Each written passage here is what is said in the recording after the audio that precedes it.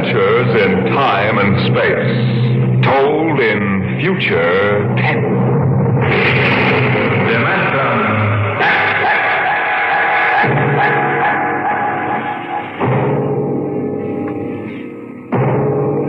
The National Broadcasting Company, in cooperation with Street and Smith, publishers of astounding science fiction, bring you Dimension X.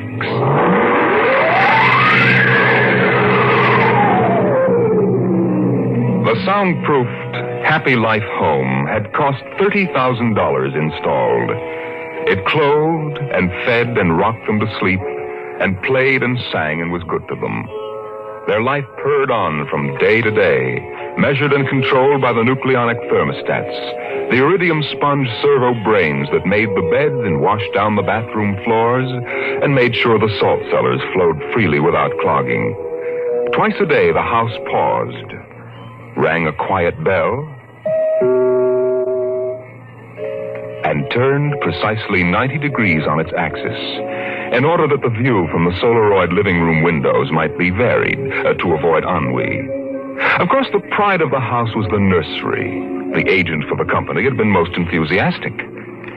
This way, right down the hall. All right. What was that? Oh, it's all automatic. The nursery turns itself on when you come within 10 feet of it. Soft automaticity. That's the motto of the company. All right, now, this is the nursery. 40 feet by 40 feet and 30 feet high. Separate power unit with automatic overload circuit breakers, inspected and approved by the underwriter's laboratory. The nursery is educational, instructive, entertaining, and therapeutic. The entire control mechanism is adjusted to the electroencephalographic key of the child. How much does it cost? 30,000 FOB, Los Angeles. Well, that's as much as the whole house. Why, no. But we do want the best for our children, don't we? Oh, yes, we want the best for our children.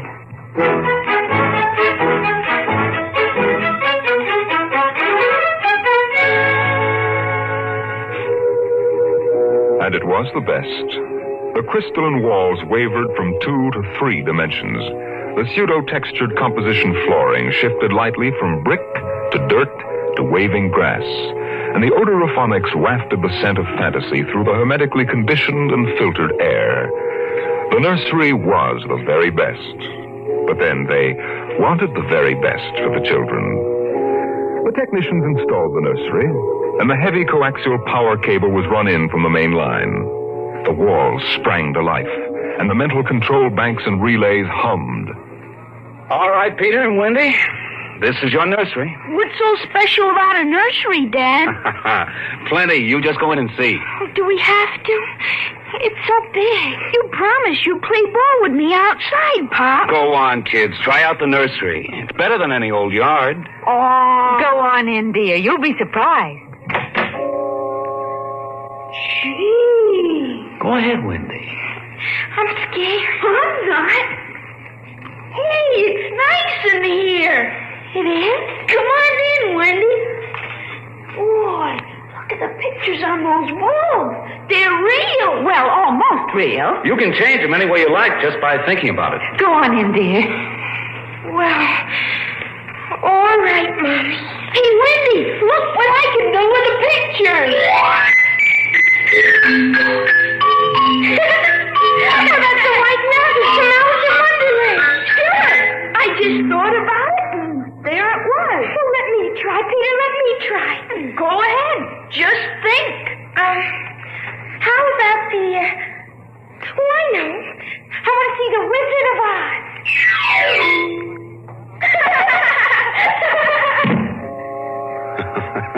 Well, dear, there we are. They like it, don't they? Well, why shouldn't they? All they have to do is think, and they've got whatever they want in 3 dimensions. Color, sound, and smell. Oh, think what it would have been like to have a nursery like that when you were a kid. It's nice that we can give them all the advantages. Why, sure. What else are we working for, huh? Right. Well, what do you want to do this evening? Well, the Petersons asked us over for bridge, but... Oh, we don't have to worry about the kids. They'll be all right in the nursery. Come on, Lydia. We deserve a night out.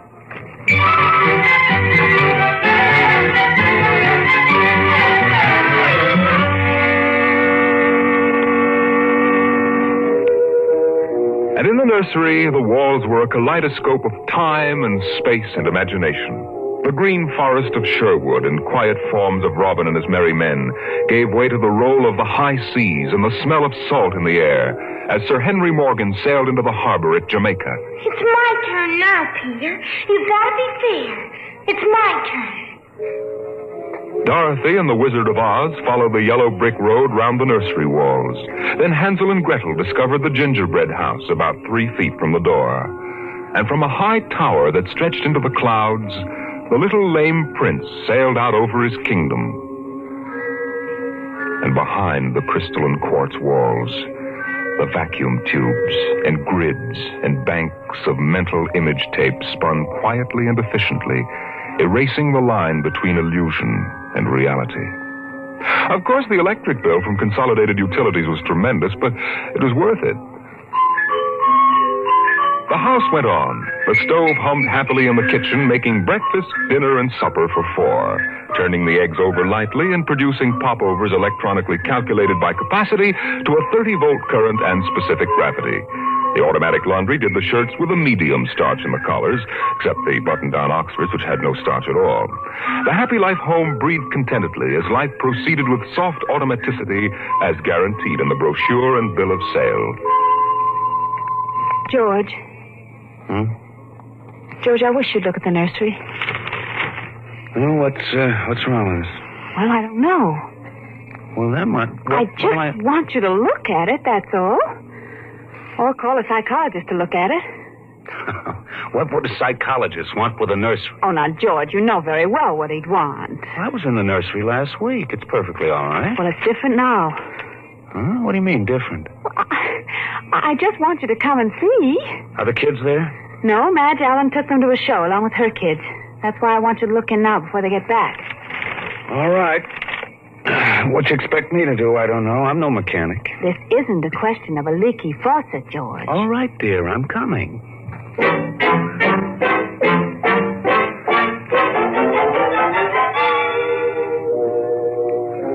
The nursery light flicked on as they came down the hall. The relays clicked, and the tubes warmed, and chemical odor banks and pipes bubbled into life as they paused before the closed door. Go ahead, George. Open it. On all sides, in 3 dimensions, stretched the hot, tired landscape of an African veldt, reproduced to the last stick and pebble and bit of straw. The ceiling above them became a sky with a hot, yellow sun. A wind blew in from the baked veldtland, the hot straw smell of lion grass, the cool, green smell of the hidden waterhole, the great rusty smell of animals, the smell of dust like red paprika on the hot air. And now the sounds.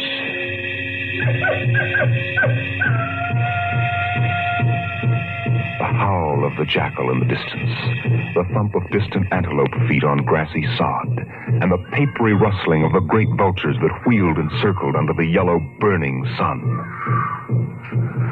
Oh, let's get out of this sun. It's a little too real. Oh, no, George, you promised you'd look around. Well, I don't see anything. Now, wait a minute.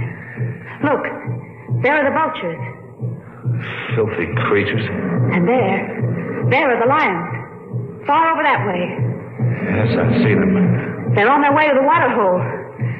They've just eaten. Eaten? Yes, I can't see what. The sun's too strong. Well, shade your eyes. It's some animal. A zebra or a baby giraffe, maybe. Can you see it? Are you sure? It's a little too late to be sure. Nothing over there but clean bone. Vultures dropping for what's left. George, did you hear that scream? What scream? Just now. Sorry, hon, no. Here come the lions. George, they're frightening. Take it easy, Lydia. They're just illusions. It was a miracle of mechanical efficiency, the lions prowling toward them over the tawny veldtland. A miracle of inventive genius. Every house should have one. The lions were 15 feet away. So real, so startlingly real, you could feel the prickling fur on your hand. Your mouth was stuffed with the dusty upholstery smell of their heated pelts. And the yellow of them was in your eyes, like the yellow of an exquisite tapestry. The yellows of lions and summer grass. The sound of the matted lion lungs exhaling on the silent noontide. And the smell of meat from the panting, dripping mouths. George, I'm afraid. They're so real. They're only an illusion, Lydia, that's all. Watch out! Oh, quick, outside. Oh, George. Lydia, my poor, sweet Lydia. George, they almost got us. No. Take it easy. Calm down. Yes, but I could feel their breath. No. Get a hold of yourself, Lydia. They aren't real. Walls, that's all it is. Crystalloid walls. But they look so real. Yes, darling. Of course they do. But it's all dimensional color reactionary process and metal tape film behind glass screens. It's all odorophonics and sonics. Now, here, take my handkerchief. I'm afraid, George. Did you see? Did you feel? It's too real. No, Lydia. We've got to tell Wendy and Peter not to read any more on Africa. Yes, of course, dear. Do you promise? Sure. And lock the nursery for a few days. Oh, now, wait a minute, dear. Let's keep our sense of proportion. George, I want you to lock that place up. Honey, you know how difficult Peter is about that. I punished him last week by locking the nursery for an afternoon, and he threw a tantrum, and Wendy, too. Honey, they live for the nursery. I tell you, it's got to be locked. That's all there is to it. Lydia, you need a rest. Oh, I don't know. Maybe I don't have enough to do. I have too much time to think. All I do is set the menu selector dials at the beginning of the week. But, honey, that's the whole idea. The house is automatic. I know. But couldn't we turn it off for a couple of weeks? Just a couple of weeks and take a vacation. You mean that you want to fry eggs for me? Yes, I do. And darn socks, too. I feel like I don't belong here. The house is wife and mother and maid. How can I compete with the African Veldt? And you, George. You don't know what to do with yourself in the house when you're home. You're drinking too much. Am I? You feel useless, too. Yes, I suppose I do. George. Those lions can't get out of there, can they? Oh, of course not, dear. Now, don't think about it anymore.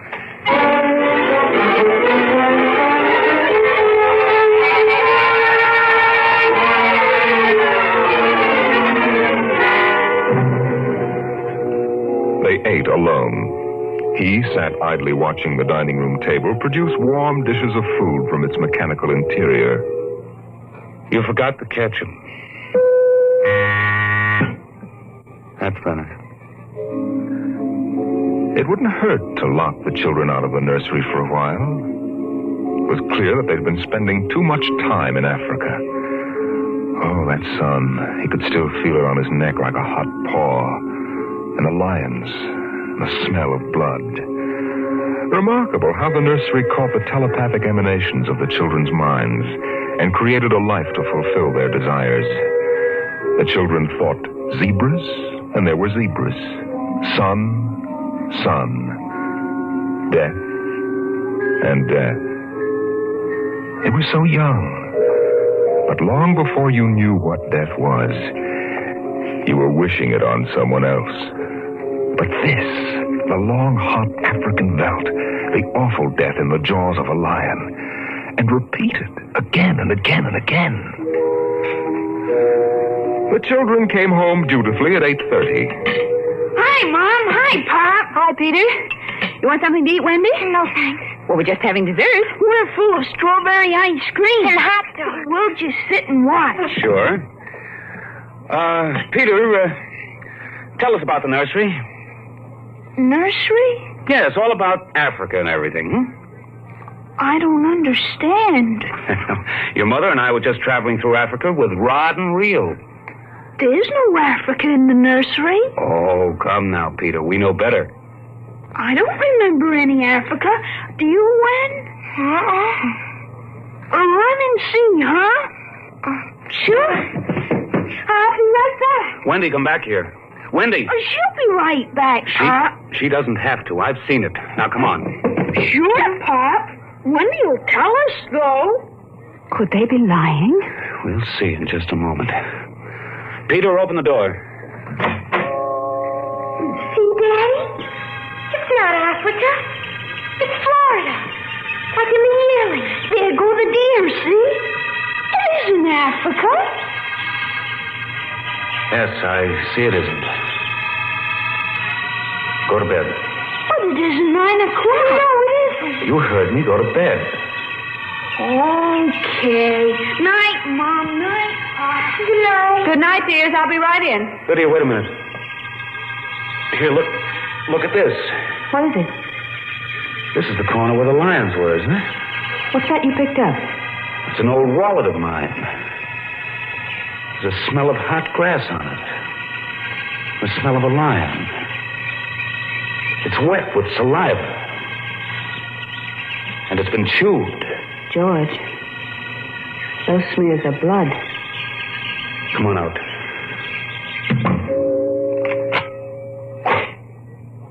Now let's go to bed.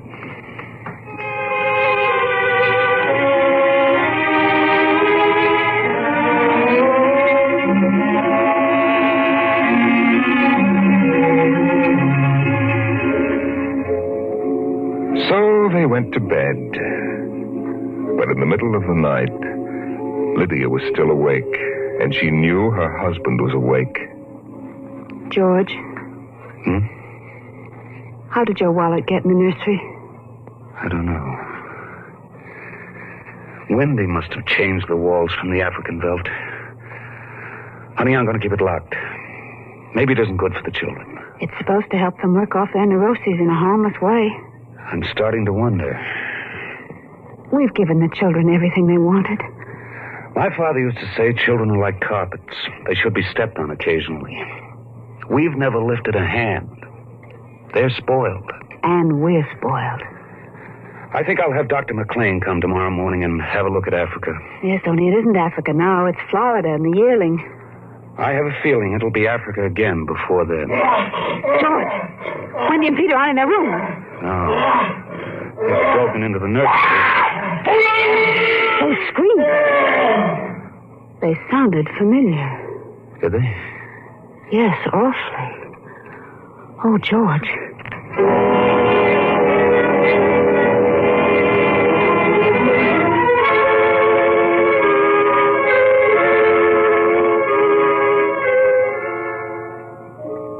Although their automatic somno beds tried very hard, the two adults couldn't be rocked to sleep for another hour. A smell of cats was in the night air. And in the morning, the stove cooked French toast, and the dining room table poured the syrup and melted butter. Pop, Yes? you aren't going to lock up the nursery for good, are you? That all depends. On what? On you and your sister? We feel that you should have some variety, dear. If you intersperse this Africa with a little Sweden or China... I thought we were free to play the way we like. Well, you are within reasonable bounds. Well, what's wrong with Africa, Daddy? Oh, so now you admit you've been thinking up Africa, I wouldn't want the nursery locked up ever. Well, as a matter of fact, we're thinking of turning the whole house off for about a month. Sort of camping out. You mean I'd have to tie my own shoes instead of having my shoe tire do it? And brush my own teeth and comb my own hair and give myself a bath? Well, Wendy, it would be fun for a change, don't you think, dear? No, it'd be awful. I didn't like it when you took out the picture painter last month. Well, that's because I wanted you to learn to paint by yourself. I don't want to do anything but look and listen and smell. What else is there to do? Oh, all right. All right, go play in Africa. Are you going to shut off the house? We're considering it. I don't think you better consider it anymore, Pop. I won't have any threats from you, son. Okay, Pop. Come on, Wendy. Let's get back.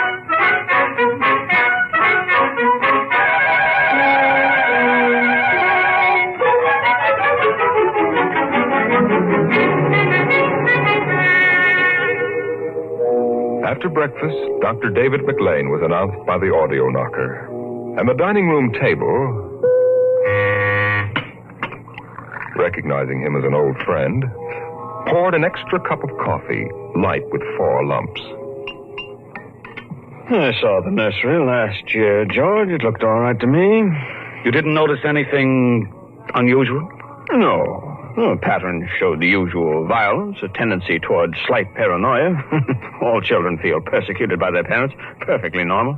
I locked the nursery and they broke into it last night. I let them stay so they could form the patterns for you to see.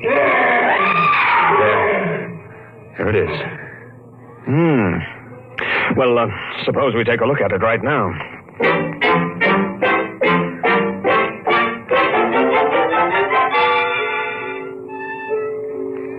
They entered without knocking and sent the children out. The screams had faded, and the lions were feeding quietly under the trees. Wish I could see what they're eating. Do you suppose some high-powered binoculars would... Hardly, no. How long has this been going on? Little over a month. It certainly doesn't feel good. I don't want feelings. I want fact. George, a psychologist, never saw a fact in his life. He knows about feelings, and this doesn't feel good. My advice to you is to have the whole room torn down and your children brought to me every day for the next year for treatment. Is it that bad? I'm afraid so. You know, that's why the nursery was developed originally. To let us examine the patterns left on the wall by a child's mind.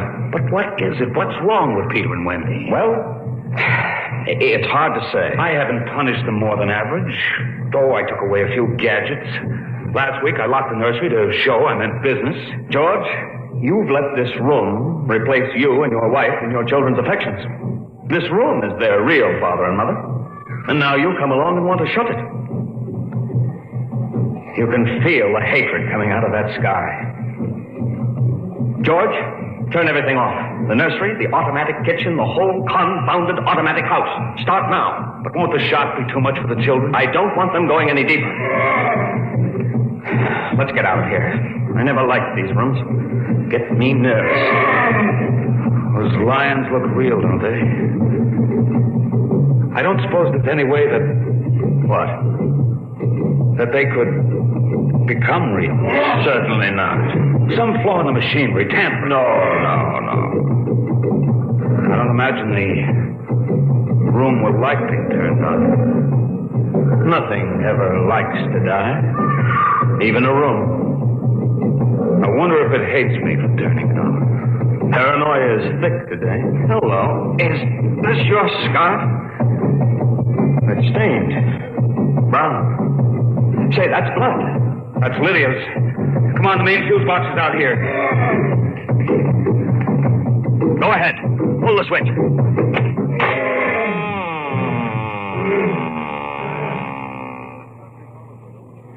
Yeah. It's off.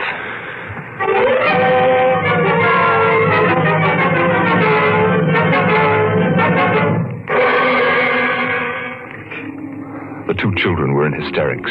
They screamed and kicked and threw things. They yelled and sobbed and swore and jumped on the furniture, weeping. It's off and it stays off. The whole house dies as of now. The more I see of the mess we put ourselves in, the more it sickens me. We've been contemplating our electrical, mechanical navels for too long. We need air. Fresh, unfiltered, unconditioned air. He marched around the house, cutting the switches and pulling fuses. The stove was disconnected with a roast lamb in the oven and a flapjack still in the air. The heaters, the shoe shiners, the shoelacers, the body scrubbers and swabbers and massagers. He pulled the plugs and shorted out the controls, one after the other. The house became full of electronic corpses. It was a mechanical cemetery. So silent. None of the humming, hidden energy of the machines waiting to function at the tap of a button. And by the still dining room table, its radionic insides dead and currentless, Peter wailed at the house. Don't let them do it. Don't let Pom kill everything. I hate you, Bob. I hate you. Peter, please. Insults won't get you anywhere. I wish you were dead. We were for a long while. Now we're going to start really living. One more, Daddy. Just one more. Oh, Wendy, one more honey. minute of the nursery. That's all. Just one more Oh, minute. George. George, it can't hurt, really. Oh, all right. Only shut up. 1 minute. And that's the end. Forever. Gee, thanks, Pop. Thanks. Then we're going on a vacation. Dr. McLean is coming in a half hour to help us out. Lydia, turn on the nursery. Now, remember, kids, it'll be just for 1 minute. Oh, boy. Come on, Wendy. Come on. Oh, thanks, Daddy. Thanks a lot. Just 1 minute, remember. Oh, where'd I put those suitcases? Lydia! Don't shout, George. I'm right here. Oh, did you leave them alone in the nursery? Well, I've got to get ready, George. Oh, that awful Africa. What can they see in it? Well, in an hour, we'll be on our way to Iowa. What prompted us to buy a nightmare like that? Pride, I guess. We had the money and we were foolish. I guess we'd better get them out of there before they get involved with those beasts again. Come in, Daddy! Mommy! Come on, quick. Wendy! Wendy, Peter, what's the matter? Hurry up. Open the nursery. Wendy! Peter! Well, they aren't anywhere. Wendy! Peter? Peter! Oh. The door. Open the door. They've locked it from the outside. Peter! Peter, open up! Peter! Don't let them turn off the nursery! Now, don't get ridiculous, children. It's time to go. Wendy! Wendy, open the door, dear! Let us out. Peter, open the door. It's time to go. Open the door. George, the lion! Peter, do you hear me? Open this door. They're all around us! George! Son, do you hear me? Let us out. George, look out! They're coming!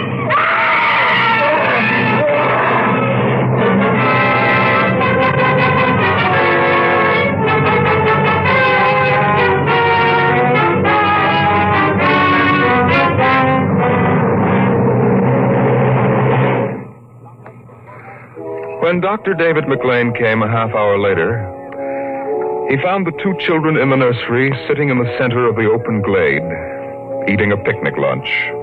Beyond them was the water hole in the yellow Veldt land. Above was the hot sun. Dr. McLean saw at a distance the lions fighting and clawing, and then settling down to feed in silence under the shady trees. Hi, kids. Where are your mom and dad? Oh, they'll be here directly. Good. We've got to get going. He squinted at the lions with his hands up to his eyes. Now they were done feeding. They moved to the water hole to drink. A shadow flickered as the vultures dropped down from the blazing sky to finish what the lions had left. Dr. McLean. Dr. McLean? Huh? What? Have a cup of tea?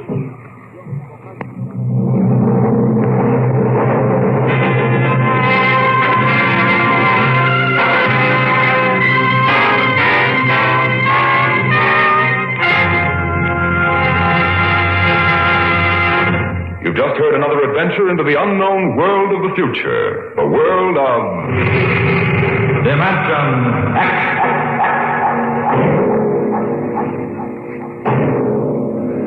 How soon we actually build a spaceship to conquer the stars depends upon many factors, not the least of which is a man, the overwhelming desire to create such a ship, and the power to have it done. Next week we tell the story of such a man, as Dimension X brings you Nelson Bond's The Vital Factor. Dimension X is presented transcribed each week by the National Broadcasting Company in cooperation with Street and Smith, publishers of the magazine Astounding Science Fiction. Today, Dimension X has presented The Veldt, written for radio by Ernest Kenoy from Ray Bradbury's The Illustrated Man. Included in the cast were Leslie Woods and Bill Quinn as the parents, Joan Laser and David Anderson as the children. Your host was Norman Rose. Music by Albert Berman. Dimension X is produced by William Welch and directed by Fred Way.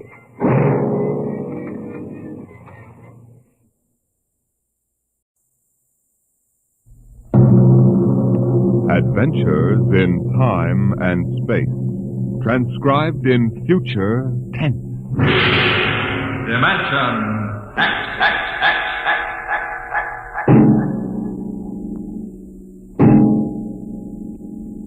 In the beginning, there was Jordan, thinking his lonely thoughts. Out of the loneliness came a longing.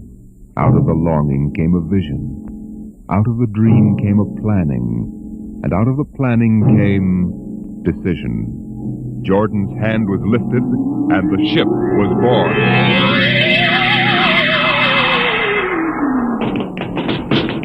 You, look out! Are you all right? Yes, it missed me. What was it? A mutant with a slingshot. I think it dashed down that passageway. You want to go after it? We'd never catch it, Alan. It's probably 12 decks above us by now. I didn't think they ever came down this far. Patrols usually get them before they reach this level. They get more daring with each generation. This one looked like a female. Male or female, it might have killed us. I told you this trip was pure foolishness. Climbing 24 deck levels to hear a crazy old man rave. We're almost there now. Compartment X15, level 24. This is the place.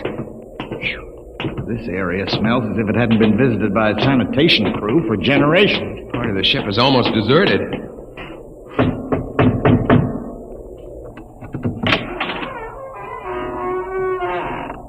Yes?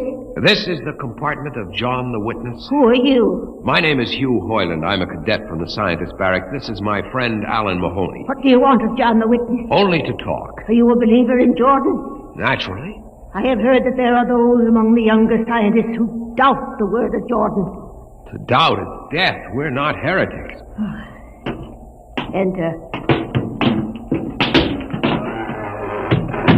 I have brought a gift of tobacco, grown on the richest level. It smells good. I assure you it's the best. Wait here. What a rat's nest. Shh. What the devil do you think he can tell you? I don't know. Now hush.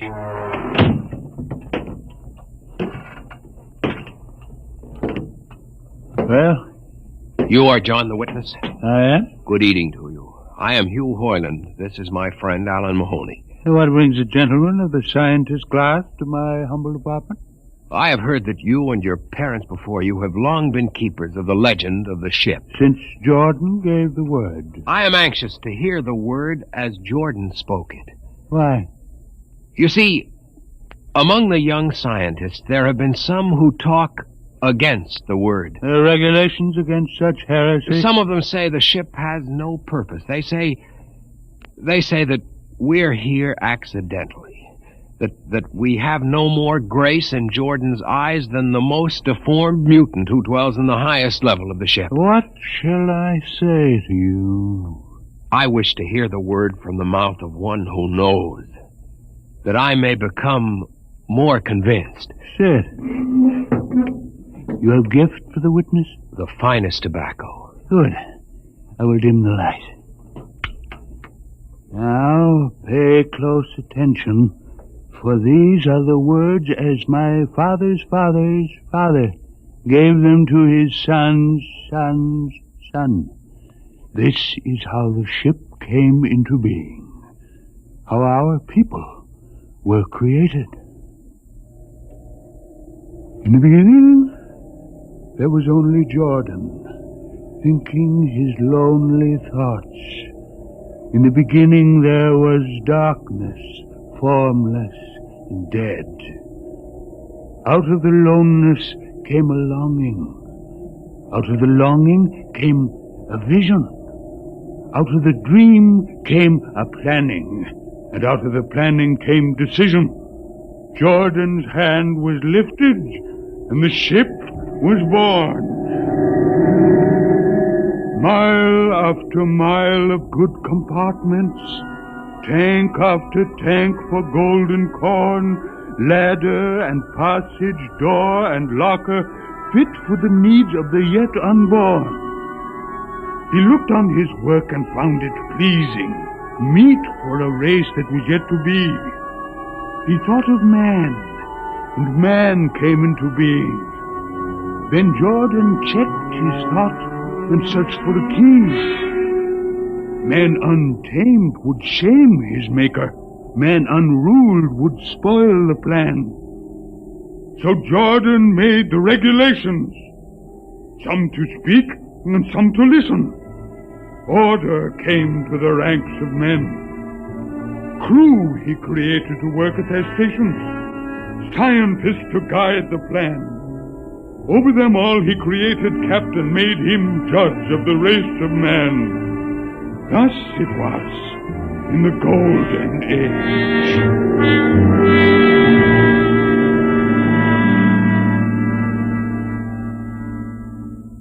These are the true words? As my father's father taught them. But what of the strange beast-like people on the upper levels of the ship? Surely Jordan did not create them. Jordan is perfect.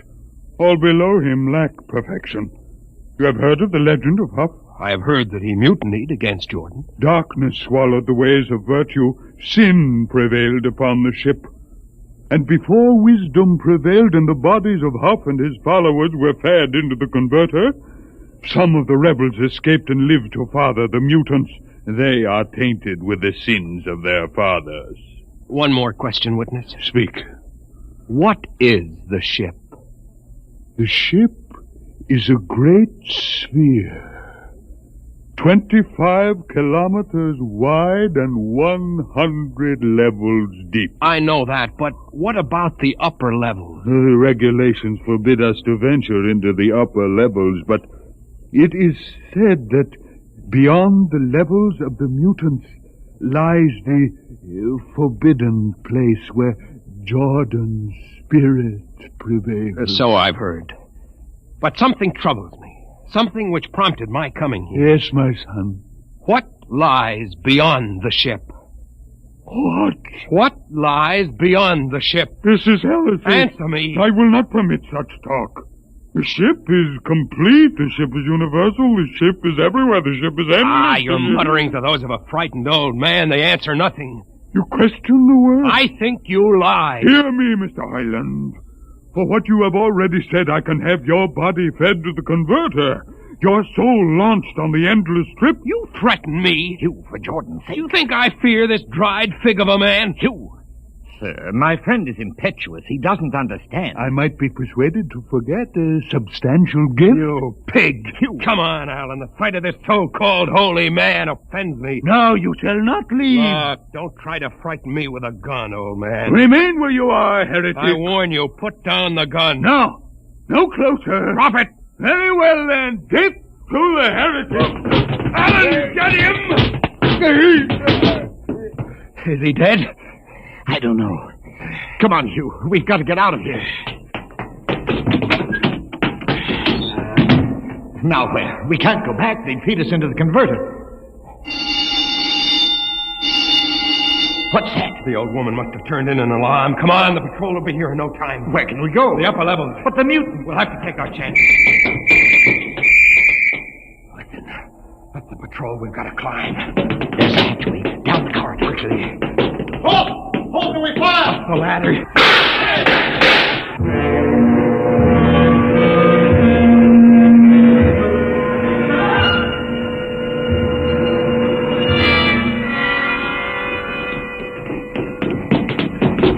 You wait. How far are we from the outside wall? Judging by the slope of the deck, about 2 miles. Mutant territory. Come on, we'll try this passageway. What? I don't know. I feel as if we're being watched. It's your imagination. Perhaps not. Oh! It's only a ship's rat. Get a grip on yourself. This is as big as a dog. Come on. I can't drag myself much further. We've got to find a compartment with water. Oh, if only you hadn't asked him that stupid question. No use going over that. Why did you do it? Why? Alan, I've been thinking about it for a long time. And when he began to give me those stupid pat answers, well, I just saw red, I guess. But who are you to question the ways of Jordan? When you asked me to go with you to visit the witness, I thought you wanted spiritual help. I never dreamed I'm that sorry, Alan. I couldn't foresee this. I didn't know it. Wait a minute. Oh, what? Another shipwright? No. I thought I saw something move near that bulkhead. I didn't see anything. Maybe my eyes are going bad still. You behind? Alan, look out!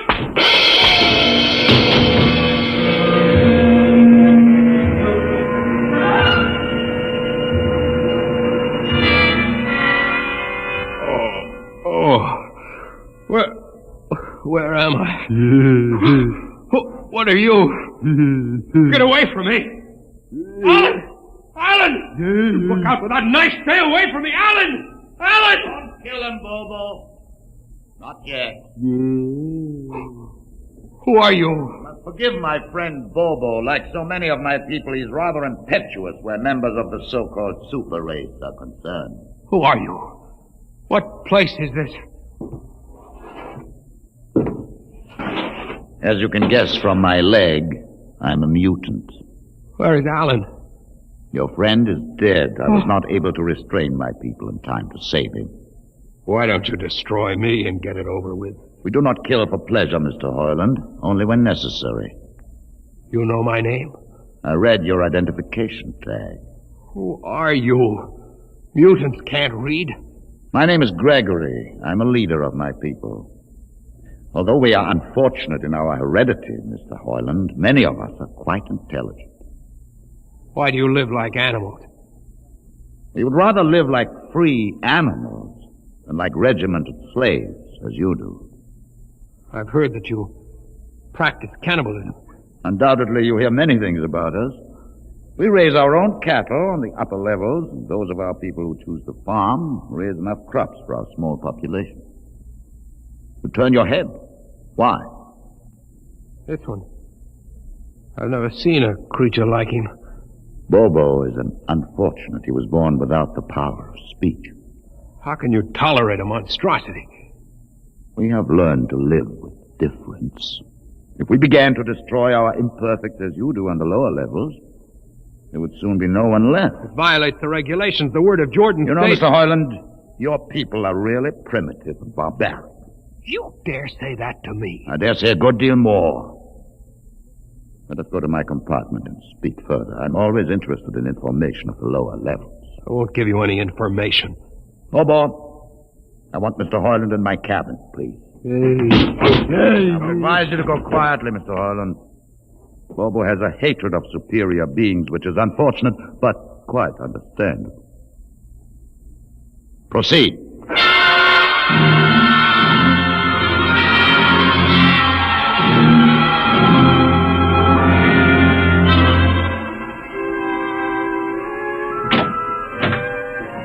Enter, Mr. Hoyland. This is where you live? Yes. But you have books. Stolen from your libraries, Mr. Hoyland. Compton's Astrophysics. The Philosophy of Interstellar Navigation. Celestial Mechanics. You have read these? Most of them. Why did you bring me here? What do you intend to do? Do you believe in Jordan, Mr. Hoyland? There is no other belief. And the trip? I suppose you believe in the trip, too. Well, what else is there to believe? When you die, your remains are fed to the converter, and your soul makes the trip. And where does the trip take you? Why, to Centaurus, of course. Huh? And what is Centaurus? Why, Centaurus, mind you, I'm just telling you the orthodox answer. Centaurus is where you arrive when you've made the trip. A place where everything is happy and everybody's happy and there's always good eating. It's mythological, of course. And you believe this? The peasants believe it, literally, but many of the younger scientists like myself know that it's figurative, symbolic. Why do you ask? Didn't it ever occur to you, Mr. Hoyland, that the trip is exactly what your peasants believe it is? That the ship and all the crew were actually going someplace, moving? The ship can't go anywhere. It already is everywhere. Imagine a place bigger than the ship, much bigger, with the ship inside it, moving inside. But there can't be any place bigger than the ship. There wouldn't be any place for it to be. Oh, for heaven's sake. Listen, you know the lowest level? Yes. If you started digging a hole in the lowest level, where would that hole go? Where would that hole...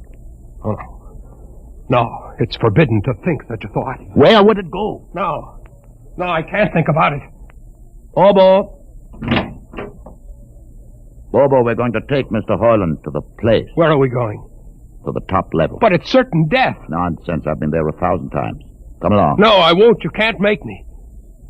I think we can.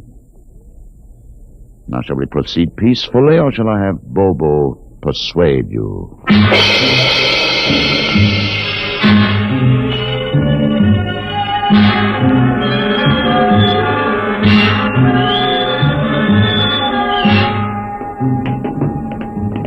Open the door, Bobo. Inside.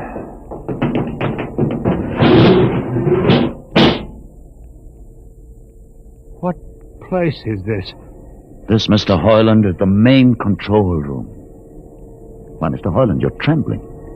It isn't true. There is no such place except in mythology. Oh, you younger men are so wise, Mr. Hoyland, except for one thing. This happens to be the main control room of the ship.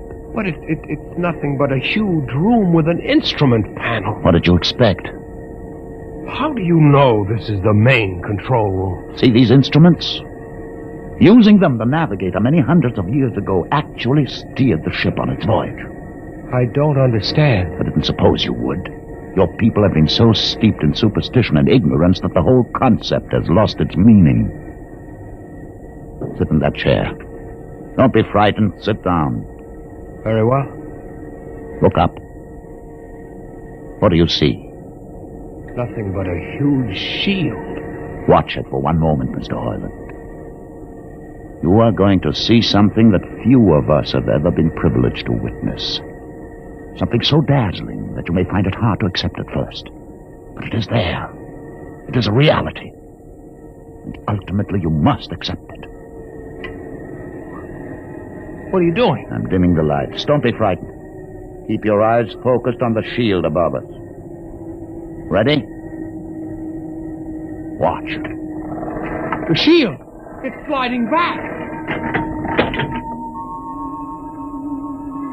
Ghost of Jordan! Well? What am I seeing?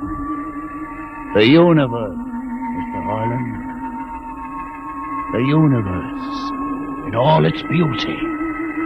The stars, the planets, the sun, the moon, and the constellations. This is your heritage, Mr. Hoyland. The heritage you've been too stupid to see. But it can't be. The ship is the universe. There is nothing but the ship. Ah, but there it is. You see it before your eyes, spread out like a canopy of glory. You still deny it? Answer me, Mr. Hoyland. Do you deny it? No, I can't. They lied. They lied to us.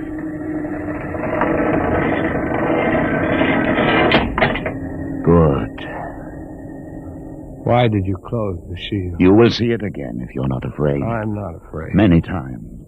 I've shown this to others of your people whom we captured, and though they saw it before their very eyes, they would not believe it. Tell me about it. Tell me about the ship, about the universe. What are these things? How did this come about? Many thousands of years ago, on a planet like those you've just seen, a planet called Earth, a scientist named Jordan decided to build a ship that would carry men from one planet to another. For many years, Jordan and thousands of others studied and planned. And when they were finished, they built the ship. A ship so large that it had to be assembled in its own orbit beyond the place called the Moon. 60 years it took them to construct. And when it was finished, a whole new science had been conceived. Then the trip was begun. The trip that was to land a colony of Earthmen on a far-off planet called Centaurus, millions of light years beyond the furthest planet ever reached before. How do you know these things? Among my books are the log which Jordan himself kept, and the records of the journey for the first 40 years. What happened? There was a mutiny. A man named Huff led a rebellion of those who wanted to turn back. In the struggle, the navigators were killed, and the crew fell into a state of anarchy.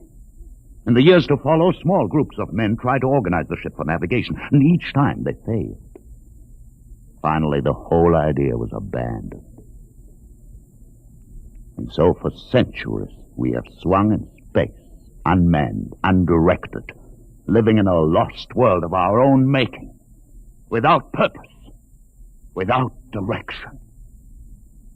Why have you told me this? Why have you brought me here? You could have killed me. Can you guess? No. No, I can't. Unless... But it would be too fantastic. Well? You want to finish the trip. Yes, that's it. What would it take to do it? A miracle, almost. The crew would have to be trained. Many people, each skilled in a certain duty. Couldn't you train your own people? We are too few. Besides, the main drivers in the lower levels where my people are forbidden to go. No. It would mean that both our peoples would have to work together.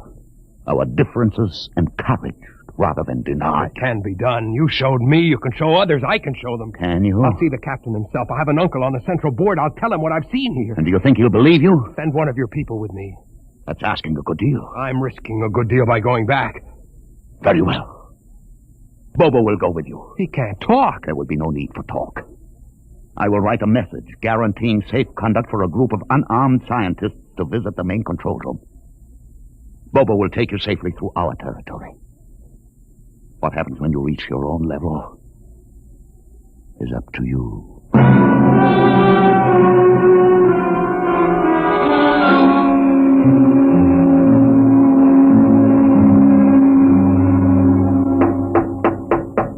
One moment. Yes, what you? Quick, Uncle Edison. But this mutant... He's harmless, please. Now, what is this? You're wanted I know all about that. Listen, Uncle, I must see the captain. The captain? Are you mad? You're a council member. You can get me to see him. They'll kill you. You're wanted for heresy. I don't care. I must speak with the captain. You're close to him. You can arrange it. I don't understand why... Uncle, listen to me. The ship is moving. I can prove it. Do you understand there is a purpose in the ship? I don't understand what you're babbling about. Never mind. Just talk to the captain. Tell him I have information of tremendous importance. Tell him I've arranged a truce with the mutants. A truce? Here, show him this paper signed by their leader. Do it, Uncle, for my sake. I don't know. Please, Uncle. If I'm to die, let this be my last request to you. Very well. I'll speak to the captain. I'll try.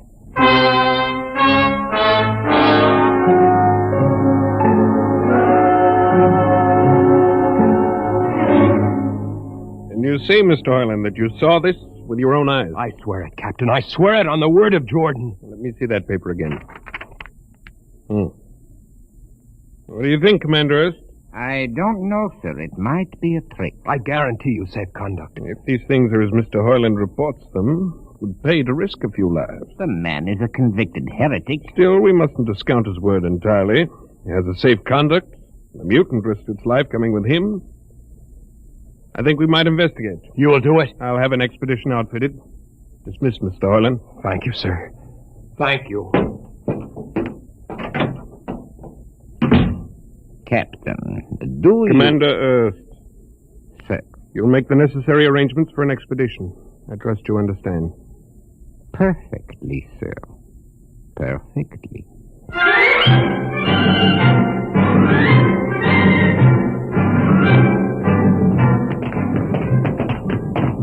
Lieutenant. Mr. Hoyland. You'd better halt your men here. This is the spot. Patrol, halt.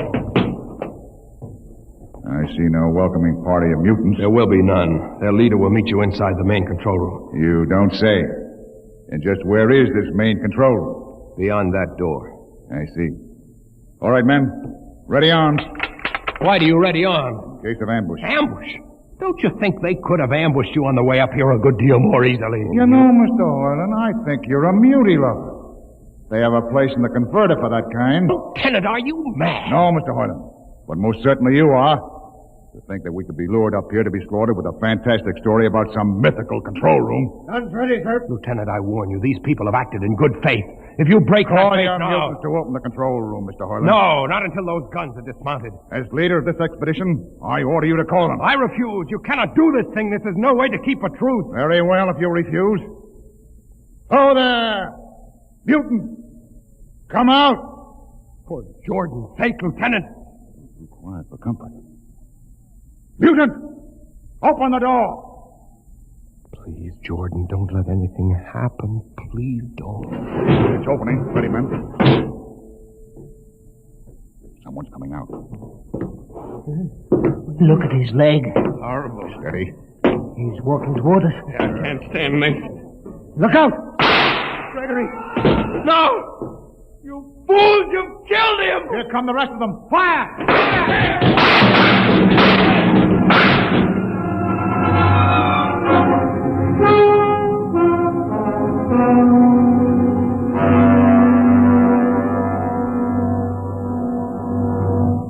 That should teach them a lesson they won't forget. All right, men. Inside the room. Orland, you're under arrest as a conspirator in this ambush. Ambush, you fool, you blind, stupid fool. That'll be enough. Have you been inside this place before? Yes. What's all this machinery? These are the controls he would have used to steer the ship. He's gone out of his mind, Lieutenant. Steer the ship? Who? The leader. The one you killed. This ugly mutant? This ugly mutant happened to be a man of true greatness. You're mad. Am I? This man had a vision which could have saved you, but you chose to kill him because you couldn't stand the sight of his difference from you. I'll not listen to these ravings. Close your ears. Shut your minds against the conscience that tells you it's wrong to kill. That tells you that your need to be arrogant only proves your inadequacy to yourself. Shut him up. Don't listen to him, man. You can't shut your ears. My words sting you. You cannot shut your mind. And you cannot shut your eyes. Don't do this! The roof. It's moving back. Look. Let the vision of this confound your ignorance and blind your eyes.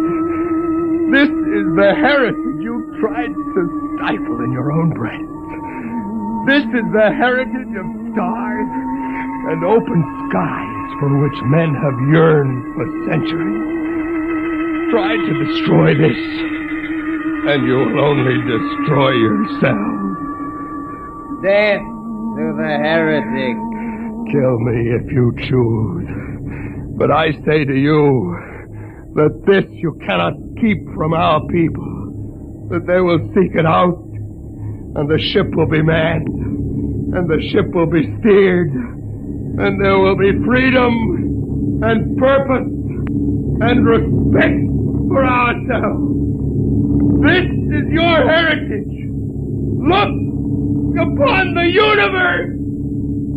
Kill him! Kill him! Kill him!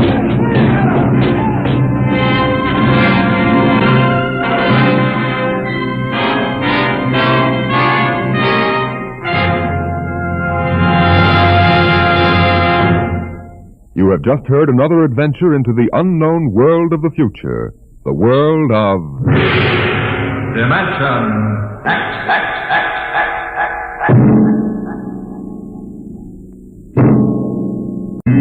Today, Dimension X is transcribed Universe, written for radio by George Lefferts and based on a story by Robert Heinlein.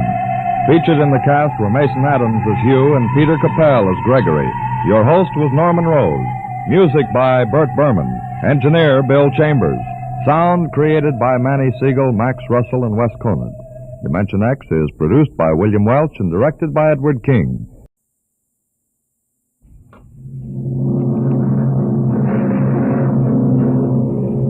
Adventures in Time and Space.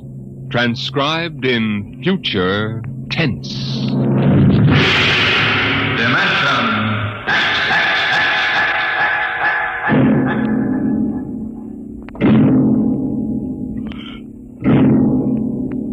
The National Broadcasting Company in cooperation with Street and Smith, publishers of astounding science fiction, bring you Dimension X. In these times, even a child knows the meaning of atomic fission, jet propulsion, and electronic transmission. What, we ask ourselves, will the child of the future know? What of the time when science unlocks the secret of life itself? Could it be that one day, such things as constructing human life or passing back and forth from one dimension to another will become mere child's play? My name is Sam Weber. I'm an attorney, and a pretty successful one, if I do say so myself. My wife Tina and I live in a comfortable 12-room place up in Westchester. Now, I've read a lot of Horatio Alger stuff in my time, and so have you probably, but I'll bet you've never heard anything quite as spectacular as my story. Maybe you won't believe it, but I used to be a completely different guy. Frightened, sickly, nearsighted, a real Mortimer Meek. No kidding. That was 5 years ago. The big change in me began to take place on a cold December morning in 1945. Just a moment, please. Yes, please. Weber? Yes. Samuel? That's right. Step back. Okay, fellas, bring it in. Oh, just a moment. You must have the wrong address. Watch it, buddy. All right, sign here. Is, that for me? Weber Apartments. Looks like a coffin. I don't design them, Jack. I just deliver them. Sign here.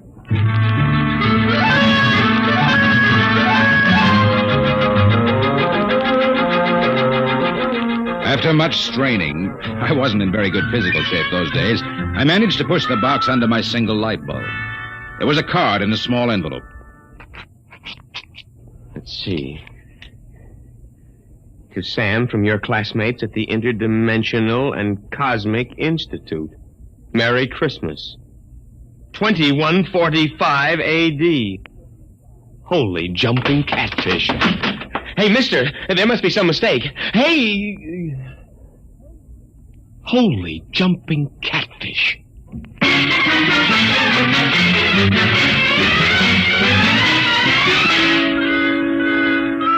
They were gone, and I didn't even know which delivery company it was. Well, I finally decided to open it up and see what was in it. After about a half hour of fumbling, I gave up.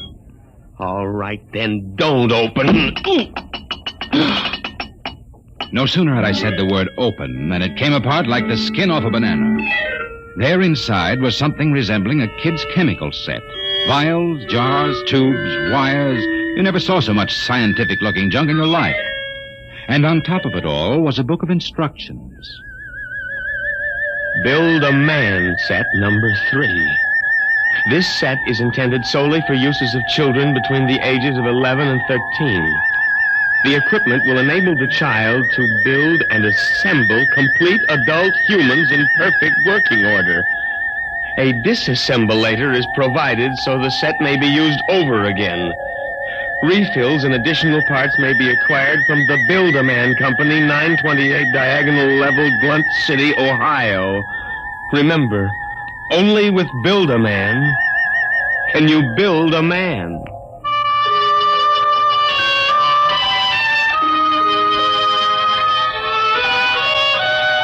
When I left for work that morning, my brain was still reeling with the stuff I'd read in the instruction book. Somerset and Ojack, attorneys at law. Just a moment, I will connect you with Mr. Ojack.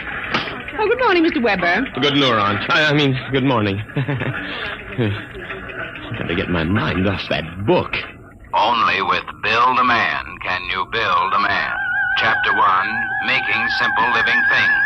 Chapter 2, Duplicating Babies and Other Small Humans. Oh, no. I've got to get a grip on myself. Do a little work. O'Brien versus O'Brien. Martin versus the city of New York. Oh, it must have been a dream. Probably go home tonight and find the place empty. Well, if it isn't the poor man's Clarence Darrow. Oh, hello, Lou. I come as a bearer of sad tidings. Well, you don't look very sad. The boss wants to see you, laughing boy.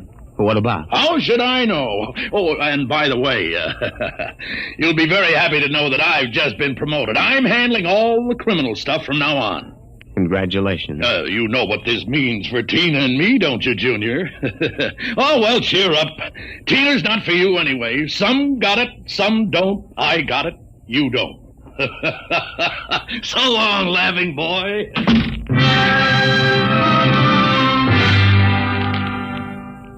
That was my good friend, Lou White. In the year I'd known him, he'd already managed to steal a job I wanted, and he was now working on the girl I wanted. Her name was Tina. Tina Veldt. Good morning, Sam. Oh, good morning, Tina. My, you look good enough to Yeah? take to lunch. Oh, I'm sorry, Sam, but I promised Lou. Oh, sure. I hope you're not too disappointed. Me? Oh, no. Some got it, some don't. I don't.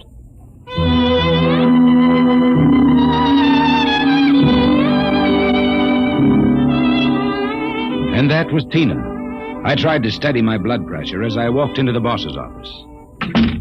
You sent for me, Mr. Ojak? Oh, yes. Sit down, Weber. Sit down. Oh, thank you, Mr. Ojak. Weber, I've been reviewing the work of my staff counselors for the past 6 months. I want to know only one thing. Yes, sir? What happened? I don't understand. You haven't had a single new client in 6 months. But no one has come in, Mr. Ojak. My boy, in this business, you've got to be aggressive. You've got to go out and create new clients. You've got to show some zip. Yes, sir. Do you have any zip? Oh, yes, Mr. Ojak. Oh, I've got zip, all right. I just can't seem to turn it loose, that's all. Well, get in there and punch now, Weber. I want to see a change in you in the next few months. As a matter of fact, I'd better. You got that? Yes, Mr. Ojak. I'll try to show some zip.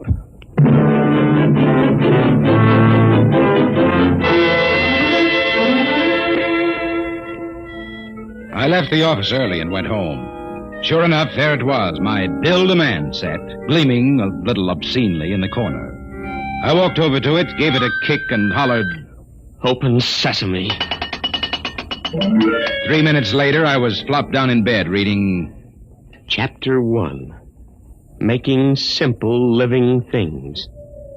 An hour later, I was fooling around with such complicated items as the Junior Biocalibrator, which measured everything from blood pressure to hemoglobin content, and the Jiffy Vitalizer, which was actually supposed to put life in your creation, providing you had followed instructions carefully.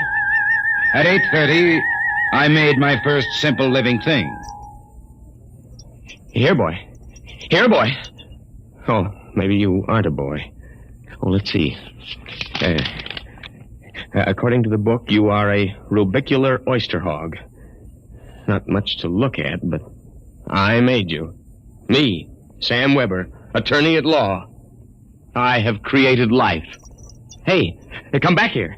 Come back. Here, boy. Hey.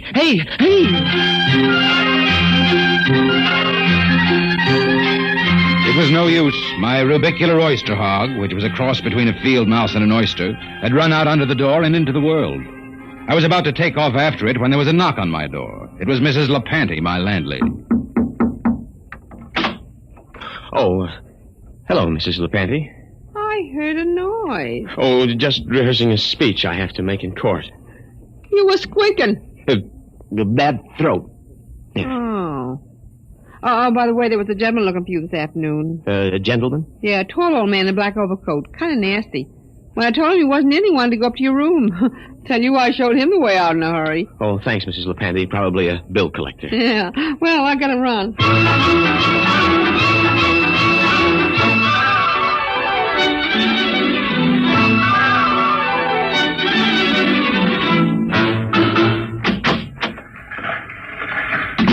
Oh, good morning, Sam.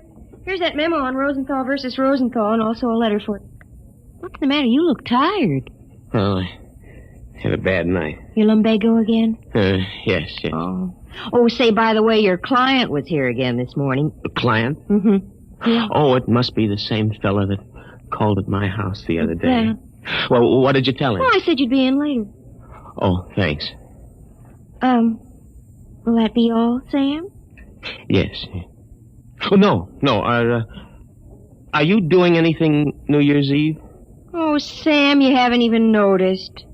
Notice what? Well, the ring, silly. Third finger, left hand. What? Lou gave it to me. Isn't it simply gigantic? But you're not We're going to be married as soon as Lou finishes his next case. Lou is so sharp and businesslike. So is a guillotine. Sam, after Lou gave me the ring last night, I began thinking how I used to hope that it would be you. But, well, then I realized you'd never have the money, and, well, a girl has to think of things like a good steady income and a husband with... Zip. Yes, with zip. Well, Lou has plenty of zip. I'm sure you'll be very happy zipping around with each other. Oh, Sam. Well, Sam, Hey, what's going on in here? Honey, is this little baboon giving you any trouble? If he has, I'll take him apart like an egg crate. No. Take it easy, Strongheart. Tina just told me the good news about your engagement. She's crying with happiness. Is that right, honey? Well, then, no hard feelings, Sam. Just that the best man got the girl, you understand. Oh, say, by the way, we're having a little celebration at Segali's tonight. Drop in and we'll live it up a little, huh?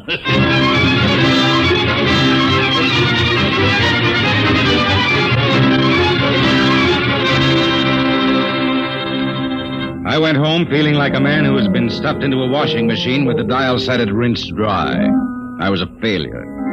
I walked over to the mirror for a heart-to-heart talk with myself. Nothing.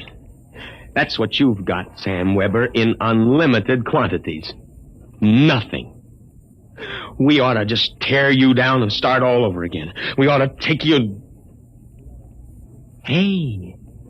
Oh, no, not that again. But why not? Think of it. A Sam Weber without the psychological problems you've got.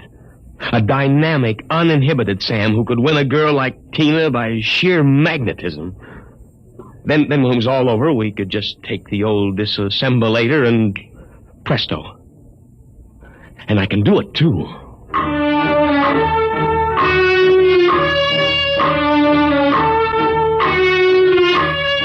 Chromosome content. Check. Cerebral content. Maybe a little more id and a little less superego.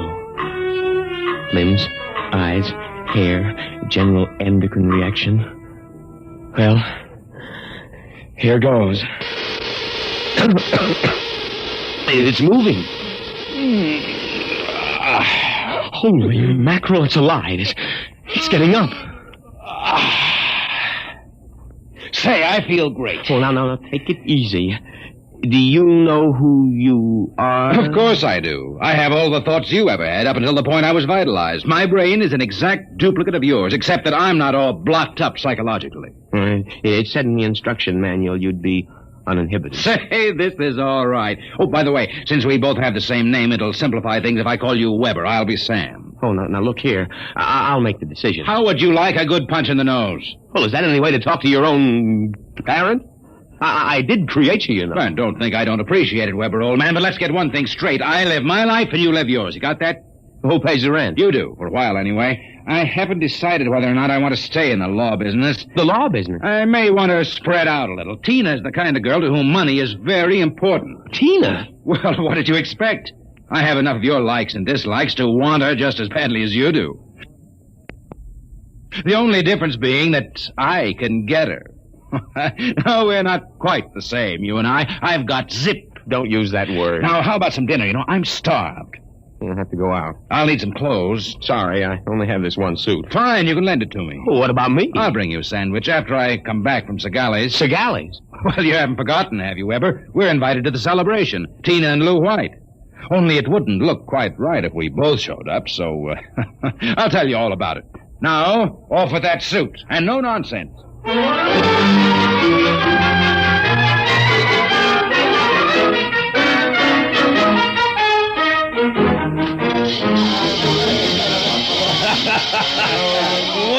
this is living it up, folks. Yahoo! Have another drink, Mr. Ojack. Thank you, Lou. Well, is everybody happy? Hey, honey, are you having yourself a little old time? Oh, yes, Lou. Fine. Yeah, but you seem to be preoccupied. Oh, I was just wondering if Sam is coming. Sam? Oh, no. Did you hear that, Mr. Ojack? She's worrying about Sam. Why, that little runt probably got frightened by a noisemaker. Well, the happy couple. Sam! Good evening, cats. Everybody's lit up like a Christmas tree. Well, I'll be... Say, Sam, are you in the bag? Never touch the stuff, Lou, my boy. Never touch it. Boy Scout training. Oh, Sam, I was afraid you weren't coming. Miss a chance to be with you, beautiful. Never. Hey, what's got into you, Weber? Monkey glands? I don't read you, muscle-bound. Well, you seem different somehow, even your voice. Do you notice anything, Tina? Well, yes, it does seem richer somehow. Oh, nonsense. Sam Weber, you're nothing but a cream puff, and you always will be. Mr. Ojack, I think he owes me an apology for that. I should think so. All right, all-American boy, make with the apology. Apologize, me? Oh, no. Why, for 2 cents? Folks, would you excuse Mr. White and me for a few minutes? We want to step out into the hall for a little private conference. Coming, Mr. White? I'll be right back, honey. Don't worry about a thing.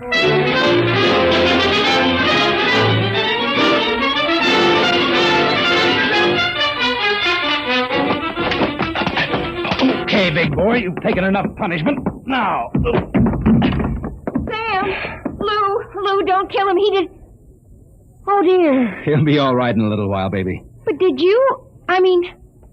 Oh, Sam. Tina. We really shouldn't kiss like this. It's what you've always wanted, isn't it? Well, isn't it? Oh, Sam.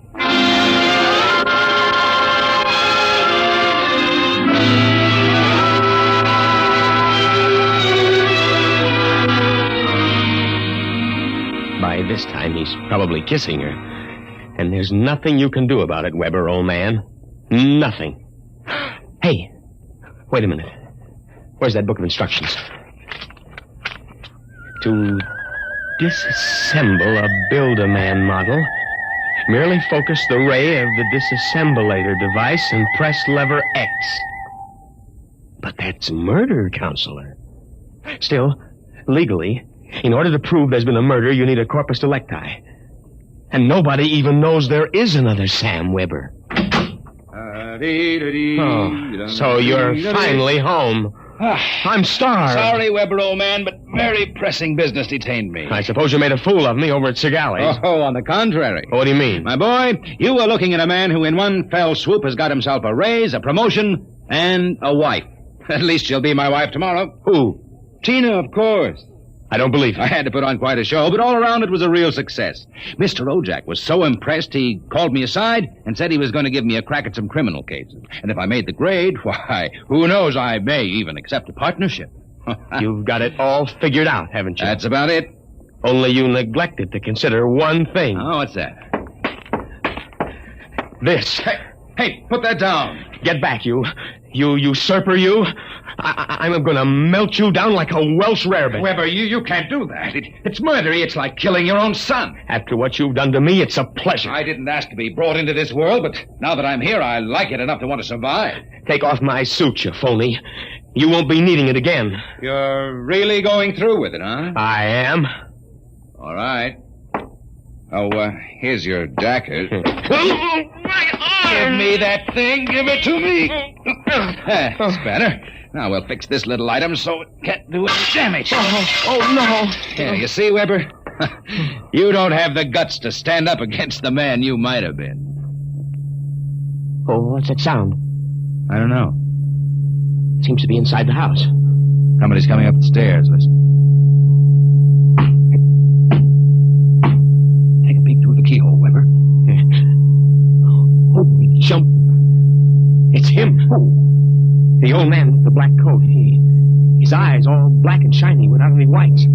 Looks insane. Don't open it.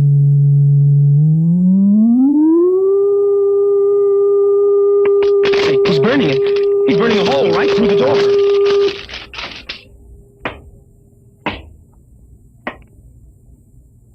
Good evening, gentlemen. As I feared, I'm too late to prevent you from duplication, Mr. Weber. And I see that you have destroyed the disassemblator. That means I shall have to do the job manually. An ugly task. Well, who are you? I am the census keeper for the 24th Oblong. You see, your Build-A-Man set was intended for one of the Weber children who is on a field trip in this Oblong 200 years from now. Because of an unfortunate time warp, the set was delivered here accidentally. You mean this set came here from 200 years from now? Precisely. Time, as with all things, is relative. We shall have to recover the set, of course, and adjust any discrepancies that it's caused. But meanwhile, the problem is, which of you two gentlemen is the original Sam Weber? Oh, I am. Listen, liar. Difficulties. Why cannot I ever have a simple case like a double conuplication? Now, look here, Mr. Census Keeper. The duplicate will obviously be less stable and more emotionally unbalanced.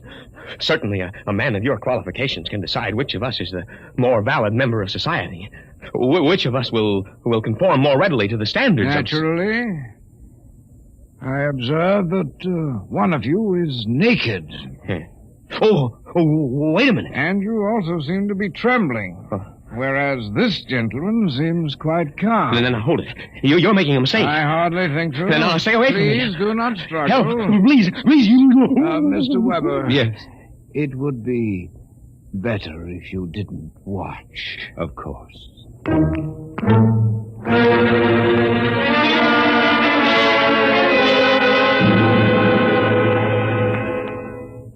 Well, that's my story. Within 10 seconds, the old Sam Weber had been completely dismantled and packed into the box. Tina and I were married, and I went on to become a full partner in the firm of Ojak, Somerset, and Weber. Oh, and by the way, Tina and I have been doing quite successfully what the old Sam Weber and his Build-A-Man set made such a mess of. We have 1, 2, 3 little conuplications. Sam Jr., age 4, Sameta, age 3, and Samina, age 4 months. Good night.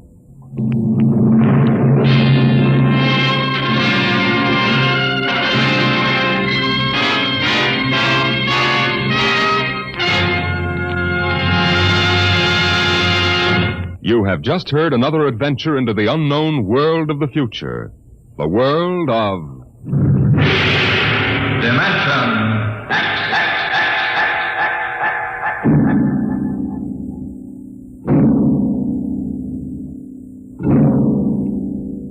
Time is a strange and mysterious dimension. Could we alter the future if we could travel back in time to our own youth? Next week we bring you a story of a man who found the answer in Time and Time Again.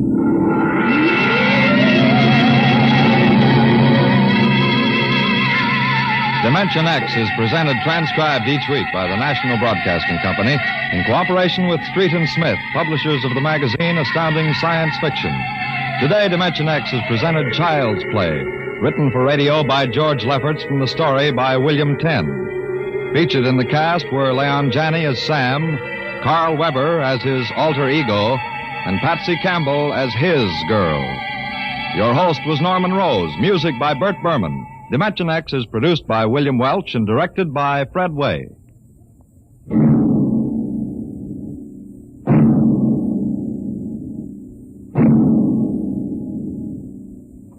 In reply to many queries from our listeners, last week's story on Dimension X, Pebble in the Sky, was written by Isaac Asimov.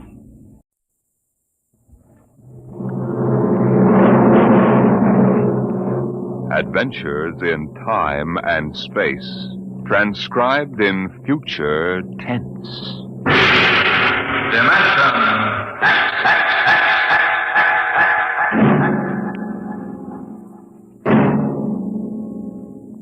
The National Broadcasting Company, in cooperation with Street and Smith, publishers of astounding science fiction, bring you Dimension X.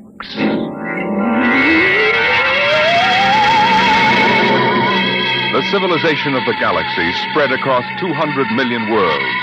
The black void of space swarmed with the ships of the Empire. But far off the trade routes, almost forgotten, lay the dying planet Earth, a backwater in galactic culture, a place of exile, a pebble in the sky.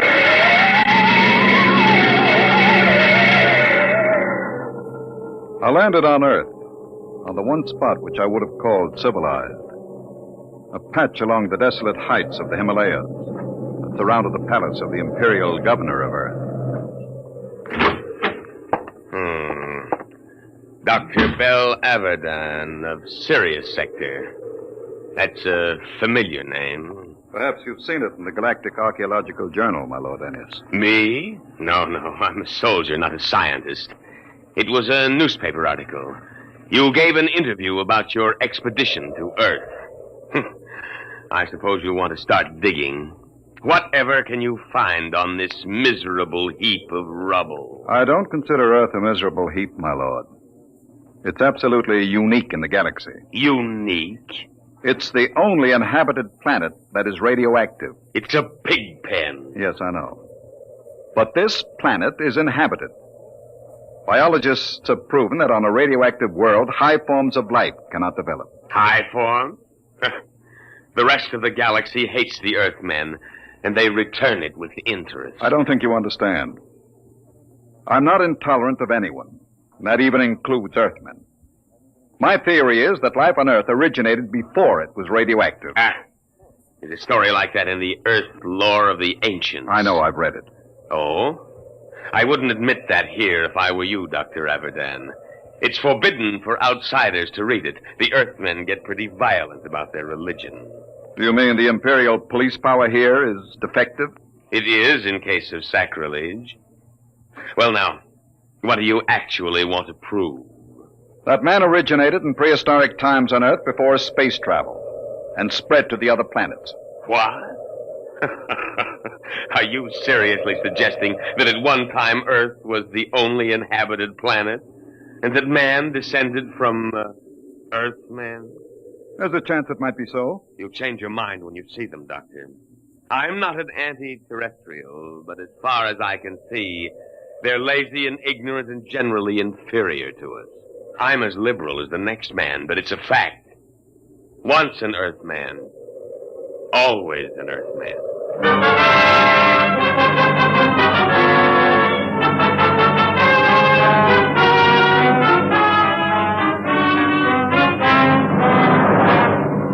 I booked passage to the city of Chica on an Earth line. My fellow passengers seemed ordinary enough, but I was conscious of being alone among Earthmen. I beg your pardon. Could you tell me what's going on there? Sure. You see that couple? They've been married 40 years. It's their anniversary. Yes, sir. 40 years. Hey, Mother? It seems like yesterday. Just like yesterday. Hey, when are you folks scheduled for the 60? In a month. 16th of November. Well, I hope you have a nice day for it. My father reached his 60 in a pouring rain. Kept complaining we were getting soaked. So I told him, what are you complaining about, Dad? I've got to come back.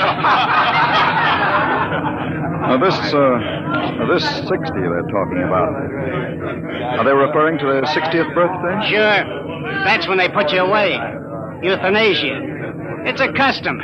Can't have people living on. Eats up all the food. That's right, isn't it, Pop? Yes, sir. Mother's coming with me when I reach the 60. She's not due for a couple of months, but she thinks we might as well go together. Yeah, that's the spirit. There's many a man living past the 60.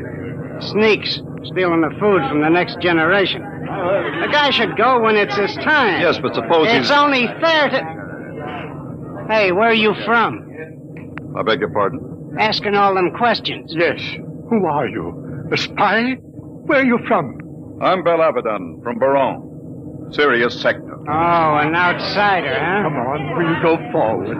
Did you hear that, Mother? An outsider.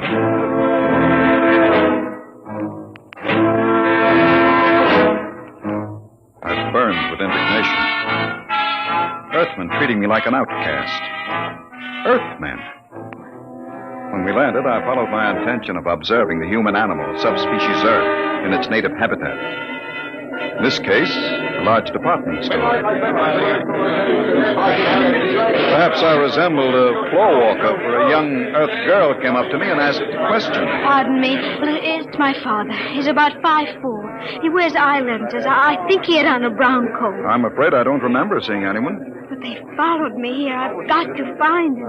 Are you in trouble, miss? No. No, it's nothing, really. I'm sorry I bothered you. Attention. Attention, please. What's that? All patrons of the store will kindly leave by the 5th Street exit. This store is being evacuated for radiation fever quarantine. What's all this about? They're after me. It isn't really radiation fever at all. Who's after you? How am I going to get out of here? They'll be checking registration cards at the door. Haven't you got one? Yes, but it has my name on it. I don't know what to do. Come on. But you don't even know me. I don't know anybody here. But you're an interesting species. Person. This way. Show your own car. Come on. Step along. Next. Check. Wait a minute. Pull the check. Yes, sir. Stand right there. Look here, officer. Are you with her? Yes, but you'd better find out who I am. Later. Stand over there. Next. Come on. What is it now? The Imperials. Are you afraid of them? Of course. Don't worry about the outsiders, Miss Schecht. I'll handle them. Oh, no, don't try anything. Don't talk to them at all. Just do what they say. Don't even look at them. We'll see. Here they are. All right, now. You, guard. Yes, sir? I'm Lieutenant Cloudy, Imperial Garrison. Who's got the fever? If it please your honor. Not so close, idiot. You might be infected. I'll take over. You, Earthy. What's your name? Speak up, squaw. Paula Schecht, sir. Your registration papers? Here you are, sir. Thank you. All right, now. Pick them up. Go on. Say, look here now. What did you say, Earthy? If you please, sir. This man has nothing to do with me. I never saw him before. What did you say? I don't like the way you treat women. And I'd advise you to improve your manners. And where have you been brought up, Earthy?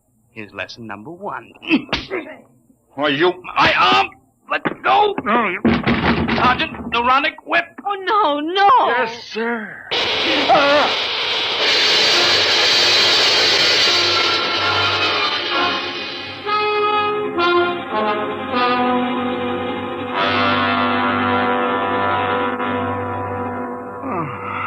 Oh, you're all right now. What happened? They gave you full power and the neuronic whip. Where are we? The military base. Oh, you should... Is that... Well, Dr. Abaddon, we seem to have had an unpleasant contretemps in this city this afternoon. Unpleasant? I should put it stronger, Colonel. As a free citizen of the Empire, I had every right to resent such illegal treatment. I consider the whole incident unfortunate, Doctor. Don't you think it would be best to forget the whole matter? I think not. I have an appointment in a week with the procurator. Procurator, eh? What do you intend doing with Miss Schecht? What would you suggest, sir? I had... Free her immediately. And offer her your apologies. Of course. If the young lady will accept my sincere regrets, I will give the order for your release immediately.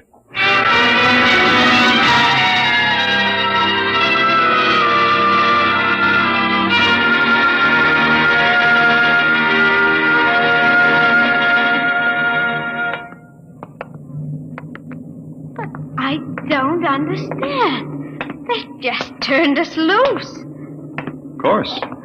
You must be very important. I never heard of the outsiders being that polite to an Earthman before. I'm not an Earthman, Paula. What? I'm an archaeologist from the outside. Oh. Well, then you stood up to the soldiers because you knew it was safe all along. And I thought... Oh, I should have known. Paula, does my not being an Earthman make me any different from 5 minutes ago? You might have told me, sir. If you don't mind, don't call me sir. Don't be like the rest of them. Like the rest of whom, sir? The rest of the disgusting animals that live on Earth? Please, Paula. If you'll excuse me, sir, I must leave. Oh, wait. Paula! Listen to me, Paula!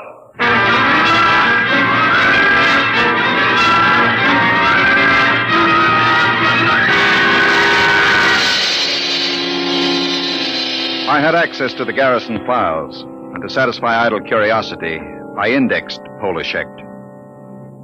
Her father was a Dr. Mikhail Schecht, biologist. And against his name was a black star with the notation, condemned in absentia.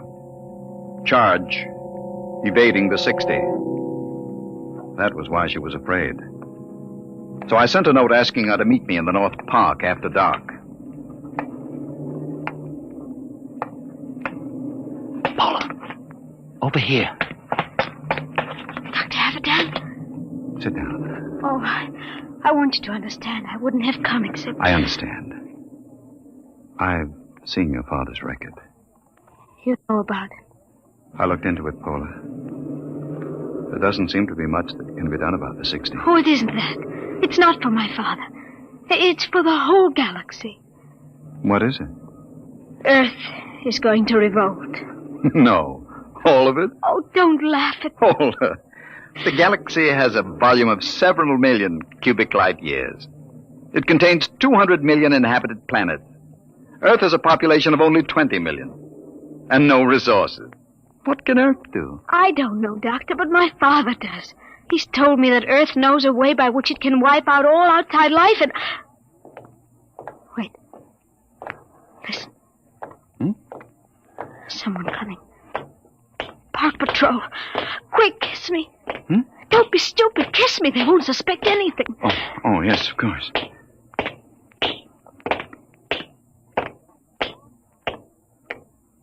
Paula. They've gone. It's all right. Now come with me. I'll take you to my father.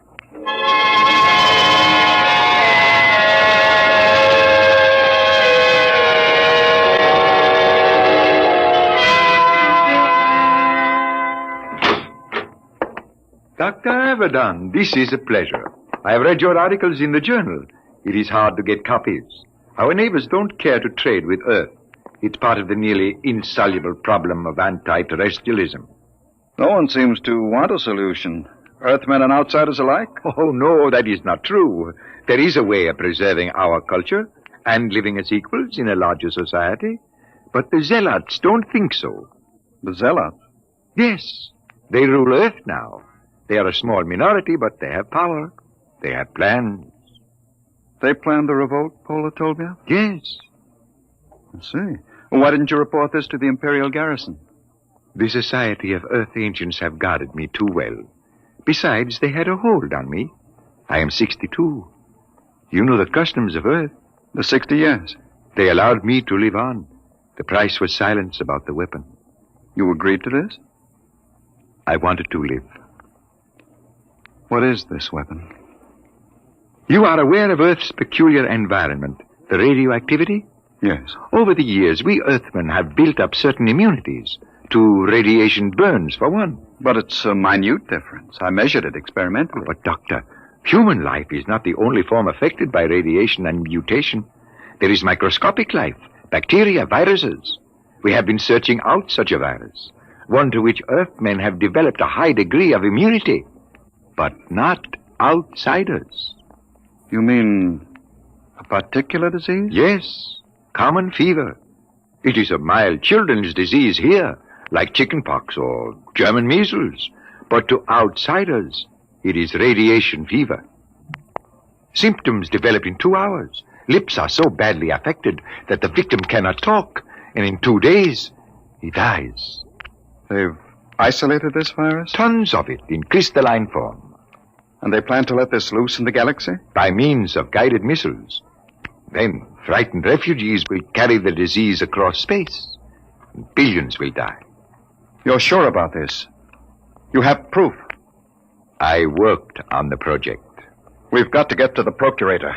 I can catch the evening train at... Who is it? I don't know. Open up. There should have been an alarm. We've got to get out. Is there a back Open up in there. No. Don't move. Hands in front of you. What's the meaning of this? I demand... Shut up. I'm a galactic citizen.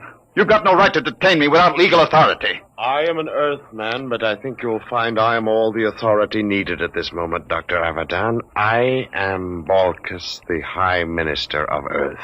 The High Minister? What are you doing? I always look after distinguished visitors personally. Abaddon does not know anything. I doubt that, Dr. Schecht.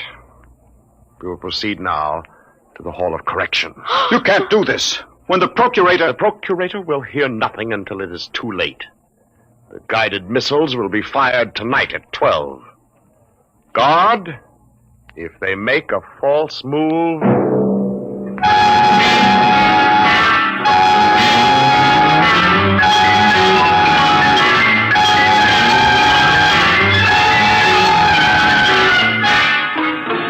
Keep them covered, guard. Right.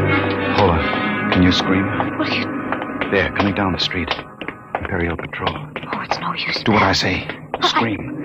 Go ahead.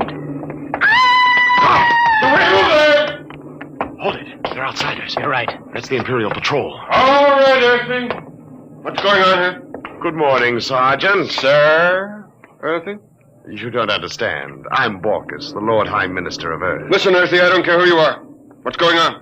Yes, sir. We've arrested these people. What charge? Blasphemy. All right, get moving. Thank you. Sergeant. What do you want, Earthy? I'm a galactic citizen. I demand the right... You? May we proceed, sir? Listen, Sergeant. I've something more to say to you. What? This. No Earthy's going to get away with this. Get a squad car! But, Sergeant, I'm the Lord Minister of Earth. Tell him about it at the Imperial Barracks. Now move, all of you, before I give you a shot of the whip.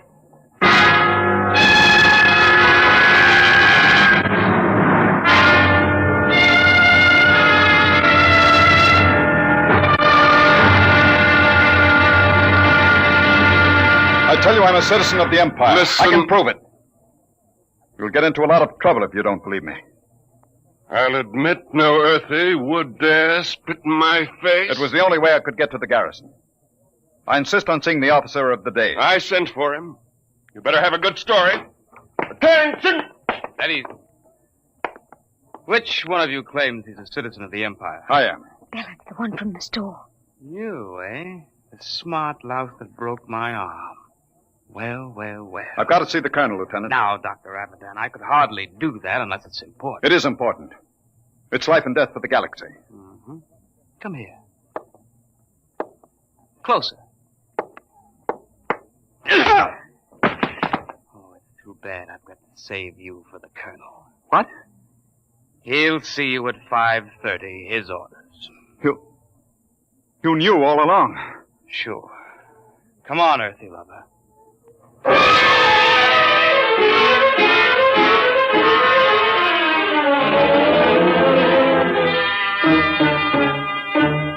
afraid you're in serious trouble, Dr. Abaddon.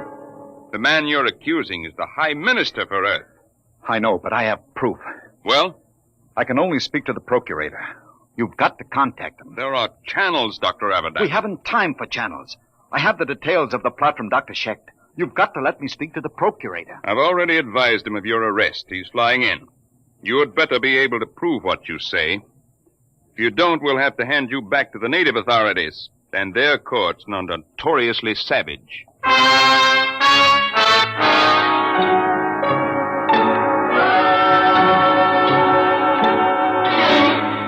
Well, Abaddon, I've called you here with His Excellency, the High Minister for Earth. My lord, this man is behind the whole plot. Is he? There's no time to lose. I've explained to you about the virus. They're shooting off the guided missiles at 12. You've got to take action. Well, Your Excellency.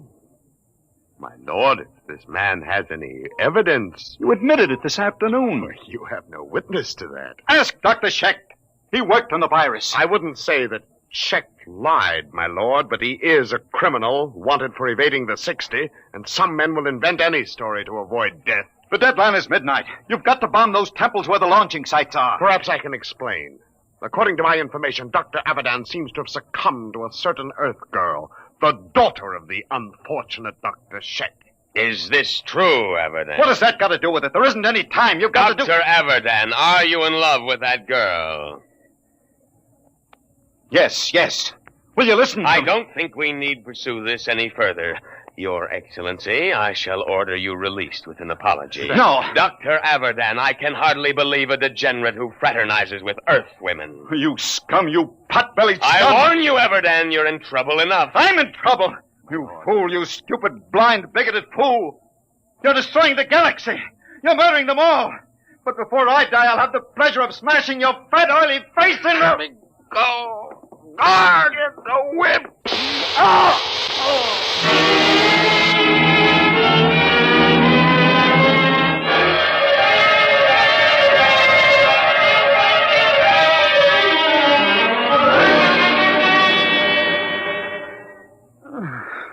Belle, are you all right? Paul. What time is it? 1:30. Past the deadline. It's all over. Lord Ennius released the High Minister with an apology. Doesn't matter. The Empire can wipe Earth out. It won't save any lives. The virus must have been spread here, too. Earthmen are immune, but outsiders... Belle, you're an outsider. Yes, Oh, I am. We're paying, Paula. The rest of it. Paying for centuries of intolerance. oh, Belle. Look out there. Through the bars. The night sky. Pinpoints of light. The Empire. Doomed. Oh, Belle. Belle, don't. I was just thinking. I came to Earth to prove a theory that man started here. That once in prehistoric times, Earth was the only populated world of the galaxy. Funny. Now it will be that way again. Man living only on Earth.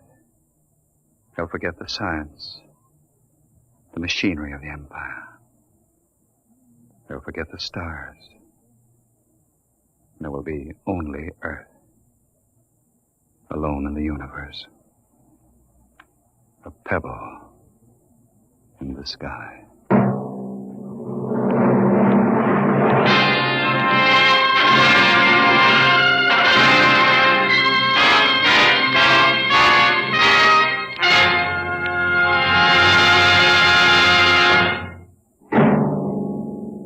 The children of tomorrow will play with toys.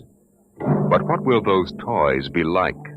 An ordinary clerk in an ordinary job finds a terrifying answer to that question next week as Dimension X brings you ChildPlay. Dimension X is transcribed each week by the National Broadcasting Company in cooperation with Street and Smith, publishers of the magazine Astounding Science Fiction. Today, Dimension X has presented Pebble in the Sky, dramatized for radio by Ernest Kenoy. Featured in the cast were Santos Ortega as Averdan and Susan Douglas as Pola. Your host was Norman Rose, music by Burt Berman. Dimension X is produced by William Welch and directed by Edward King.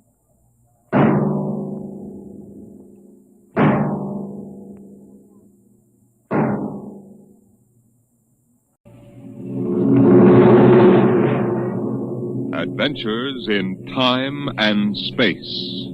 Transcribed in future tense. Dimension X.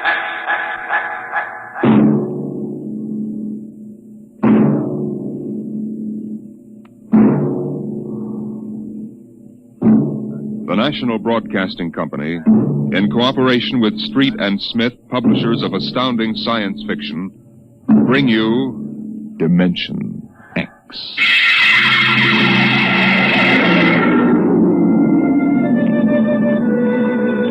Nobody knows exactly when the nightmare began. They must have planned it for years, though, because looking back, you can find little incidents here and there.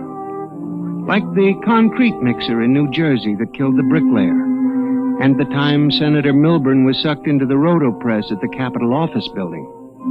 Unrelated accidents, we thought at the time. But they add up now. The day we really should have suspected was when the men walked off the construction job at the new Brookmeadow atomic pile on Long Island. I'll never forget that day. I was working as a statistical clerk in the project then, operating one of those miracle computing machines developed to fill the requirements of Army ordnance. They called it ENIAC. Mr. Gurney? Huh? Oh, yes, Bella? The chief wants to see you in his office. Me? Unless you're no longer Samson Gurney, he wants to see you. Oh, well, of course. What do you suppose? I do not read minds, tea leaves, or crystal balls. Of course, I'm sorry. I shouldn't have asked. Don't apologize. I'm sorry. And don't wait for me. Mr. Hawk is in a hurry. Yes, I'll go in right away, of course. Her name was Bella Roscoe. She was Mr. Hawk's secretary. I had always thought her a very attractive woman, but for some reason she didn't seem to like me. Of course, on a clerk's salary, I couldn't exactly afford to take ladies to the best places. But I've often thought that if there weren't such a disparity in our ages, I might have... But then... Come in. You wanted to see me, Mr. Hawk? Gurney, I thought those electronic computations were infallible. They are, sir. Well, we got a kickback from the chief physicist. These nuclear equations are inaccurate. No, they aren't, sir. I'm telling you what the memo says. Well, sir, occasionally, if there's an overload, the machine goes haywire. Sort of has a nervous breakdown, you might say. We usually rest it up for 24 hours, and it's okay again. Well, do whatever has to be done. Yes, sir. Oh, and Gurney. Yes, sir.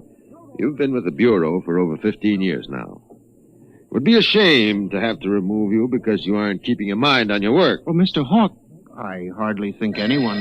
Excuse me. Hawk speaking. What? Dave, what? All of them? Well, have you tried to talk to them? Yes, of course. I'll send one of the safety engineers over. This place is falling apart piece by piece. Miss Roscoe? Yes, sir. The men on the construction gang at the new building have walked out on us. What? Someone slipped this morning and fell into a turbine. No. Get the chief safety engineer. Have him over there right away. Yes, sir. Oh, and contact the personnel office. Have them ask the union to order the men back to work. Get back to me. Yes, sir. Mr. I'm Hawk. sorry, Gurney. I have no time to discuss anything further. Get on the job and stay awake, or we'll have to make some changes. But, Mr. Hawk, That's all, I assure Gurney. you... That's all.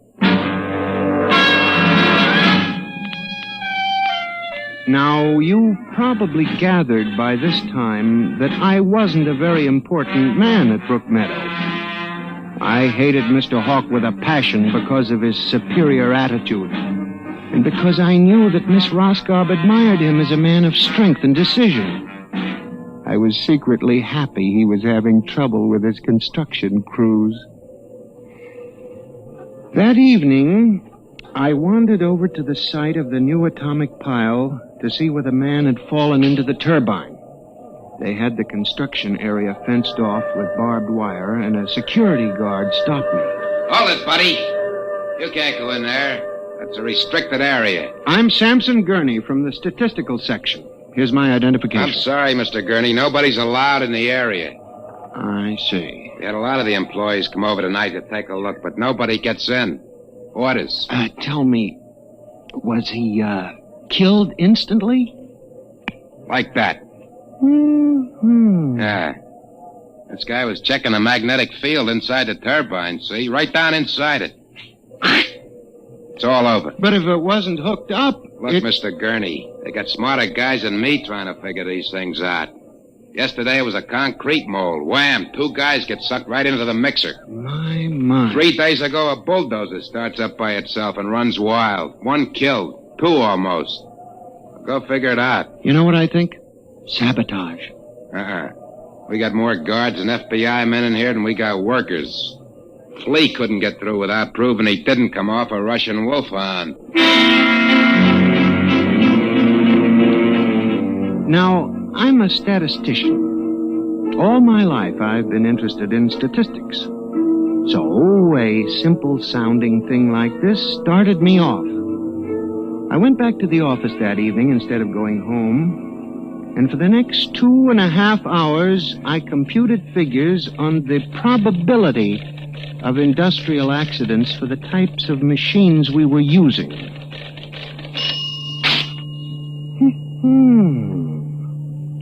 I took one look at my figures and went down to Hawk's office. Just as I figured, he was staying late working on a settlement with the construction workers. Yes? Oh, good evening. I saw the light. Why, Mr. Gurney, what are you doing here? Is Mr. Hawk working late? Yes, I am too. I wonder if I could see him a moment. We're busy right now. Could you make it tomorrow? It's very urgent. I'll wait, if you don't mind. Suit yourself. Miss Roscoe, I wonder if perhaps you would consider having dinner with me this evening after you're through. I have a date, Mr. Gurney. I was thinking we might go to Raymond's. They have very good spaghetti. Mr. Hawk has already asked me to have dinner with him at the Golden Shish Kebab. Well, of course, that's out of my class. Yes. Yeah. Mr. Hawk, Yes, Mr. Bella? Gurney would like to see you a moment. He says it's very urgent. Urgent? All right, I'll give him a minute. Okay. Thank you, Miss Roscoe. Mr. Hawk, in the past 3 months, industrial accidents all over the country have taken a sharp, unexplained upswing. Why don't you stop playing FBI man and stick to your job, which incidentally you haven't been doing too well. You and our computing machines have made mistakes before. Now this is probably another. I'll have Miss Ross come so... What's the matter with this blasted buzzer? Miss Roscoe! Miss Roscoe! Yes, sir. Stop this blasted buzzer. Get a repairman, a mechanic, anything, but stop the thing. And you, Gurney, get out! I went back to my office to get my hat and coat, feeling about as unhappy and humiliated as a man can feel. He had thrown me out in front of her. The office was dark and deserted. The whole building seemed oppressive and unnatural.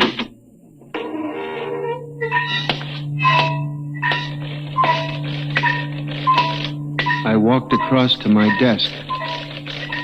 In front of me, the ENIAC glowed and chattered eerily as it worked on the equations we had fed it that morning. Its many-fingered circuits hung against the wall like some great octopus. And the thousands of tubes glowed orange and blue in the dark like 1,000 eyes staring at me. It almost seemed alive.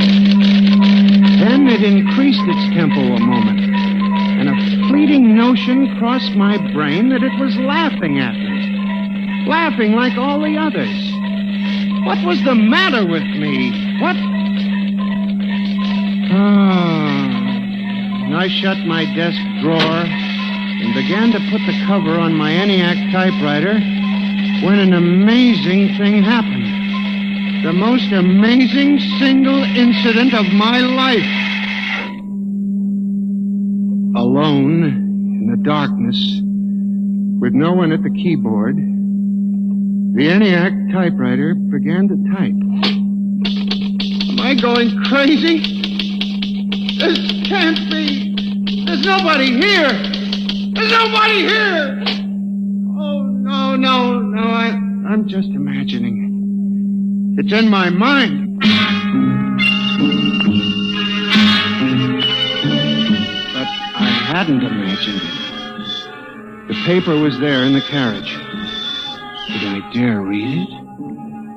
Or would the whole thing suddenly vanish and send me shrieking to the nearest psychiatrist? Sampson Gurney, there are some equations better left unsolved. The answer to yours is death. It was not until I turned to go that I was suddenly aware of the utter and complete silence of the room. Then it dawned on me. The ENIAC had stopped working.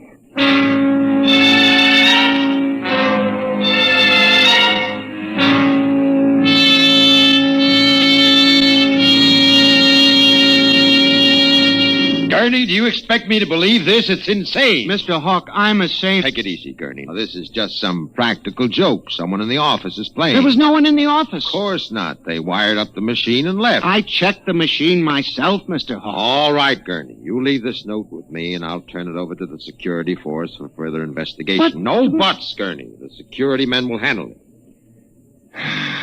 Yes, sir. Now, maybe you've been working too hard lately. You've got to relax more. Now, here, let me light that cigarette for you. I watched him trying to make the lighter work. I don't understand this. I just put fluid in it. There's a brand new flame. It seemed ridiculous. A little piece of mechanism like a cigarette lighter frustrating the big, important executive. Oh, blast this lighter. Here's a match. It was such a small thing. And yet as I watched him, a thought began to take shape in my mind. Nebulous at first, incredible perhaps, but it grew. You just relax for a few days. Everything will turn out all right. Well, the main thing is not to let little things upset you.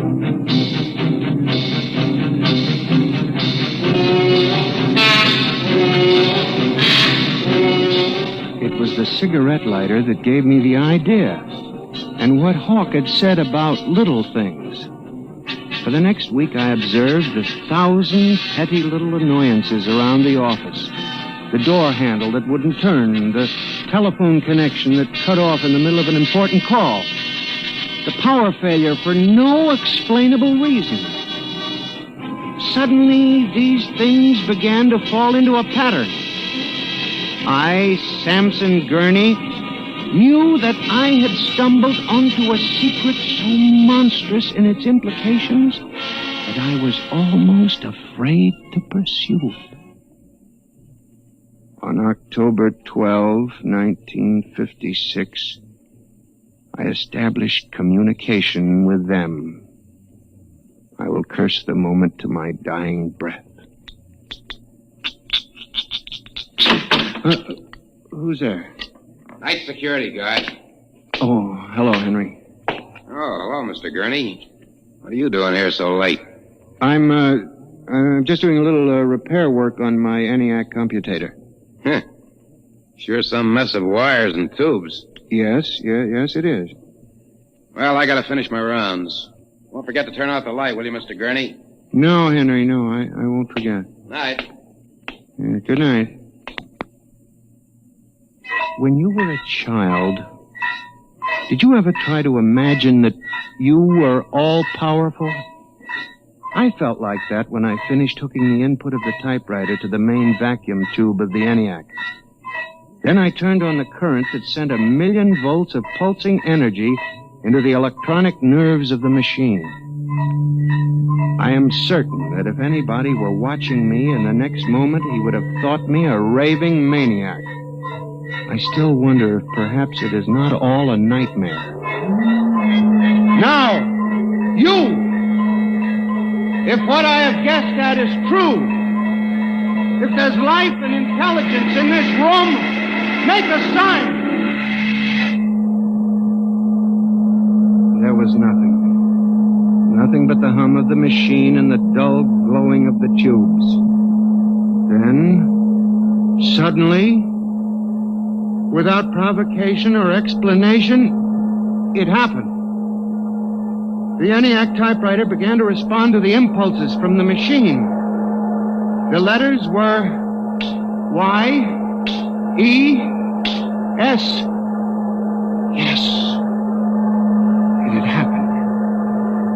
I, Samson Gurney, had communicated with a machine.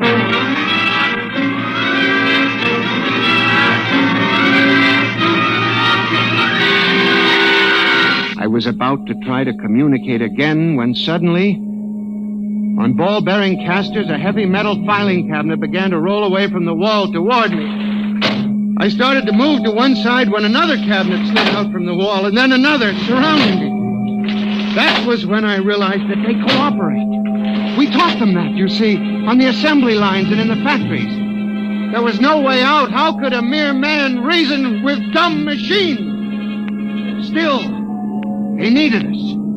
They needed us to oil them and repair them and build them. They hadn't gotten to the point yet where they could exist without man. I had to make them understand that before they killed me.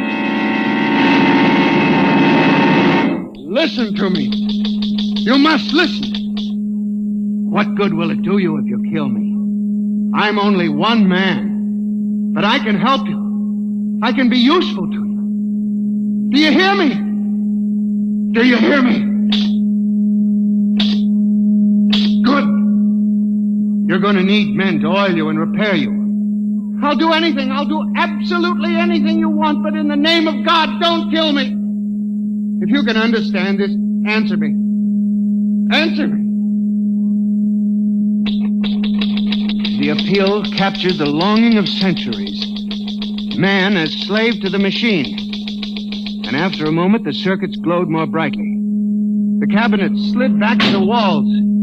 As I tore the tape from the machine and read it, the words were almost pathetic in their longing, but most ominous in their implication. They read, "Address me as master."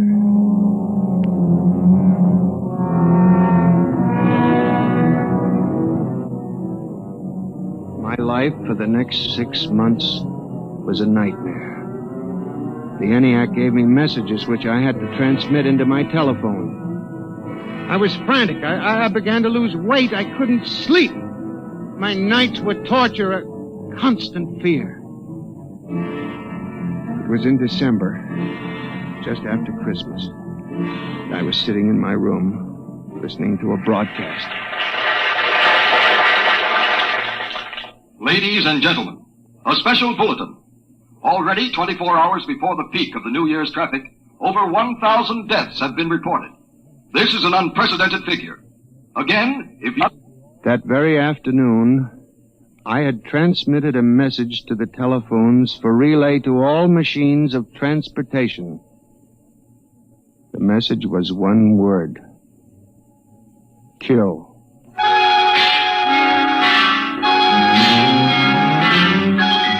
Next morning, I avoided my office. Instead, I went directly to the office of Mr. Hawk. I was highly agitated. My lips trembled as I spoke. Well, Gurney? Mr. Hawk, what I'm going to tell you sounds crazy. I know it does, but I must say it. All right, say it then, for heaven's sake. Mr. Hawk, have you ever heard of resistentialism? Resist what? Resistentialism. You're not making sense, Gurney. Mr. Hawk, I'm trying to tell you. All these accidents, the trouble with the machines, Mr. Hawk, they're alive. They think, they cooperate, and they hate us. Who? The machines. Gurney. You've got to believe me. I've communicated with them. I know. What are you doing? Now, just relax, Gurney. Everything will be all right. What are you doing? Miss Roscoe, send for the plant physician at once. Mr. Gurney has had a nervous collapse. But, Mr. Hawk... Everything will be all right, Gurney. We'll give you a nice, long rest. You fool. You blind, stupid fool! Can't you see what you're doing? Fool, fool, fool!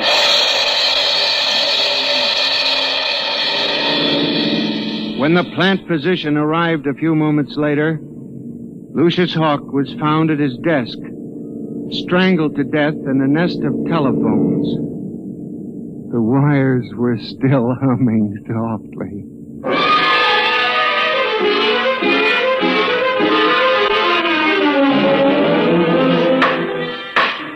Samson Gurney, you stand accused of the crime of murder. How do you plead? I did not kill him. I didn't. So record. Prosecution will proceed with testimony. Now, Miss Roscoe, did the accused quarrel with your employer on the morning of the murder? Oh, yes. He and Mr. Hawk quarreled violently. I could hear Mr. Gurney screaming at him. And Mr. Hawk asked me to send for the plant physician. What were his words? He said, Mr. Gurney has had a nervous collapse. Now, Mr. Simpson, you are a guard at the Brook Meadow Project? Yes, sir. When did you have occasion to meet the accused? Right after those accidents. He was snooping around the construction area.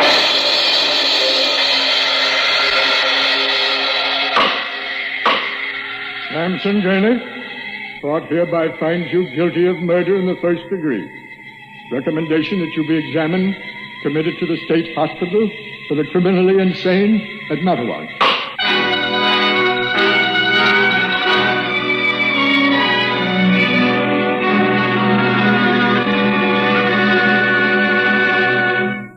And that's how I came to be here at the hospital, Dr. Klein. That's the whole story. Thank you, Mr. Gurney. You can see that I'm not insane. You must believe me, Doctor. Of course I believe you, Mr. Gurney. Now tell me about this revolt. It will begin in Washington, then spread to New York. Yes? The Madison Avenue buses lead the charge. Picture it, Dr. Klein, 3,000 buses roaring rampant through the streets, people running like rats in a maze looking for manholes in the pavement. And you really believe this will happen, Mr. Gurney? I know it, Doctor. The worst part of it is there's no way to stop them now. It's too late. Now, you mustn't excite yourself, but Mr. Doctor, Gurney. Don't you see?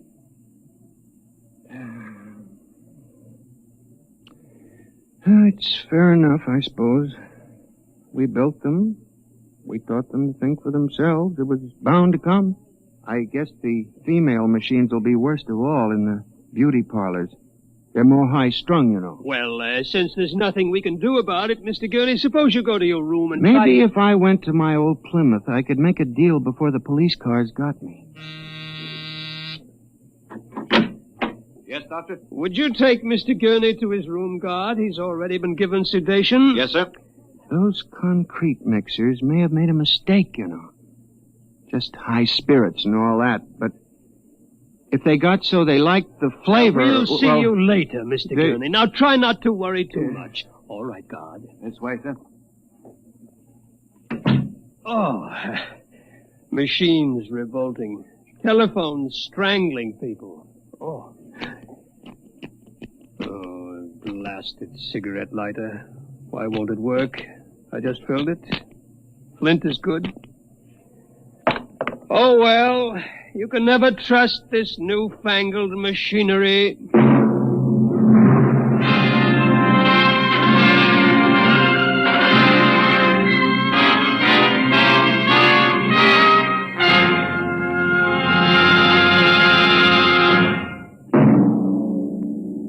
Next week, Dimension X will present a story of the future. A story of an insignificant pebble in the sky called Earth, and of a man from a distant star who grew to love this unimportant planet.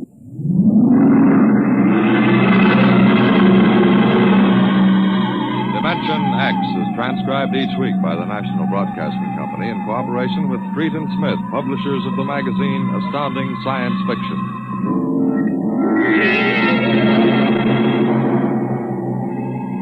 Nightmare was written by George Lefferts and based on a poem, The Revolt of the Machines by Stephen Vincent Benet. Featured players in the cast were John Gibson as Mr. Gurney and Rita Lynn as Bella Roscoe. Norman Rose is your host. Music by Albert Berman. Engineer Bill Chambers. Dimension X is produced by William Welch and directed by Edward King.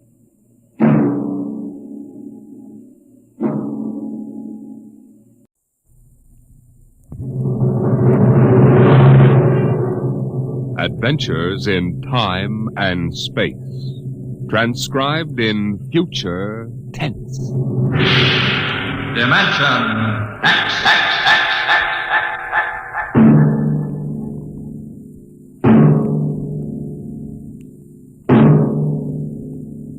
The National Broadcasting Company, in cooperation with Street and Smith, publishers of astounding science fiction, bring you Dimension X.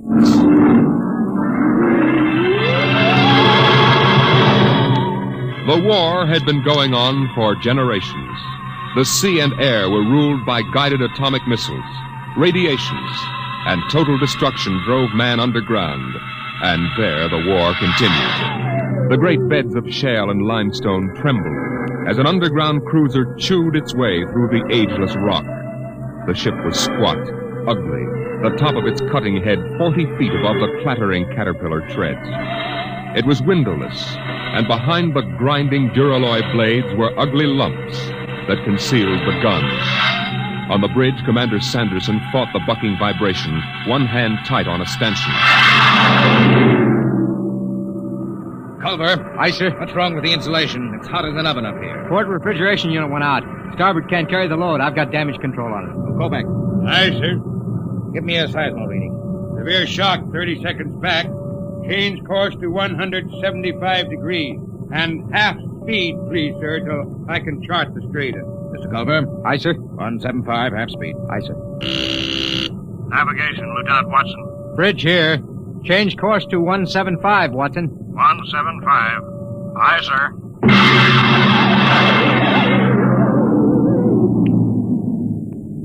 Clark. Yes, Mr. Watson. New course 175. 175, aye. Half speed. Half speed, aye. What? We hit something. What is it, Mr. Watson? It's lava, probably. Maybe it doesn't mean anything. No, I guess not. Mr. Watson. Yes, Clark? We ever going to get out of here? You mean the lava? The whole business. We've been under rock for 3 months. You better keep quiet, Clark. Psycho officer has rubber heels. I don't care about Carpenter. He's been over me already with those stinking reaction tests. If he gives me one more ink blot to look at, What's your dial? 1 degree correction. Right. Mr. Watson, what was it like? Huh? When? On the surface. I never saw the surface. I was born in the Denver cave, half a mile down. Well, that was a long time ago, Clark. Yeah. But you remember, don't you? You and Kovacs are the only ones on the ship who remember the surface. It was war then, too. Kovacs was in the army, the infantry. The Queen of Battles. Well, the Queen's dead now. What was it like? You mean in the surface wars? Yeah. Well, they had chaplains. Chaplains? I guess you never heard of that. Now we have psycho officers. Yeah, they don't talk about religion much these days. It must have been something on the surface. I dream about that. I don't know what it was really like, but I dream about it. Then somebody takes me and shoves me down on the bottom of a hot closet. They shove a big hand over my mouth and I can't breathe. I wake up and I want to bust out of here with my fingernails. I just...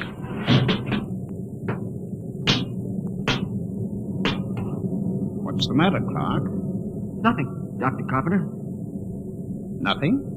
No, sir. We were just passing the time, Carpenter. When's the last time you had an emotional reaction test, Watson? I don't know. I forgot. Just remember your seniority doesn't exempt you from psychiatric review. This isn't some slipshod surface vessel with organized superstition aboard. The old chaplains weren't so bad. Not scientific. You know, I can remember when psychiatry and mental hygiene were the hope of mankind.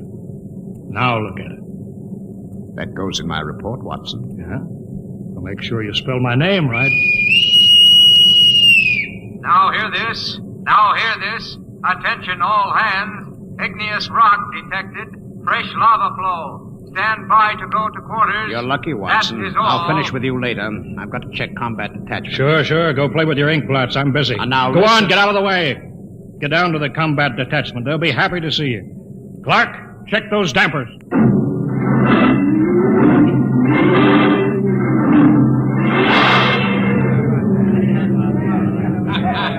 I'll take 3 cards.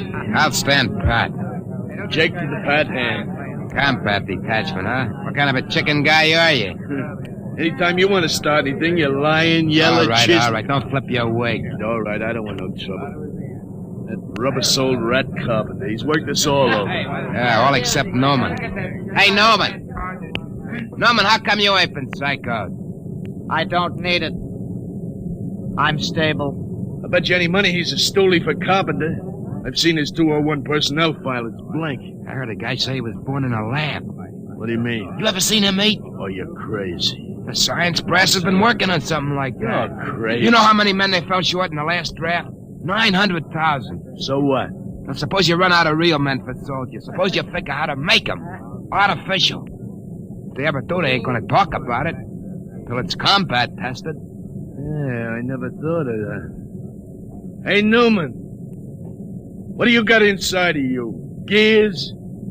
I'm not supposed to talk about myself. Yeah? Well, suppose I make you talk. Hey, sit down, Sheriff. Sit down. All right, Let go of me or I'll lay you out, too. Hey, cut it. Keep Cut it. Sure.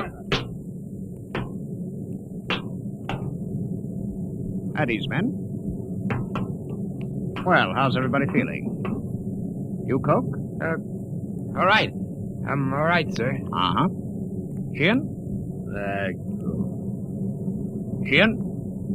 I'm all right, sir. Norman? I'm all right, sir. Of course. Very well, carry on.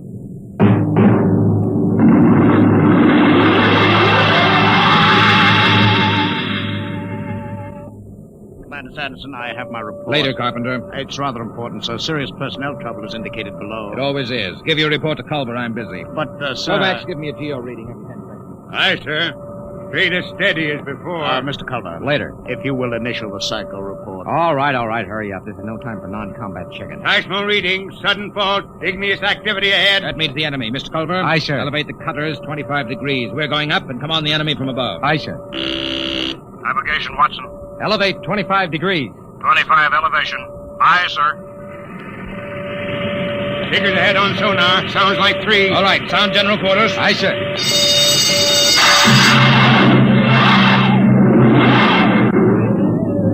All right. General quarters. For all this stinking luck, aces I got. Get into your armor, you tub of lot. Yeah, give me a hand, Shin. The oxygen valve on my helmet's stuck. It's too tight. Helmet's too tight. You eat too much. At least I eat. Not like Norman. Yeah, look at him. Full armor and he's still smoking. I bet he lives on nicotine. Hey, Newman. Yes? You live on nicotine? Tobacco is necessary to me. Say that, I rope it. What did I tell you? All right, shut up and test your helmet radio. Snap it down. Okay. Now I'll get mine. Can you hear me? Is my intercom okay? Okay. Keep the power up. Newman, check your intercom. I can hear you.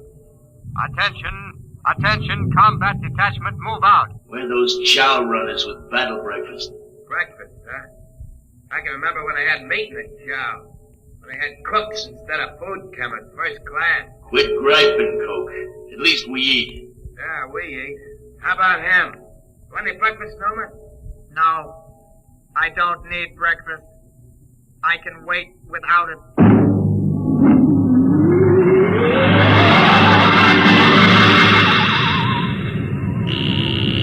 Navigation, Watson. Bridge here. Half speed.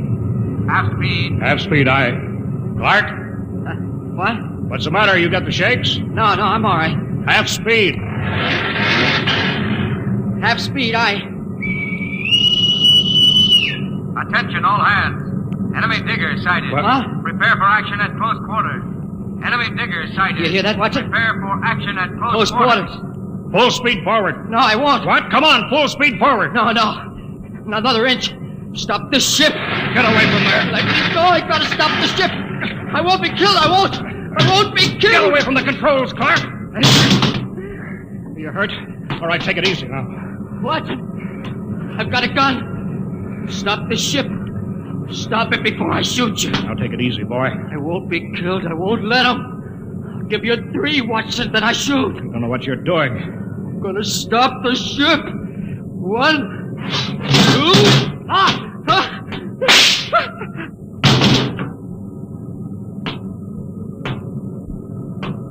You could have wounded him, Carpenter. That would have been enough. My judgment was the Clark was more than a marginal risk. I acted accordingly. Sure. I'll get a detail to clean up after you.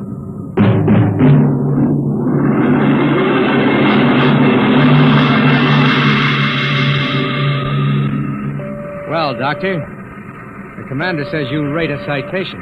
If you had read my report, Mr. Culver, you'd understand. Carpenter. Aye, sir. Don't let the crew hear of this. Wouldn't do for them to know an officer was emotionally unstable. You won't keep it quiet, sir. There was a detail to remove the body. What's that? Enemy digger within 100 feet, coming in fast. Hold it, Culver. Don't reverse engines. Turn on the drill with the tread stationary. Aye, sir. Full speed drill. Threads cut out. Let's blow up a cloud of dust that will blind their optical technician in the infrared. Stand by, gunnery. Stand by, gunnery. Ready, sir. Enemy will be breaking through any second. There it is. Halt drill blades. Navigation. Cut out drill. Cut out drill. Fire when ready. Fire.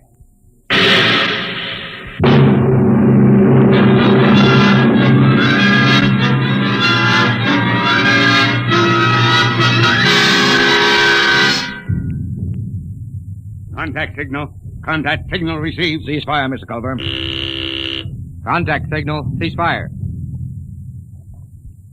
Enemy battery silent, sir. Give the go-ahead to the combat men. They can move in. Who tripped that alarm? Cut it off!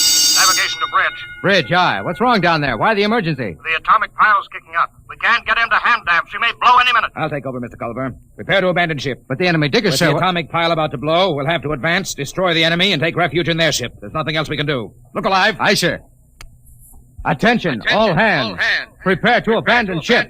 Prepare to abandon ship. Kovacs, have the ship's records packed and ready to go. Aye, sir. Commander? Watson, what are you doing up here? Be a lot more chance of getting out if the ship's engines were reversed. She crawled back down the tunnel before she flew. There's no way to set up remote control. I know. I thought I could stay and run her. But the pile's going to blow. I know. All right, Lieutenant. Permission granted. You may stay with the ship. Thank you, sir. You may go, Watson. Aye, sir. We can't let him do that, Commander. You can't ask any man to do that. This is no time for sentiment, Mr. Culver. Doctor, you're a louse. That's an unstable statement, Culver. It's obvious that Watson isn't worth much anyway. He might as well die. I've heard enough, Doctor. You've had this coming a long time. Now, get away from me. Culver! Pearson, get him! Let go of me, Culver! Yes, sir! All right, Kovacs. Release him. Aye, sir. Mr. Culver, I need you now, but if we come through this, I'll be forced to prefer charges. Kovacs, help Dr. Carpenter up. Aye, sir. All right, Mr. Culver. Give the order to abandon ship.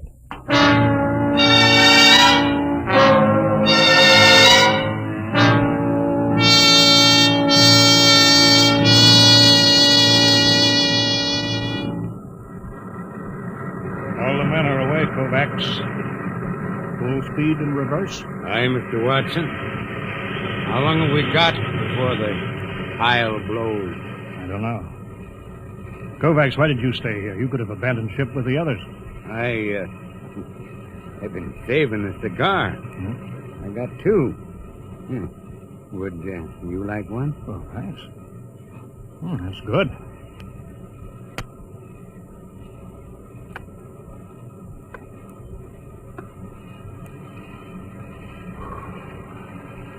You didn't answer my question, Kovacs. Why did you stay? How about you, sir? Me? I was in the last class out of Annapolis before it went underground and merged into the Geo-Warfare Academy. I guess I just hang on to illusions. Dead traditions of service. I suppose I did it because I thought it was the right thing to do. Yeah, I guess that's it when you get down to it. Kovacs, you saved a cigar against the rules. I've got something, too, here. It's a book. I stole it out of a hotel room in Frisco in the old days. A Bible? Yeah. Psycho officers don't allow them on board. Carpenter would have had me in the cells if he'd known about it. There goes the Geiger alarm. It'll blow any minute now. Kovacs, you remember this? The Lord is my shepherd. I shall not want. He maketh me to lie down in green pastures.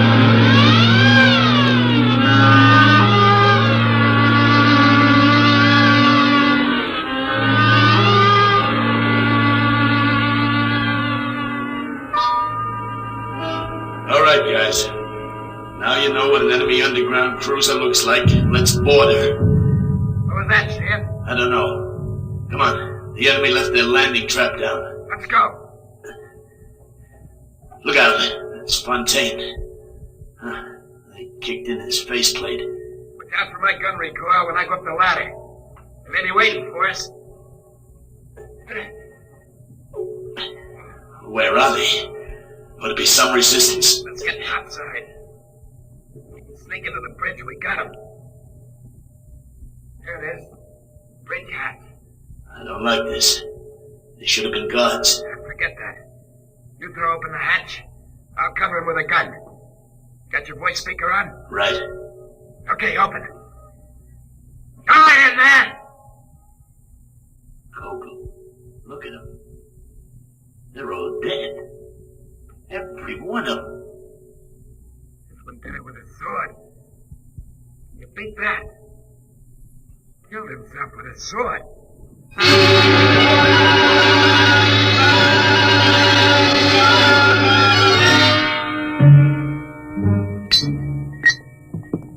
Confound this foreign equipment. Culver, how soon can we get this enemy ship underway? Give me the damage report. Aye, sir. The port tread knocked out, armor breached aft and amidships, gun batteries inoperable.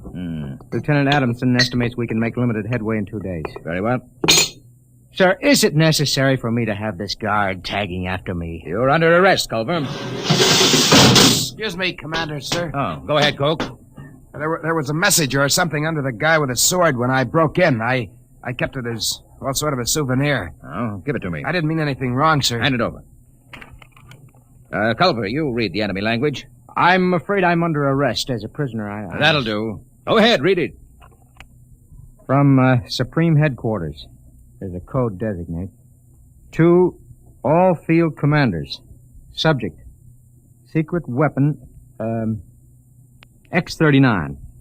Failure of. 1. Research project X9 released on South America front last night. X9, a semi-living chemical process attacking all forms of protoplasm, was found to be uncontrollable, is spreading through our own armies all over the world. 2, you are instructed to... Well? That's all, sir. Quiet! Gentlemen, there is only one way to interpret this news. Carpenter, you will inform all hands that the destruction of the enemy is worldwide. The war is over. Hey, Newman, why don't you laugh, huh? Why don't you shout? The war's over. I don't need to shout. Hey, Dr. Carpenter, Robot, aye, sir. You will instruct cook to serve double rations as a celebration. No, sir. I strongly advise against it. The psychiatric implications are... What's the matter? I don't know. Something it's inside me. I've got to get out. Carpenter! Coke, Newman, go after him. Come on. No. That can't happen to a man. Not that. It's Carpenter. You can see that. But that can't happen to a man. He's dissolved. What's going on here? You don't understand, Commander. You didn't listen to that enemy message. A semi-living chemical process attacking all forms of protoplasm. All forms. Carpenter and you and me. You understand why the enemy killed themselves. They knew. The war's over, all right. There's got to be something to do. Culver, Sun General Quarters. It's too late for that, Commander. The war's over. They invented the perfect weapon. The human race is dissolved. That's funny. Dissolved like Carpenter.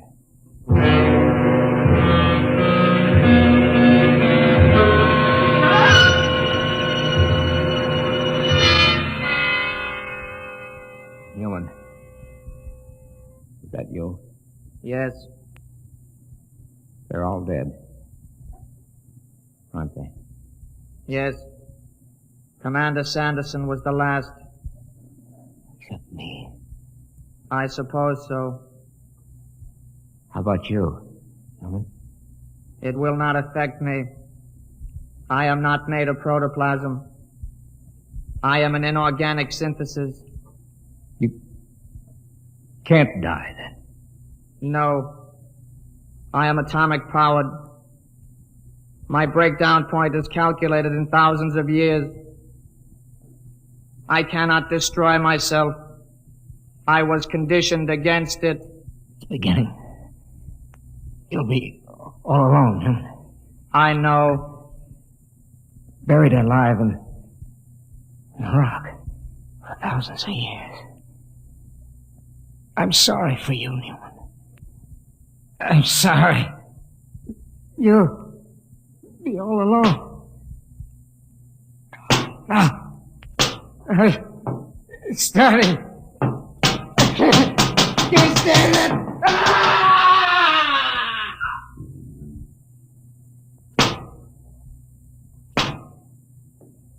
Why can't I die?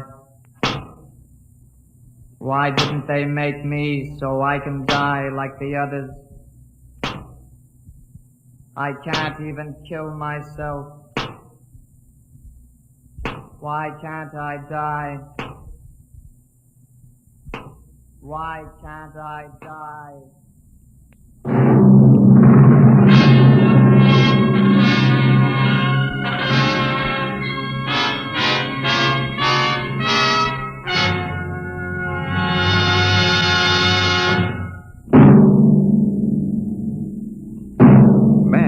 Always told himself that he was master of the machine.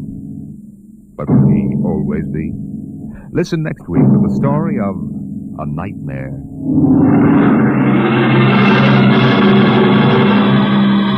Dimension X is transcribed each week by the National Broadcasting Company in cooperation with Street & Smith, publishers of the magazine Astounding Science Fiction. Today, Dimension X has presented The Last Objective, written for radio by Ernest Kenoy from the story by Paul Carter. Featured in the cast were Lawson Zerbe as Culver, Ralph Bell as Dr. Carpenter, Wendell Holmes as Watson, and Jack Grimes as Newman. Your host was Norman Rose. Music by Bert Berman. Engineer George Mathis. Dimension X is produced by William Welch and directed by Edward King.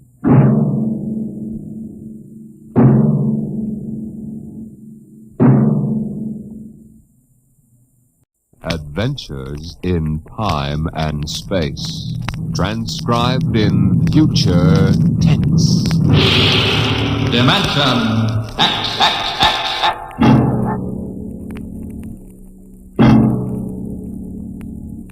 When the first space rocket lands on Mars, what will we find? Will we be welcomed with open arms, or will the Martians treat us as invaders? Only one thing is certain. Someday a giant metal ship will take off from Earth to travel through the black velocities, the silent gulfs of space, to descend at last into the darkness of the upper Martian atmospheres. And on that day, man will finally know the answers. The day we first land on Mars.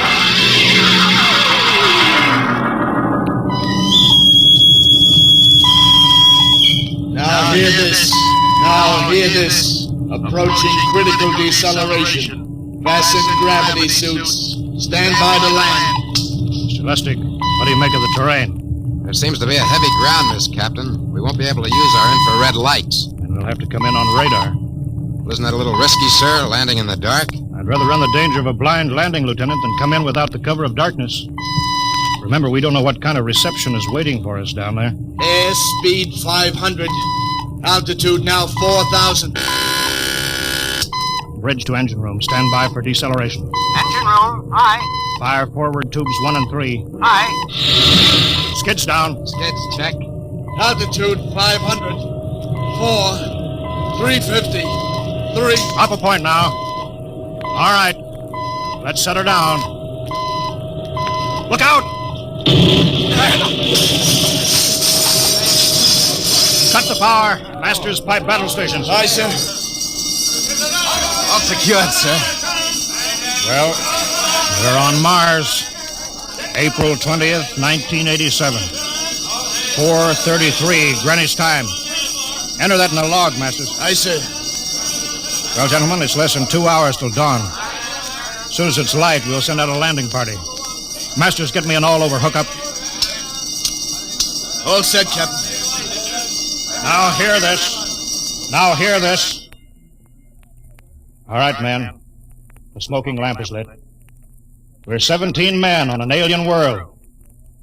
And it's up to us whether we ever get home again.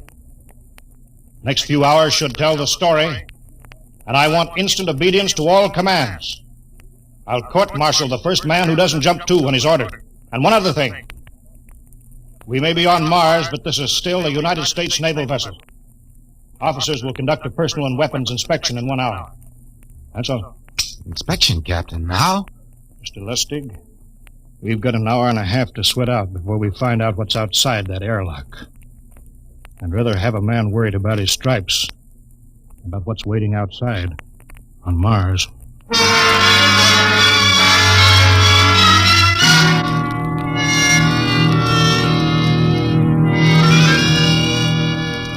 Now hear this. Landing party report to forward airlock. Captain Black, Lieutenant Hingston, Lieutenant Lustig, and Dr. Horst report immediately to forward airlock. It is now landing time -5. Sounds like they're paging us, Hingston. You ready, Dr. Horst? Yes. Ready as I will ever be. Oh, come on. Let's report to the airlock.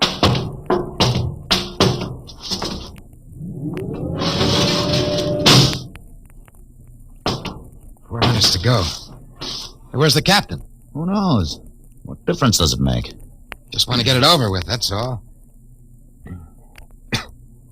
Has anybody, got a cigarette? I think you're smoking too much, Lieutenant Lustig. Are you nervous? Lay off, will you, Horst? Wondering what's hidden outside underneath that ground mist?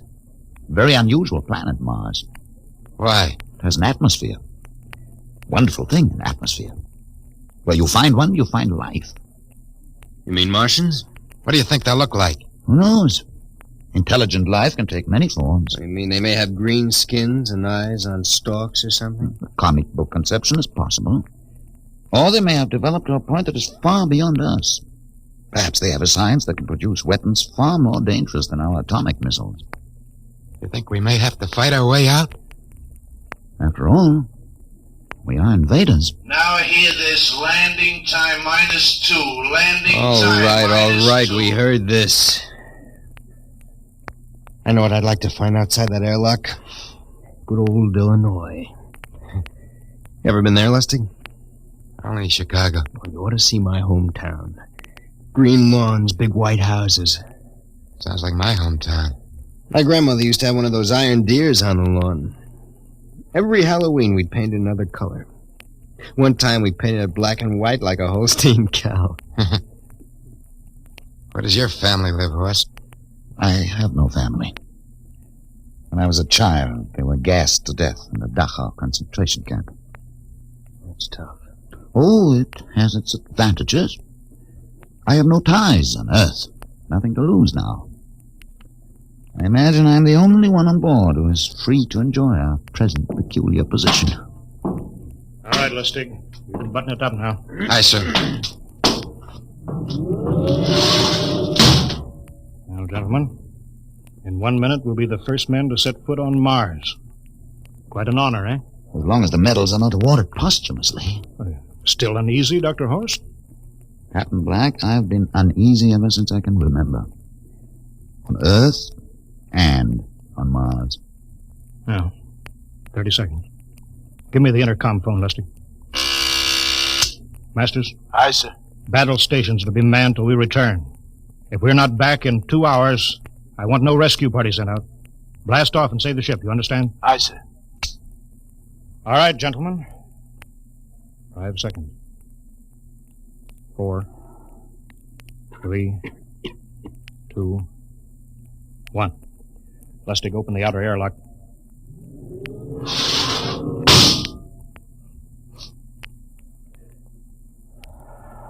Fresh air. Let's go. Hold it now. It's too dark to move fast. Quiet, isn't it? Not even a wind. You can't see anything through this ground mist. Quiet. We don't know what's out here. Come on.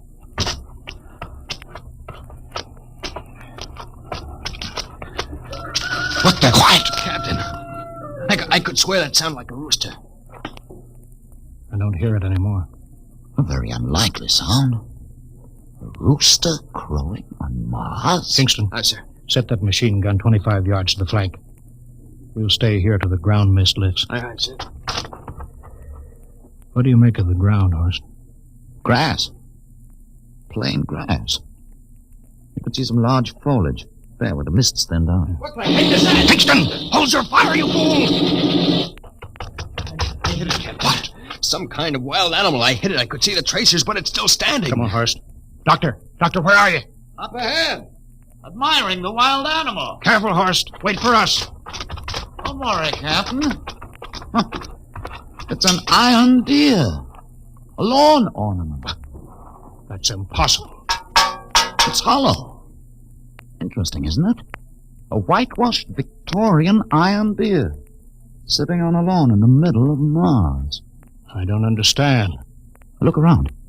The mist's lifting. Captain, look there. A house, a regular old-fashioned house. On Mars. Good Lord. I haven't seen carved scrolls and gingerbread like that in years. Look at that porch swing. The geraniums. There. I told you it was a rooster, Captain. Give me the glasses, Lustig. I want to take a look through that front window. What? There's an upright piano. Some sheet music on it. Lustig, it's beautiful Ohio. Beautiful Ohio? That can't be. Look here, Horst. Do you think that civilizations of two planets could be identical? I don't know. That specific variety of geraniums is only 50 years old on Earth. Is it logical they should develop in Mars? How about that porch swing, that piano, and beautiful Ohio? No, it's impossible. Captain Black, this looks like the town I was born in. Well, it looks like my hometown, too. I've thought of something, sir. It's the only solution. Maybe we're not the first ship to reach Mars from Earth. That's the only answer. That's impossible, Lustig. If there'd been space travel, it couldn't be secret. Do you have any idea what ships cost, what industrial power is needed? There's got to be some logical reason. Captain, I think perhaps we might find out. A light just went on in that house. Kingston, cover that door with the machine gun. Aye, sir. Come on, Horst. You ring that doorbell. There's got to be a scientific answer to all of this.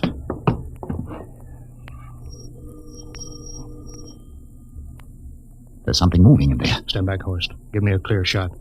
Maybe a Martian. Can I help you?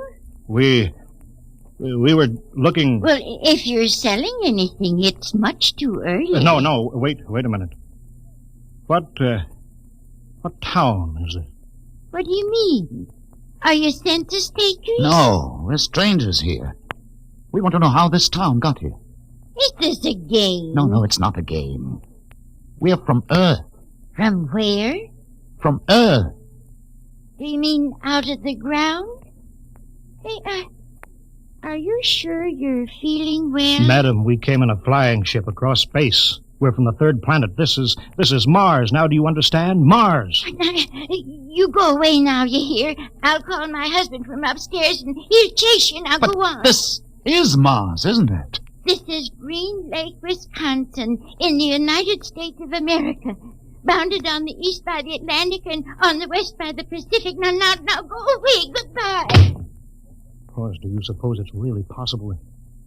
I've got to find out more about this. For the last time, now go away. Pardon me, madam. What year is this? Year? Well, 1928, of course. Oh, for goodness sake. You hear that, Horst? And we know it's 1987. And we know it's Mars. Is it possible that we got fouled up, made some tremendous blunder, and circled around and landed back on Earth? In 1928? Well, maybe some switch in time or dimension. Could we have shifted somehow and gone backward in time? Horst, it won't hold water. It's not logical. We've checked every mile.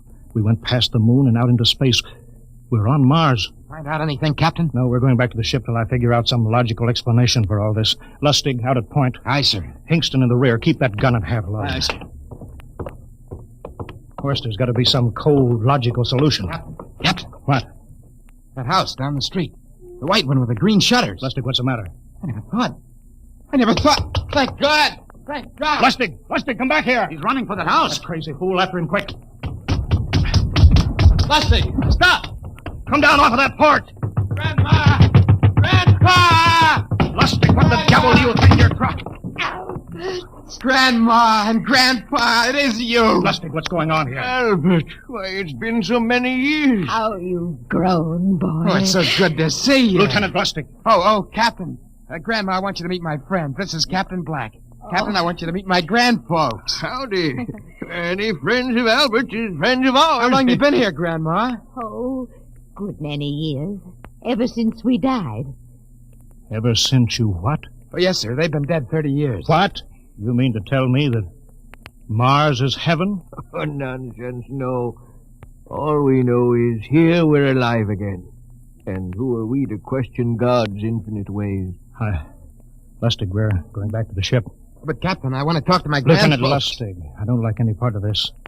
You'll come back with us. I have to club you and carry you. Yeah, but, sir, That's they're enough. my... Heaven only knows what they've run up against back of the ship.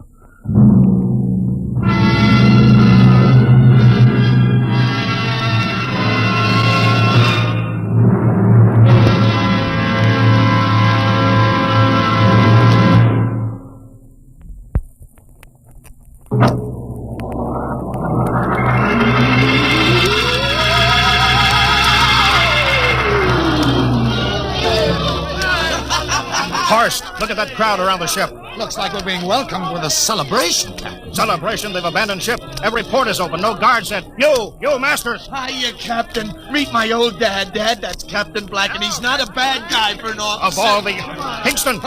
What, sir? Bring that man back. Use force if you have to. Excuse me, sir. There's my Uncle George. Hingston! I'll be right back, Captain. Uncle George! Uncle George! What the devil Don't is you going... understand, sir? They've all found friends and relatives. They're all here. He's right, Captain. I've counted. The whole crew's out in the crowd. But I gave orders. Definite orders. You don't understand, Captain. I understand mutiny. I don't care how many relatives show up. I'll have discipline on... Johnny! Johnny, you old son of a gun! Edward! It's you. It can't be. Of course it is. Johnny, you old son of a gun. Edward. Dr. Horst. This is my brother, Edward. How do you do? Hello. It's wonderful to see you, Edward. Look, I've got to get back to my ship. Hey, I almost forgot. Mom's waiting at home. Mom? And Dad, too. Mom? Dad are alive? Excuse me, Horst. Then you're real, then. Don't I feel real? How's that, huh? Ed, hey, we've got lunch for you, Johnny. Mom's making corn fritters. Dr. Horst, haven't you found anybody? No, Captain. I have nobody. Then you come on home with me, right, Ed? Sure, you bet. Horst, you wouldn't believe it, but it's been 35 years since I had Mom's corn fritters. By George. 35 years.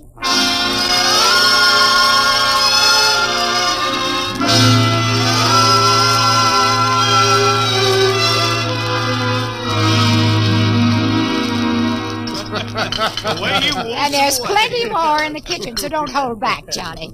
You too, Dr. Horst. Well, Johnny, you're still in the Navy, huh? That's right, Dad. I'm in command of the ship. We're an old Navy family, Dr. Horst. All three of our boys in the service. Ed was the best pilot in the Pacific. What did happen, Ed? Oh, what's the difference? I'm here now. Oh, you know, it's almost perfect. All we're missing is your brother Will. Then the whole family could be together. Well, it won't be long, Mom. Will's in charge of the XR-54. That's the next rocket coming out to Mars. Well, little Will. When does he leave, Johnny? Takeoff scheduled for September, but it depends on what we report. There's no question about that now, eh? Christmas together again. That'll be something, huh? Yes, sirree. Well, this calls for celebration. How about a little of the old dandelion wine, eh, Johnny? Now, Father, don't you go giving Johnny too much wine. Oh, he's a big boy now, Mother. Well, sir, isn't everything just fine? Just fine.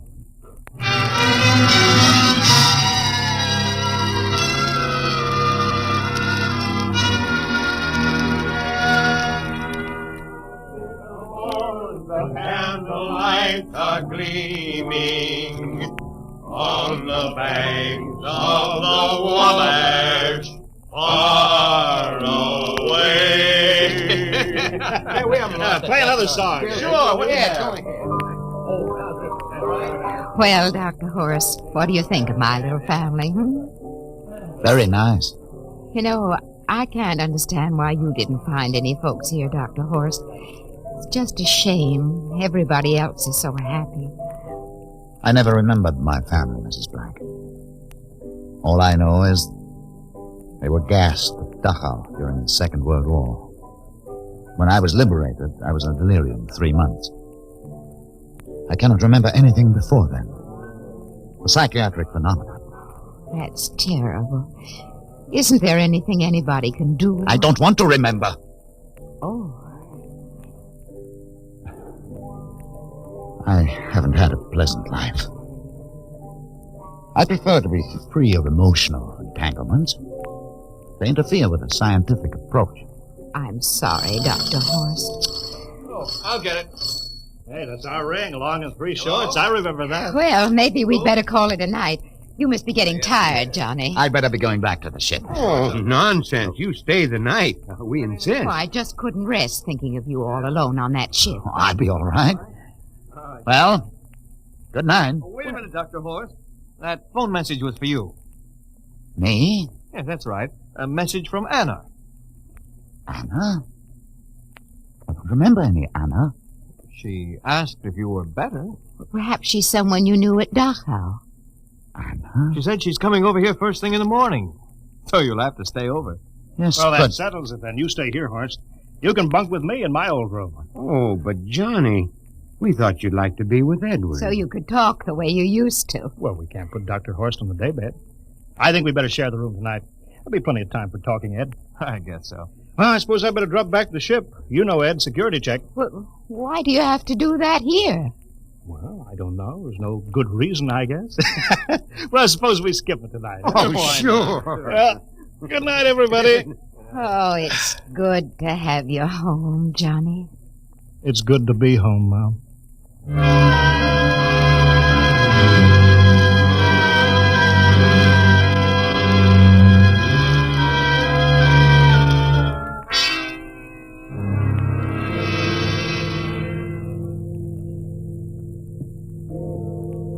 Captain Black, are you asleep? No.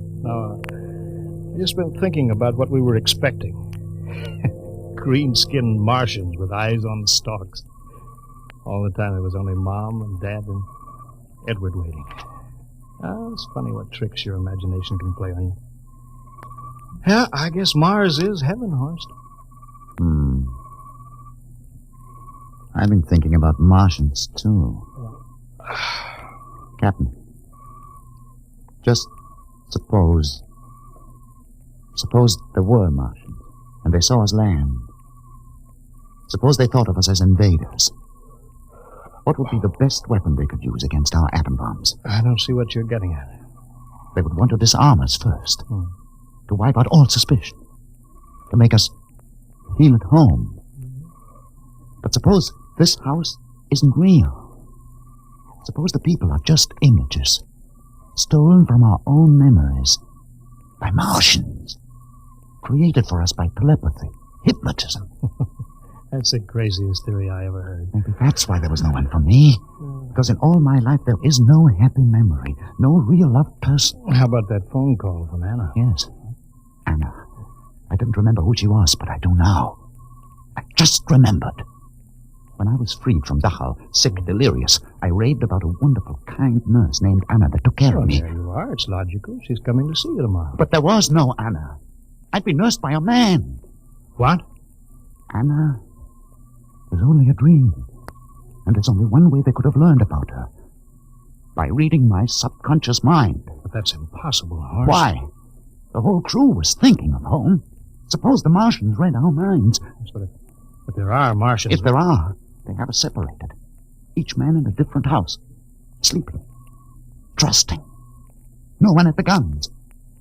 I left my pistol downstairs. Do you think there's something to this, Horst? It's a... Who would suspect his own mother? His grandparents? How easy. Just a knife in the heart of each sleeping man. It's impossible, Horseman. We've got to get back to the ship. Listen. The crickets have stopped. Come on. We don't know when they change back to whatever they really are. Where are you going, John? Ed, well, we wanted to drink of water. That's all, Ed. You're not thirsty, John. You don't want to drink. You don't want to drink. His face, it's changing! And his hands, he's a Martian! Run, horse! Run! Get away, John! You can't get away! This way, horse! Horse, where are you?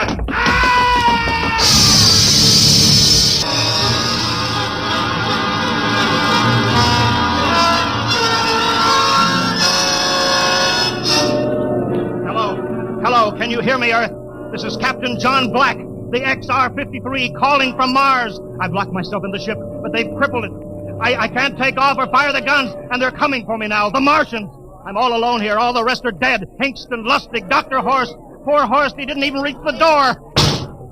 Listen, they're trying to break through the hull now. Edward and Mom and Dad and all the folks. But they're changing now. Melting and changing back into... They're Martians. Can you understand me? Martians, not men. They made us think that Mars was heaven and we fell into the trap. Can you hear me, Earth? You've got to stop the next rocket. Tell my brother Will. Tell my brother Will not to come. They'll trap him too. They'll kill them all. Hello! Hello, can you hear me, Earth? This is John Black on Mars. Hello, Earth. This is John Black on Mars.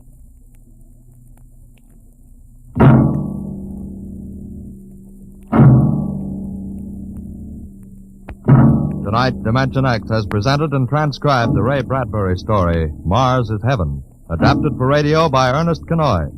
Featured players were Wendell Holmes as Captain Black and Peter Capell as Dr. Horst. Your narrator, Norman Rose.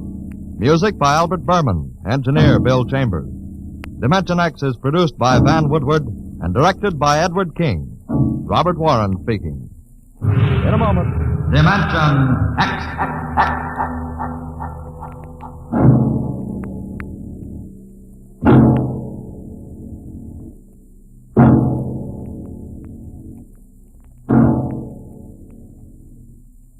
The National Broadcasting Company is happy to bring you Adventures in Time and Space, transcribed in future tense. Dimension X.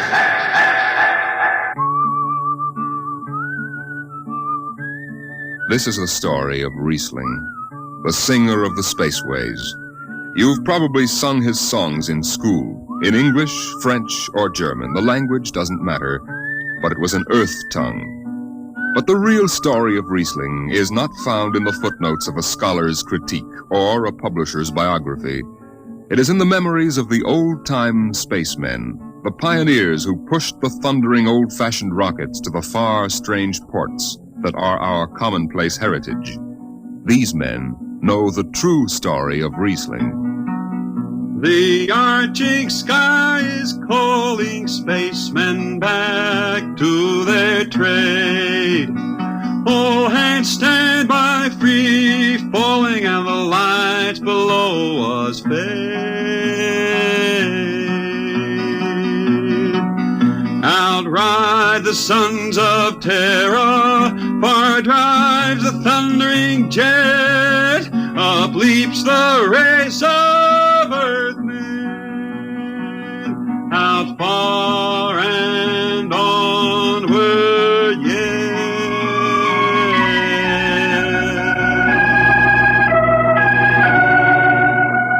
When I first met Riesling, he was hustling drinks in the Twin Moons bar at Drywater, Mars. He'd won a guitar off a Chinese barkeep at Luna City by cheating at one thumb, and he made his whiskey by singing in the bar and passing the hat. Listen to her, Hudson. Don't she strum pretty? Like a 16-year-old gal. Say, how much you collect on that last song? $3 Martian and a slug. Al grabbed it from my bill. He don't trust me no more. Funny, never did have no luck with hound dogs nor Martian barkeep. Hey, Riesling, look over there by the bar. There's an Institute 4 striper giving you the eye. Know him? Captain Hicks off the Goshawk. He's sure giving you the once-over. Maybe he's got a job. They don't make never no mind to me. I've been blacklisted. Hicks logged me for making up a song on watch. Right fine song, too. Hold it. Here comes the brass arm. Riesling, I've been looking for you. I've been right here, Skipper. You saw to that. I need a jetman on the Goshawk. Interesting. Real interesting. Well? I got news for you, Skipper. You blacklisted me, remember? Well, you kept your nose clean, and we need an experienced man. Been a little changing down aft in the Goshawk, ain't there, Skipper? How'd you know that? You got that new atomic pile drive. Last 3 of them tea kettles blew somewhere in the asteroids. Look, it's double pay, but if you're scared... Scared? Listen, fella. For double pay, I'd jump off the top of the Harriman Tower if you allowed me rubber heels for the landing. All right, then. You show up tonight to sign the book. Sober. Got no choice, Skipper. Money and me is total strangers. We lift at 11:30 Mars time. Sober, you understand, Riesling? You taking the job? Well, that Goshawk is one stinking old tub. Her engine's got more bugs than a beagle dog in spring. And that new drive is about as safe as a pretty gal in the Ozarks. But I reckon she'll do for one more trip.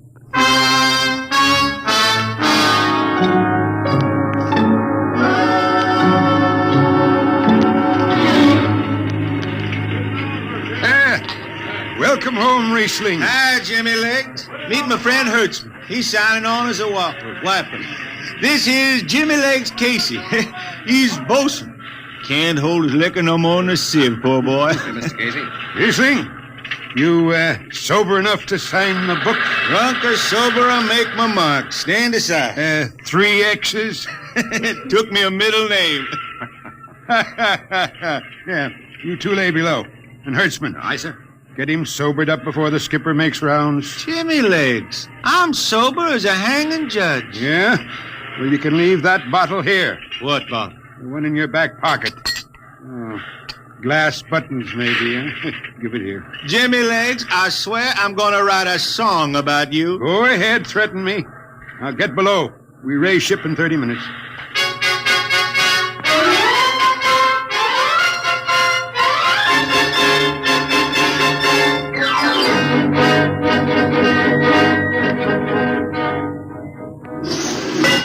Hi, Skipper. Riesling, what the devil are you doing up here on the bridge without permission? Figured I'd take a little stroll. Riesling, get below before I have... Hold on, Skipper. You'll have that gold braid just crawling up your arm. I'm up here on business. Well? That number 2 jet ain't fit. Cadmium dampers are warped. Why tell me? Tell the chief engineer. I did. He says they'll hold. Well? He's wrong. He's wrong. He's got a Harriman Institute degree in power electronics. And some drunk space rat says he's wrong. Skipper, I was damping jets when that shirt-tailed tad wore pins for buttons. I've got no time for you, Riesling. Casey, sound takeoff. Aye, sir. I'm telling you, Skipper, that number 2 jet's gonna blow. Dampers warp crooked like a turtle's back. Riesling, drag your deadhead out of here. Get below. Go ahead from the control tower, Captain. All right, Casey. Fire 1 and 4.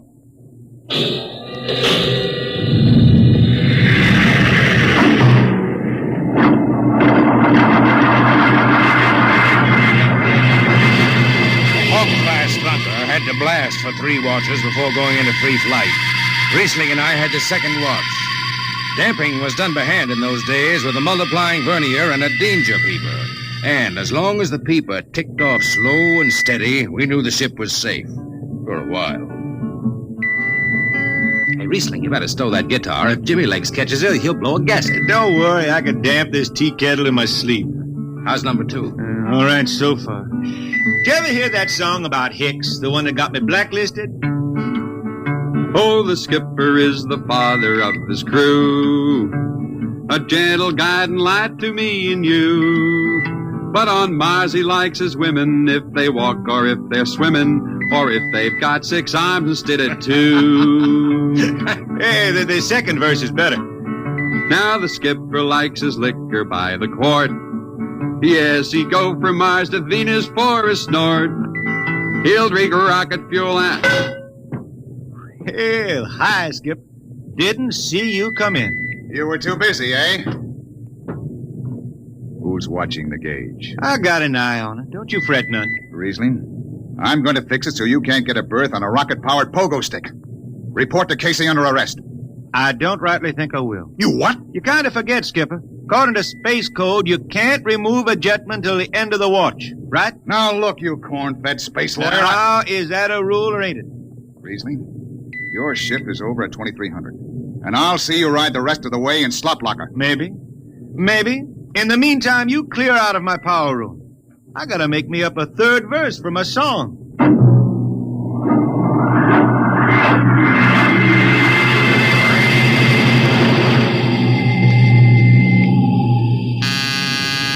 I got it. Power room. Damp number 2 a point. Number 2, right? Hey, let me have that mic.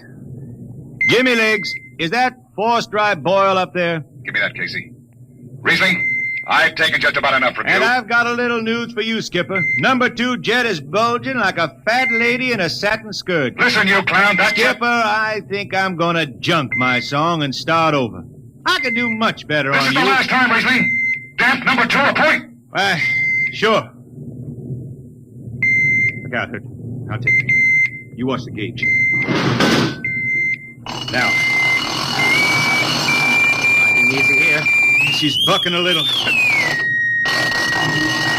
Riesling, hit the emergency.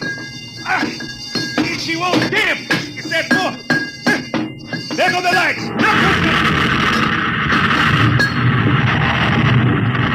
Riesling, stay down behind the baffle. I've got to take a look. It's radioactive. Look out. I've got to piece the hot stuff out of the tube. What's going on down there? Shut up, Jimmy Legs. I'm busy. She's tight now.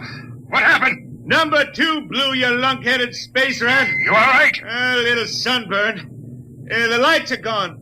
What's the matter with the emergency circuits? Riesling. Jimmy Legs, get some lights down here. It's dark. Get the emergency light on. They're on, Riesling. They went on after the blast. The lights are on. What are you talking about? Jimmy Legs. Jimmy Legs, turn on the lights. It's dark. Turn on the lights.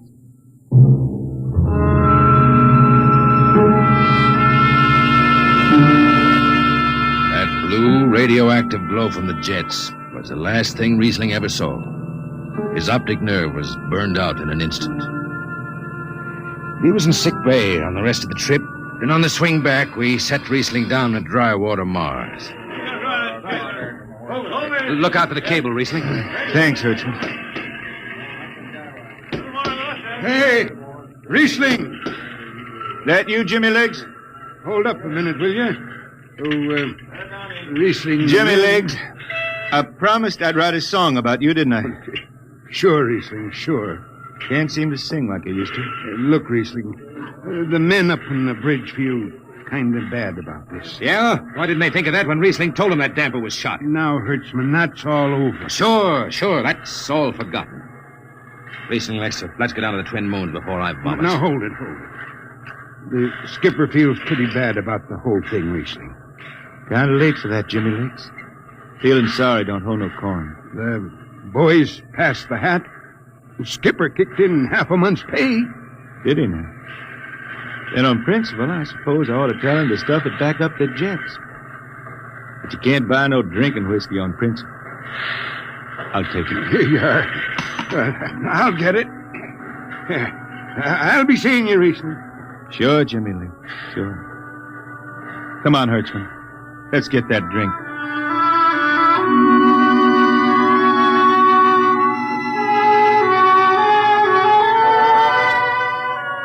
That was all.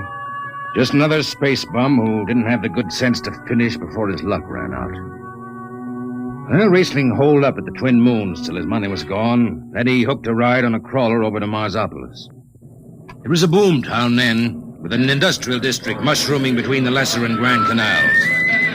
I ran into Riesling about 2 months later, playing his guitar on a jetty that ran out into the canal. He had a dirty rag tied over his eyes with a jetman's knot, and his hat was on the wharf beside him. Riesling! Who's that? Wait a minute. Hertzman. Yeah, how you been? Passable. Say, is this a Venusian dime? Ah, it's a slug. I figured. Well, how's it going? Singing again? Some. Working saloons, mostly. But I've been thinking some funny songs, Hertzman. The words come out different than they used to. Come on along the canal with me. Sure. Here, take my arm. I know the way. That's a funny thing, Hertzman. I figure I know it better than other folks.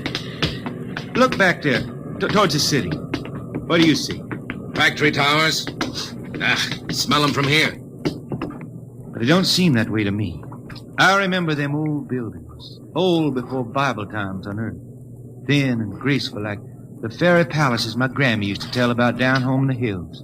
They've torn them down now, or else blocked them up with cinder bricks. Hertzman, when I stand out here on the canal, I can see it the way it used to be. The water, ice blue with the stars shining up out of it. Way off there, the city with the towers sweeping up like a bird flying off a tree. I can see it. It's the dirtiest stinkhole in the system. Not always. Depends on how you see it. Bone tired the race that raised the towers, forgotten are their lores. Long gone the gods who shed the tears that lap these crystal shores. Slow beats the time-worn heart of Mars beneath this icy sky. The thin air whispers voicelessly that all who live must die.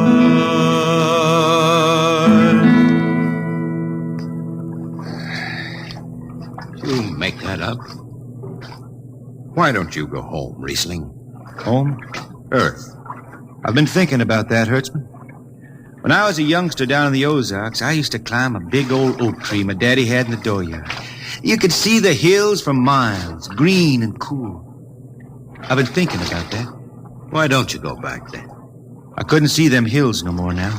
I couldn't stand to see black when I knew they was lying all around me, cool and green in the sun. I couldn't stand that. Yeah. Well, let's get back to town, Hertzman. Today I made $3.50 mush, and I'm all set to drink it down before dawn. Come on!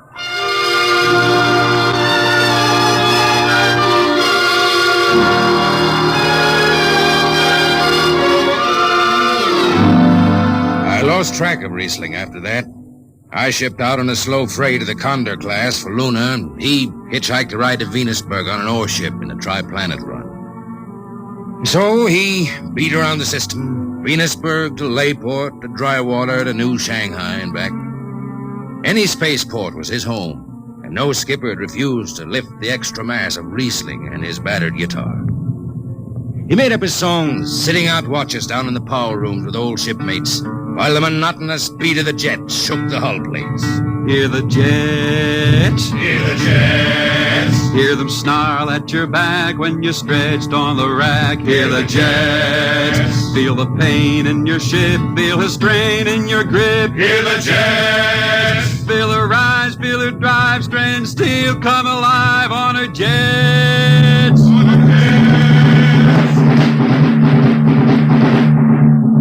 Little by little, his songs began to travel along the spaceways ahead of him. Raw spaceman songs with titles like Since the Pusher Met My Cousin and The Spacesuit Built for Two. But more and more, we began to hear a different kind of song. Strange, sad songs, the ones you find printed in the centennial editions. Dark Star Passing, Death Song of a Woods Cove. And then, finally, The Green Hills of Earth. It grew for 20 years, that song. They say it started way back when Riesling was down in the labor camps on Venus, singing for the indentured men. Now, if someone will kindly pass a bottle. Oh, it is not much, Riesling. Here, it'll do. What is that stuff? Tequila. You cannot make him good here on Venus. What do you use? Carac bush. Home it is different. Where are you from, son? Tasco, Mexico. It's a long way from here. See, a long way. How'd you come to sign on? The man comes out to the village from the city in a shining automobile. Very big. He says there is work. You signed the paper for 10 years and you work. Yeah, work. There is work here, all right.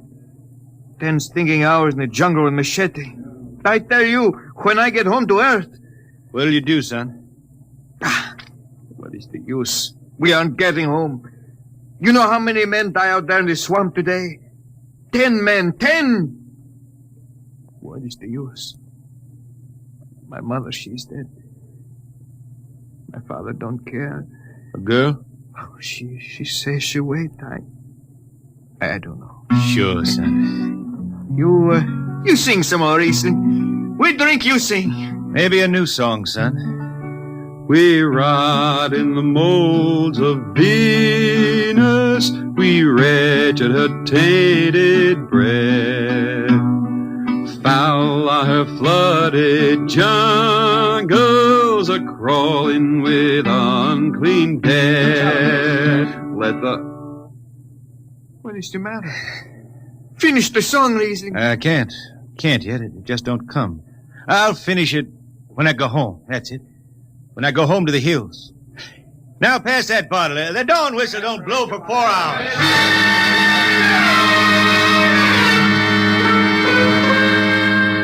That's where the Green Hills started. And I was there when it was finished. It was 20 years after that. And there wasn't a man flying or on the beach hadn't heard of Riesling and his songs. He was getting old now for a spaceman. He was a familiar figure through the whole system. Tall, gaunt, and with that dirty bandage tied across his blind eyes. I was chief jetman then on the old Falcon. We were cradled at Venus Alice Isle, scheduled for a direct jump to Great Lakes, Illinois, on Earth. I was checking in dunnage when Riesling felt his way up the gangway and came through the lock.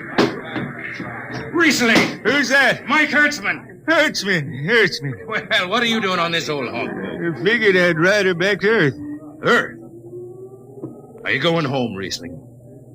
I thought you were never going to make that run. I've been hankering to set foot in the Ozarks again. How about those hills? I've been singing about them so long now, Hertzman. I got to finish the song. I got to set foot in the dooryard and hear the wind through that oak tree. About the last thing I'll be doing. I got to get home before it... Riesling, there's a new company policy in effect. You see, Hertzman, I'm getting just a little old. Riesling, listen. No more deadhead rides. The new code book is in force. Oh, I seen code books come and go. The skipper's one of them youngsters fresh out of Harriman Institute cadet training. He's liable to throw the book at you. At me? I've been around space as long as Halley's Comet and Brewster's Ridge. I'm going back to Earth, the cool green hills of Earth. I'm going home. All secured, Hertzman. What are you doing here? That's Riesling, Captain. Riesling, huh? I'm dragging it back to Earth, Captain. Not in this ship. Hertzman, have this man removed. Funny thing, Captain, I sprained my shoulder suddenly. Look, Skipper, you're a youngster. You're pretty new out here. I'm going home. You don't know what that means to an old man, going home. I can't take it.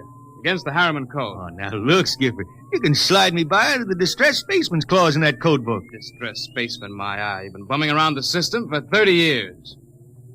Skipper, you make me do something I never done for no one before. I'm an old man. An old blind man, and I want to go home. I ain't never crawled in front of a four-striper in my life, but you gotta let me drag home. The law says a man's got a trip coming to him. You can stretch for a poor old blind man, now can't you? You got it, Skipper. All right, you old space rat. But keep out of the way. I run an efficient ship, and I don't want any trouble. No, sir, no trouble. I'll just lay down in the power room. I kinda like to be near the jets when they blast off. For Earth.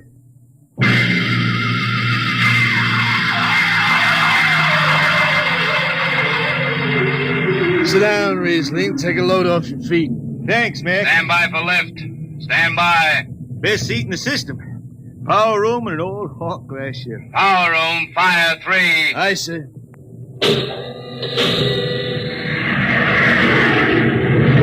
The cool green hills of Earth.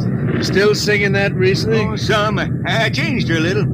Gonna finish her now, Mac. Going home to finish her. Yeah. Have you seen those new automatic dampers, Riesling? Don't have to do nothing but sit and watch. Hey, where's the peeper? Turned off. She's all automatic. You have it soft nowadays. When I was twisting her tail, you had to stay awake.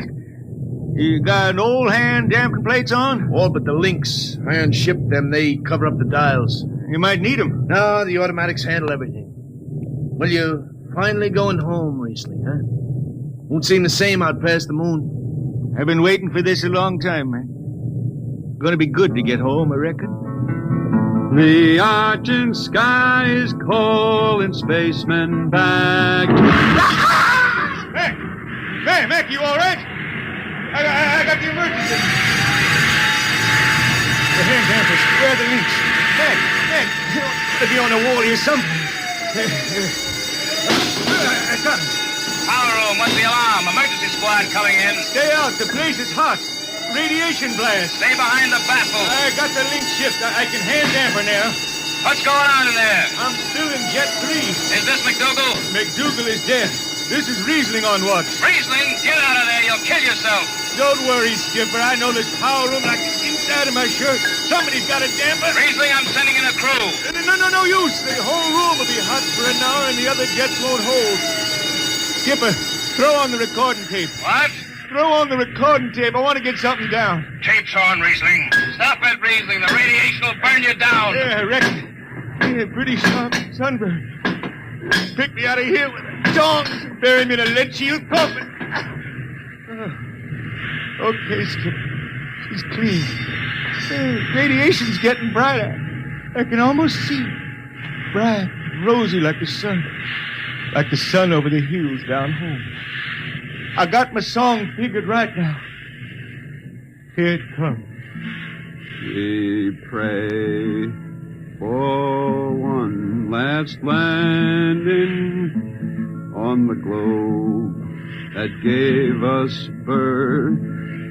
Let us rest our eyes on the fleecy skies of the cool green hills of Earth. I can see him now. The hills. The sun. I can see the sun. That's the way he died. Riesling, the blind singer of the spaceways, singing of the home he never reached, the cool green hills of Earth.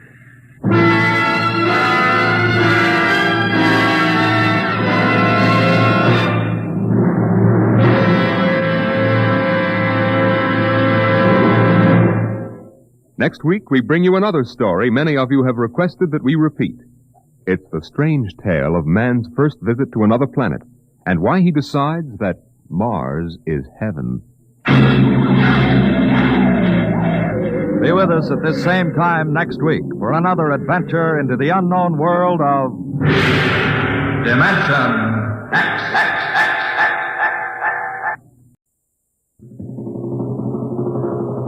Adventures in Time and Space. Transcribed in future tense. Dimension X.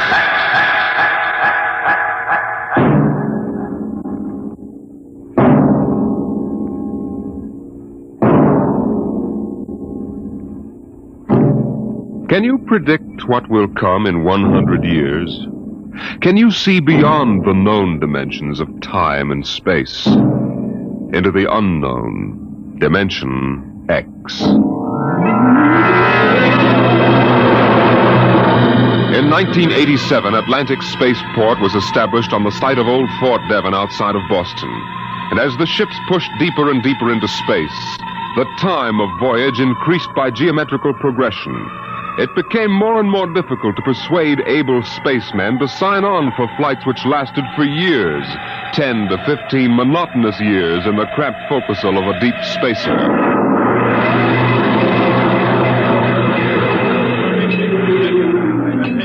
The bar rooms and one-armed joints in Scully Square in Boston were plastered with recruiting posters for the deep space star runs.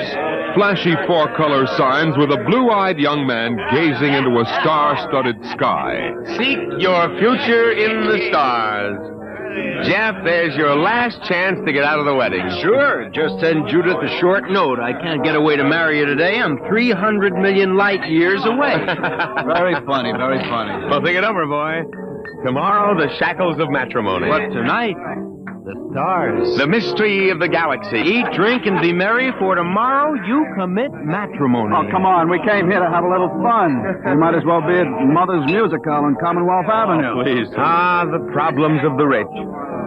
Hey, Jeff, just where does the coffin fortune come from, I guess it started in Nantucket. My great something or other used to be a whaler. A whaler? There she blows! A dead whale or a stove boat? Watch my trusty harpoon! Ouch! Look out with that fork! Where's the money now? Oh, I don't know. We've got a lot of commercial holdings, mills, import, export outfits, rocket lines, you know. Mere trivia. Hey, why don't we get out of this dump? We could go up to the Copley Plaza. It may be stuffy, but at least the glasses are clean. You're the condemned man. All right, you guys go ahead and get a taxicopter. I'll settle. Meet you out in front. Right.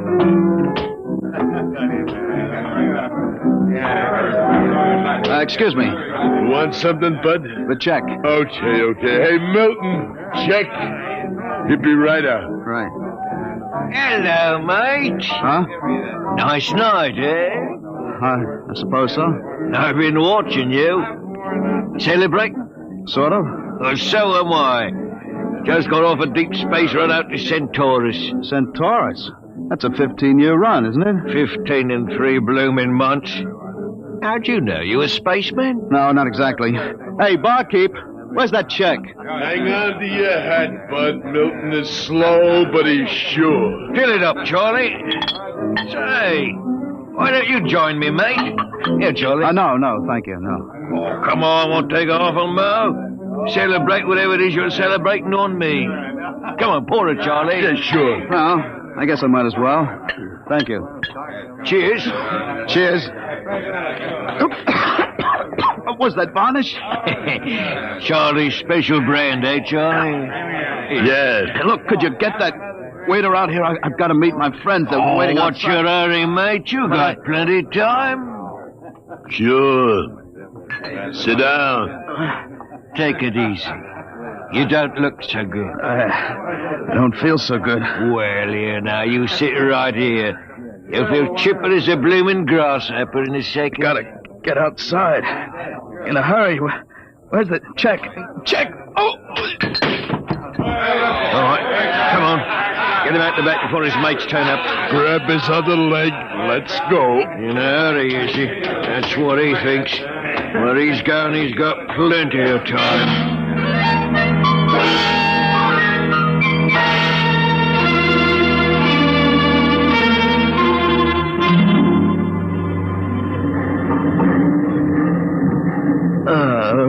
All right, mate. Up on your feet. Wakey. Let go of me. What's the idea? Rise and shine and greet the dawn. Where am I? What's going on here? Come on now, mate. Up and at him. Wakey. Come on, show a leg. Wait a minute. Hey. You were at that bar. Scully Square. Come on now, up to the power room or you'll be in trouble. Power room? What are you talking about? Where am I? Well, that's hard to say exactly. Offhand, about 8 hours out of Atlantic Spaceport. Atlantic Spaceport? What kind of a joke is this? If Alan and Peter think this is funny, they... What ship is this? R.S. Michael M. Rafferty. Coffin line. Coffin line. Well, that makes it easy. You've got to put back the port. Forget your toothbrush, mate. Listen, you runt, take me to the captain or I'll tear you apart. Here, let go of my lapel. Get moving. Sure, mate, I'll take you up to the captain. Captain Lundstrom is just the man you want to see.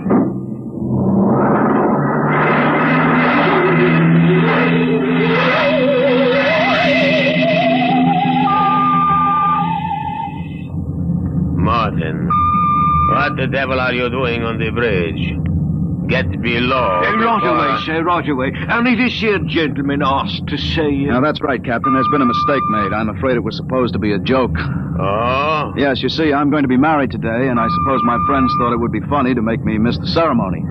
I'm sure it won't be too much trouble to have you drop me off back at Atlantic. What? Martin, what is this? Oh, it's simple, Captain. He wants you to turn the ship around, that's all. If there's any trouble with your superior, I'm sure I can fix it up. You see, I'm Jeff Coffin. Yes? Well, you don't understand. My father is Cyrus Coffin. He owns this ship. He does, eh? I can understand you're not believing me, Captain, but I can identify my...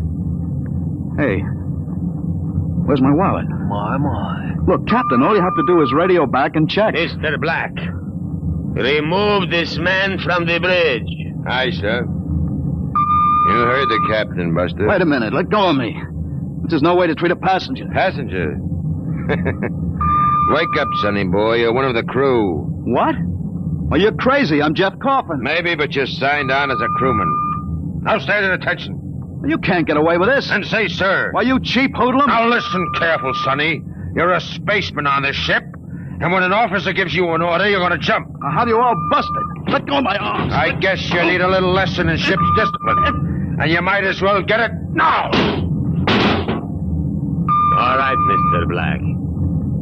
Now take him below.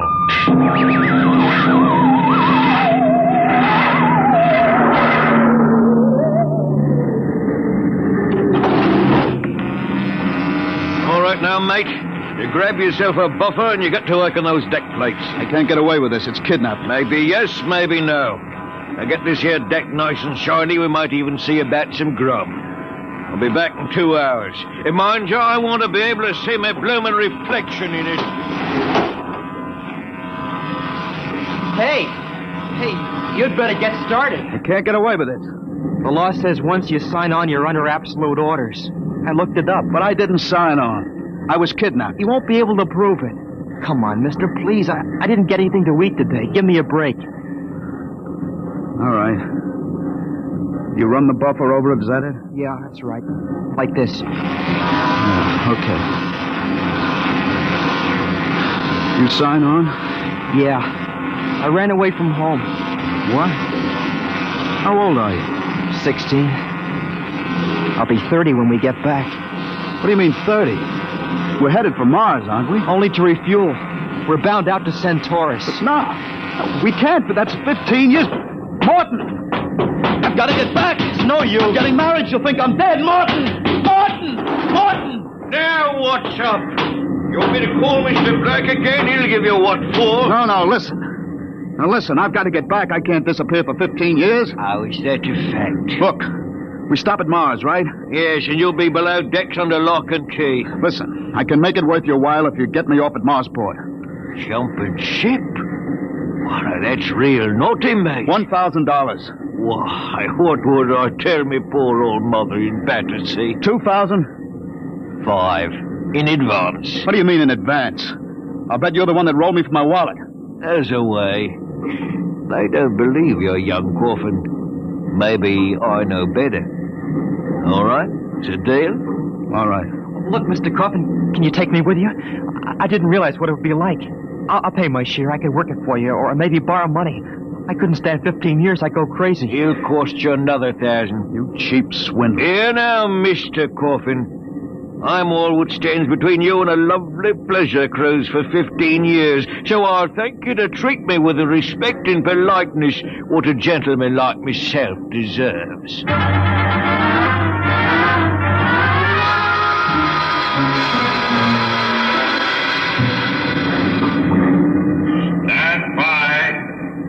Stand by for landing procedure. All right now, listen careful. This here's the cable locker for the grappling anchor. When she lands, this hatch will open and the cables go out. Don't get yourself caught in me, you'll be torn apart. All right, we got that. Are you sure we can get out? You just do what I say. When you drop down, run for the blast pit. Nobody's there for a landing. Lay low until dark. You got that? All right. Don't worry. I'll tell the patrol you helped us get away. That'll help you when they catch up with this gang. Well, thank you, sir. Thank you kindly. I've got to get to my station now. Good luck. Thanks. Thanks, Mr. Morton.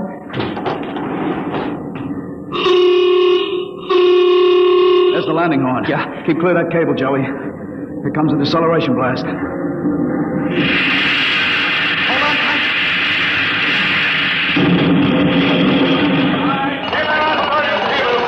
There goes the grappling cable. All right, come on. Drop to the hatch. It's about 6 feet. It's clear. Hurry up. What? Here I go. You all right? Twisted my ankle. It's all right. There's the blast pit. Come on, get going. Yeah. Yeah, we're all right so far. The ship hides us.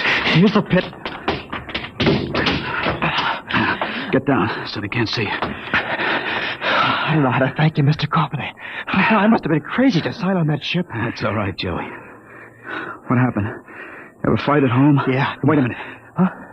I hear somebody coming. What? Keep still. Maybe we better look. If we stick our heads over the edge, they'll see us sure. Keep down and keep quiet. I hear him, too.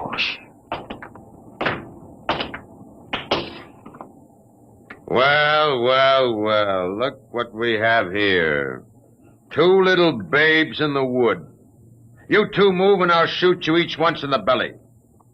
Morton, you got good eyes. I told you I saw him come this way, Mr. Black. Jumping ship! Why, that's a terrible thing to do. You double-crossing rat! You got paid in advance, didn't you? Then turned us in. I'll see the port police about this. Yeah? We already turned your papers over to the port police as ship jumpers. Papers? I didn't sign any papers. You just don't remember signing them. We got them stamped nice and legal. It's no use, Mr. Coffin. We haven't got a chance. My, jumping ship. Well, don't worry, mate. You'll see your girl again in 15 years.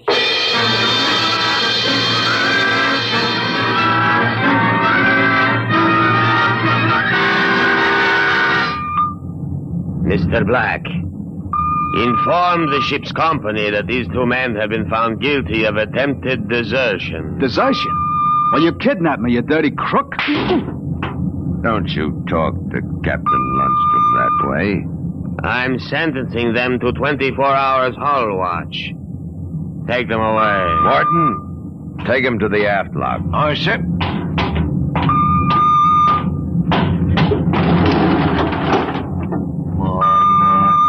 Ship jumping. You didn't have that gun, I'd break you in 2.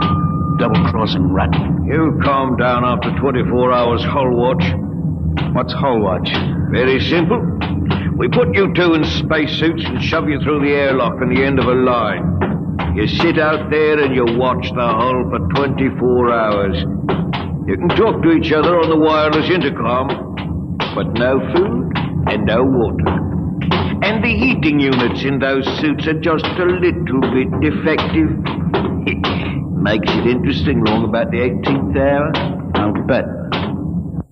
Well, here we are, gentlemen. The airlock. Now, you get in here. You've got 5 minutes to get into suits and we blow you out of the lock. See you in 24 hours. Maybe.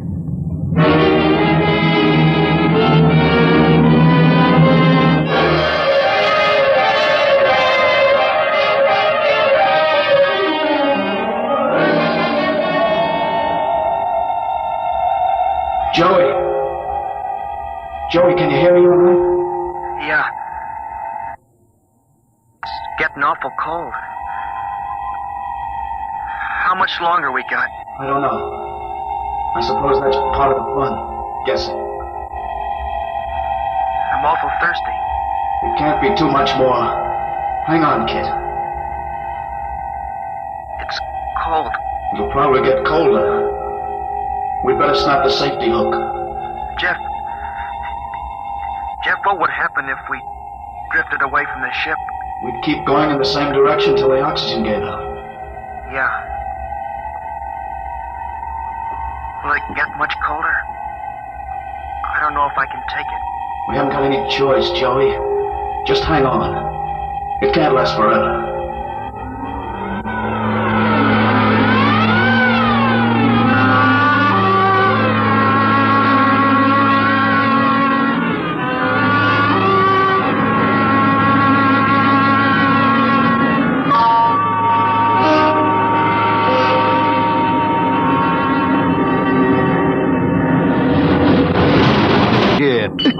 Here.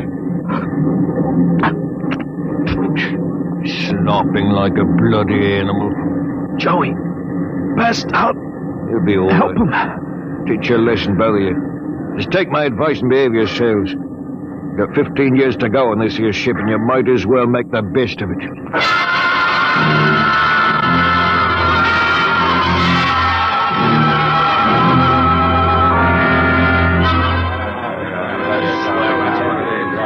Hey, Martin, what do you call this mess? That's your supper, mate. Food concentrate. What's the idea? Only 2 months out and on concentrates already? You complaining, Red? Yeah, I'm complaining. If Captain Lundstrom's chiseling on the manifest, that's his business. But when he tries to take it out of our hide... You keep quiet or I'll turn you into Mr. Black. Concentrate is what you get to eat from here on out. Now shove it in your face and keep quiet. I'll shove it in your face and see how you like it. Look out. What's going on in here? Gordon? What happened? He struck me, that's what. 48 hours hull watch. What are you all looking at? Get back to your places. Morton, bring that man to the aft airlock.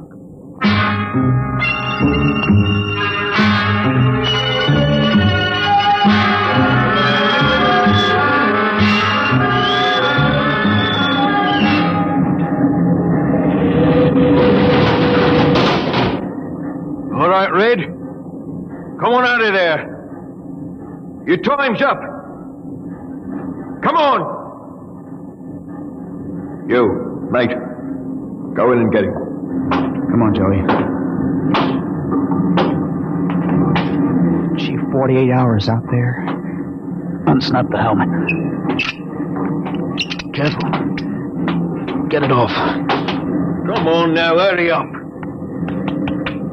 Bring him to. I can't. What? He's dead. Get him undressed. Hang up that spacesuit. He must have had a heart attack. Heart attack. He's frozen to death. Mr. Black will be fair heartbroken. Red was a first-class jet man. Hurry up with that suit. It's cold in here.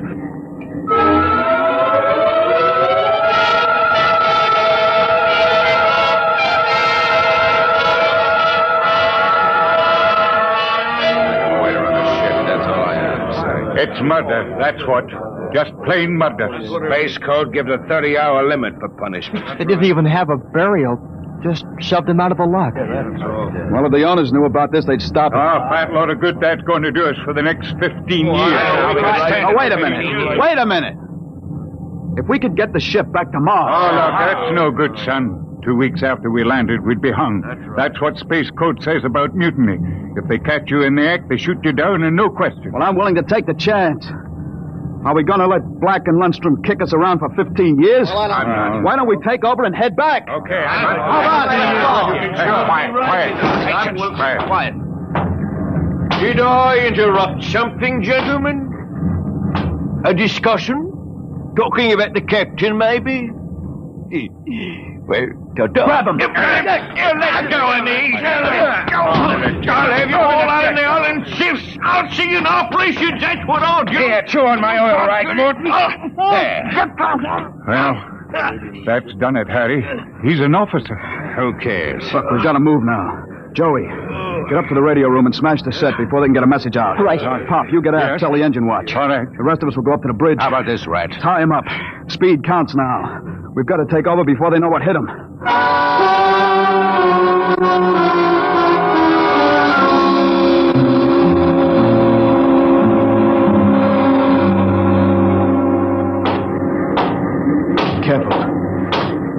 surprise him. We'll get him cold. Jeff, quiet. Sparks was sending when I got in, but I knocked him out and smashed the set. We're all right. All right, come on. Let's get up to the bridge. Hey, look out. Let's close the hatch. We're cut off from the bridge. We'll never get through that. He must have found out somehow. Folks will intercom. Black must have turned it on from the bridge. He must have heard the whole thing. Yeah. We better get out of here. Yeah. What'll they do? I don't know. They got all the controls up there. We can shut down the drive, but we can't steer. Better dog down the hatch behind us. Well, what next? All right, men. Captain Lundstrom's giving you 1 minute to give up quiet. In a pig's eye, Black! You'll hang for mutiny, every one of you. What do we do now? Quiet. They can hear everything on the intercom. Not if I cut the switch.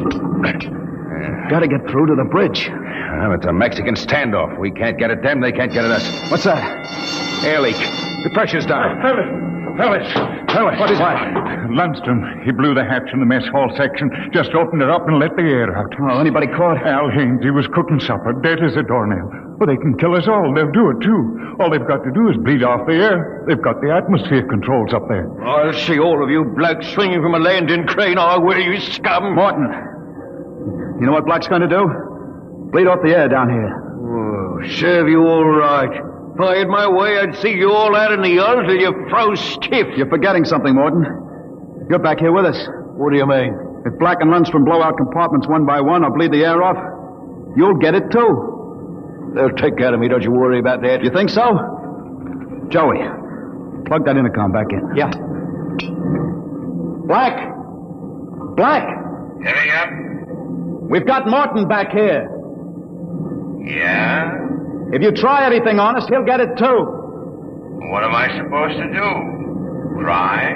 You don't care if he dies? Well, that's his problem. We're going to drop the oxygen level 5%. Well, you can't do that to me. Captain! It's unfortunate that you were captured, Morton. But the security of my ship comes first. You mean you don't care? You'd see me dead?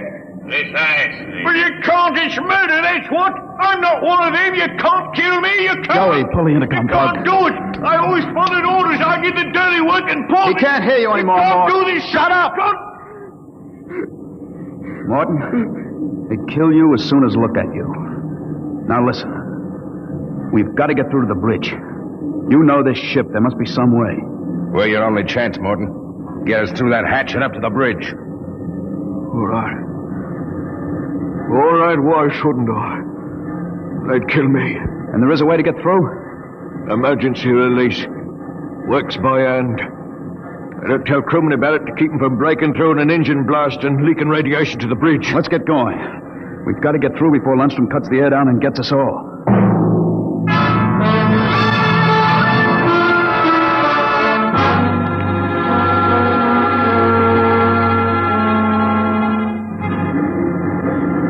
Here's the hatch, Morton.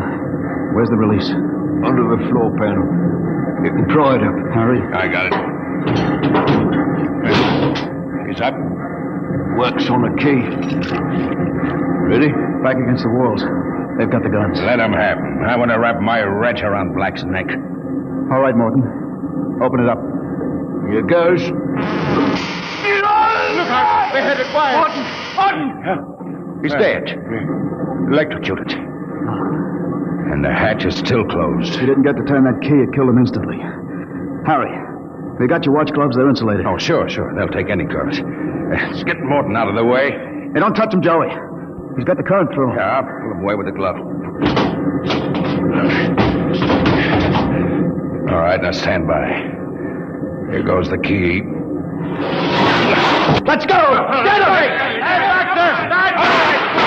Like this. Drop the gun. Joey, look out! Oh, let go of the gun, Lundstrom. Hold them both. You don't have to worry about Black. I got him square with a wrench. Anybody else hurt? I am. In the side. I think it just grazed me. We'd better tie Lundstrom up. What do you think you are going to do now? Turn around and go back home. I don't think so. I have burned the navigation tape. And none of you can recalculate. What? You'll just wander in space till the fuel gives out. You'll die right here on the ship.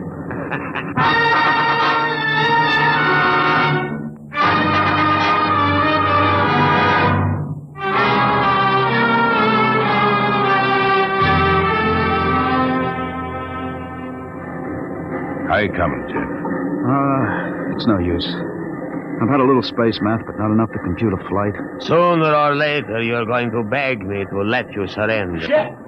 Jeff, the interceptor screens went on. Meteor? No, it's a ship. A patrol ship coming up on us. Hey, must have got off an SOS. No, we don't have to worry. We can just tell them the truth. Sure. You are not familiar with the space code, young man. Mutiny is punished by immediate execution on the ship itself. In other words, they don't ask questions, they shoot. He's right, Jeff. We're through. Can we get away? Not from a patrol ship. They've already sent us a Heave-2 flash. If we run, they'll blow us out of space. I'm afraid your mutiny is over, gentlemen. Soon they'll be alongside with an airlock coupling. And 10 minutes after that, you will all be dead.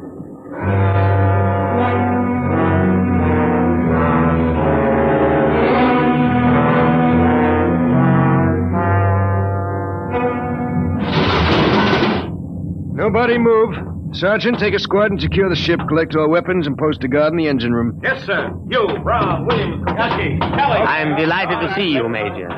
I was not sure that an SOS had gotten through. Oh? You're Captain Lundstrom? That's right. I can swear out the affidavit of mutiny and... I don't think a mutiny charge will stand up, Lundstrom. Not with a relief of command warrant out for you. I think we'll just forget about it.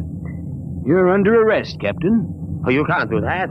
Space code is clear. You recorded my SOS. SOS? Of course. How else did you get here? They sent us after you to get Jeff Coffin. Where is he? I'm Jeff Coffin. We had a missing persons alarm for you, and then when a check you signed turned up at Marsport... A check? That's right. I gave one to Morton to help me get away. And he sold it to a fence for half face value. We traced it back to this ship. Coffin, I've got orders to escort you personally. We're taking you back to Earth, son. Major, can I send out a message? Of course. Oh, that reminds me, I've got one for you. From your fiancée. Oh? She said to tell you that she didn't object to a bachelor party in principle, but, well, she did think 6 months was stretching it a bit.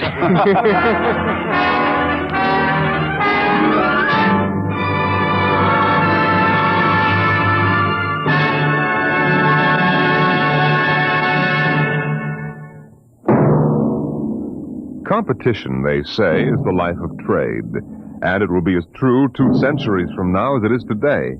You'll hear about it next week when we present... Dimension X.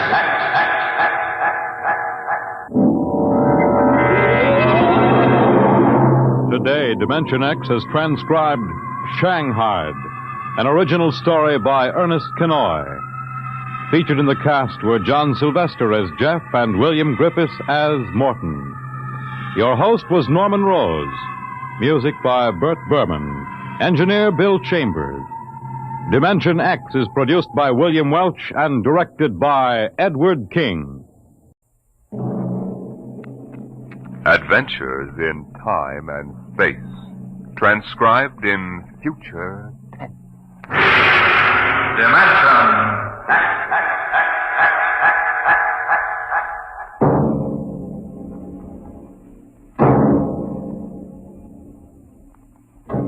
Can you predict what will come in 100 years? Or in 10? Or in the next minute? Can you see beyond the known dimensions of time and space into the unknown Dimension X? Today we tell you a story of America's largest city, a story that began in the bustling city room of a New York metropolitan daily.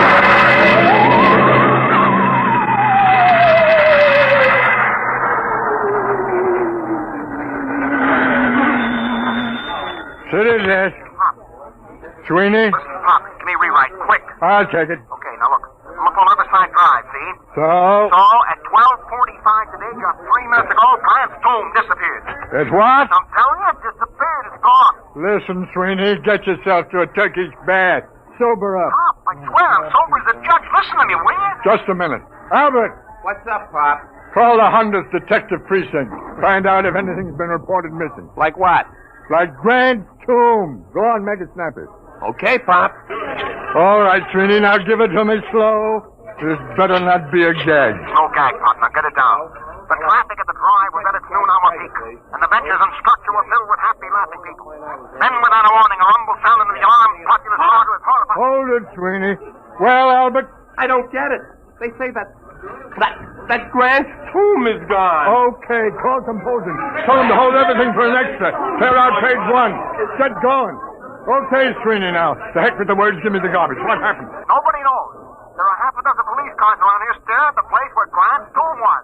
I was about a block away. I heard screams. I came running. It was gone. Vanished. How many dead? Nobody knows if anybody is dead. I'll find out. How can I find out when everybody was sitting on the steps and all disappeared? What? They're gone. No bodies? No tomb, Pop. No tomb. Okay, you hope it back up there and get stories from some witnesses. Now call me back.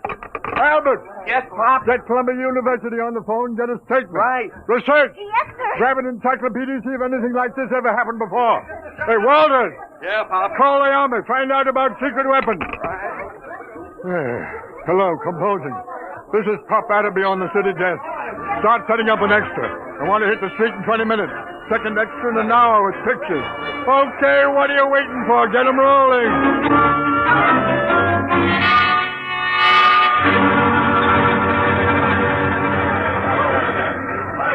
Pop?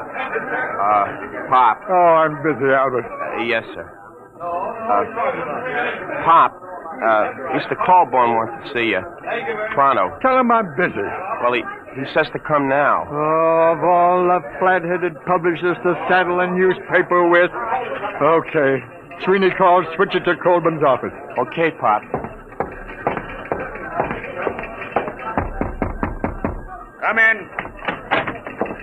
Listen, Mr. Colburn, I'm very busy now. There's an extra on the rollers and... I know.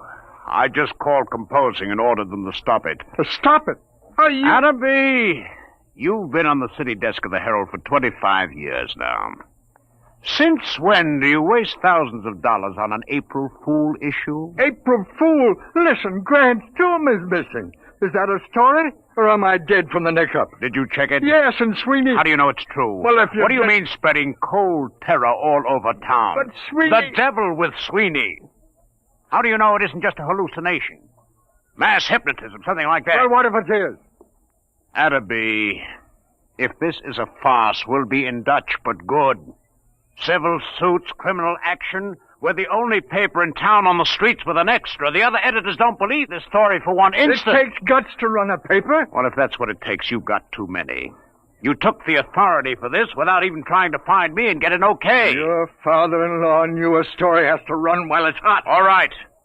You ran this while it was so hot, our first 10 papers drove the city into a panic. How do we know this whole thing isn't a big... Hello. Now there's Corborn. Yes, he's here. It what? Oh, well, that's fine. That's fine and dandy. You're fired. It's your star reporter, Mr. Sweeney, formerly of the Herald. Formerly? Give me that phone. Hello, Sweeney. Did you get the pictures? How are things up there? I'll need more witnesses. Hey, what? It's back. Fine. What did you say? It's back. Grant's tomb is back. I'm sorry. You're sorry. All right, golden boy. Now give it to me slow. Make it sound intelligent. It just reappeared, that's all. What about the people who were inside? All back. Don't remember a thing. It's just like it never happened at all. It's a miracle. It's a miracle. We got an extra on the streets with 28 types screaming that Grant's tomb has vanished, and you calmly call me up to tell me that it's back. But it was gone. I tell you, Pop. Sweeney. What? Do me a favor, will you? Yeah, what? Drop dead. Well, Adderby? Guess we run a retraction. Just doesn't make sense. 12 police cars saw it. We've got statements from witnesses. I told you it was hysteria. Look at the man from Mars broadcast that Orson Welles did. 1,000 people will swear they saw the monsters. Oh, I don't know. I'm all confused. Well, let's look at it this way, Adderby. Maybe you've had enough. Enough what? You've been on the city desk 25 years now. That makes you, 55? 54. What are you driving at, Mr. Colby? I mean, maybe you ought to retire. Retire? We need new people, new ideas. I've been thinking about it for some time now. With Social Security, you'd get... About $20. Fine. Now you listen. I brought this paper into the world, and it's going to take me out. I was on that city desk before you ever heard of a stick of type. Then you come along and marry a publisher's daughter. That's enough. I made a mistake, okay. Anybody can make a mistake. I still think there's something in this story. Sweeney's been around too long to blow one like this. Even when he's drunk, he's a better newspaper man than most. I'm sorry. Effective today, you're relieved as city editor. Sanford will take over. Sanford? Why, he's green as grass. If you want to stay on in some minor job... Such as? Well, how about science editor? Science editor. You could have the office right next to mine. It'll pay the rent. Well? Oh, I don't know. I don't know what I'll do. Been on the city desk so long. Well, maybe it's too much excitement for a man your age. Stop writing me off, will you? I'm sick. I'm 54. And a man at 54... is no longer a boy. Oh, I don't know. Maybe I am losing my grip. Gotta go somewhere and think it over. All right, Adderby. Take your time. I'll be across the street at Burley's bar if you need me. I'll let you know before the bulldog hits the streets.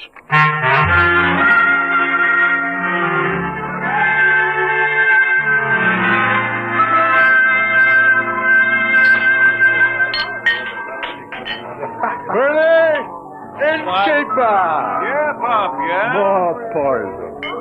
Haven't you had enough, Pop? Yeah, this is a solemn occasion, Burley. Call the hemlock. What's the occasion, Pop? I am now a husband. No. Yeah, reduced. Humiliated. You, Pop? Never. Meet the new science editor of the Sunday Supplement, me. Knows much about science as J.P. Morgan knows about sharecropping. What happened? Who did it? You familiar with a reporter named Aloysius John Sweeney? Former friend and drinking companion of mine? Sweeney got you busted? The same. If that gentleman should ever by some misforgotten chance thrust his head into this bar, Burley, my friend, I personally, with these two bare hands... Hey, Pop! Pop! Uh-oh. Hey, Pop, it's me. I shall control my homicidal instinct. Listen, Pop, I just came down from Riverside Drive. Very daring move, Sweeney. I brought a guy with me. It won't help, Sweeney. Pop, you don't understand. I found a little guy in a swallowtail coat who watched this whole thing happen. Pop. Burley, quiet! Quiet, everybody! Shh, quiet, will you? How do you do? Gentlemen, I can assure you my small stature belies the magnitude of my abilities. What did you bring him for, Sweeney? He's a genius, Pop, a full-time genius. You betrayed me once, Sweeney. Isn't that enough? Take your little man away and don't bother me. Your friend isn't very polite, Mr. Sweeney. Perhaps one day he will learn that even the most insignificant man has a sense of dignity and personal worth. I apologize, Professor. I'm not so at you. It's your tomato-headed friend here. Sweeney, I ought to kill you. I ought to strangle you with my bare hands. I ought to have you run through a rotary press at low speed. Those things are too good for you. But, Pop, look, I'm trying to tell you, the story ain't phony. It happened. Mr. Pertwee, Hannibal, tell him about it. Gladly. My contribution has been awaiting worldwide recognition for many years now. Unfortunately, there are some who insist I am insane. Fancy that. Yes. Being small of stature, as you can see, I chose to nurse my resentment rather than to take positive measures. However, I feel now the world is ready to come to terms with Hannibal Pertwee. Can you or can you not explain this Grant's tomb business? Naturally. It can all be explained quite simply in terms of the Pertwee system of infinite acceleration and transportational facilitation as applied to freightage. I've been trying to sell it to the railroads for 10 years. Didn't I tell you he was a genius, Pop? Burley, the check. Oh, now, wait a minute, Pop. Give him a chance. Show him the trains, Hannibal. Oh, yes, the trains. If you gentlemen will gather around the suitcase, Come on, I want you to see. I'm telling you. All right. Come on. Hey, look. As you can see, I have in this suitcase a complete model railroad reduced to the size of a cigar box. Observe.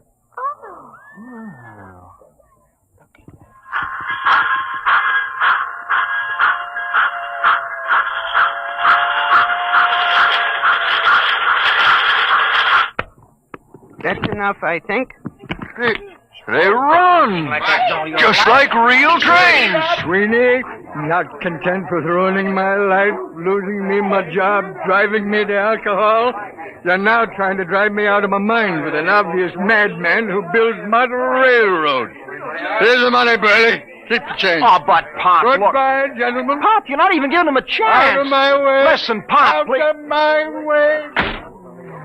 It's always the same. They won't listen to me. Oh, I guess Pop is losing his grip. I hate them. No, don't take it so hard, Hannibal. Maybe it was all a hallucination. The Pertwee theory is not an hallucination. Sure. Well, it was a good try anyway. I guess I'll go back to the office and pick up my stuff. But I'll show them. Someday they'll listen. Sure. You'll show them, Hannibal. Hey, Burley, fix Professor Pertwee here with a double scotch. Ahead, make it a triple.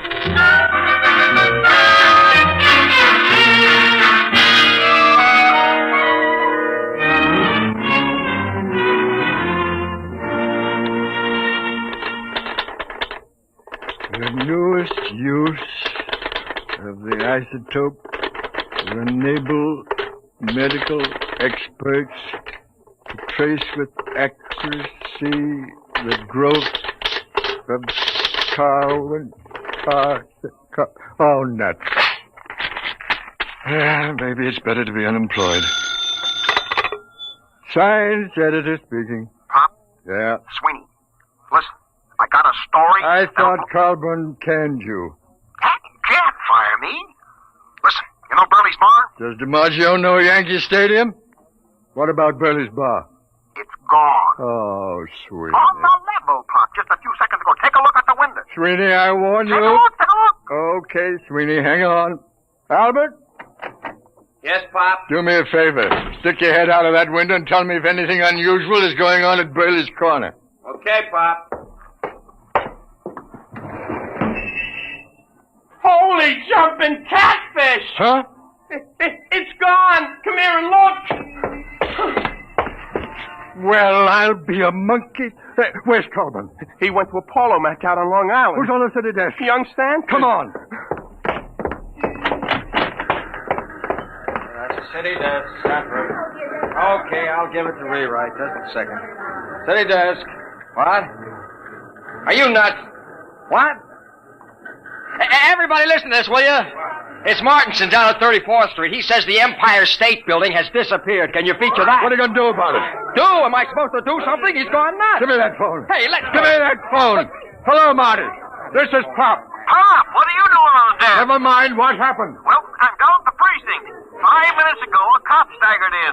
It's gone, he says. What's gone, they say? The Empire State, he says. Well, I figured I better call. Okay, get down there and get the details. In case you need to convince a Burley's bar went just before you called. Holy mackerel, what a catastrophe that is. Okay, Pop, I'll call you. Look at the skyline. The Empire State isn't there. No. Don't get panicky. Don't get panicky. It may come back just like Grant's tomb. Okay, Pop. You'll take over, won't you? I'm kind of shaky. Will I? I'll show you fledglings how to run a newspaper together. Wallace? Yeah, Pop? Get a camera down to Empire State. Right. What a story. Call the mayor, Albert. Tell him ask what he intends to do. Check. Where's the research department? Right here, sir. Columbia University says it's mass hypnotism. Tell him to... No, dress it up and shoot it down. Yes, sir. Research! Wait a minute. Yes, sir. Find out how many people are usually in the Empire State. Yes, sir. No, and don't try to call the Empire State to find out. No? No, it isn't there. City desk. Shoot. Frank Walter, listen. I'm dead sober, see? Yeah, the garbage, Frankie, the garbage. Remember, I'm sober. S as in sober, O as in sober. Come on, what happened? Now help me, Pop. Penn Station just disappeared. Vanished. Thin air. Jumping turtles, the people too? People trained for the works. I'm telling you, there's a hole a block wide. I was lucky I was only a block away. You saw it? Eyewitness. Oh, bless you, my boy, don't. There was a rumble, see? A kind of electrical hum in the air. And all of a sudden the station seemed to cave in on itself. Wango. Nothing. Any statement? No, but you ought to see the hole. Oh, get statements, flathead. Where are you now? I'm over at the post office, right across the street from that.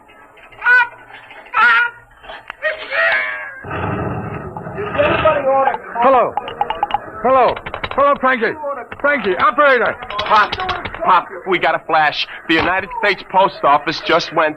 The whole darn city is going piece by piece. Don't lose your head, Albert. Hello. This is the composing room about that Empire State Building story. Well, it's old news. We've just lost Penn Station and the post office. Get out a new banner head. New York City vanishing. What about copy? You don't need copy for a story like this. Tell that linotype operators to use their imagination. Albert! Pop? Anything else missing? Price of building, maybe? Nothing yet, Pop. Oh. Anything reappeared yet? No word on anything. Maybe things are stabilizing. Call composing. Tell them to start rolling. Right, Pop. And find Sweeney. Telephone from downstairs a while ago. I forgot all about him. Tell him he's hired again. I'll print any statement that isn't immoral. Uh-oh, Pop. Here comes Mr. Trouble. Anna B! Oh, now take it easy, Colburn. Anna B, what are you doing at the city desk? Where's Sanborn? What's going on here anyway? Has everyone gone out of his mind? Listen, the Empire State, the Penn Station, and the post office have all been missing for almost 5 minutes. Get away from that desk, you. Drop that telephone. Listen. I don't care if Washington, D.C. has been bombed by the Martians. I want you out of this office in 2 minutes. Albert, cancel those extras. Pop, you get out your fired. Oh, you're not being reasonable. I'm not interested in the other papers. Just get out of here before I go stark raving mad.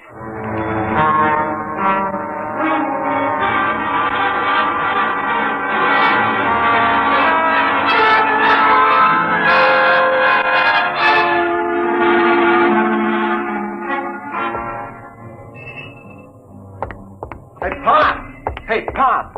Oh, hello, Sweeney. Where have you been? I've been trying to make up my mind whether to come up or not. When you left me hanging on the phone, I thought you was insulting me. Hey, how come you aren't on the desk? Oh, I'm canned.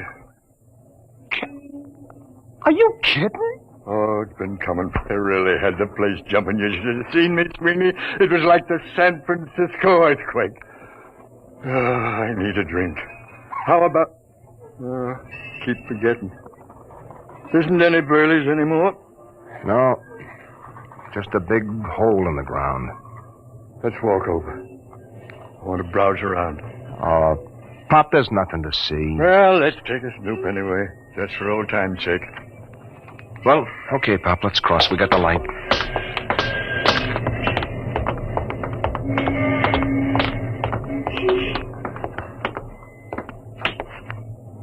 Well, will you look at that? Who'd ever thought that less than 10 minutes ago there was a building here? Yeah. Let's climb down and have a look, Sweeney.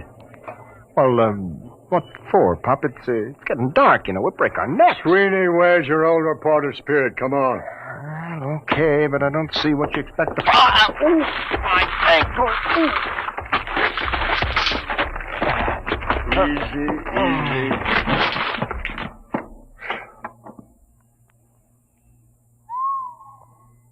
Clean as a bone. Well, let's walk around a bit.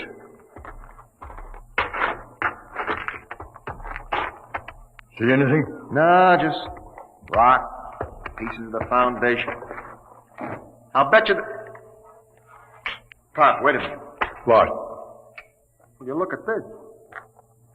So small I almost missed it. I'll be a son of a perfect scale model of Burley's. Less than 4 inches tall. What do you suppose this is doing here? I don't know. Can I help you, gentlemen? Wait, wait. What are you doing down here? I'm looking for my model. Thank you for finding it. Oh, this is yours, is it? Certainly. Now, if you'll be kind enough to hand it to me, I'll just put it back in my suitcase. You better give it to him, Pop. All right. Thank you. There we are. Thank you, gentlemen. I thought you just went in for model trains. I have always been preoccupied with tiny things, but lately I've been branching out. Well, I really must be going. Thank you very much. He's as loony as a bat. The geniuses are all crazy. I read it in a book. Sweeney, you get a look in that suitcase. Sure, I've seen it when he opened it in the bar this morning. I mean just now. Oh, why?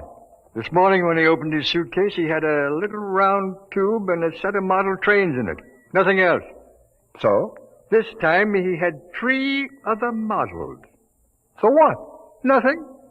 Except they happened to be models of the Empire State, Penn Station, and the United States Post Office.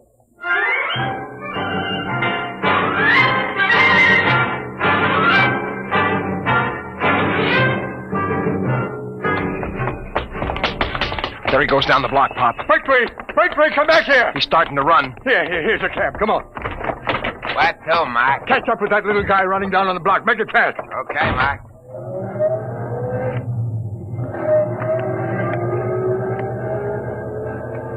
There he is. Hold it, cabby, hold it. Come on, Sweeney. Hey, how about my dough? Hey, you bum! Stop, gentlemen. Stop, I warn you. Hey, Pop. He's got that little tube out of his suitcase.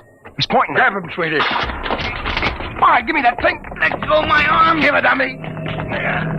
There. I warn you. Never mind the warnings. Just you come along with us. We're going to have a little talk. Take him up to the office, Sweeney. Pop. What? Where's the taxi? What? The taxi. If you look at the curb, you'll find your taxi. Jumping saints. Pop, look at it. Now, gentlemen, perhaps the world will believe in the validity of the Pertwee system of infinite acceleration.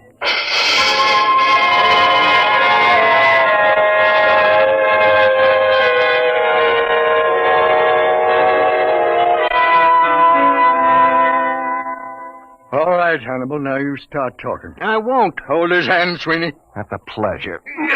Well, Hannibal? Let me out of this office. Talk. Never. Sweeney, where's the tube? It's right here, Pop. Now, Hannibal, I give you 5 seconds to talk.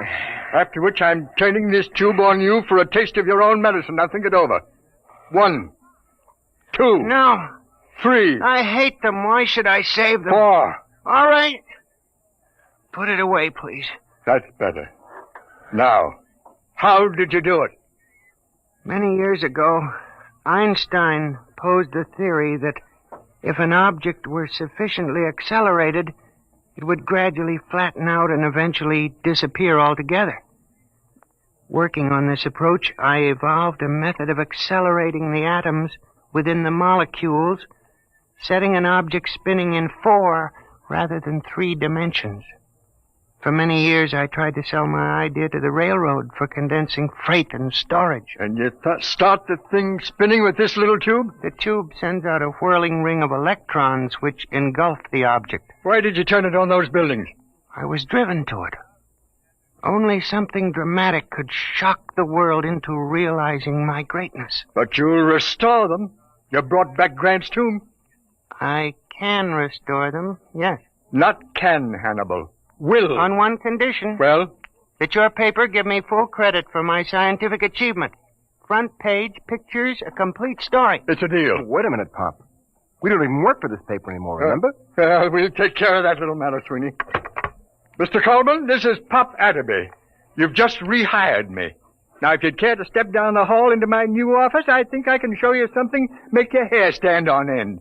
I have 3 missing buildings in my desk drawer. Well? He's on fire. Says he's coming down here to have me committed to an institution. Fine. All right, Atterby. All right. What's going on here? I fired you. I ordered you off these premises. If this is a joke, Well, Mr. Colburn, you see these models? What about them?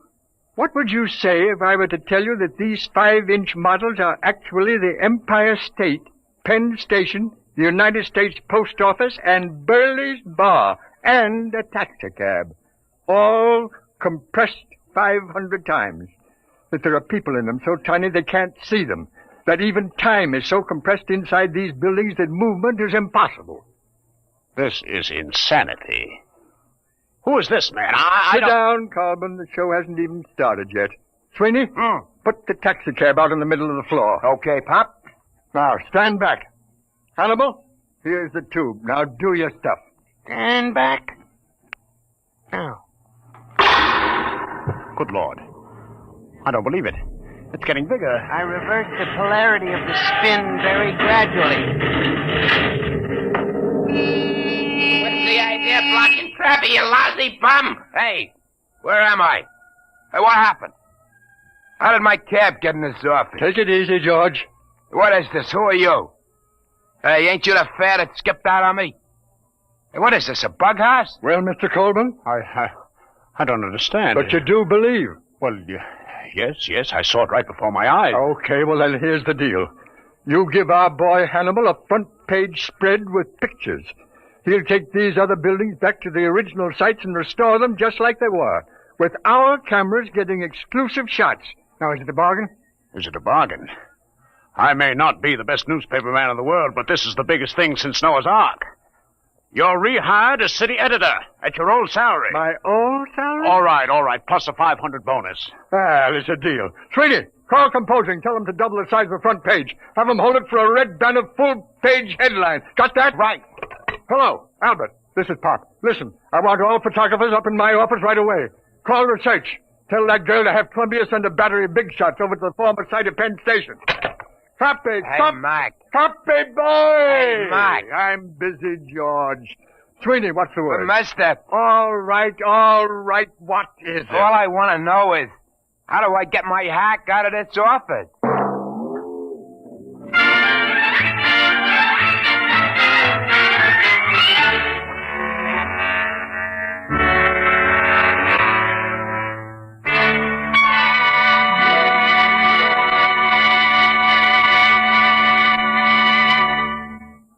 You have just heard another adventure in time, space, and the unknown world of the future.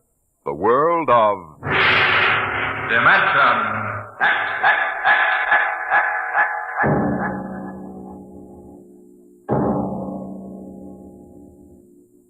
How would you like to leave your home and friends for a trip that might last for 10 years or forever? You'll hear all about it on Dimension X next week when we present Shanghied. Today, Dimension X has presented The Professor Was a Thief, an adaptation by George Lefferts of a story by L. Ron Hubbard. Featured in the cast were Arthur Maitland as Pop, John Larkin as Sweeney, and John Gibson as the Professor. Your host was Norman Rose. Music by Bert Berman, engineer Bill Chambers. Dimension X is produced by William Welch and directed by Edward King. Adventures in time and space, told in future tense. Dimension X.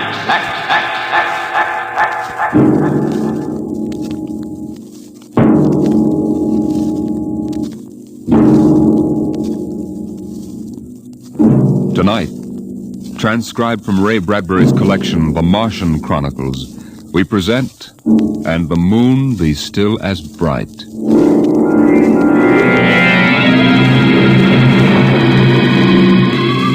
The first 3 expeditions to Mars left Earth in a mushroom of flame, arced through the atmosphere, and finally dwindled to tiny specks in the big eye of Mount Palomar telescope, and then were lost to sight forever. The prearranged landing signals flashed back to Earth, and then the radios went dead.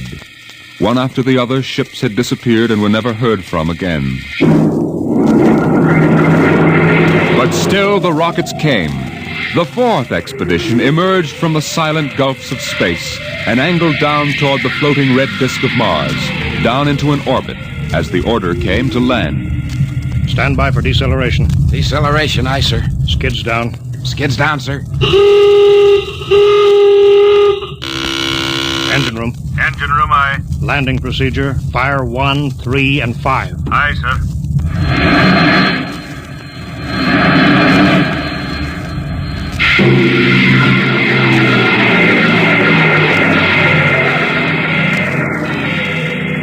The last blast of the bow jets broke red against the blue desert sands, and the ship slid to a halt at the edge of a vast city that reflected the icy glare of the moonlight. For a while, all was still. All right, Parkhill. Open the airlock.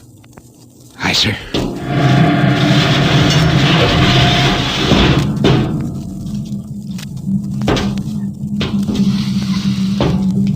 Fresh air.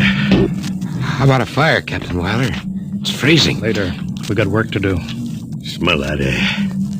You could get drunk on it. Say, there's an idea. Why don't we break out a bottle and celebrate? Biggs, there'll be no drinking done till we're secured.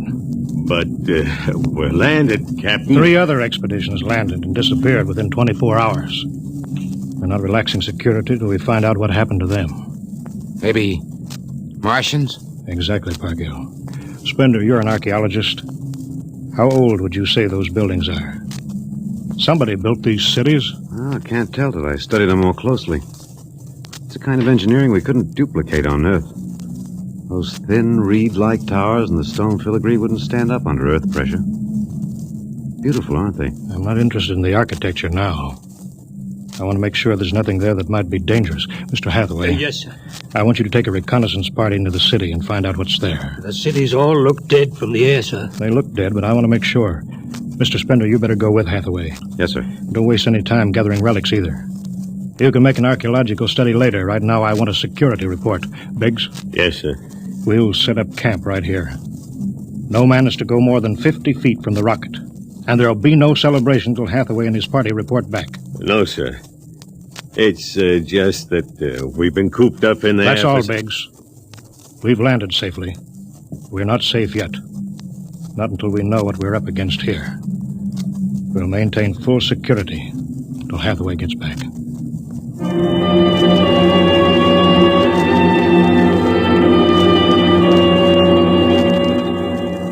In the sea bottoms, the wind stirred along faint vapors, and from the mountains great stone visages looked upon the silvery rocket and the small fire. The sky was black overhead as the 2 racing moons threw knife-edged double shadows on the desert. All right, come and get it. Ciao. What you got to eat, Cherokee? Sawdust, smothered in cold lamb fat. Good. I thought it was something I couldn't eat. Hey, you guys, pipe down. Captain, Mr. Hathaway's back. Captain Wiley. Over here, Mr. Hathaway. Well? Most of the city is dead, sir. Spender says it's been dead a good many thousand years. But we found one part about a mile over. What about it? People were living in it last week, sir. People? Martians. I see. Where are they now? Dead. We found the bodies. Thousands of bodies. Hadn't been dead more than 10 days. What did they die of? You won't believe it. What killed them? Chicken pox. Chicken pox? Yes, I made tests. It worked differently on Martians than on Earth people. Burned them black and dried them out to brittle flakes. But where could they get chicken pox? From Earth, sir. And the other rockets did get through. Yes, sir. I don't know what the Martians did to them, but I sure know what they did to the Martians. Gave them chicken pox and wiped them out. They just didn't have any resistance to an Earth disease. There aren't any of them left? There won't be any. When a thing like that starts spreading, sir, there's no stopping it anywhere. It's 1,000 to 1 that's killed them all. This planet is through. Incredible. Think of it, Captain. A dirty, silly child's disease like chicken pox. It isn't right. Spender, take it easy, man. man. It's like saying the Greeks died of mumps or the proud Roman Empire collapsed because of athlete's foot. We didn't even give them a decent excuse for dying. We just gave them chicken pox. Spender, get hold of yourself. You didn't see those bodies, Captain. It must have been a shock, I suppose. You need a rest, a little relaxation. Martians are dead. There's nothing you can do about it now. Hey, you hear that? The Martians are all dead. Well, come on, let's break out a bottle and whoop it up.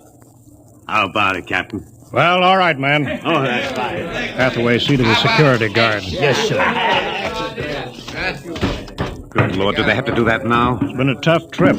It's only natural they'd want to celebrate a little. Celebrate because the world died? Because a rotten little virus from Earth wiped out a whole civilization? Well, they're not thinking of that. Isn't there time later to throw old beer cans into the canals? A civilization died here.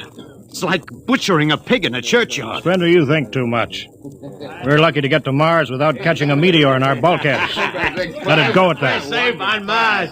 The first statement, save on Mars. We gotta celebrate. Yahoo!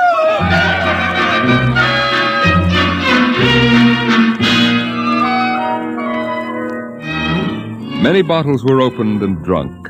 The voices got louder. The earth laughs and shouts echoing across the empty Martian sands. There was that time in New York when I ran into that blonde. Boy, what a blonde. Listen, the first thing she said... Spender listened to the wind over his ears, cool and whispering. He felt the land getting cooler. The stars drew closer, very clear. The air smelled clean and new. He looked at the cool ice of the white Martian buildings over there on the empty sea lands. What a woman. Hey, what do we do with these empty bottles? Save them. There's a 2-cent deposit. Throw them away. Wait. How about that building? 2 to 1 for $1, I can heave one right through that window. You're on. Here goes. Bullseye! I owe him $1. Double or nothing on the next shot? Put that bottle down, Biggs. Who's that? Mr. Spender? Stop smashing those windows. What's the difference? The planet's ours now. I guess I can do anything with it that I want. Drop that bottle, I'll knock your teeth out. Yeah? Just watch me. I warned you, Biggs. Spender, what is this? I hit him. He's crazy, Captain. He just walked up and slugged me. Biggs wasn't doing nothing. All right, let go of him. You men go back to your party. Spender, come with me. I don't like that guy. Just walks up to him and slugs him. Spender, suppose you explain. What was the idea? Oh, the noise, the drunken brawl. I guess I was ashamed of the spectacle the whole crew was making. Where's their respect for what's happened? Their sense of what's right? Men are tired. It's been a long trip. You've got a different way of seeing things. I'm seeing things all right. I'm seeing how we'll ruin Mars. We'll rip it up, rip the skin off the way we've already ruined Earth. We Earthmen have a talent for ruining big, beautiful things. Is that why you hit Biggs? Yes, I couldn't stand the idea of them watching us make fools of ourselves. Them? The Martians. The Martians? They're dead. All dead. But they know we're here. Doesn't an old thing always know when a new thing comes? We've come a long way to smash their windows and spit in their wine. Well, maybe you're right. I'm fining you $50 for that fight. Now suck in your chin. We'll go back there and play happy.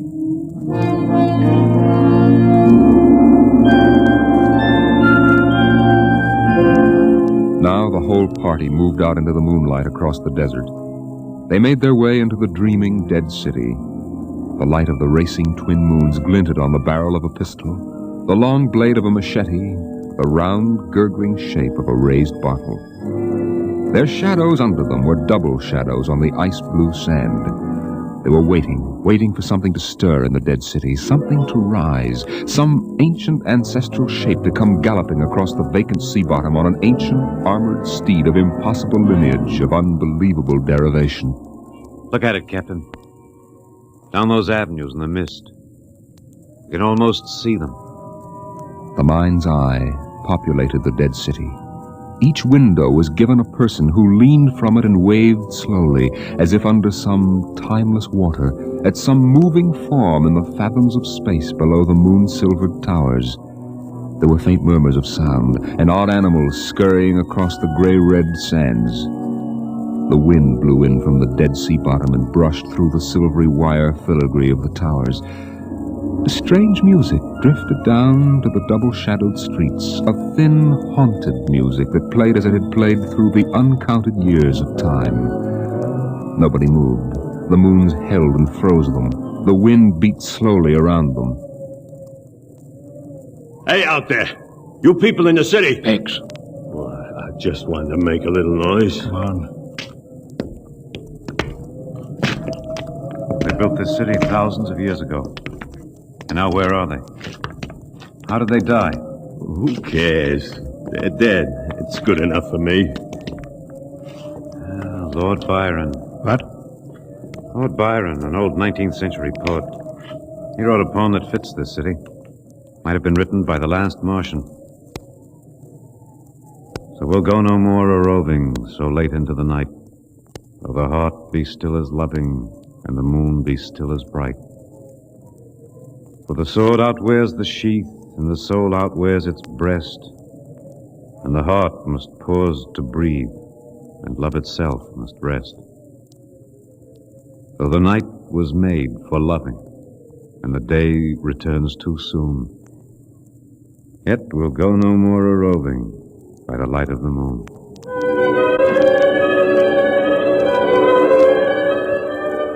Without a word, the Earthmen stood in the center of the city. It was a clear night. There was not a sound except the music of the wind. At their feet lay a tile court worked into the shapes of ancient animals and images. They stood there, silvered by the double moons beneath the crystal towers of Mars. Then Biggs was sick, and the sour stench of liquor filled the cool air. The men of Earth had come to Mars.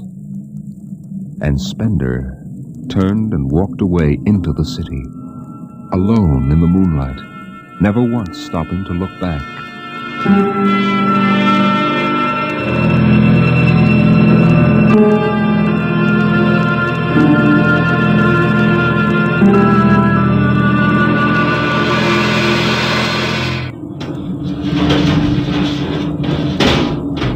That you, Hathaway? Yes, sir.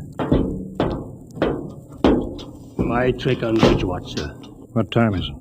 0400. Any orders, sir? No, I'll stay on watch. You turn in. Aren't you sleeping, sir? I'll wait for Spender. He didn't come in? No. He's crazy. Walking away into the shadows, he didn't even look back. Spender's a strange man. He's crazy, sir. How's the rest of the crew? Sleeping it off. Biggs had DTs, but he's calmed down now. You can go back below, Hathaway. I'll take your watch. Captain Wilder, do you think Spender will be coming in before morning? I don't know.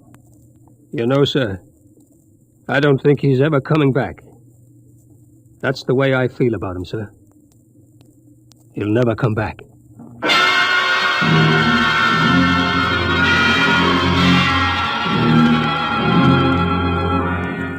It was a morning that might have been a Monday, or a Tuesday, or any day on Mars.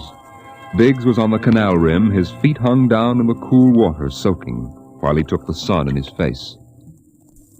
What are you doing back here, Biggs? Didn't you go out with the search party? Yeah, I come back. I got a blister. Sure. What do you mean? Look, Cherokee, you see that? Anyway, I had enough searching. 4 days hunting for that screwball Spender. Didn't find him yet, huh? Nah, good riddance. Oh, my feet, I'm gonna soak 'em good. If I was wild, I wouldn't worry about that nut Spender. Let him go. He's a crackpot anyway. A little foggy upstairs, I guess.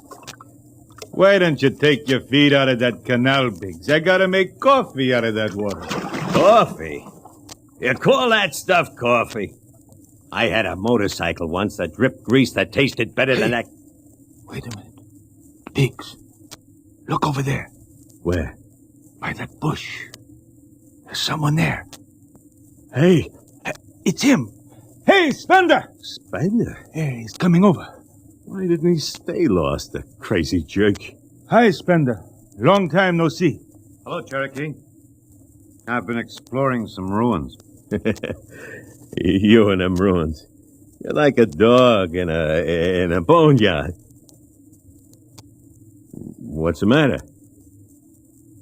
Where you been? Up in the hills. What would you say if I told you I found a Martian? Huh? Where? Yeah? Never mind.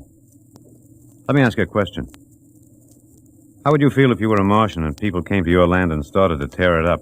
I know how I'd feel. I've got Cherokee blood in me. My grandfather told me lots of things about the way they kicked the Indians around in the Oklahoma Territory.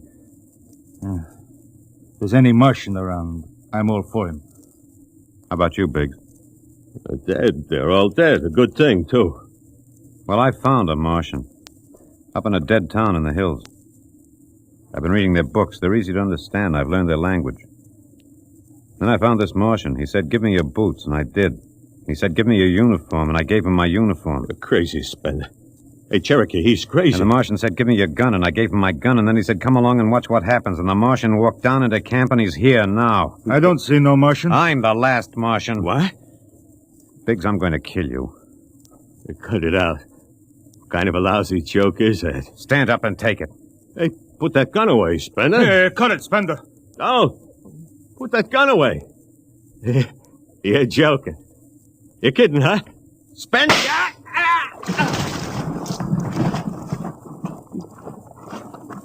He's dead. You killed him. You can come with me, Cherokee. You know how the Martians would feel. You can be in this with me. You killed him. You just killed him. He deserved it. You're crazy. Well, maybe I am. But you can come with me. Come with you? For what? Go on.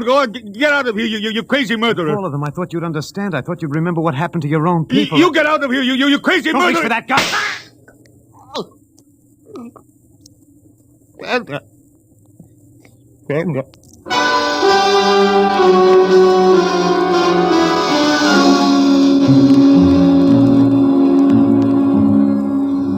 They're both dead, Captain Wilder. Who's missing? Only Spender. It must have been him, sir. Why didn't he come and talk to me? Why didn't Should have talked to me. I'd have shot his brains out. That's what I'd have done. It took him by surprise. There's no sign of a struggle. Hathaway, break out the arms locker. Issue pistols, rifles, and grenades. Yes, sir. You better get the Bible out of the navigation chest. We'll have to bury these two. Parkhill. Aye, sir. You start digging a grave. How about Spender? We'll have to go up in the hills and find him. Just let me at him with my bare hands. Crazy murdering louse. That's enough, Parkhill. The man is sick. He must be. Sick my That's enough. eye. Now grab a shovel. Start digging.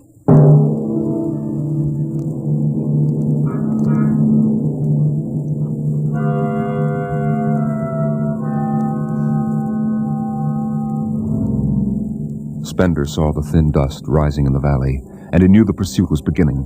The sun burned farther up the sky, and the blue sand drifted lazily across the sea bottom below. He sat beside a quiet pool 10,000 years old and held a silver book.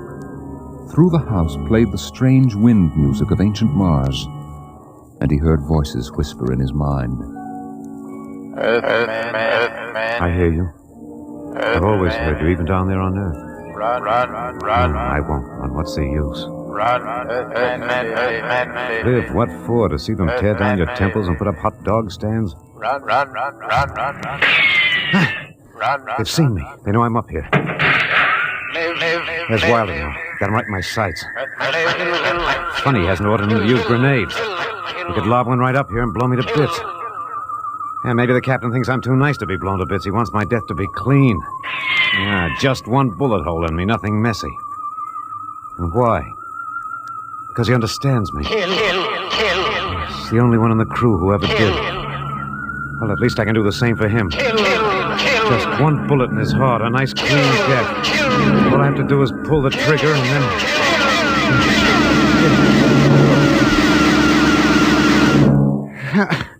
It's no use. I can't do it to him. Spender! Spender! Can you hear me, Spender? Yeah, I hear you, Captain.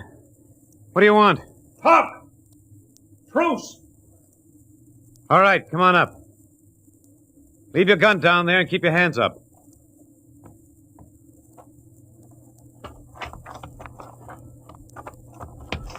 Spender, are you there? Over here. It's quite a climb. Mind if I sit down? Cigarette? Thanks. Light? Yeah, got my own. It's warm. It is. You comfortable up here in the hills? Quite. How long do you think you can hold out? About 12 men's worth. Why didn't you kill all of us this morning when you had the chance? You could have. I know. I got sick. After I started killing people, I realized they were just fools and I shouldn't be killing them. But it was too late, so I came up here where I could get angry again. Why did you do it? Because I've seen that what these Martians had was just as good as anything we'll ever hope to have. They stopped where we should have stopped 100 years ago. They knew how to combine science and art and religion. They knew how to live with dignity and peace. And for that reason, you started shooting people? When I was a kid, my folks took me to visit Mexico City. I'll always remember the way my father acted, loud and big. My mother didn't like the people because they were dark and didn't wash enough. I didn't see my mother and my father coming to Mars and acting the same way. Anything that's strange is no good to us. We aren't fit to take over this planet. But kill 2 men? What could I do? It's me against the whole Earth. Isn't it enough they've ruined one planet? Now they want to ruin this one. I'll kill you all off, Wilder. That'll delay the next rocket 5 years. And I'll kill them, too. If I'm lucky, I'll live to be 60. And I'll meet every expedition that lands on Mars. I'll be very friendly. I'll explain that our rocket blew up one day. And I'll kill them off. I'll save Mars for half a century. And by then, maybe the Earth people will give up. You got it all planned. Yes. Yet you're outnumbered. We already have you surrounded. In an hour, you'll be dead. I found an underground passage that'll take me back into the hills, Wilder. I'll go back there, and then I'll pick you off one by one. We'll see.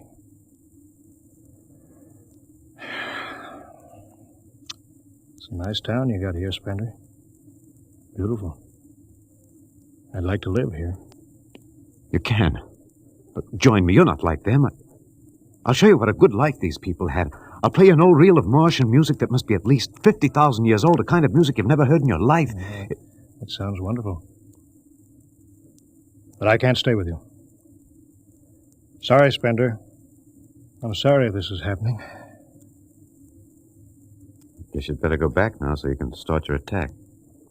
I guess so. Captain, I won't kill you. When it's all over, you'll still be alive. Then maybe you'll change your mind. No. There's too much Earth blood in me. I may even agree with you about all this. But that doesn't change what I've got to do. You won't stay? No. This is your last chance, Spender. You're sick. Come along with me quietly. No. Look, one last thing.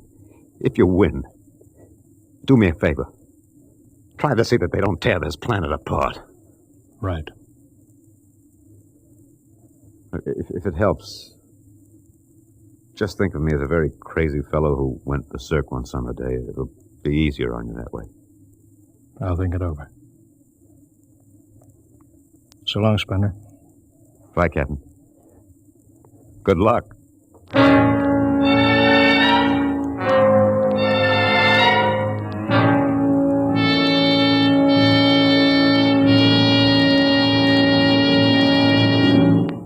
All right, we'll go after him now. Hathaway, you take the right, I'll lead on the left. You have to kill him, he won't come down. Make it a clean shot if you can. Get it over with. I'll blow his bloody brains out. No, Park Hill. Through the heart. Brains. You heard what I said. Through the heart. Now let's go get him. They spread out again, walking and then running on the hot hillside places, where there would be sudden cool grottos that smelled of moss, and sudden open blasting places that smelled of sun on stone. The men ran and ducked, and ran and squatted in the shadows. Blow his brains out! Just one slug, that's all he needs. Captain Wilder hugged the rock warmed by the sun. He gasped, for the air was thin and not meant for running. Spender lay at the top of the hill, and a gap in the rocks showed the white of his shirt against the shadows. Wilder looked at the towers of the little clean Martian village like sharply carved chess pieces lying in the afternoon. He saw the rocks and the interval between where Spender's chest was revealed. Go on, Spender, get out. You've only got a few seconds to escape. Get out to the caves and come back later. Go now, Spender. I've got to end it. I've got to think I'm right and pull the trigger. Go now. Get out. I'll get him. A slug in the head. I'll blow his bloody... No, Park Hill. Put down that gun. I've got to do this myself. Spender. Why didn't you get out? Why? Why? They buried him in that ancient valley town, where the music of the wind played on through the days and the nights. They laid him in an ancient silver sarcophagus with waxes and wines which were 10,000 years old, his hands folded on his chest. The last they saw of him was his peaceful face in the cold silver light of the racing twin moons. The captain found the poem in Spender's pocket, and he read it before he shut the marble door. So we'll go no more a-roving so late into the night, though the heart be still as loving, and the moon be still as bright. Though the night was made for loving, and the day returns too soon, yet we'll go no more a-roving by the light of the moon.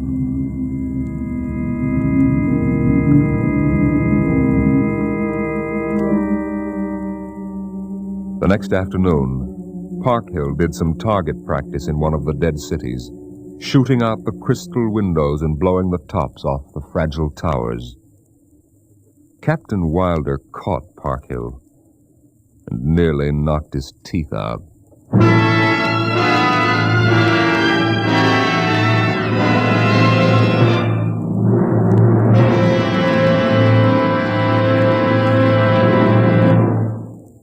All of you regular listeners to Dimension X will be interested to know that our show is changing its day and time of broadcast over this station.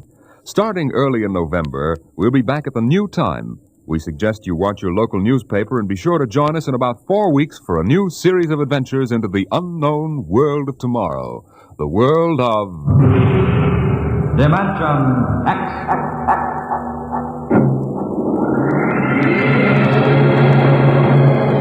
Tonight, Dimension X is transcribed, And the Moon Be Still as Bright. Adapted for radio by Ernest Kenoy from the original story by Ray Bradbury. Featured in the cast were Alexander Scorby as Spender, Wendell Holmes as Captain Wilder, and your host and narrator for the story, Norman Rose. Music by Albert Berman, engineer Bill Chambers. Dimension X is directed by Edward King. This is Robert Warren speaking. Adventures in Time and Space, transcribed in future tense. Dimension X.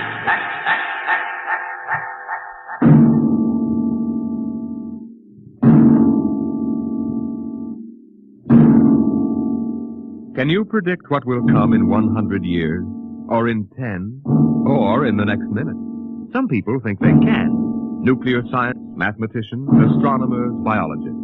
They'll predict the shape of the future because they make the future. Because they see beyond the known dimensions of time and space into the unknown Dimension X.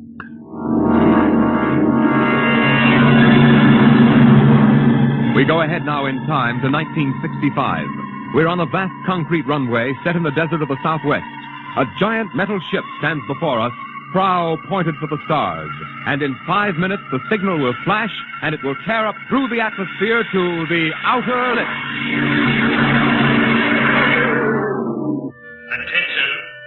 Attention. Clear field for takeoff. Clear field. 5 minutes, Steve. For takeoff. Warm her up, Charlie.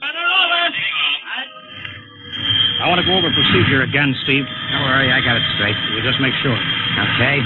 I take her up on jets to 50,000, then I cut in the rocket. No lower, or your tail blast will burn out 3 counties. I climb 4 minutes on rockets, then start maneuver tests. Remember that, no more than 4 minutes. Right.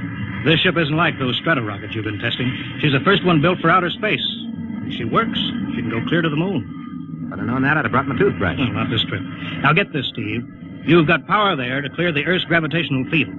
But remember, after you cut in the rockets, you've only got 10 minutes fuel. If you go beyond the outer limit and don't save fuel for the return... I know, I won't get down again. That's right, Steve. You'll drift off into space.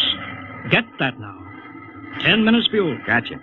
As far as I'm concerned, this project is a lot more important than that cosmic ray bomb they're testing out in the Pacific tonight. Well, the Security Commission brass doesn't think so. I don't see any undersecretaries under anything. Don't worry. In the long run, our ship will make the CR bomb back-page stuff. But in the meantime, it's just as dangerous. Remember, half the principles in this ship are pure theory, Steve. Slide rule stuff. If anything goes wrong, we may have to scrape you off the landscape with a soup spoon. You have a charming sense of humor. Now, here's what I'm getting at. We're risking your neck in this test. If anything blows, we don't want to have the next man pull the same boner. I know, Hank. So keep your mic open and keep talking. If anything goes wrong, we want to know exactly why. And we won't be able to ask you. Let us know before you pull every switch. Before you do anything. You got that? Yeah. Even if you only have to blow your nose. All right, get those fuel lines away. Okay, Mr. Crow. Well, I guess that's about all, Steve. Hey, that reminds me. Look, if Mary calls, I'm just up on a milk run. I didn't tell her today was it. How is she? She's okay, but she's due about now, and I don't want her to be nervous. Hey, I didn't know the baby was that close. Yeah? Steve, I really ought to be sending a single man on this job. What, and cut me out of a soft paycheck? Forget it, Hank. You know you can't get anybody else who can take 15 G's acceleration when those rockets cut in. Yeah, I know. It's time, Steve. Yeah. Well, see you later. Don't worry, Hank. I'll sweat for both of us. Button her up, Charlie. So long, Hank. So long. We'll give you the light from control.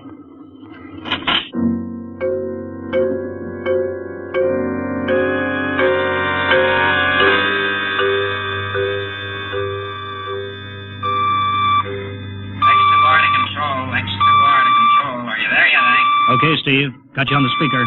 I'm ready to go. Mr. Hanson. Ready on radar, Sergeant? Mr. Hanson, you better see this. What is it, Elsa? Message center for Steve. Mrs. Weston just left for the hospital. What? Hello, Steve. Yeah. Stand by a minute. Shall we hold the takeoff, Mr. Hanson? What? Oh, yes. No, wait just a minute. It's too late now. You going to tell him? Maybe he's got enough to worry about. Hey, what's holding us up, Hank? Something on your mind? No, it's nothing, Steve. I just wanted to say good luck.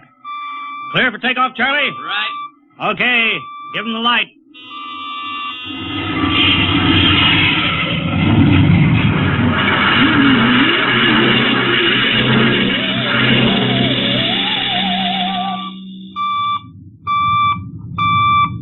All right, Steve, I'm reading you clear. 20,000. Airspeed 600. She's running fine. Soundproofing works. There's a third-degree waiver in the AGY pressure. Got that, Charlie? Check. Dead center on radar, Mr. Hanson. 50,000 now. Cutting out the port jet. Now the starboard. Off jets. Airspeed dropping. Opening the rocket ports. Switch sticks a little, Charlie. Oxy alcohol pressure is 350. All right, now I'm advancing the ignition key. Here goes rocket one.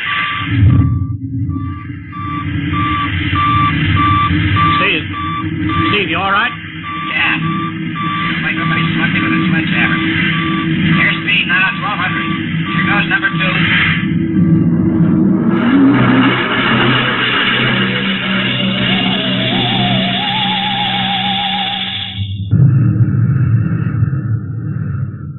Hello, Steve. Elapsed rocket time is now 4 minutes. What's your altitude? Over to you. Speed 4,400. Still climbing. Altitude 297 miles. All right, you're at the outer limit. Level off for maneuver test. You've got exactly 6 minutes fuel left. Okay. Starting a 3-degree left bank. It's a little sluggish. It's all right now. There's a low vibration someplace. Maybe the cockpit hatch. Now I'm straightening out. 5 minutes fuel left. Now I'm starting a 3-degree... Hey! Outer limit now. I can see it plain now. Steve, don't go any higher. You've only got 4 minutes left. You've only got... Getting static. I can't hear you, Hank. It's dead ahead now. I'm gonna make a pass at it. Get a good look. Hey, it's swerving to meet me. It's dead ahead now. It's dead ahead.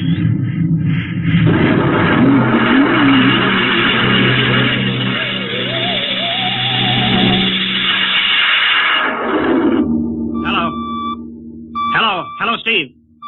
Steve, come in. 9 minutes fuel gone. Still no sign on radar. Hello, Steve. Steve, what's happened? Charlie, get out the crash squad. Tell the Army squadron to alert their search planes. Right. 9.5 minutes gone.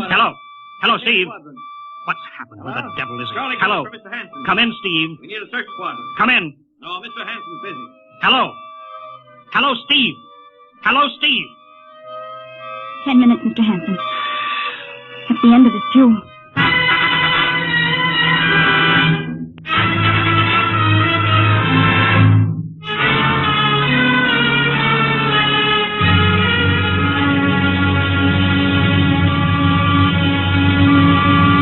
How long's it been now? 10 hours, Mr. Hanson. Nothing more on radar, Sergeant? Screen's blank. Colonel Corelli called in. Search planes are back. He didn't find anything. Should be some trace. Couldn't have bailed out, could he? You don't hit the silk at 4,400 miles an hour. Either went past the outer limit, ran out of fuel. Something blew, and we'll find the pieces scattered from here to the coast. Why does it have to be the best men? Always the best men. I'll get it. Charlie, we've got to figure out what was wrong. All right, I'll tell him. Something must have blown. Yeah? There's a message from Northside Hospital for Steve. Well, what is it? Mrs. Weston's fine. The boy. Thank you, Elsie. It's a boy, Charlie. Oh. Fine. It's a boy. He didn't even know she went to the hospital. How am I going to tell Mary that? Wasn't your fault, Mr. Hanson. Ship had to be tested. Yeah, we'll build another one, and some other flying fool will shoot past the outer limit into space. Oh, I'm getting old, Charlie. You can remember when I used to take 'em up myself. Now I've got to send other men. It's a job, Mr. Hanson. Now I'm afraid. Every time I hear a jet go off, I jump. Every time I have to send someone up in a new model, I start to sweat. Mr. Hanson. Yeah? I think there's something on the radar. No flights scheduled in, are there, Elsie? We have the whole day cleared. It's coming in behind us. Here it comes over the building. What crazy jockey is buzzing the field like that? Is that an Army plane, Charlie? I can't see. It's turning. Charlie, alert the field. I know that engine. Steve! That's impossible. Look, that's his ship. It can't be. Well, there's no other model like that. It's Steve, all right. It's coming in. Thank God. Thank God.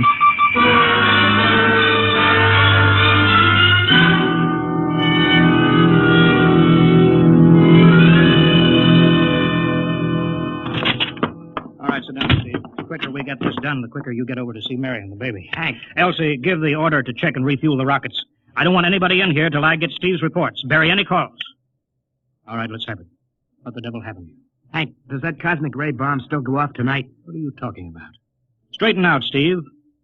Where you been for the last 10 hours? Listen, Hank, there's something more important. Come on. I've got to get a report on the screen to Washington, so let's have it. I've got to know how you stretched 10 minutes fuel to keep you in the air for 10 hours. Now, one thing before I talk. Look, have the Steve. Geiger men run over the ship before they refuel. What'd you run into? So help me, Hank, I don't know. We better check and make sure it isn't radioactive. Elsie, add a Geiger report on the standard check. Steve, maybe we better have the doc look you over, too. No, I'll be all right. They said I'd be all right. They? Look, son, I know you've had a tough time, but we've had this field on the alert for 10 hours. One of the Army boys cracked up looking for you, and he's hurt bad. So let's have the story. Let's have it straight. I don't know how to tell you. Hank, I saw something up there. At 300 miles? I chased something up there, Hank, and I caught it. Now, don't hand me that, Listen, Steve. I was cruising along, just starting the right bank, when I spotted something. It must have been going about half my speed.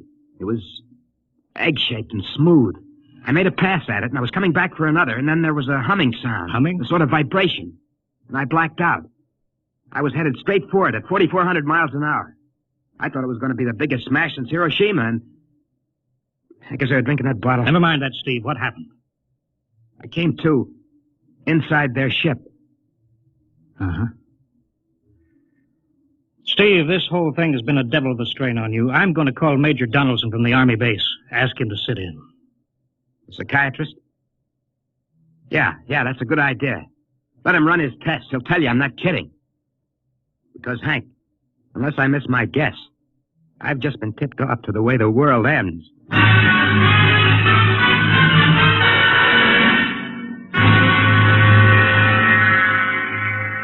All right, Mr. Weston, suppose you continue your story. Yes, let's have it, Steve. You woke up inside the ship? Yes, and the place was jammed with machinery. Dials, blinkers. I couldn't recognize anything. And you were surrounded by these men from Mars? I didn't say anything about men from Mars. I didn't even say they were men. I couldn't see them clearly. They were just there. Where did they come from, then? Another galaxy. Millions of miles outside of our solar system. That's all I know. You figure out where they came from. And they came all that distance to find the Earth? Yes. Did they tell you that? Yes. You mean they spoke English to you? No, they didn't. It's funny. I hadn't thought. They didn't really speak to me at all. They just planted the thoughts in my mind. You mean thought transference, telepathy? Yes, that's right. Well, Steve, what brought them here? We did, Hank. We rang their bell. We brought them in. How? With our atomic explosions. Hank, that's why you've got to stop that bomb test tonight. I'll give up. Look, you've got to believe me, Hank. Oh, how can I make you understand? Maybe I can help, Mr. West. Would you submit to narcopsychometry? What's that? Under proper drugs, I can put you back in this, ship. By suggestion. Then we can get a playback record of your memory pattern on the audio circuit. How long will that take? Half an hour. We'll have to go over to the lab. Will you believe me if it checks? It will give us an accurate memory picture of what your mind reports. All right, let's go. Hank, you got to believe me. We haven't got much time.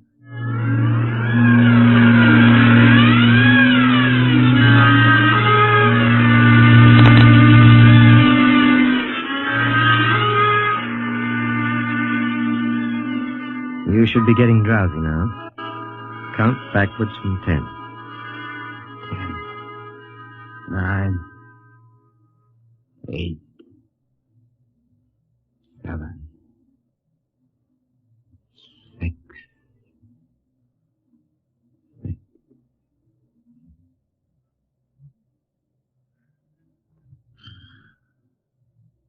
He's under. Now we attach the head plate electrode. The cortical pickup. Look out for that wire, Mr. Henson. 3-0 setting. 31.3. Now throw that switch, Mr. Henson. I have to start him off by suggestion. All right, Steve. You're in your ship now. You're in the rocket. You're in the rocket. You're in the rocket. And you've just sighted something strange. Now I'm starting at 3 degree right. What's that? Hey, there's something up here. Something shining. His memory pattern. We're picking it up electronically. There's something above me, Hank. I'm going to chase it. It's piped through the audio circuit. I'm getting static. I can't hear you, Hank. This is where we lost contact with him. I'm going to make a pass at it and... Hey, it's swerving to meet me. It's dead ahead now. It's dead ahead. Now what? This is where he blacked out. There's no telling how long, minutes or hours. What's that noise? I don't know, quiet. Where? How did I get in here? What? Who are you? Is he seeing things? Intergalactic Patrol. What's that? What are they saying, Steve? What are they saying? It's about nuclear fission. They know about it. They know the danger of it. Long ago, they had wars that almost destroyed them. But finally, they learned. Now they've outlawed war. Go on, Steve. They patrol space. When their detector picks up an atomic explosion, they send a patrol. What are they going to do? They've quarantined us. Quarantined?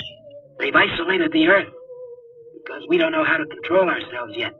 Until we learn, we'll be a menace to the whole universe. What is this nonsense? Quiet. How are they going to do it, Steve? They've spread a layer out here of... I don't know how to call it. All around the Earth. It's miles deep. When there's an atomic explosion on Earth, the radioactive particles will drift up to this layer and set off a chain reaction. It'll go around the world in microseconds. And that's the end. The end? What's he... Wait. Yes. Yes. I understand. I've got to bring back the warning. You're going to put me back in my ship to bring the warning.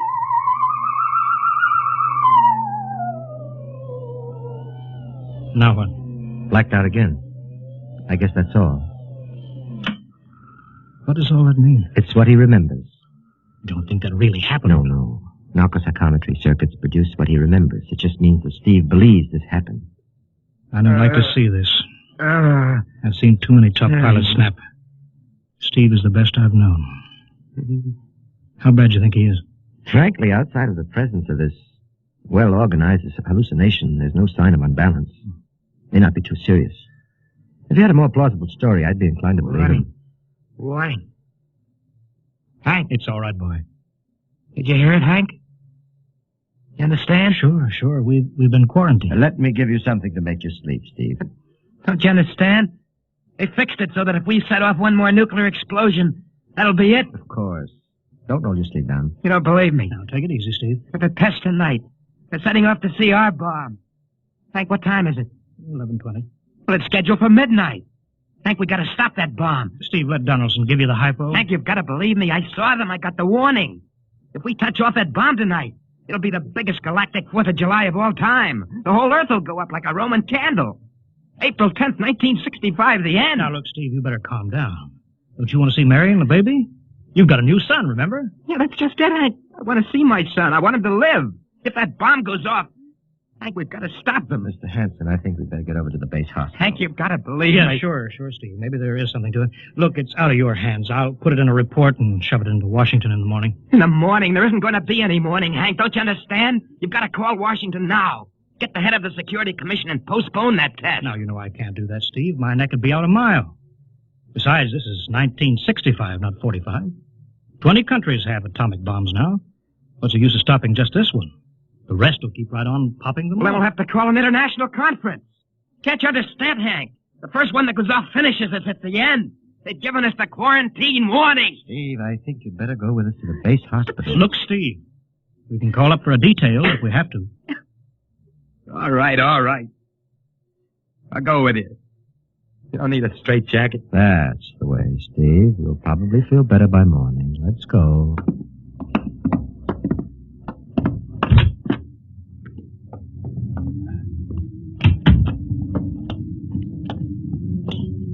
Well, Steve, tomorrow I'll drive you over to the hospital to see Mary and the kid.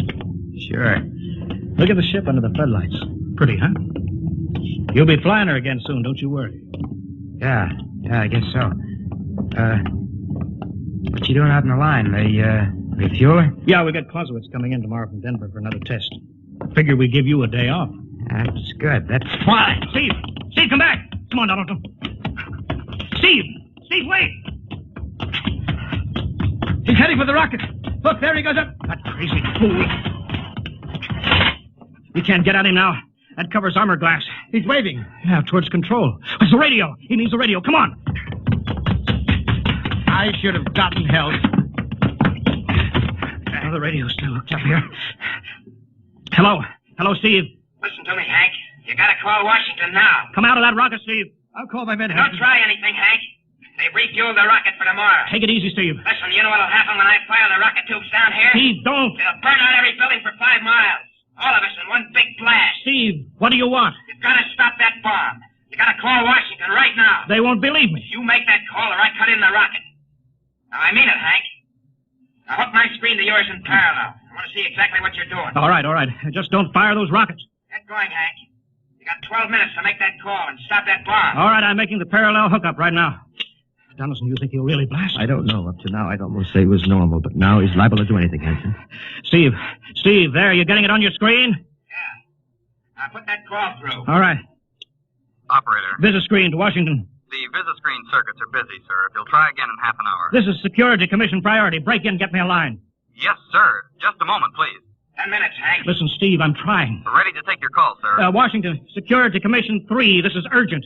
I want Undersecretary Herbert Ames. Washington 3. 1 moment, please. Hurry, will you? 1 moment, please. What time is it, Donaldson? 11:51. Do you think he'll fire those rockets? He might. Washington? Visit screen 3. Mr. Herbert Ames, please. That is a coded exchange. I cannot accept your call without clearance. Get it through, Hank. Listen, Washington, put it through. This is Mr. Hanson at San Marco Air Base. This is a priority call. I'm coded. 1 moment, please. I will check your code number. Get that through, Hank, and that bomb goes off at 12. Will you be reasonable, Steve? Your call has cleared, San Marco. Washington, visit screen 3. Herbert Ames, please. Security Commission Ames. Listen, Ames. Oh, hello, Hank. Ames, you got to get me to the chief. Are you kidding? He's at the test control room. Yes, I know, but get him for me. What's up? You look lousy. Or is it a bad circuit? There's no time. I've got to get him before the test. It's about the CR bomb. I can't take that responsibility. Get that through, Hank, or I blank. What's going on there? Ames, my project has a high enough rating. This is a priority A call. What? Okay, it's your neck. I'll try to get him for you. He's in the control room, so you'll have to switch off your screen and speaker and go on earphones. Too much going on in there. Security ruling. You hear that, Steve? I've got to cut the incoming screen. All right, but don't try anything. 8 minutes, Hank. Hello? What? You got him, Hank? Yes. This is Hanson at San Marco. No, sir. Priority A request to cancel the bomb test. No, I'm serious. This is deadly serious. We sent the X-2 JTR up today to the outer limit. We uncovered evidence. Yes, on the automatic instruments. What's that? No, possible chain reaction. No, I can't tell you the whole story. There isn't time here. Yes, I'll bring the readings into Washington in the morning. You've got to postpone the test till you see them. Look, I've worked on contracts with the Commission for 10 years. Yes, I have complete confidence in my information. You can record that. All right, I'll call you back immediately. Bye. Hank? He's agreed to cancel, Steve. The bomb won't go off. All right, boy. You can come down out of that ship.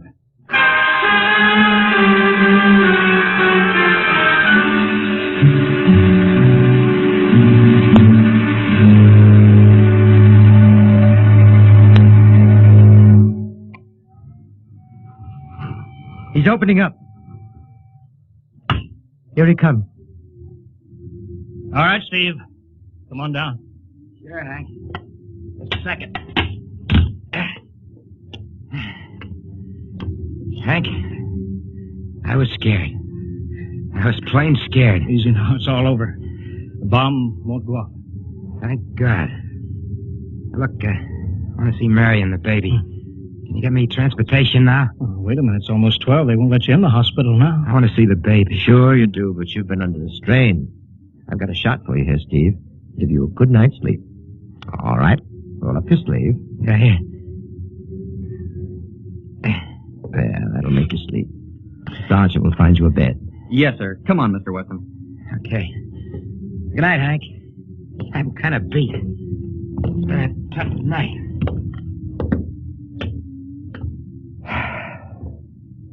It sure has. I thought for a minute he was going to blast those rockets and send us all to Kingdom Come. Yeah. Quite a stunt getting the ray bomb test called off. It isn't called off. But the chief said... Ames couldn't get the chief.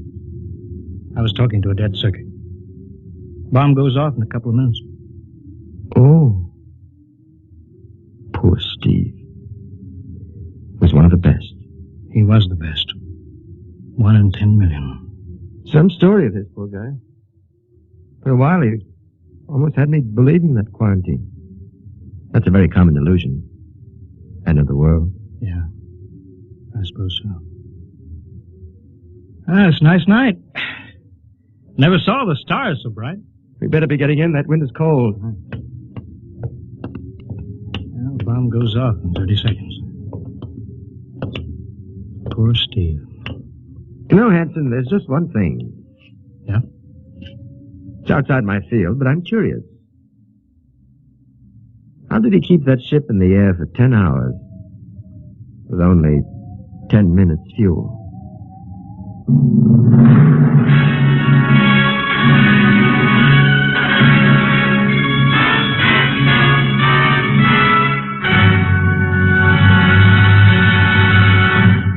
You have just heard another adventure in time, space, and the unknown world of the future. The world of... Dimension X.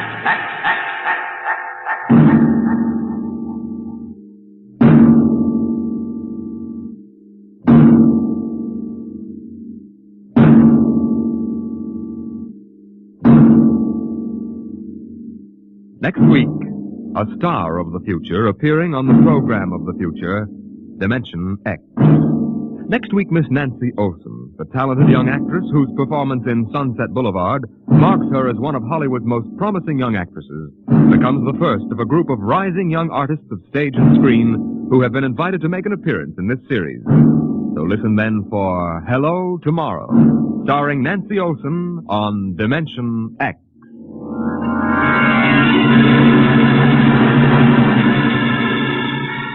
Tonight, Dimension X has transcribed The Outer Limit, written by Graham Dorr and adapted for radio by Ernest Kenoy. Featured in the cast were Wendell Holmes as Hanson, Joseph Julian as Steve, and Joe DeSantis as Donaldson. Your host was Norman Rose. Music by Albert Berman, engineer Bill Chambers. Dimension X is produced by Van Woodward and directed by Edward King.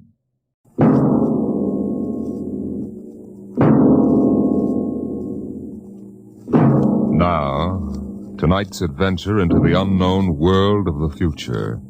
The world of Dimension X, where anything can happen.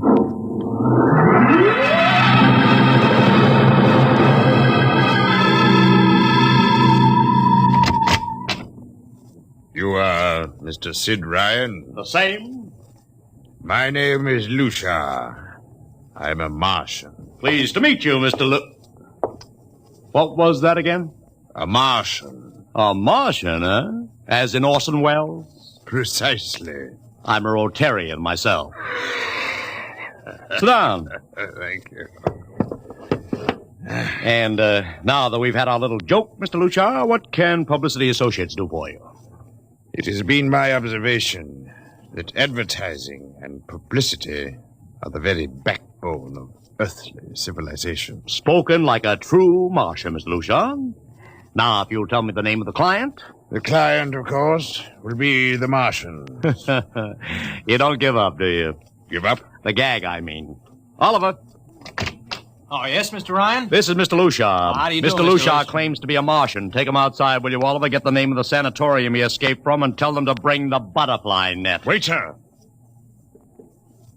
I'm happy to see, Mr. Ryan, that my telling you I am a Martian has approximately the effect I supposed it would have. I believe we can do business. I have here a cash retainer of $5,000. Sit down, Mr. Lucia. Oliver, get the client a cigar. Yes, sir. No, the other box. Thank you. No. Well, now, what can I do for you, sir? I wish you to manage a publicity campaign. A very large, a very important campaign. Is the product established, or is it something brand new? Oh, something quite new. Now, what would you judge to be the most effective type of campaign? Well, if the client has a lot of dough to throw around, a suspense campaign is best. First, you place ads in the paper saying, watch this space. Then, about a week later, you run an ad saying XYZ or PDQ, and you get people guessing what it means. Then, finally, when you've teased them enough, you bust loose and unveil the product. Excellent. Very well, sir. We shall conduct a suspense campaign. Of course, in this kind of campaign, secrecy is very important. Once the name of the product leaks out, it spreads like wildfire, and the whole campaign is kerfloppo. Yes, quite so.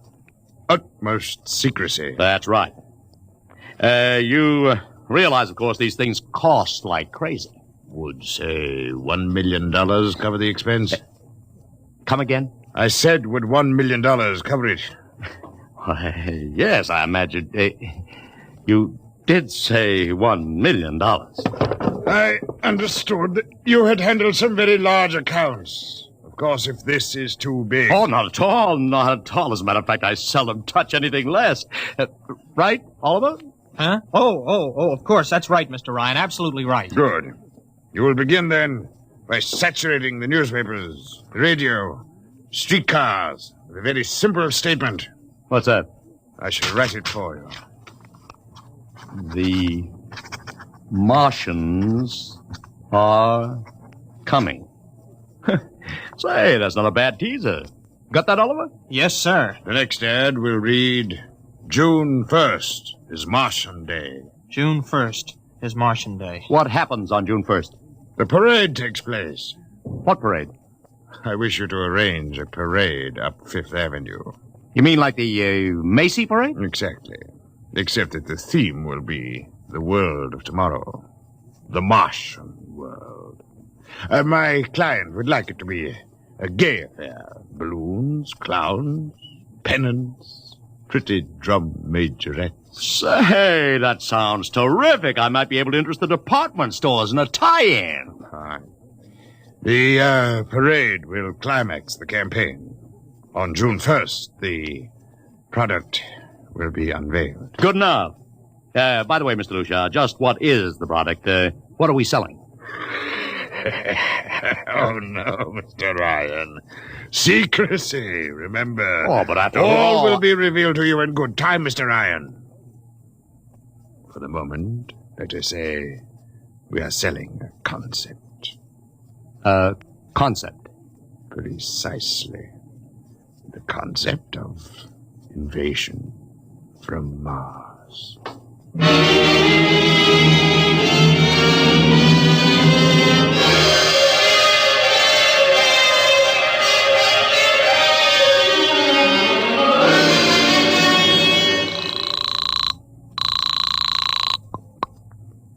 Benny Marcus, please. This is Benny. Benny, this is Sid Ryan over at Publicity Associates. Listen, Benny, how you fixed for midgets? I got midgets. Fine. I need 40 midgets for a parade. 40. June 1st.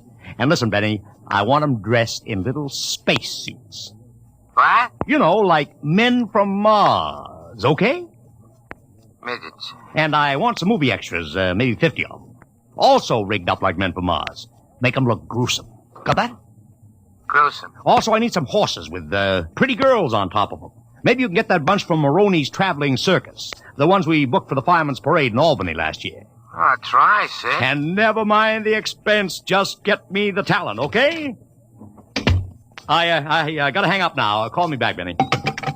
How you doing, Oliver? Oh, fine, Mr. Ryan, just fine. We got full-page ads in all the dailies and 10-second spot announcements on every local station, but it's costing a fortune. The more it costs, the bigger our percentage. Spend like you are going to the electric chair, Oliver. Yes, sir. How you making out on the parade? If it comes off, it'll be the biggest thing since Barnum invented the midget. I've got Macy's, gimbals, and sacks to contribute floats. Everything is built around the Martian theme, see? Even the horses will have long feelers attached to them and funny-looking extra legs. It'll be sensational. Oh, yeah, it sounds fine, only... Only what? Oh, Mr. Ryan, we don't even know what we're selling. Oliver, my boy, do you think old Sid Ryan has been sitting here spending all this moolah and not putting two and two together? You mean you know who Lushar represents? Just by accident, understand. I have learned that Century Pictures is making a big new epic. A space opera entitled Invasion from Mars. Get it? Oh, I begin to see. Also, by mere coincidence, it happens to be the premiere sometime around June 1st. You follow me? But, Mr. Ryan, Century has an exclusive contract with New Features Syndicate for all their publicity. Suppose Century Pictures doesn't like the way New Features is handling their stuff. They want to get out of the contract, but New Features says no. So they have to get around the contract. A man named Lucia, client unknown, starts publicizing the Martian invasion. Need I go further? Oh, I get it, Mr. Ryan. Gee, I suppose I should have thought of that. No, Oliver, that's what I like about you. You're so innocent.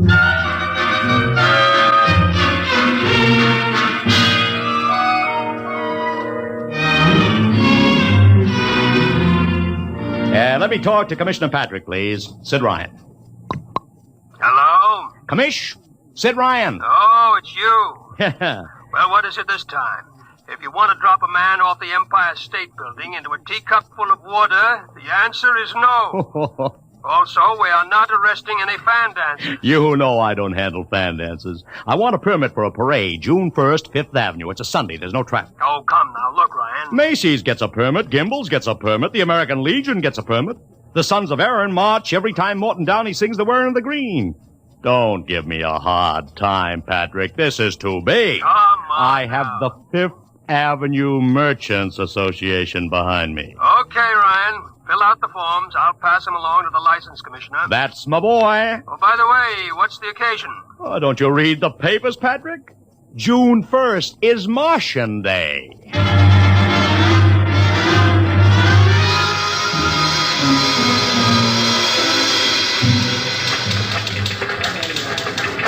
Well, Mr. Ryan, how is the campaign going? Like fire, Mr. Lucia, like fire. Everybody and his brother is going along with the gag. Yesterday, we distributed 50,000 Martian hats to school kids. I even arranged for Commissioner Patrick to accept a $50,000 check for the Policeman's Benevolent Fund from the man from Mars. Excellent. I understand Century Pictures spent over $1 million making that space opera. I beg pardon? Oh, come, Mr. Lucia. Sid Ryan wasn't born yesterday, you know. I know who our client is, even if you don't admit it. You do? Always thinking that's me. Well, as long as you know, let's keep it to ourselves, shall we, Mr. Ryan? As you once remarked, when these things leak out, it destroys the surprise and ruins the effectiveness of the campaign.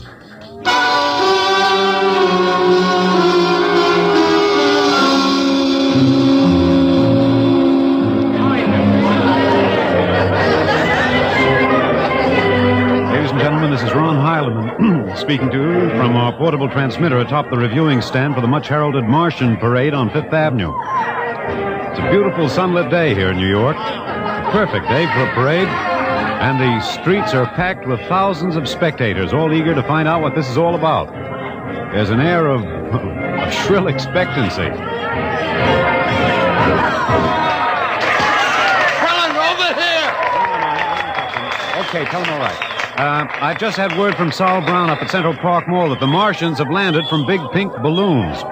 And while we're waiting here for the arrival of the parade, we brought some people up to our microphone to tell you their reactions to this spectacular affair. What's your name, madam? Miss Ada Shackley. A little louder, please. Miss Ada Shackley. And where are you from, Mrs. Shackley? Columbus, Ohio. I see. And I see you have your family with you. Two little curly-headed boys. Are you in New York for your vacation? Yeah, we came for the Shriners Convention with their daddy. Well, what do you think of Martian Day, Mrs. Shackley? Well, it all seems very strange to me, but the boys have been pestering me to watch it, so we've been standing here for 2 hours. I can't make head or tail of it. Well, neither can a lot of other people, Mrs. Shackley, but judging by the thousands here already, there's a lot of curiosity. Curiosity killed a cat, folks say. Let's hope not. Thank you, Mrs. Shackley. And now here they come, ladies and gentlemen. The first units of the big Martian Parade swinging down Fifth Avenue with fanfare, colored streamers, music, confetti, floats, all the trappings of a Mardi Gras. Let's listen to the band for a minute.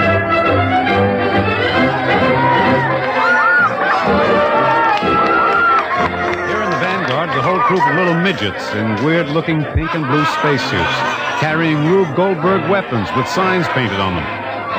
I can read one which says Atomic Blaster. Another has a placard reading, We're Martian through Georgia. And here come the clowns, laughing and falling all over each other. They're giving free sugar candy to the kids along the way.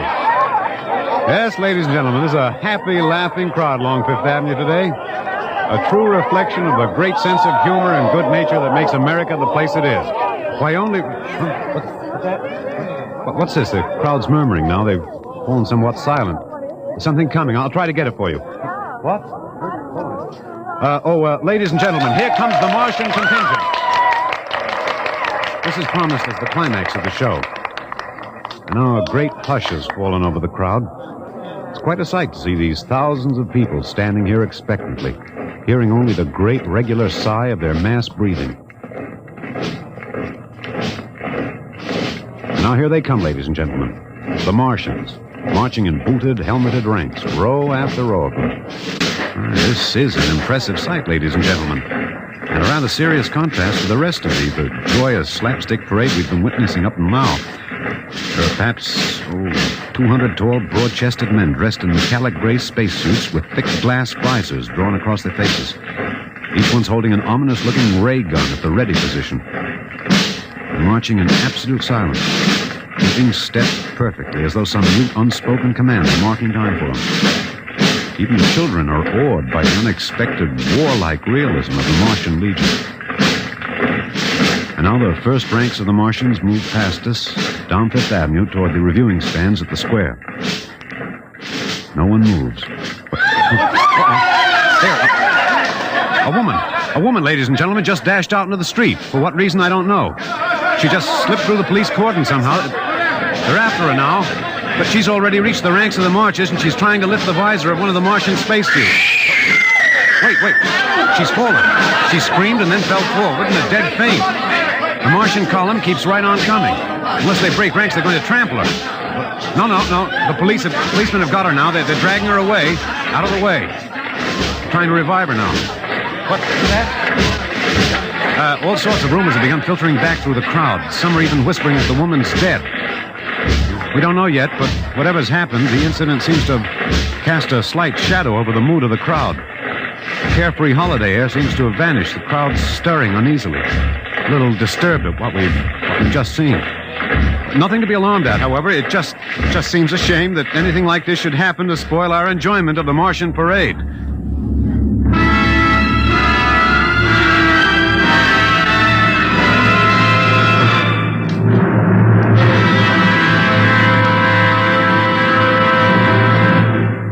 Dimension X will continue in just a moment. It's National Wheaties Week. I want to take that again, Frank? Oh, sure. It's National Wheaties Week, and we're celebrating. And that voice you heard belongs to my severest critic, who is here to help us celebrate tonight. He's the fellow who's backstage when I'm telling you about the Wheaties. He listens to see that I tell you right. Wheaties' best friend, next to me, Blaine Butcher. I think you took that introduction a little fast, Frank. Now suppose... You see what I mean, folks? Seriously, Blaine, you say the Wheaties words once. Okay. All I'll say is this. Those of us who tell the Wheaties story believe what we say. And during National Wheaties Week, the good word is this. Get a package of Wheaties and try them just once. I'll be right behind you in line at your grocer's, between you and Frank Martin. Okay? Do that now. Try Wheaties. It's National Wheaties Week.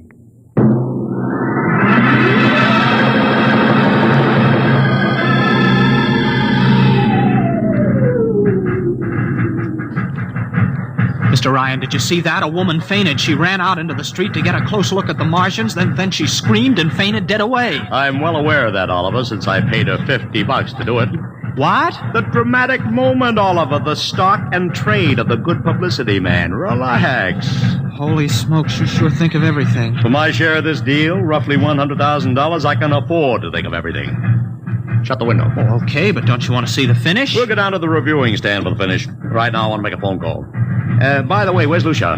I haven't seen him. Well, close the window, Oliver. Well, okay, Mr. Ryan.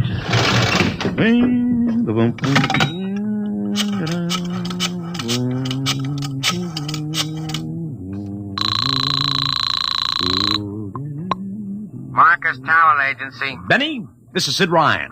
Oh, say, listen, Sid, I was going to call you. I'm awful sorry about those Martians. What do you mean, sorry? They're terrific. Oh, don't joke, Sid. I mean it. Well, I mean it, too. They're great.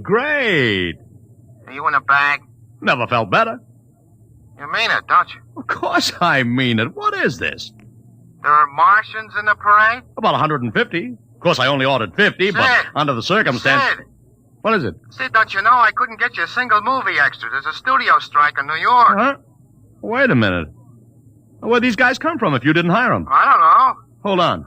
Oliver? Oh, yes, Mr. Ryan? Did you hire those Martians? Well, no, sir, I didn't... Benny, this is on the level, isn't it? Honest, Sid, Okay, Benny, I'll call you back. What's the matter, Mr. Ryan? I don't know.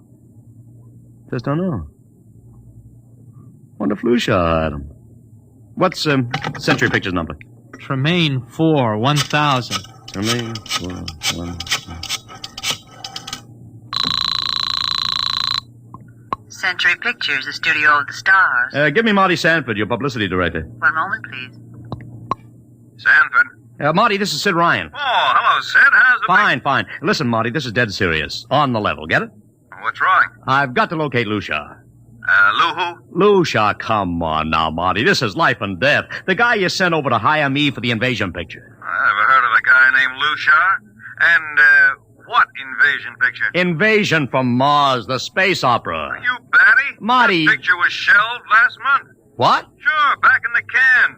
The big shots decided you can't sell a Martian invasion to the American public. It's too incredible, Sid. Who'd ever believe it could really happen? Of all the crazy... Mother in heaven. What is it, Mr. Ryan? You look terrible. It's too fantastic. Mr. Ryan, is something wrong? Open that window. I want another look at those Martians.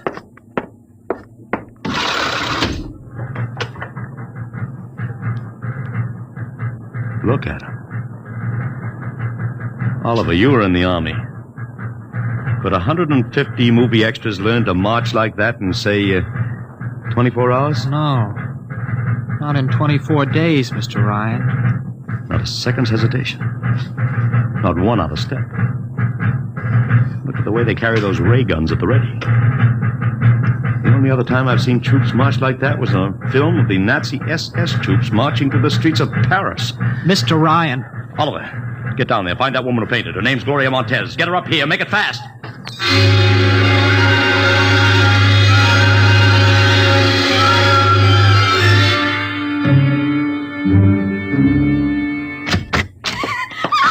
Yes, Mr. Ryan. I can't get much sense out of her. Stay away from me! Okay, Gloria. You can cut out the act and relax. It's me, Sid Ryan. You're a Martian. Gloria, settle You're wearing down. a mask. Baby, it's me, Sid. It's awful. It's all big green eyes and those feelings like a catfish. Baby, snap out of it. Listen, what happened down there? You ran out and screamed like I told you, but the fainting, that wasn't in the act. Go away, please. Go away. Just one question, baby. Inside that helmet, what did you see? Don't get anything out of her, Mr. Ryan. She needs a doctor. Okay, Oliver. I've heard enough anyway. You take care of Gloria here. Get her a drink. Where are you going? To see the commissioner. You gotta stop this parade before things begin to happen.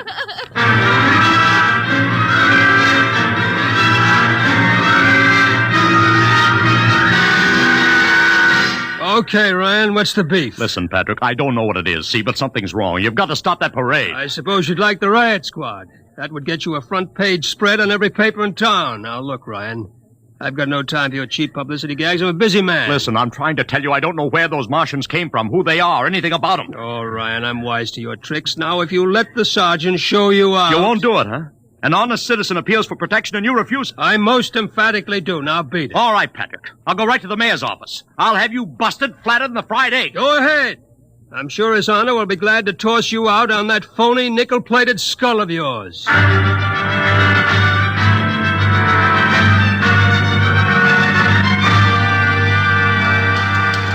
You heard me, Ryan. You can't see the mayor. Adolf, please. This isn't a gag. I don't want publicity. All I want to do is maybe prevent something horrible from In happening. case you don't know it, wise guy, something horrible's already happening.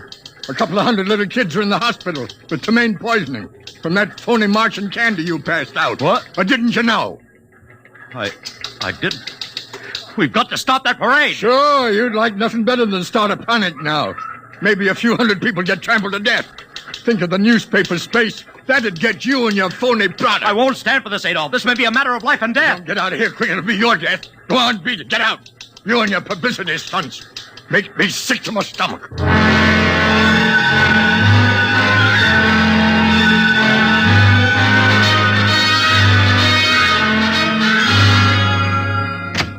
Oliver! Oliver! Oliver, where are you? Oliver! Oliver! It is useless to scream at him, Mr. Ryan. Your friend is quite dead. Lucia. He wanted to run to the police with some story about a Martian invasion. I found it necessary to restrain him. Restrain him, you stinking murderer! Now, Mr. Ryan, collect yourself. After all our planning, it wouldn't do to have everything spoiled now, would it? Lucia, start talking and talk fast, because when you get through, I'm going to take you apart piece by piece. What's this all about? Surely you know, Mr. Ryan. After all, you've been publicizing it for months. You see, before colonizing your planet, the Martian government sent some of us as scouts in advance, disguised as Earthmen, of course, to study your habits, your weaknesses. We found that the people on Earth are predominantly conditioned by advertising and publicity. And so we conceived the idea of treating our entire invasion as a vast publicity stunt. Clever, yes? After all, Mr. Ryan, who would suspect an invader who advertised his invasion in the newspaper, invited the public to his surprise attack, and spent millions publicizing his plans? Holy jumping... You've done very well, you see. Then there was no product. Ah, but there is a product. The product is death. What are you trying, Lucia? We Martians are a humane people, Mr. Ryan. We do not like to destroy thousands where a few hundred will suffice. In exactly 2 minutes, our troops will treat the world to a spectacle of death, which will bring the rest of your planet to its knees in horror. Nations will clamor to surrender. Perhaps, Mr. Lucia, but not if I can help... No!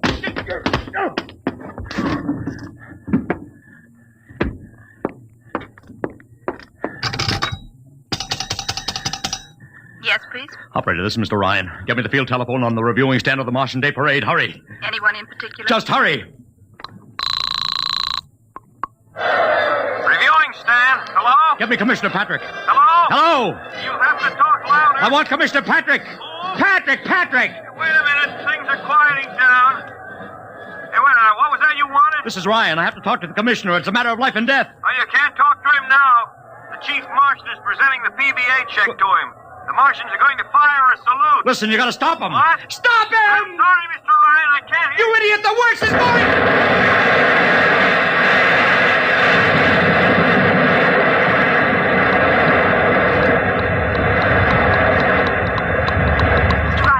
Mr. Ryan, you've been cut off. I heard it. Is something the matter? Go, operator. Doesn't matter. Nothing matters now.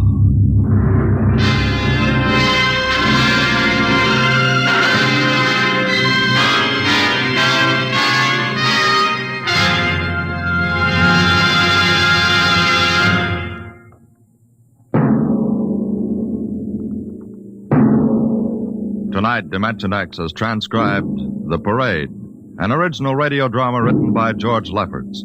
Featured in the cast were Joseph Curtin as Ryan, Barry Kroger as Lushar, and Alexander Skirby as Ron Heilman. Your narrator was Norman Rose. Music by Albert Berman. Engineer Bill Chambers. Dimension X is produced by Van Woodward and directed by Edward King.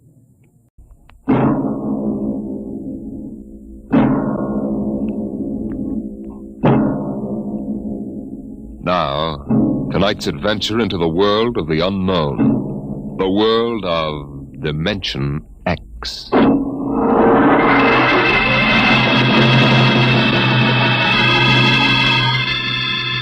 In the South Pacific, night comes on rapidly. The sun dips below the flat horizon. The sea is crimson for a moment, and then night falls. But on Tahani Atoll, giant arc lights turn night into day. Across the waters of the lagoon within the barrier reef, launches and tugs skitter back and forth, while on the curving half-moon of the island, army trucks and jeeps scuttle down the rough roads bulldozed by the Seabees just 6 weeks ago. A low Quonset hut stands near the beach, surrounded by tangled wire. This is the preliminary command post, and inside is General Frank Gaydosh, field director of the test. Operation Destruction.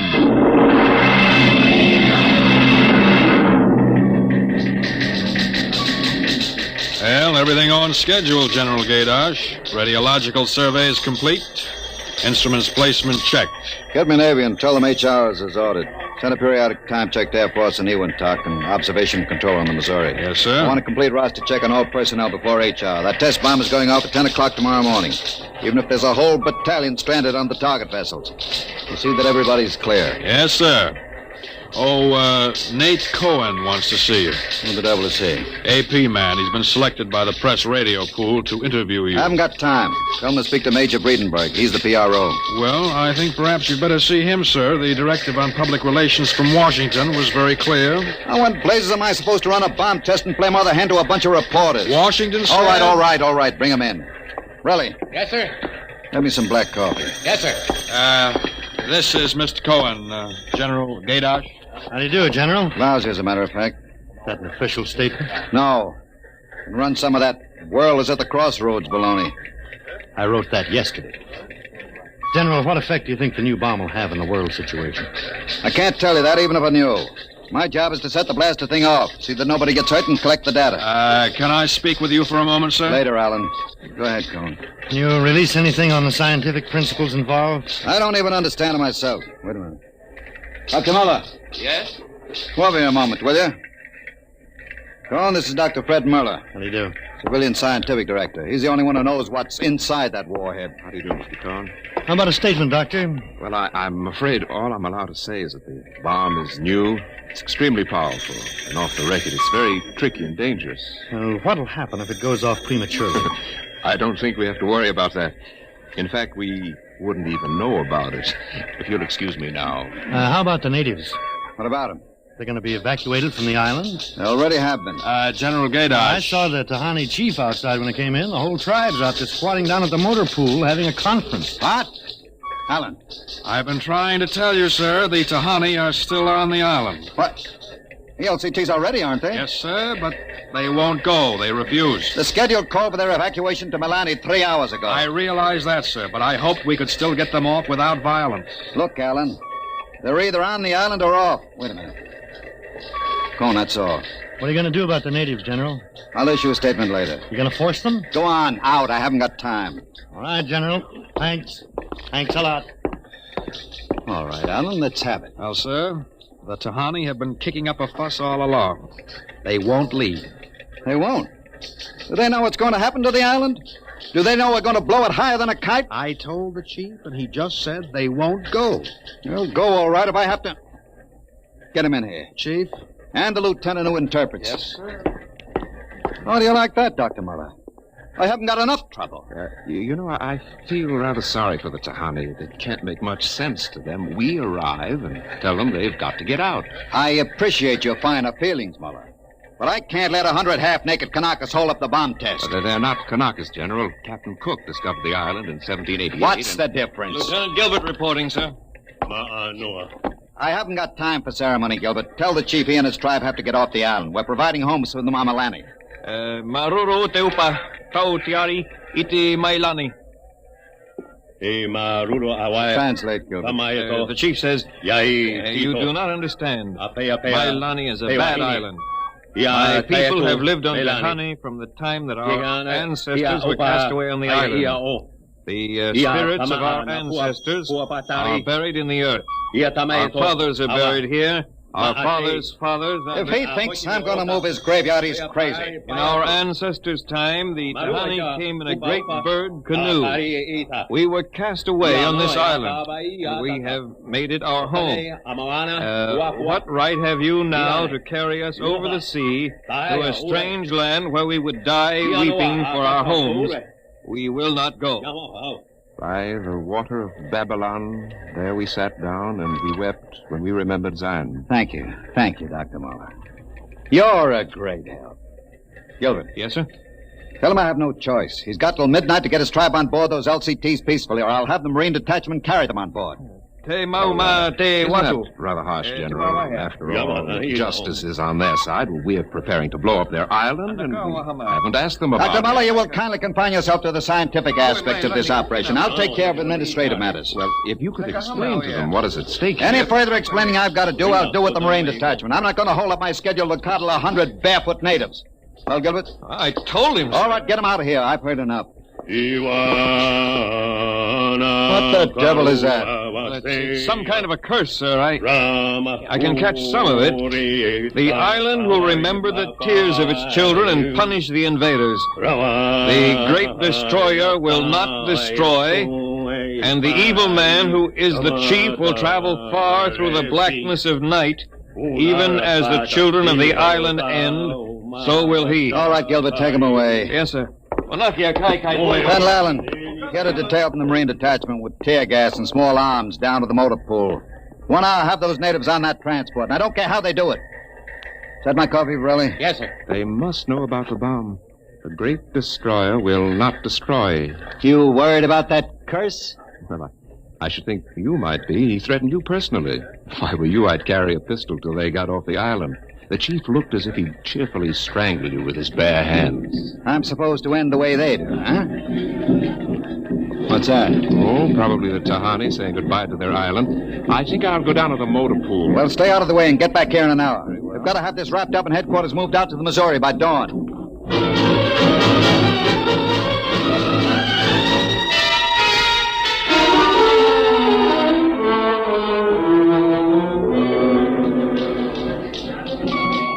Navy and instrument room checking in, sir. That's the last. Have the Missouri take over control and send for my chief. Yes, sir. Are the LCTs standing by with those natives? Yes, sir. They're on the beach. The bomb unit is assembled in place, General. 2330. Right on the nose. Robin, start evacuation procedure. The Tahani have stopped. Allen's probably moving them out to the beach. Check in with Navy and Air Force, Varelli. Yes, sir. What's that? It's coming from the beach. Tahani making trouble. Come on. You, Gilbert, what is it? Yes, sir. Colonel Allen ordered the Marines in, sir. What happened? What happened, man? The natives. They just got up and started marching. Did they embark? Oh, you don't understand, sir. They marched up the cliff and right off into the lagoon. What? All of them. The women and the kids, too. They didn't even try to swim, sir. What were you doing all this time? Just standing around with your thumb in your mouth? Where was the Marine detachment? We couldn't stop them, sir. They just walked over the cliff. They didn't even scream, not even the kids. We sent the crash boats out, but we couldn't get any of them out. Crazy idiots. Were any of the reporters there?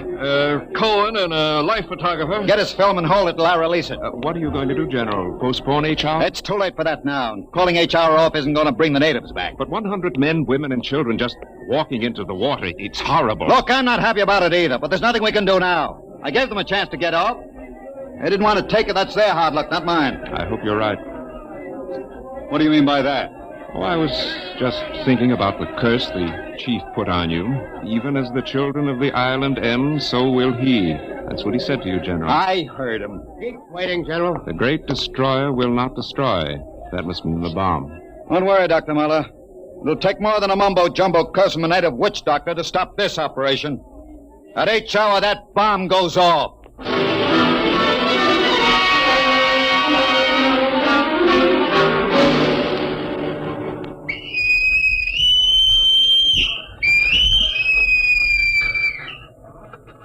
It is now H hour minus 1 minute 30 seconds. H minus 1:30. Video screens hooked in, sir. All right, check control stations. Observation station 1. Observation station 1, check. Radiation station. Radiation control, check. Test the firing circuit, Dr. Observation Muller. station 2. Right, General. Observation station 2, check. Damage control All station. set. Damage control, check. Communications. Communications, check. All checked in. It is H minus 1 minute, H minus 1. Take a good look at that island on the screen, Muller. When you throw that key, it just won't be there anymore. Nothing but an atom mushroom over the lagoon. It's quite a funeral pyre for the Tahani. Stubborn idiots. The way it serves them right, Muller. They can't get in the way of progress. Progress? I wonder if it is, General. It is H minus 30 seconds, H hour minus 30, 29, 28, 27, 26, The great 25, destroyer. That's what he called the bomb. Hold it, Muller. Allen, report. All checked in. Cameras running. Sound fire warning. Stand by for firing. Ready, Muller? Ready? 12, 11, 10, 9, 8, 7, 6, 5, 4, 3, 2, 1, fire!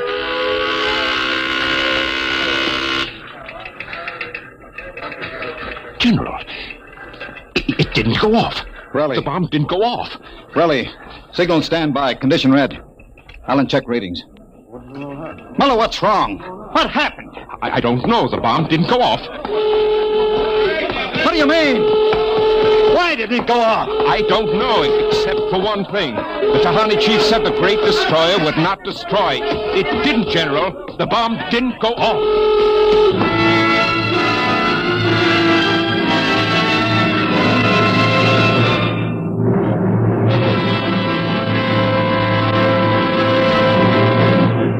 Dimension X will continue in just a moment. It's National Wheaties Week. And from behind the scene in the radio studio, here comes one of Hollywood's foremost radio producers, Mr. Joe Parker, stepping out of the control room to help celebrate National Wheaties Week. Mr. Parker puts on radio programs, and he's a visitor to Dimension X tonight. His regular program for Wheaties is Sarah's Private Caper. Joe's a regular guy. He sits there in the glass cage called the control room, running his show. But right now, here he is at the microphone to say his say about Wheaties. Ready, Joe? Thanks, Frank. You know, folks, I sit there in the glass cage, as Frank calls it. And I have to stop my programs long enough for him to talk about Wheaties. But you know, I don't mind. I kind of like this talk about Wheaties and milk and fruit. That's a lot of good eating. And I like the idea of celebrating National Wheaties Week, too. You know, we enjoy putting radio programs on for your entertainment. And we'd enjoy knowing that, well, that you're going to try Wheaties because of us. I hope you'll get Wheaties tomorrow and have some. The whole family. Matter of fact, I think I'll join you. Thank you, producer Joe Parker. If you like this program, friends, get some Wheaties and help celebrate National Wheaties Week.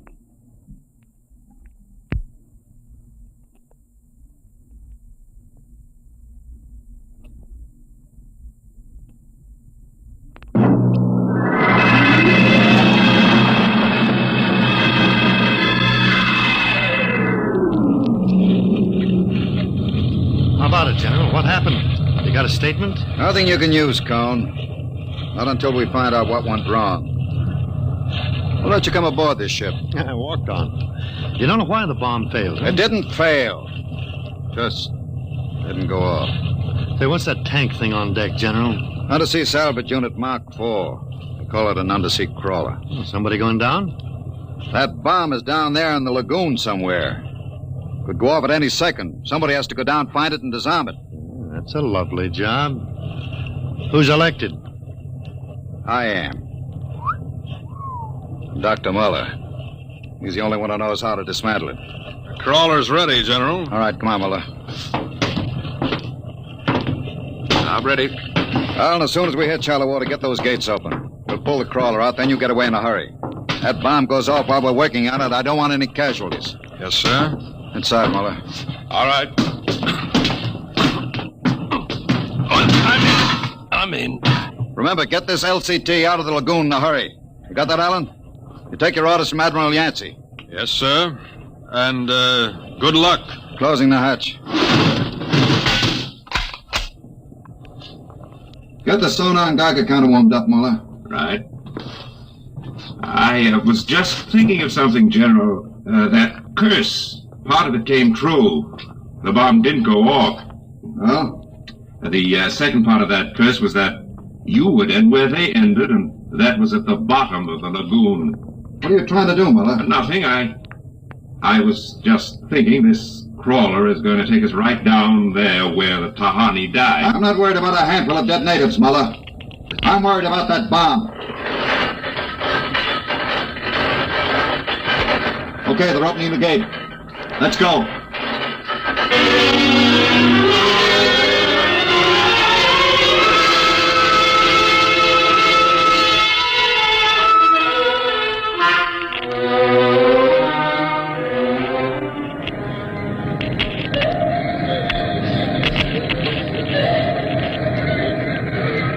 USU-4 to control. Depth 50 feet, bottom sandy. Dropping off sharp. Anything on sonar, Muller? A school of fish. Ever been down the crawler before? Only in the tank at New London. I think I've got a Geiger reading dead ahead. Hang on, we're going up over the reef. It must be the bomb, all right. The Geiger count is clucking like a brood hen. Keep an eye on the front vision plate. If we run over the bomb, we're liable to set it off. I think I'm getting something on sonar. Left of point. USU-4 to control. Over. USU-4 to control. Over. That's a fine note. Radio's out. Dead ahead. It looks too large to be the bomb. Can't see much in the forward vision plate. Wait a minute. That's part of the reef ahead. Well, that's where the Geiger reading indicated. The bomb must have settled in a hole in the reef. We'll have to go after it in diving suits. Suits are in the locker. Let's get this over with. Less time I spend down here waiting for that bomb to blow, the better I like it.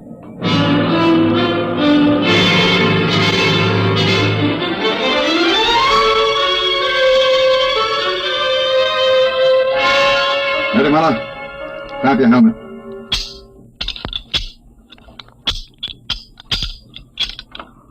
Getting me all right on your headset? Okay, I'm gonna fill the lock.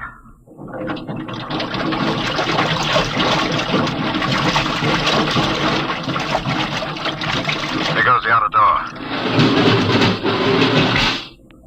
Let's go. This isn't like that diving tank at New London. Look out for that call. cut you to ribbons. There's an opening of some sort there. Wait till I get the light up. See if we can get a Geiger reading out of that opening.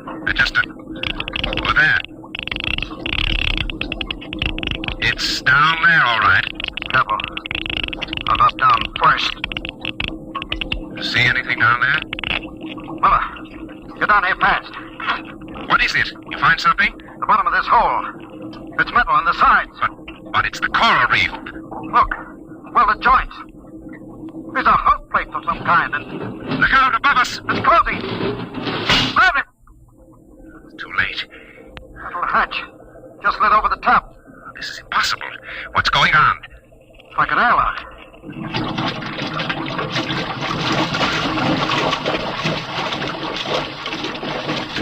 Water's being pumped out. General, do you realize what this means? Not sure. There's an inner door opening. Careful. It's a passageway. What do we do now? There isn't much to do. You can take off our helmets, so. Now shows good air. Yeah. All right. Come on. What is this? Undersea fort? What's it doing here? What does it mean? Whatever it is, our bomb must be down here. Wait. There's someone there. I can't see. There's a shadow. Who is it? Who's that? Ma'anua, Dr. Mother. Welcome to our ship. We have been waiting for you. General, it can't be. Do you see it? It's the Tahani chief.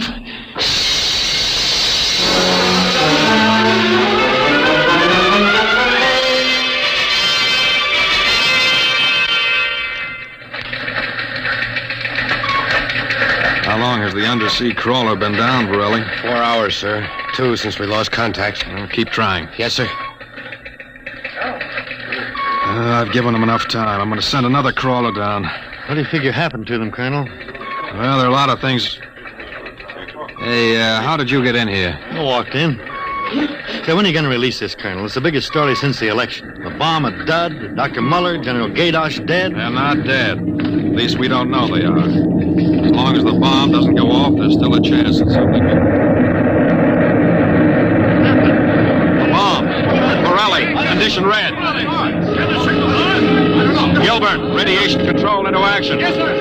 Get the hot squad into Tahani Lagoon as soon as it's cleared. And get me a PT board with radiation screens. What is it, Colonel? What happened? The bomb must have blown. What about Muller and the general? If they were down in that lagoon, you guess.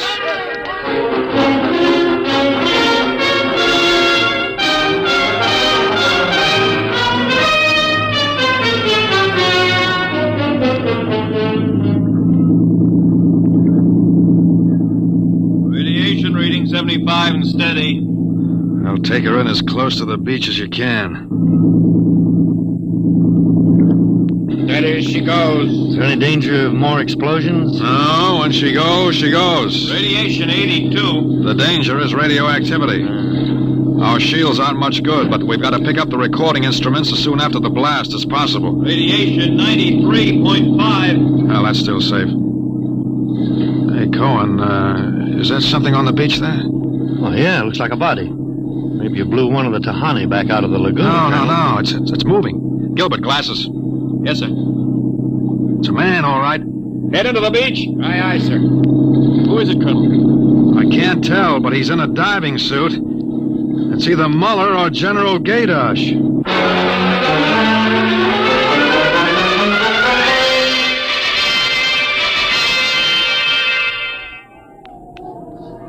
No radiation burns, superficial bruises, mild shock. He'll be all right, Colonel. Can he talk? For a while. I'm going to give him a sedative shortly. Muller, what happened? How did the bomb go off? You didn't. He's still out of his head. Quiet, Cohen, quiet. Go on, Dr. Muller. What did you find? A ship. A giant metal ship there under the lagoon. A submarine? No. It was a spaceship camouflaged right next to the reef. What? When we went inside, we found the Tahani chief and all the tribe alive. What are you saying? Well, they drowned in the lagoon. I saw them. No, they didn't commit suicide as we thought. They just dived underwater into the rocket. A rocket? Built by Polynesian savages? But they're not savages. They're the castaways. They're from another planet. Don't you understand? Their spaceship was wrecked here 400 years ago. They've been waiting ever since for a chance to go home. This boy's out of his mind. You better put him under the sedative, Doctor. It's true. They'd exhausted their fuel.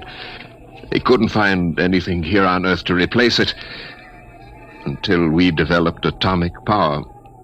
Atomic power? You mean they stole our bomb? They made me dismantle it for them at the point of a gun.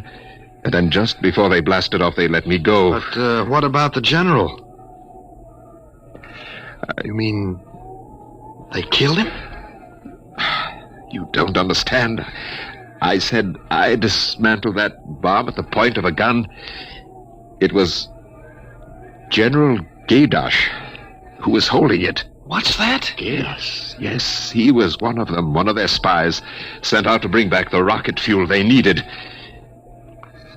And now, after 400 years, the castaways are going home.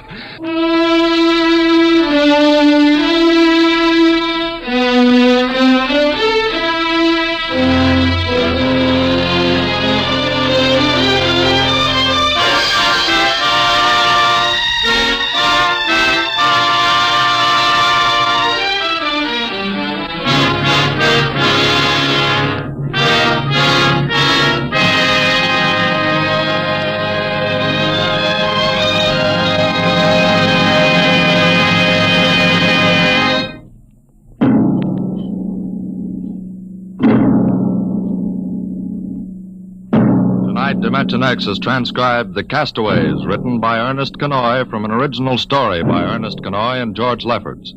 Featured in the cast were Santos Ortega as General Gaydosh, Greg Morton as Dr. Muller, your narrator Norman Rose, music by Albert Berman, engineer Bill Chambers. Dimension X is produced by Van Woodward and directed tonight by Jack Cuny. Wheaties presents Dimension X.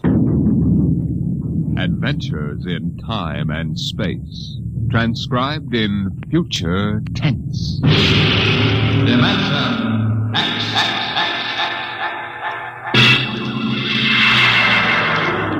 On stage tonight, Dimension X, another in the Wheaties' big parade of exciting half-hour presentations. I'm thinking of a girl, very pleasant person, very attractive, too. She has cool hands, a nice voice, and a gentle manner. She's crisp and efficient, but she needs help badly. She's the American nurse, and her problem is this. There just aren't enough like her to go around. Not enough nurses for the hundreds of important nursing careers now open in hospitals, industry, research, the armed forces, and private duty.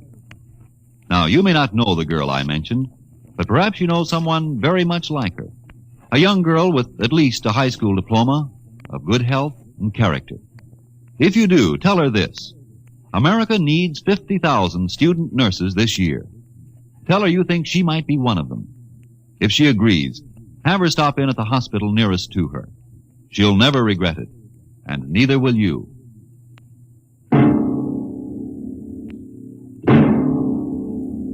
Now, tonight's adventure into the world of the unknown. The world of Dimension X. The doll shop stood on a quiet Washington side street, not too far from the sprawling Pentagon building. A woman and a child waited outside, the little girl peering eagerly through the window at the dolls inside, and the woman glancing impatiently at her wristwatch as if expecting someone who was late for an appointment. And there was nothing about the doll shop to warn them that they were waiting to keep an appointment with doom. Oh, Mommy, look! Yes, what is it, dear? In the window of the shop, the tiny dolls. Oh, Mommy, do you think Daddy will buy me one? Well, we'll ask him when he comes, dear. He said 3 o'clock on this corner. I see him, Mommy. There he is. Oh, Henry, here we are. Hello, dear. Hi. Sorry I'm late. Well, we've been waiting for you. Cindy's been So telling... I'm afraid I'll have to call off the shopping, Alma. Oh, Henry, we promised. Yes, I know. Cindy. I'm sorry. It's just one of those things. You've been the wife of an army colonel long enough to know his life isn't his own. What is it this time? Oh, some more of that flying sphere nonsense. The pilot who says he sighted it last month crashed and was killed today, so the general wants a full report. Dear, what next? Daddy. We'll have a staff meeting at the Pentagon at 3:15. Daddy, look in this window. Oh, I haven't time, dear. Just for a minute, Daddy, please. Cindy, I haven't time to stop and watch a bunch of 6-inch dolls parading around in the shop. Say, they are lifelike, aren't they? Look at that, Alma. Dolls are marching around like a regular review. They've even got their own little band. Henry, your staff meeting. Oh, yeah. Yes, I've got to run. Now, look, don't go spending a lot of money on that nonsense, Alma. No, dear. Bye. Bye, dear. Bye, Cindy. Bye, Daddy. Oh, Mommy, look. Look, the band's going to play. Aren't they wonderful, honey? You know, it's funny. I must have stood on this corner 1,000 times, and I've never even noticed this shop before. Good evening, children. Oh, well, good evening. Mommy, he talks awful funny. Hush, Cindy. Would you like to step inside the shop of Santor Perigi? Well, yes, we would. This way. Oh, Mommy, it's like fairyland. Here in the shop of Santor Perigi, creator of Perigi's Universal Wonderful Dolls, the world of adult reality is blended with the world of child's fantasy. This is a new shop, isn't it, Mr. Parigi? What is new and what is old? Come, this way. Would you like to meet one of my little ones? Oh, yes. This one in the red jacket is Toto. Speak, little one. Oh, isn't that wonderful? Mommy, he talks. The doll talks. Amazing. It's absolutely amazing. That is nothing for Perigi's wonderful dolls. Listen, sing, Toto. Sing for the little girl. My name is Toto. Cindy, listen. Sing, Toto. Men are big and tall. Dolls are very small. When men begin to fall, the dolls will rule them all. Oh, more, Mr. Toto, more. Well, how do they work, Mr. Parigi? How do they work? That is the secret of the great Perigi, greatest of all doll masters. To make an ordinary doll is nothing. To make a perfect replica, that is something. But to make a doll with intelligence, that is the work of an artist, huh? Well, yes. Well, they must be very expensive. Madame, when I construct a doll like Toto, I cannot bear to be parted from him permanently. So instead of selling, I rent my little people. You rent dolls? Precisely. $10. I have but one request. When you grow tired of my dolls, you must return me in good condition. Oh, Mommy, could we take him home? Take him home! Take him home! Take him home! Oh, look, Mommy, look. He's bowing and dancing. Oh, Mommy, he wants to come. Please, I'll take such good care of it, please. Well, honey, we'll have to deal with your father later, but... Well... Oh, Mommy! All right, wrap him up, Mr. Parigi. Oh, dear, I have a feeling when your father comes home, we'll be sorry. Be sorry, be sorry, be sorry, be sorry.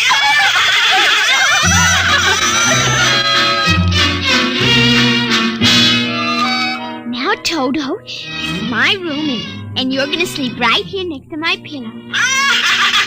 Oh, Toto, don't laugh like that. I'm going to have to teach you some manners. You be quiet, because my daddy will be home soon, and he's a colonel in the army, and he'll bust you to private if you don't behave. Now, you wait here. I'm going to introduce you to my puppy dog, Mr. Blister. So be good now. Here, Blister. Here, Blister. Come on, Blister. Come here. Mr. Blister, now this is Toto. Oh, dear, I don't think Mr. Blister likes you, Toto. Stop it, Mr. Blister. Come over here and shake hands with Toto, Mr. Blister. Come on now. Blister, let him go! Let go! Let go!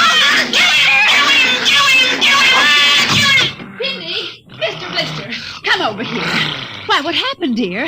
Mr. Blister tried to bite my doll. Look how frightened Toto is. Dolls don't get frightened, Cindy. But he is, Mommy. He screamed. You just imagined it, honey. But he did. Well, Mr. Blister didn't mean it. You know he's the gentlest little pup alive. He isn't. He's nasty and I hate him. Cindy, you hurt his feelings. Okay. He tried to bite my new doll, and I don't ever want to see him again. Ever. Oh, dear. All right, Mr. Blister. You come downstairs with me. Come on now. Cindy's angry at you tonight. I'll kill him. Why, Cindy, where did you hear a thing like that? Toto said it. Well, I see. Well, you've had an exciting day, honey. You brush your teeth now and go to bed. Daddy's coming home late, so we'll see you in the morning. Hmm? Good night, darling. Sleep well. I hate him, Mr. Toto. I hate him.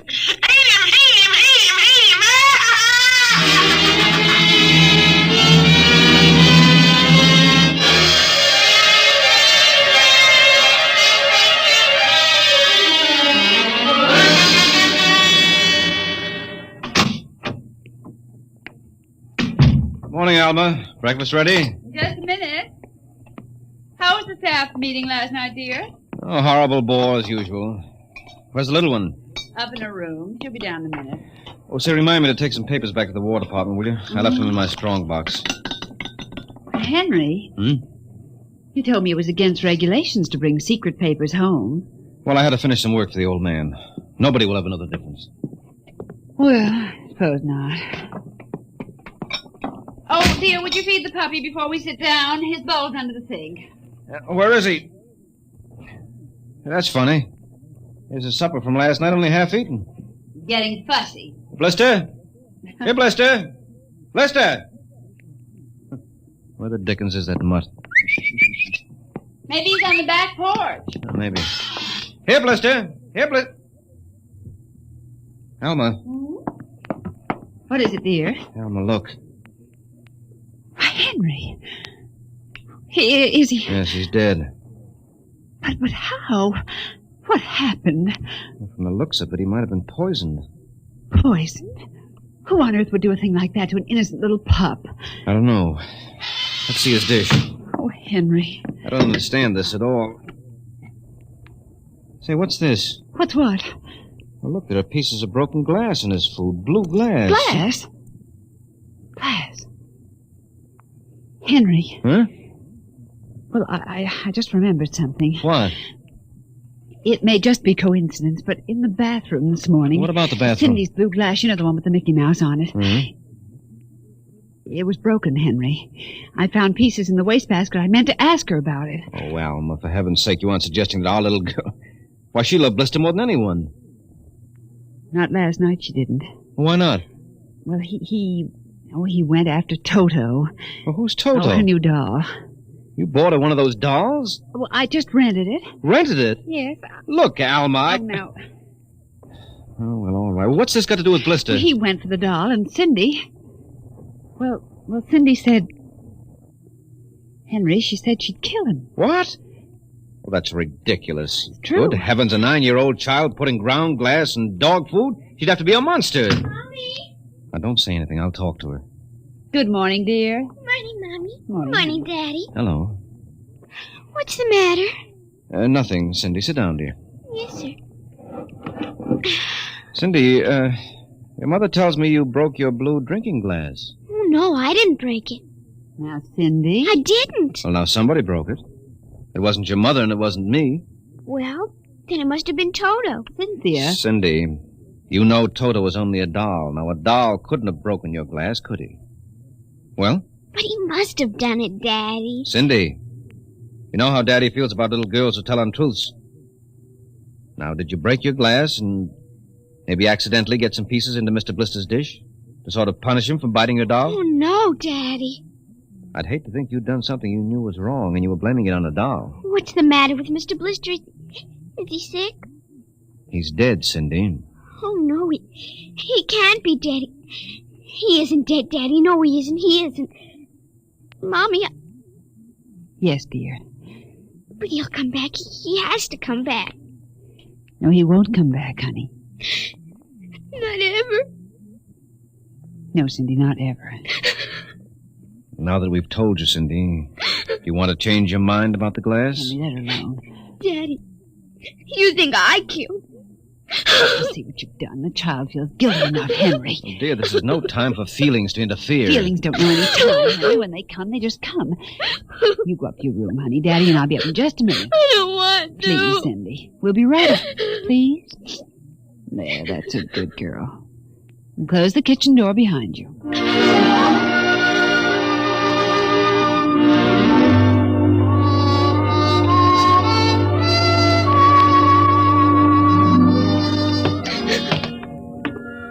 Mr. Blister's dead. And he isn't coming back. Ever. Daddy thinks it was me, but it was you. It was you!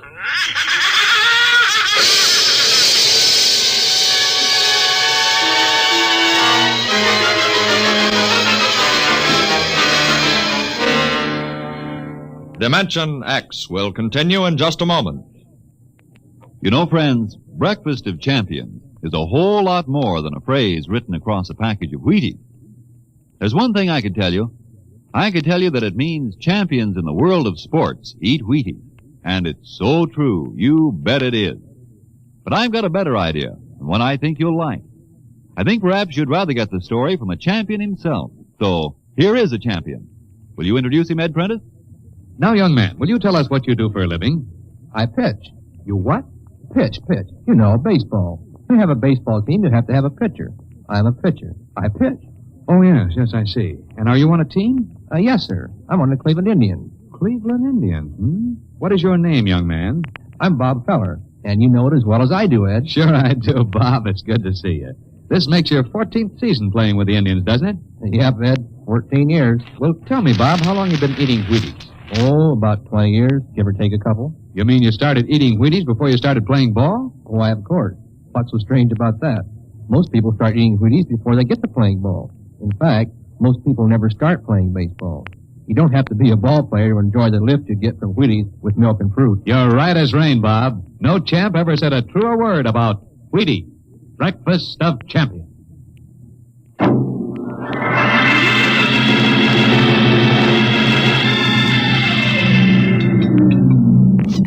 Eat your supper, dear. I'm not hungry. Cindy, you scarcely touched your lunch. I don't feel like eating. Is it Mr. Blister? Oh, Mom. Cindy, answer your mother. Now, Henry, she'll work it out in her own way, dear. Oh, I don't know. When I was a boy, there was such a thing as discipline. Where this child is being brought up... Henry. Well, it's true. There's no respect. Lying. Oh, I don't know. Alma, what's happened to us? We were a nice, peaceful, happy family until you bought that cursed doll. Now who's blaming things on the doll? Well, it's true. You wanted to get some papers from your strongbox. What? Oh, yes, excuse me. Will you try to eat something, Cindy? Now, darling. Yes, ma'am. Alma! Alma! Yes, Henry, what is it? Alma, it's gone. What's gone? The box, the strong box is gone. But it can't be. The door to your study's always locked, and you and I have the only keys. I know all that, and I tell you it isn't there. Well, who would I don't know, Alma. Those confidential reports, if they ever get into the wrong hands... Oh, I warned you about keeping them here. Oh, what if it ever came out in the open? Can't you see the papers? Army colonel, derelict in duty. Call the police, Henry. What, and throw my career in the wastebasket after 17 years? And we've got to find it ourselves. But it was there when I went in to clean this morning. Well, what about your key? Well, it's right here. I always keep it right with me. That's funny. Oh, no. But my other keys are all on the ring. You've lost it. I don't see how. Alma, how could you do it? Henry, please. Come on, we'll search the house. I can't think of anything else to do. Oh, dear, you're going to miss your staff meeting. Well, all right, never mind the meeting. My whole career goes up in smoke if we don't find those reports. Now, somebody get hold of your key and open that room. I know, Cindy. Oh, let the child alone. She's been through enough. You know she wouldn't do a thing like that. I don't know anything anymore. I don't know my own child. I don't even know you. Henry. All I know is that strongbox is gone with papers that are dynamite if the wrong person gets them. The question being who? What's that? Coming from upstairs. What's that blasted doll again? Something must have set it off. I don't know how the mechanism works. Well, for heaven's sake, let's go up and shut it off. Right.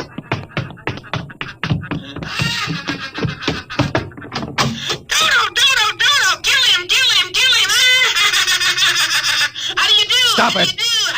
Blasted little imp! There. Henry. Ever since we've got this thing... Henry. What? Look. Where? What? Around the doll's neck. The key. The key to your study. It was Cindy, after all. I don't believe it. Ever since she got this fool doll, she's been acting half insane. First the dog, now this. I think she hates us, Alma. Henry. Cindy is my child, and I know her. I know she's a good, sensitive little person with no malice in her. You're just simply refusing to face the facts, dear. What are you going to do? I'm going downstairs and have a talk with that young lady.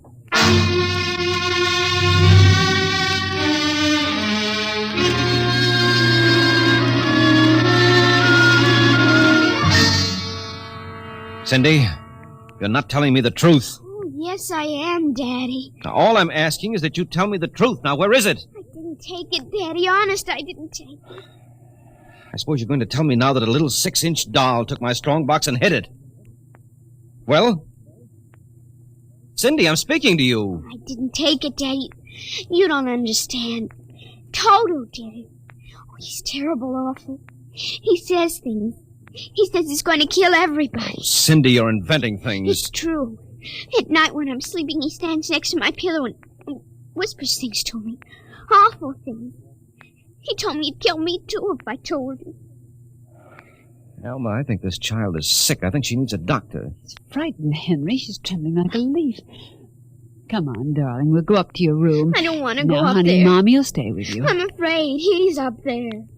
Who, Cindy? Toto. Well, he won't be up there for long. Mr. Toto is going right back to Parigi's wonderful doll shop before I lose my sanity, which means right now.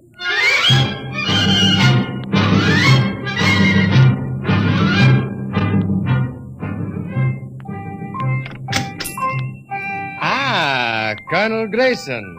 Welcome to the home of Perigis's wonderful doll. Are you Parigi? Santor Perigi, creator of the universal doll. The doll with the mind. The doll Yes, with... well, I'm returning one of your masterpieces. Oh? If you will step into the rear of my shop. Now, what is the complaint? There's no complaint. Here's your doll. Good riddance. My little Toto, rejected, you found the world of men too filled with hate. We will change all that later on. Return to your comrades in the window, little one. And now, Colonel Grayson? I think we have no further business, sir. Ah, but we do, Colonel. Let me see. Ah, yes. Here it is. Do you recognize this, Colonel? That's my strong box. What? My little Toto is very clever, sir. Are you trying to tell me your doll stole that from me? Let us not say stole. I'm merely keeping it in custody. What's your game, Parigi? Blackmail. You give me what I want, I do not ruin your career. What do you want? Information. We already know something from the reports of the War Department concerning a certain strange-looking sphere reported by one of your pilots. What government do you represent? I represent Perigis's wonderful dolls, none other. I'm not so naive, sir. Perhaps I should explain. Each man hides something from the world. Each man loves something more than life. With the help of my wonderful dolls, I obtain personal information which enables me to control the men who control the world. Men like you. Hand over that strong box. I warn you, I have a gun. Give it to me. You are being foolish. Put down that walking stick. Now. No closer. Now.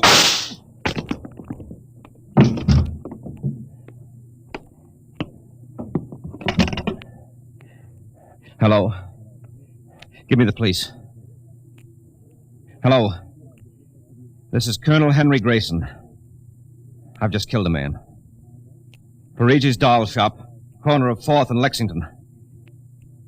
The body is in the rear. I'll wait for you. Shut up. Shut up, you little fiend! Colonel Grayson! Did I hear you speak? Colonel Henry Grayson! Oh, it can't be. I must be going out of my mind. A 6-inch doll. Shut up! Your master's dead! You are mistaken, Colonel.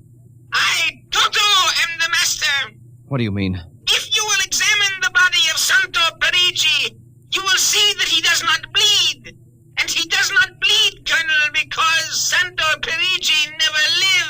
Never lived. Santo Parigi is a doll. A doll? But he's a man. He talks. He walks. The people of Meritrix are skillful doll builders. Meritrix? Doll builders? Who are you? I am Xanthus Imperator, commander of the legions of the third planetoid, Meritrix. Legions? Planetoid? My people and I, whom you regard as dolls, come from a tiny planet beyond the moon. What? So small that it cannot support our population. That's true. We landed one of our space spheres on Earth 3 months ago with the intention of colonizing. Unfortunately, one of your pilots intercepted us. So that's why you wanted our information. Precisely. And you are human? Quite human. Of course, in order to deal with Earth people without suspicion, we were forced to construct Parigi, a man-sized doll. No, it can't be. I can't believe this. I'm having hallucinations. I've got to get out of here. That will be impossible. We have weapons of destruction quite unknown to Earth people. I phoned the police. I'll be here soon. By the time they arrive, my people will have prepared something quite shocking.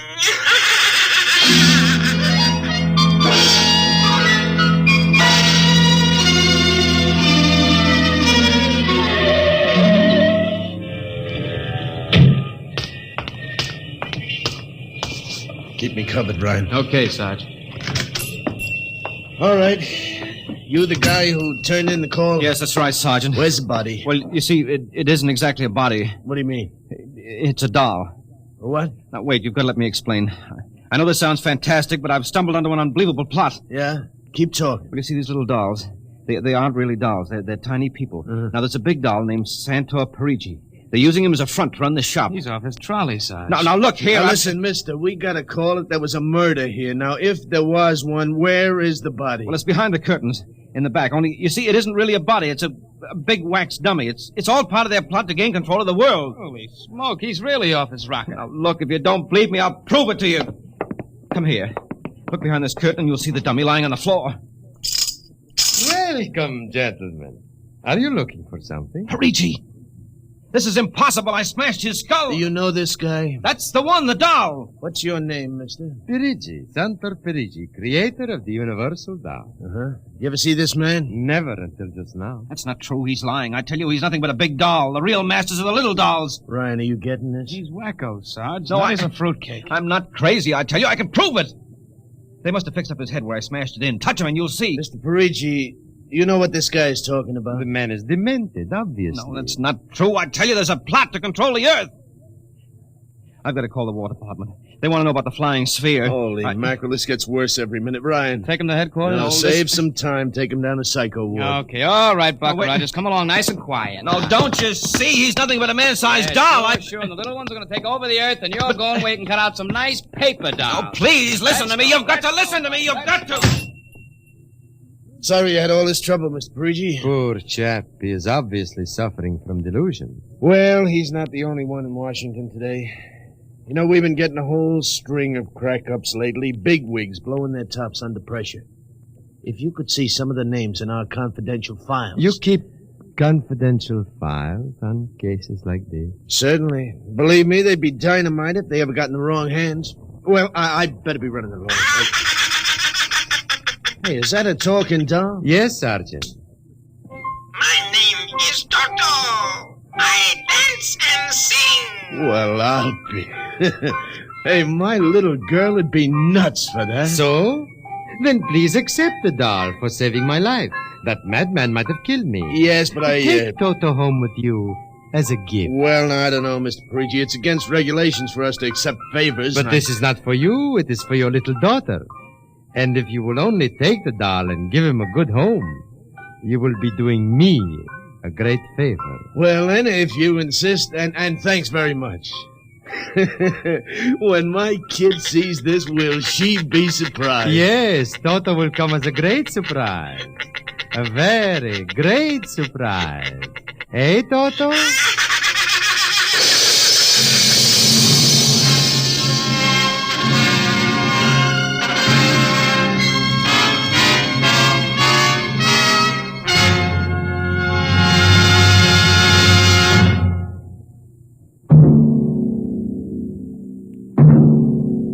Tonight, Dimension X has transcribed Perigis's Wonderful Dolls, an original radio drama written by George Lefferts. Les Damon appeared as Colonel Grayson and Joan Alexander as Alma, with Denise Alexander as Cindy. Joe DeSantis played Santor Parigi, and Leon Janty was Toto, the talking doll. Engineer Bill Chambers. Your narrator was Norman Rose. Music by Albert Berman. Dimension X is produced by Van Woodward and directed by Edward King. Wheaties presents Dimension X. Adventures in time and space. Transcribed in future tense. Dimension X.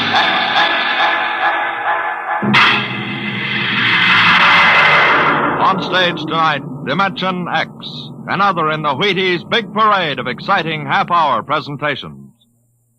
Just about the time you're getting up tomorrow morning, you know what's happened? You've been without food for so long that you gotta get more if you're going to get your work done. That's why first you need your Wheaties. Sure, Wheaties. Because when you dip into those golden flakes, you're getting real whole wheat. Yup, every single Wheaties is a kernel of wheat. And you know what that means? Vitality for working well, feeling well, looking well. Whole wheat energy, whole wheat vitamins. All the goodness of plump whole wheat in crisp little flakes that are mighty nice to meet any morning of the week. So be good to yourself. Tuck into the Wheaties at 7 a.m. and see if you don't feel the difference. Have yourself breakfast of champions and see how Wheaties at 7 can help at 11. Come on now, try 'em.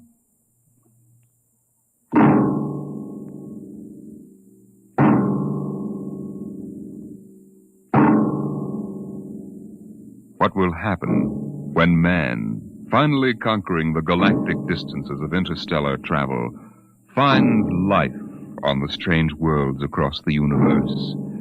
Will he discover civilizations of incredibly advanced scientific knowledge, or primitive cultures deep in a stone age of savagery?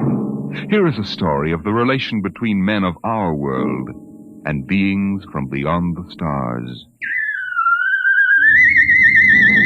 On the desk stood a yellow bowl, the profile a simple curve, clean and sharp. The body was thin without fragility, and the beauty of its shape was matched by the glowing intensity of the glaze, a glorious transparent yellow, soothing as sunlight, yet glowing with the fire of a volcano's core. The desk belonged to Michael Tom, Regional Administrator for the Department of Interplanetary Affairs.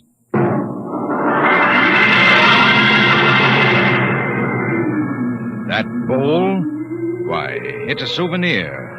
I got it many years ago on the planet Firsk. I'd been out on the Channel Planet in the Frontier Service for 19 months. When my transfer came through to Firsk, I was surprised to see that I'd been promoted 3 grades, and my orders read to report to the regional office as assistant resident. My ship came in at Penolpon Spaceport, and I was met by the office car and chauffeur.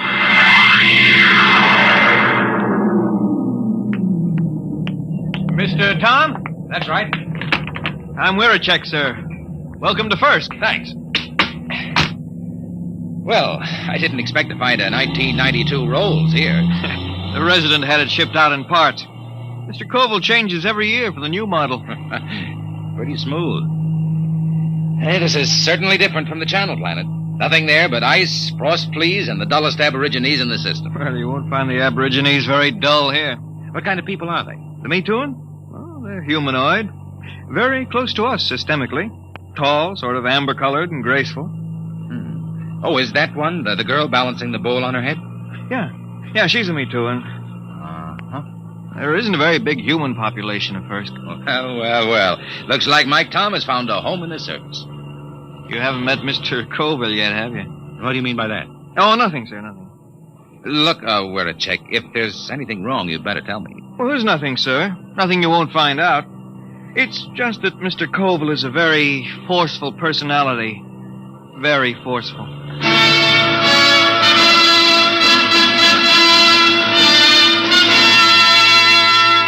We drove through Penolpon, threading our way through narrow streets between rows of low houses of reed, parchment, and wood.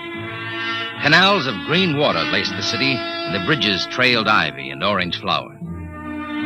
Suddenly, we turned a corner, and there on the bank of the main canal was a large concrete and glass building, Earth style.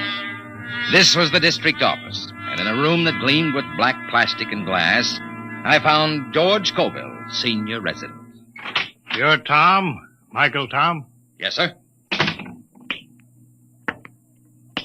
My last junior took off for the hills with a dancer from a Me Too and grog shop. If I have any trouble with you, I'll ship you back to Earth with a minus 50 efficiency rating. That clear? That's clear, sir. And don't get edgy with me. Sit down. Now listen, Tom, I'm easy to get along with. I like things done right the first time. Got to give a good example for the gooks. Gooks? Yeah, the natives. I don't know what's good for them. I brought in a high-grade silica yarn to replace the root fiber they were using in fishnets. Took me 3 months to talk them into using it. I thought the Bureau policy was to avoid introducing Earth technology to stable cultures. Yeah, that's what those boneheads at the main office say. They don't have to live here. Have you seen those pigsties they live in? There isn't a concrete building on the planet. The Me Too and delegation, Mr. Colville. Tell them I'm busy for 15 minutes. Yes, sir. Well, I'll be going along then, sir. Why? Well, if you're busy. Forget it. I always let those gooks wait at least 15 minutes. Softens them up. They're not hard to handle, if you know how. I was assigned to pest control, a duty Colville considered beneath his dignity. In the next few weeks, I carted rat poison and insect spray through the poorest sections of Penolpan, where the trees ended and the plains stretched out to the Cookmank Mountains. It was there that I first heard of the PottersOfFirsk. I had found a pottery bazaar, long shelves of jars of every size and shape, crocks, paper-thin vases, bowls, demijohns, tankards. The glazes were remarkable, deep, glowing colors. And yet, something was missing. I looked up and down the shelves. Mr. Tom, is anything wrong? No, it's just, I've got it. There isn't any yellow. Yellow? That's right, there are no yellow glazes at all. They have every other color, ruby, green. There's a jar that's translucent, but no yellow. Oh, maybe it's a superstition. Could be. Yellow might be connected with death or disease. Well, you can find out, Mr. Tom. Here comes a Me Too, and she probably runs the place. May I help you, sir? Oh, you speak English. I must. We trade with the Earth colony. Your wares are very beautiful. For example, how much is this bowl? 75 credits. That much? They are our ancestors.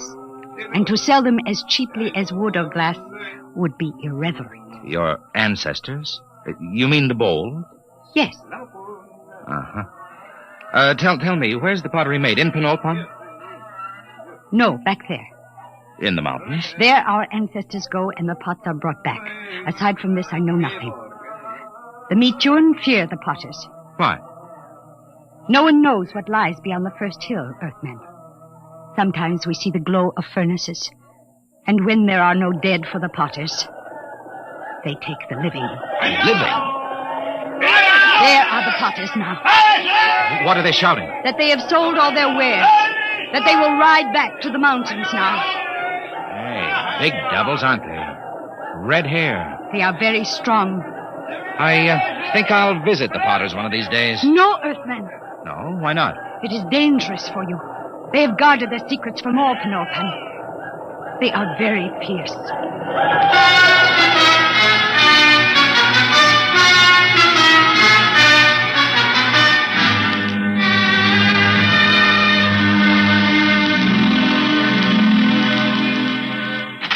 Tom, where the devil you been? I told you to get the estimates for that power plant. I put them on your desk, sir. Oh, yeah, so you did. Say, what do you know about the Potters back in the Cookmanks, Mr. Colville? Huh? Oh, they're a tribe of bandits or something. Why? I was at the bazaar today. A girl called the vases ancestors. Seems strange. Ancestors?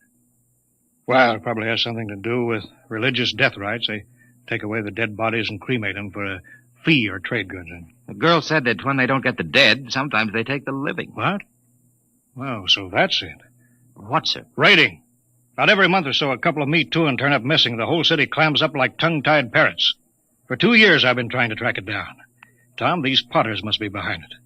Raiding, huh? Now, we'll see about No, that. we don't know anything definite. Well, we will. Get Weircheck to roll out the copter. We're flying out to those mountains. I'll put a stop to this if I have to blow them clean off the planet.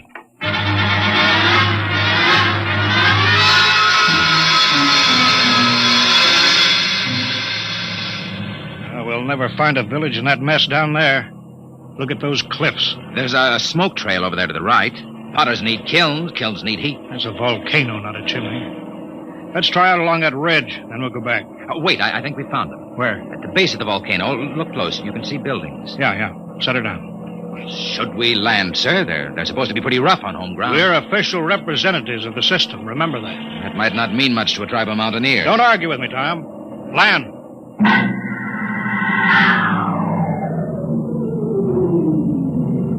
Get your pistol ready. I don't see anybody. The village is deserted. They're hiding. It's the Potters, all right. There's a heap of old broken jars. But I don't see the kiln. We'll stay here till something moves. What's that? One of the Potters. Wait a minute. Here they come. 3 of them. You cover them, Tom. I'll do the talking. Hey there, you! What brings strangers to the village of the Potters? I'm Coville, chief of the Planetary Affairs Bureau in Penulpat. This is an official visit to see how things are going with you. We make no complaints. Oh? I've heard reports of you Potters kidnapping Meetoon. Is there any truth in that? There is an ancient agreement. The Potters are granted the bodies of the dead, and occasionally, when the need is great, we do anticipate nature by a year or 2. You mean you admit it? The soul lives forever in the bowl it beautifies. What do you mean? Look here, just what do you do with the corpses? Our glazes require lead, sand, clay, alkali, spar, and lime. All but the lime is at our hand, and this we take from the bones of the dead. I see. Well, we don't want to interfere in any native customs or rights. Corpses, that's between you and the Meetoon. If you need lime, I can ship you in tons of it. Natural lime is a poor substitute for fresh live bones. The spirit of the person is in the bones, and it passes into the glaze and gives it an inner fire. Well, you listen to me. I don't care what you use as long as there's no kidnapping or murder. Tell me, Potter. I don't see any furnaces. Where are your kilns? Our firing is done by the great monthly burn. You mean the volcano? Yes, Earthman. Once each month, the heat roars up white and glowing. I see. Potter, why don't you ever use yellow glaze? Yellow glaze? We have no metal to give the pure, rich yellow, the color of the sun. It is strange, Earthman, that you talk of the yellow, for my people have sought the sun glaze for thousands of years. Listen, if there's any technical help you people want, that's my business. But there'll be no more murder. If necessary, I'll put a stop to the potting altogether. Your words are not friendly. Don't think I can't do it. I'll drop an atom bomb down the throat of your volcano and cave in the whole mountain. We'd better pull out, Mr. Coville. Shut up, Tom. You understand? My job is to protect everyone on this mud-hole planet. And that includes the Meetoon. Get back in the copter, Mr. Coville. They're getting ugly. Fire over their heads. Keep them back. Quick, get in, sir. They're scared now, but in a minute they may jump us. All right, let's go. Don't worry, Tom. Now those cooks know who's boss. No, sir, we won't have any more trouble from the Potters.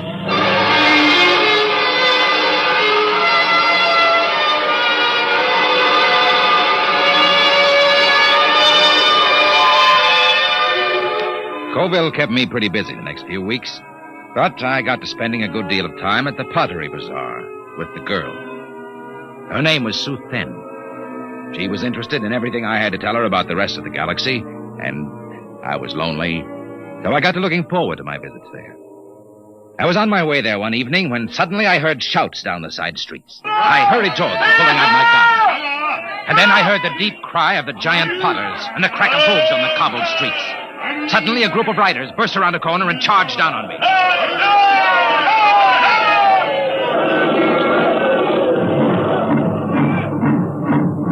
When they were gone, I hurried to the Pottery Bazaar. Sue Then was gone. Earthman! She is not here. They took her. The Potters? She has gone to her ancestors. Did they kill her? No, they have taken her to the hills. But soon she will live forever, her spirit wrapped in the glorious glaze. Sue Then. There is nothing to be done. When the Potters take you, it is the end.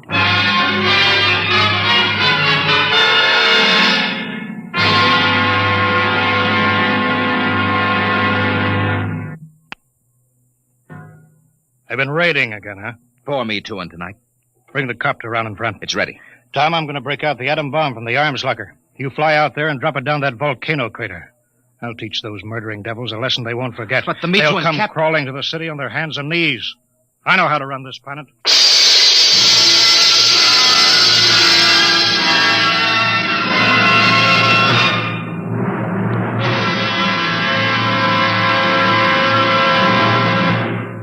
Dimension X will continue in just a moment. Friends, this is Frank Martin, the Wheaties man, and I want you to know an associate of mine, Ed Prentice. Okay, Ed. Folks, I'd like to have you meet a good friend of mine and a prominent member of a fine little organization known as the Chicago White Sox, Mr. Lucius Benjamin Appling. Ooh, Ed, don't say it like that. Whoever heard of a ball player named Lucius? What if I went around calling you Paul Edward Prentice? Let's just make it Ed and Luke, huh? All right, Luke. Say, just how long have you been with the White Sox? Over 20 years, Ed. Golly, I've played in darn near 2,500 games. Then at bat almost 9,000 times. Man, I'm from way back. Well, Luke, you don't look it. How do you keep up the pace anyway? Well, Ed, I sleep good. I eat good. I eat mighty good. Wheaties about 4 mornings a week. Those little old flakes put a lot of snap, even in an old-timer like me. Must be because they're 100% whole wheat. I sure like Wheaties and milk and fruit. You know, Luke, that's exactly what I hear from a lot of ball players and plenty of other people, too. No wonder they call Wheaties the breakfast of champions. Thank you, Mr. Prentice and Mr. Luke Appling of the Chicago White Sox. Mighty nice of you to say those good things about Wheaties. Now, folks, you and I may not be playing baseball for a living, but we can use those whole wheat Wheaties, too. Step around to the grocery tomorrow yourself for Wheaties, breakfast of champions.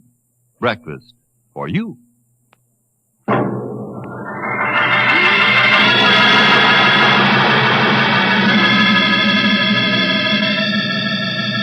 There's the village window, chick. Swing over it.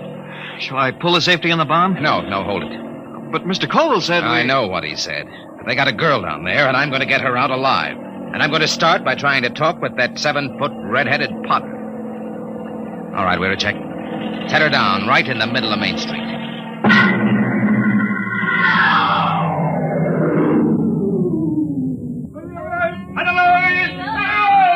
Have your gun ready, we're a check.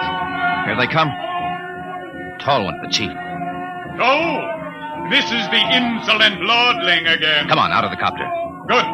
We are in need of bone lime, and yours will suit us well. They're closing in, Mr. Tom. Prepare your soul for the great burn. Stand back. I'll kill a lot of Potters, and you'll be the first. I've come for the 4 Me Too that you took from Knoll Farm. You don't seem to understand that we can punish. We can kill you before you can do much damage. We Potters do not fear death. Death is merely eternal meditation from the glass. Potter, listen to me. I didn't come here to threaten, but to bargain. You have a Me Too girl. Is she still alive? She still lives? Chief Colville gave me orders to destroy your volcano. We can do that easily. If I'm harmed, the next bomb will drop on your village. I've come down here against his orders to bargain. Bargain? With what? We care for nothing but our craft. Potter, I can give you the secret of the yellow blaze. Empty words. No, the truth. In exchange, I want the girl and the other Me Too you've stolen, and your word not to raid again. How would we get lime? We've told you we can ship it in. Pure lime, as good as yours. Do the PottersOfFirsk want the yellow glaze? Why, that has been the goal of the tribe of Potters for 1,000 years. And if I show you the yellow glaze? Earthmen, if it comes clear through the burn, I agree to your bargain. If it does not, your spirit will be lodged forever in the ugliest bowl we can spin on the wheel. It's a bargain. All right, we're a check. Disarm the bomb. Disarm it? Mr. Tom, you crazy? They'll kill us. There'll be nothing left to stop them. Nothing but the yellow glaze. Yeah, but do you know how to make it? We'll soon find out. I've been doing a little reading on the subject lately. Reading? Holy smoke. Enough, Earthman. I will take you to the potter's shed. If your glaze is the bright yellow of the sun, you live. If not, you die. Come on, Veracek. Let's get to work. With what? You never made a glaze in your life. What are we supposed to work on now? Our last will and testament?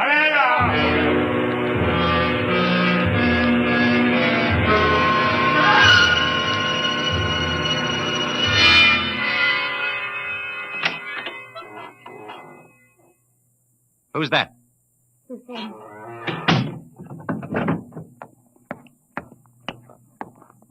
Are you all right? Yes. Why did you come? They will kill you too, Earthman. Maybe. How did you get in here? When I heard that you were here, I asked the chief potter to come. He said it would not matter. They would have all our bones soon. Cheerful, Zoe. Hey, stir this. Where to check? Yes, sir.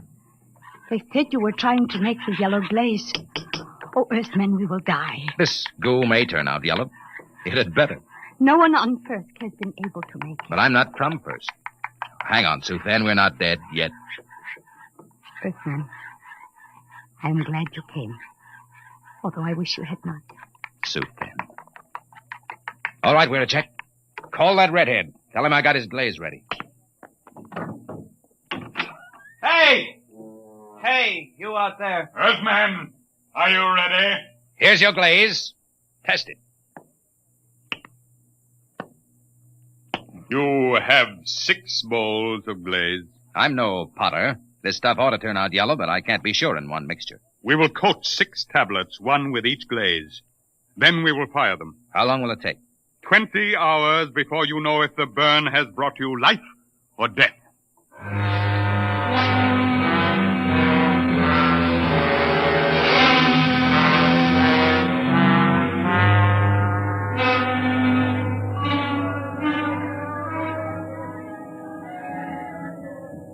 How long can they keep that up? It's been hours. Tiles ought to be done soon. Earthman, here comes the chief potter. It must be time. The tiles are cooled. It is time now to open the kiln and test your glaze. A bargain has been made. The glaze is yellow, or you die. I will open the kiln. How are they, Mr. Tom? Mr. Tom? I can't see inside. It's dark. All right, Potter, pull them out. What are you waiting for? I will remove the first tile. No. A dull, dirty brown, Earthman. Pull out the next one. The color of mud. Now, wait a minute. What is the use? There is no yellow glaze. Get that next tile out. We made a bargain. Mr. Brown, your glazes are worse than the feeblest work of our children. Prepare your spirits for the great burn. Now, wait. Look in there. The next tile. Get it out here. Earthman, you waste time. Well, I'll get it out myself. There. Look at it. Yellow.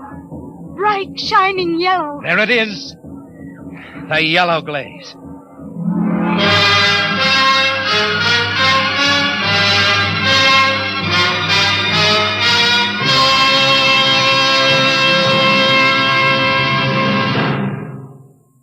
Tom, where in thunder have you been? Mr. Colville, I've been I trying sent you out on business which should take 2 hours, and you stay 2 days.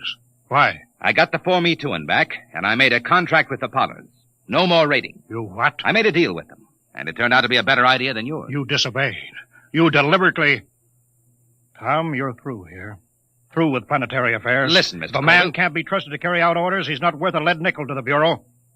Get your gear together. Leave on the next ship out. Yes, sir. Wait. You're on company time till 4 o'clock tonight. Until then, you obey my orders. Take the copter back to the hangar. Bring the atom bomb back to the armory. I can't. What? I've been trying to tell you. There's only one way I had to make that yellow glaze. Tom, what the devil have you done with that bomb? I gave it to the Potters. What? It was the uranium salt that made the yellow glaze. The Potters didn't have any, so I gave them the uranium out of the bomb. That was part of the bargain. What? You gave that murdering tribe of crooks that uranium? You heard me. And if you think you could have used it better by blasting them out of that mountain, you're crazy. Why, you abysmal, blasted imbecile. That's the only bomb we had. Those Potters could tear Penulpan off the face of the planet. If you want that uranium, Colville, you can go out and get it. And if I'm fired, I'm through now. Why, you fresh smut, you yellow-livered louse. I ought to If you kill asked you. me, I'd say it'd be dangerous business trying to get that uranium back now. We're a check. We're a check. Yes, Mr. Colville. Yes, sir. Get the copter fueled. Get me a double holster and a full bandolier of ammunition. Yes, sir. Tom, when I get back, I'll see that you rot in the deepest cell in the Gallatin Tower. I'm going out now to those hills. I'm going to bring in that uranium myself.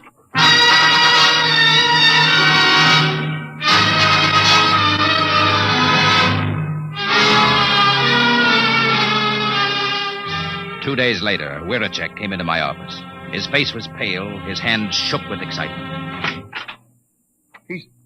He's here, Mr. Tom. He's here. Colville? No, the Chief Potter. The Potter. Bring him in. Should I call the guard? Just bring him in.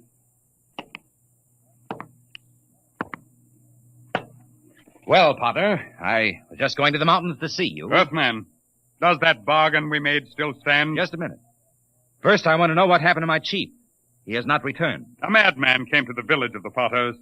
He said you had no authority. He said he could not allow the Potters to keep the heavy metal that makes glaze like the sunset. What happened to Colville? Tell me. There was violence. He killed 6 good wheelmen. He was captured. I come to find whether our contract is good. Captured. All right, Potter. The contract is good. It is bound by my word and by the word of my great chief back on Earth. But only if Colville is returned. He must be brought back. Good. Then to seal the bargain, I have brought you the first bowl made with the new yellow glaze. It's a beautiful vase, Potter. And now, about returning Colville. It is done. The madman is a lucky man indeed, for his spirit dwells in the brightest glass ever to come from the great burn. You mean that Colville? Here, I return him to you. The fiery soul of the madman has given luster to an already glorious glaze. He will live forever in the shining light. On the desk stood a yellow bowl, and the beauty of its shape was matched by the intensity of the glaze. A glorious, transparent yellow, fire of a volcano's core.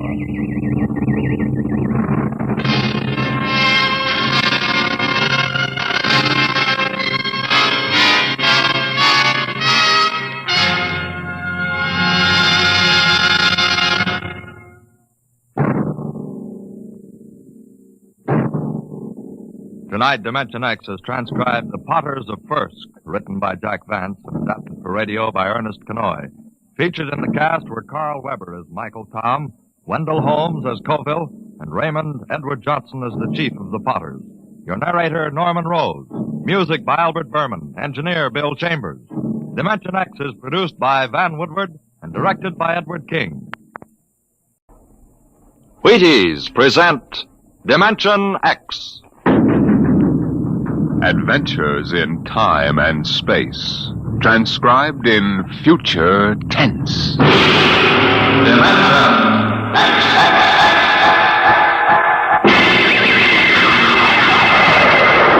On stage tonight, Dimension X, another in the Wheaties' big parade of exciting half-hour presentations. I don't mean to be too personal, mind you, but have you found out how Wheaties at 7 can help at 11? It's really very easy to find out, you know, and it's mighty worthwhile. Now, what you do is this. Come breakfast time some morning real soon. Dish yourself up a bowl of Wheaties. Crisp, golden flakes, 100% whole wheat. Add some fruit, add milk, and you'll be getting some real nourishment. And at 11 a.m., I think you'll begin to understand why. Because Wheaties have it. The whole wheat energy that makes such a difference come mid-morning. Wheaties have it, and it's for you. Now see if you don't look better, feel better, smile easier every day that breakfast begins with Wheaties. I know, I do. See for yourself how Wheaties at 7 can help at 11. It's amazing, really.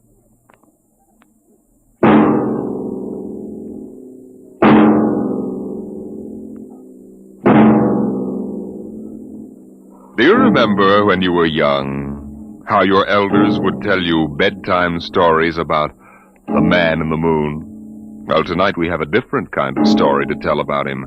A story of suspense in the unknown world of the future, where anything can happen.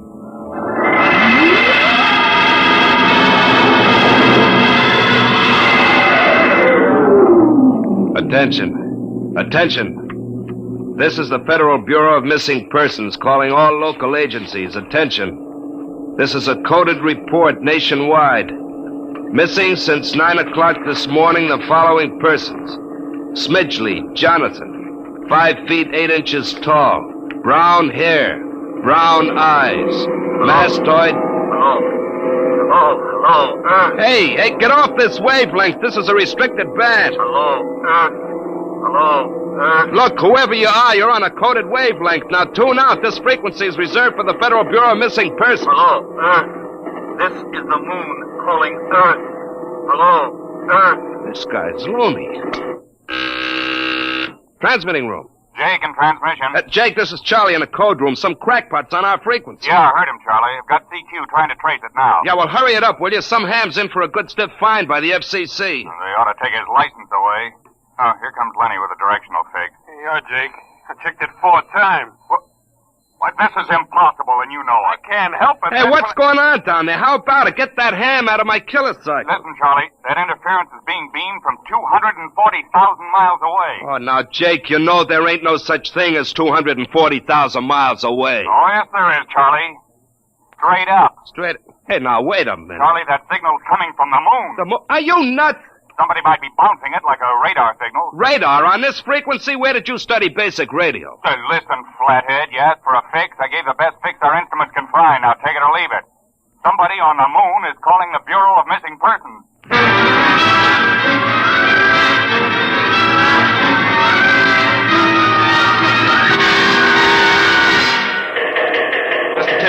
Mr. Timken. What's the sweat, Charlie? Shouldn't you be broadcasting? Now, listen, Mr. Timken, you know I'm a sober citizen, right? Never once have I broadcast with the smell of alcohol on my breath, right? In all your 12 years here at the Bureau, did I What's once... the matter, Charlie?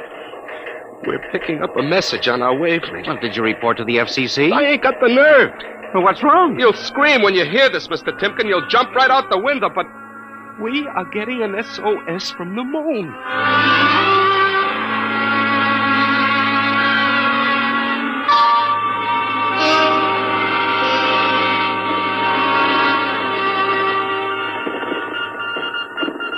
That's got it. Started on voice and switched to Morse. What did he say? Let's see now. Can you read me? Help Otterburn. Will contact when the moon is in phase. Otterburn. Sounds like a name. Otterburn. Otterburn. Holy jumping Jehoshaphat. Hey, where are you going? To talk to the chief. Hey, now, wait a minute. What are you going to tell him? We just got a CQ from the man in the moon? That's exactly what I'm going to tell him, Charlie. What? Oh, no. This is too much for me.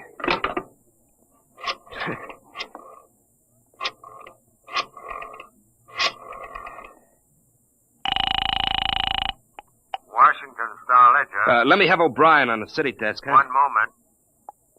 O'Brien speaking. Seamus? Yeah? This is Charlie Starbuck down at the Missing Persons Bureau. You want a hot one? No kidding. This'll cost you a beer, okay? Shoot, Buck. I'll stay in your wavelength for 30 seconds. Yeah, okay. We just got a radio message from the moon. What? From the moon. Call me back when you're sober. Okay, Seamus, if you don't know a story when you see one. I'll send you the name of a good psychiatrist. So long, Orson Welles. Orson Welles? Hey, how do you like that? He don't believe me.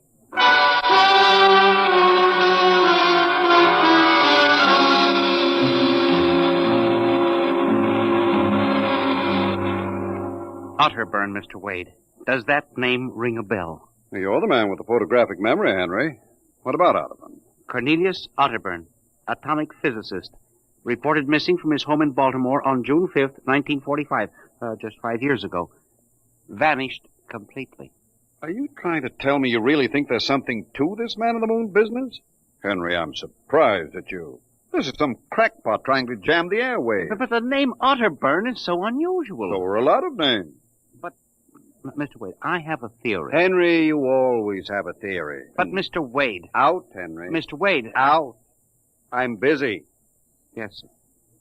I'm sorry, Henry. Oh, here, take this folder of reports for the dead file. Oh, yes, sir. And no more nonsense, Henry?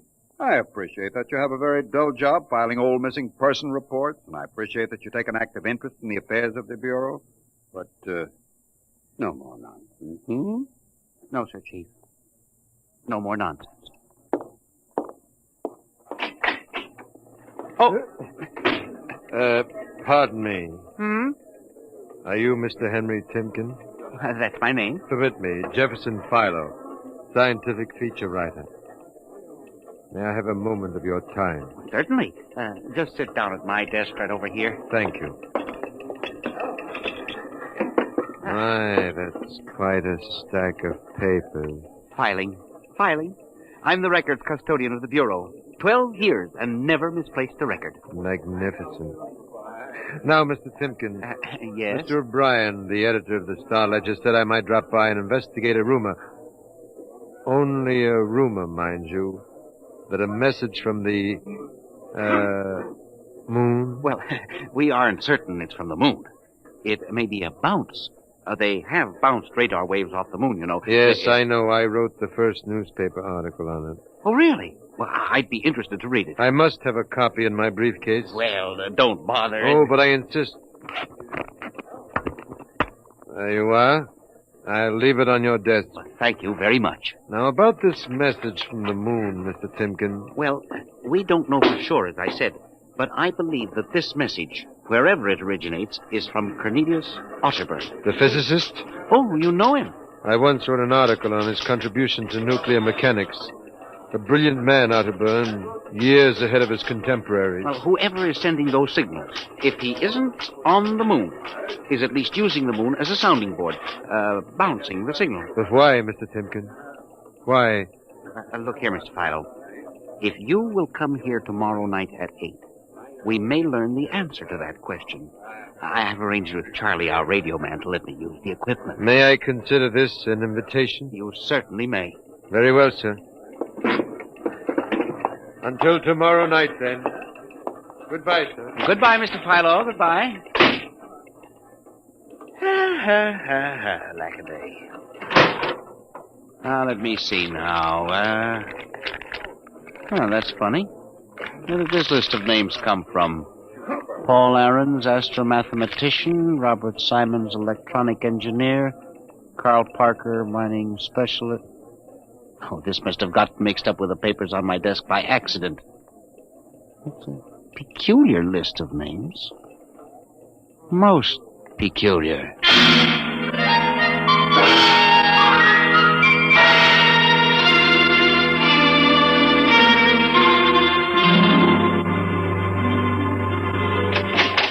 Good morning, Charlie. Oh, hi, Mr. Timken. I see we made the papers. Oh? And how? Mr. Chief steamed up about it. What did the paper say? Mostly ha-ha. Here's the Herald. Oh? Oh, brother, what a panty. Uh-huh. Oh, dear. Oh, my. No wonder Mr. Wade is hopping. About tonight, Mr. Timken, I don't know. Now, you promised you'd give me a key to the radio room, Charlie. Yeah, but I didn't expect this. Listen, Charlie, we've got to find out if there's something to that message. If Otterburn is alive somewhere and radioing for help, it is... Hold it. Time for the morning broadcast. We've got quite a list today. Well, do you mind if I listen a while? We may hear Otterburn. Oh, I ain't self-conscious. Stick around. Attention. Attention, this is the Federal Bureau of Missing Persons calling all local agencies nationwide. This is a coded broadcast. The following persons are missing. Aarons, Dr. Paul, 5'5", brown hair, brown eyes, scar on left side of chin. Aaron. Thick glasses. Occupation, astromathematician. Missing since 6 o'clock this morning. Being sought by Bel Air police. Charlie. Repeat, Dr. Paul Aaron. Charlie, shut it off a second. Oh, now listen, Mr. Timken. It's okay to stay, but you can't interrupt. This is important. Now, what time was Dr. Aaron's reported missing? 6 a.m. We got the report from Bel Air less than an hour ago. Are you certain, Charlie? Yeah, positive. What is this? Charlie, what's the next name on the list? Let's see. Simons, Robert. What? Engineer came in less than 20 minutes ago. 20? What's the matter with you? You look like you've seen a ghost. Nothing, Charlie. Except that last night, quite by accident, someone left a list of names on my desk, and that list included the names of those 2 men who weren't reported missing until an hour ago. What? Hey, that don't sound right to me. It isn't right, Charlie. Which raises a question. Who would make up a list of missing persons before they were missing, not after?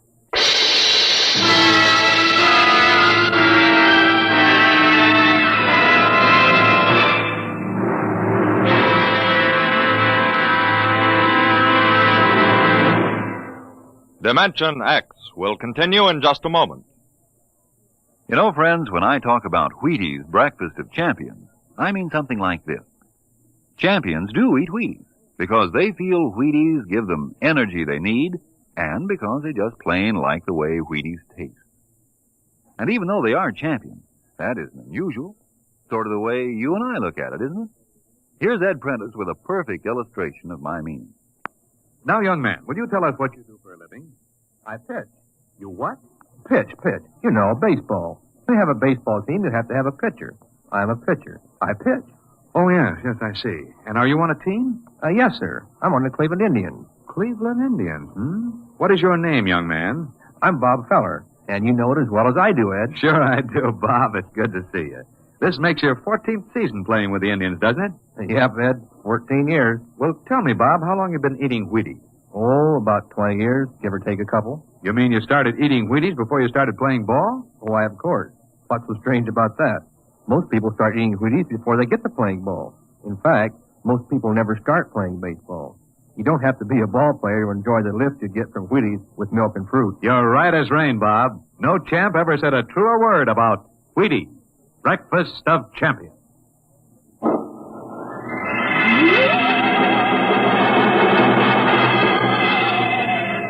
And you say this list of names was left on your desk accidentally? I believe so, Mr. Wade. Do you have any ideas? Well, it's hard to say. Mr. Philo left some papers from his briefcase. Mr. Philo? A science feature writer. I see. You were the leak on the story, then? Oh, yes, sir. I'm afraid I was. I didn't think it would be treated as a laughing stock. We'll deal with that later. What's this Philo like? Well, he's strange. Bald, thick glasses, tall, seems to know a great deal about scientific data, but being a science writer... Is there any other possibility? I don't know. But I do believe that this is all hooked up with the broadcast from Otterburn. That seems like a very remote possibility. A missing persons bureau deals in remote possibilities, Mr. Wade. Henry, I do not require a statement of policy. What's the theory? Mr. Wade, I have discovered that each year literally thousands of persons vanish, leaving no trace. They are never located. Where do they go? Nobody knows. And they disappear in interesting cycles. What sort of cycles? Occupations, for example. One year we'll have a run on, say, coal miners. Next year the proportion of engineers increases, then scientists... What do you think happens, Henry? I don't know, Mr. Wade. But I'm beginning to suspect that somebody else has discovered the same phenomenon. Even to the point, perhaps, of being able to predict who will turn up among the missing next. Philo? I don't know.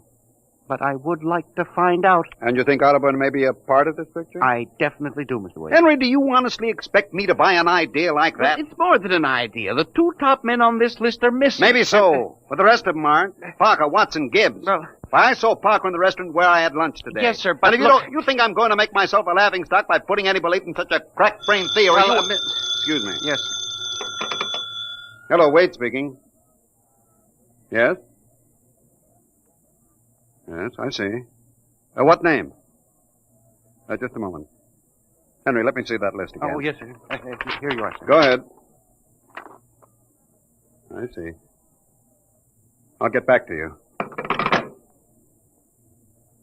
I guess I owe you an apology, Henry. Yeah. Sir? Carl Parker was just reported missing. Parker? The third man on your list. Holy mackerel. Exactly. Henry, perhaps I've underestimated you. Maybe this time you really stumble onto something. What do you intend to do, Mr. Wade? I don't know. I haven't thought it out yet. I was planning to listen for another broadcast tonight in the hope that Otterburn might try to contact us again. I'll join you. I also invited Mr. Philo, the science feature writer. I'll be glad to meet him. I'm beginning to get interested in your Mr. Philo. Mr. Wade, you don't think... that he's mixed up in this? I don't know, Henry. Mr. Wade, let's contact the police. No, Henry, I think we're better off keeping this between ourselves for the moment. I don't want the police laughing at the Bureau if you're wrong. I don't know, Mr. Wade. Besides, there may be more danger than you realize. Let's keep it quiet. Shall we, Henry? Yes, sir. I didn't realize there was any danger.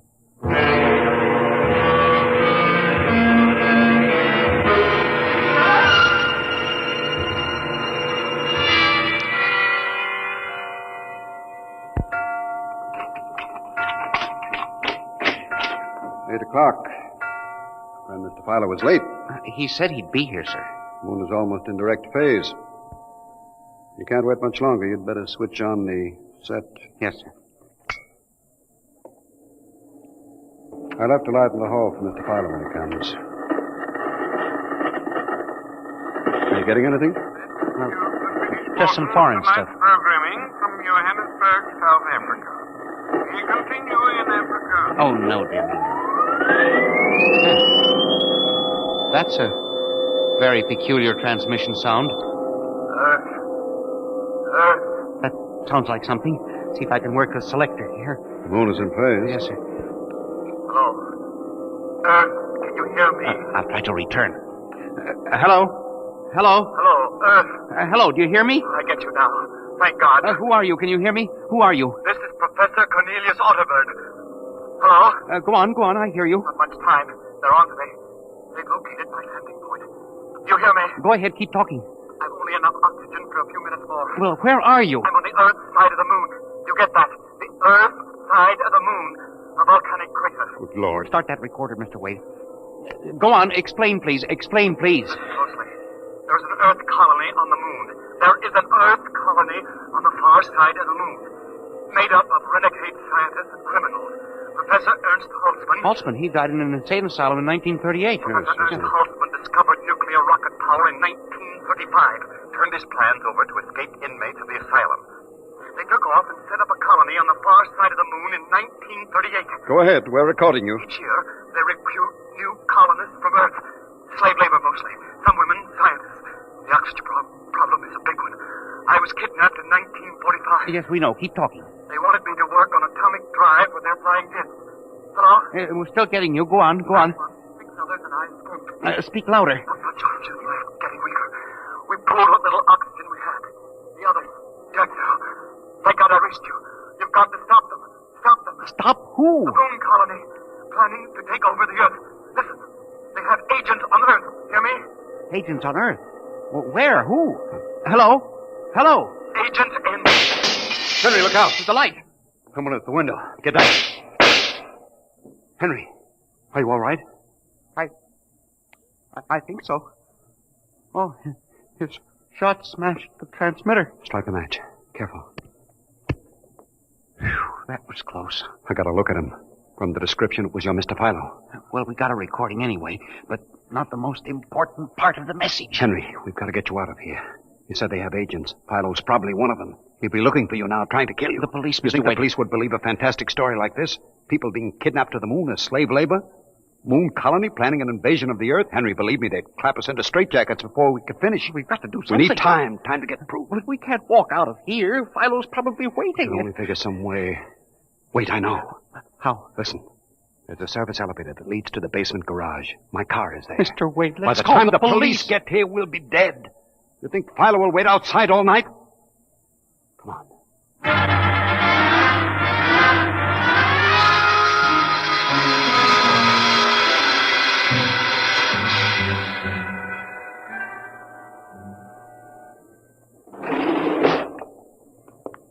This is the basement.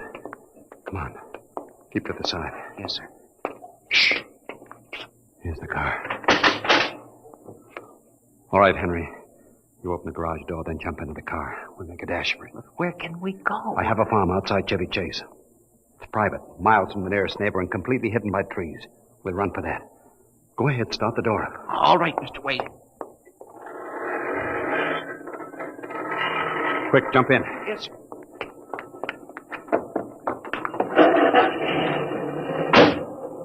All right, here we go. Cross your fingers, Henry.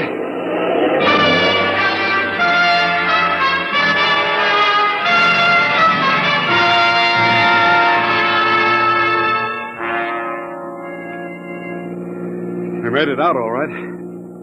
Anything doing? Well, there's a blue coupe behind us. It seems to be following. I'll cut up Pennsylvania Avenue and out Route 1 toward Baltimore. It is following. He turned with us. Can you go faster? Not much faster. He's gaining on us. I've got an idea. Hang on, Henry. Yes, sir. Why did you stop? Turn off the lights, quick.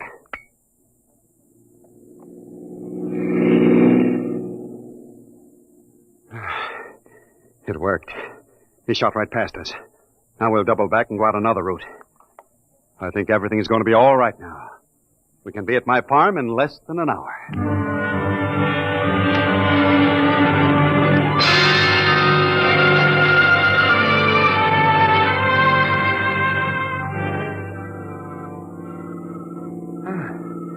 This place is really out in the wilderness, Mr. Wade.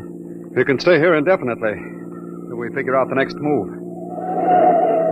Just up this dirt road now, there's a big abandoned wheat silo on my ground. It's down in a hollow where it can't be seen except from the air. And even then, the oak trees shield it. We'll hide you out there. Now we can leave the car here. We'll be able to see. Come on. How did you ever find this place, Mr. Wade? I've always liked seclusion. Came up here to get away from it all. There's the silo. Oh, it's certainly well hidden. There's a small door around the side. Come on. Yes, sir. Oh, careful of those bushes. Hard to see them in the dark. Do you suppose Philo will find us? I assure you, Henry, that Mr. Philo will never find us here. Not in a million years. Here's the door.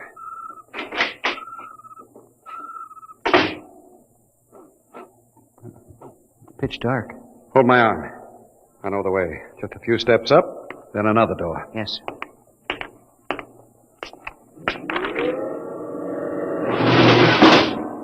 Steel. This is an unusual silo. Double walls, wood outside, steel inside. Completely fireproof. An army couldn't break it. We're inside the inner shell. Careful. You're in a circular room. Stay here a moment. I'll go outside and see if the coast is clear. In a moment, your eyes will become accustomed to the darkness. I'll bring back some food and water. Well, don't be long, Mr. Wade. This place gives me the willies. I'll just be a moment. Yes, sir. Mr. Wade.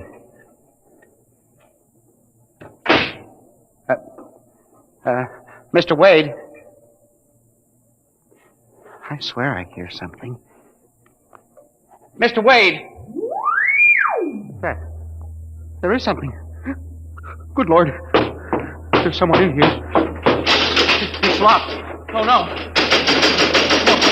Oh, this must be a light switch. Oh, thank God. Oh, no. People. 10, 15, 20 of them. Mr. Wade! Help! Help! Will do you no good to shout, Henry.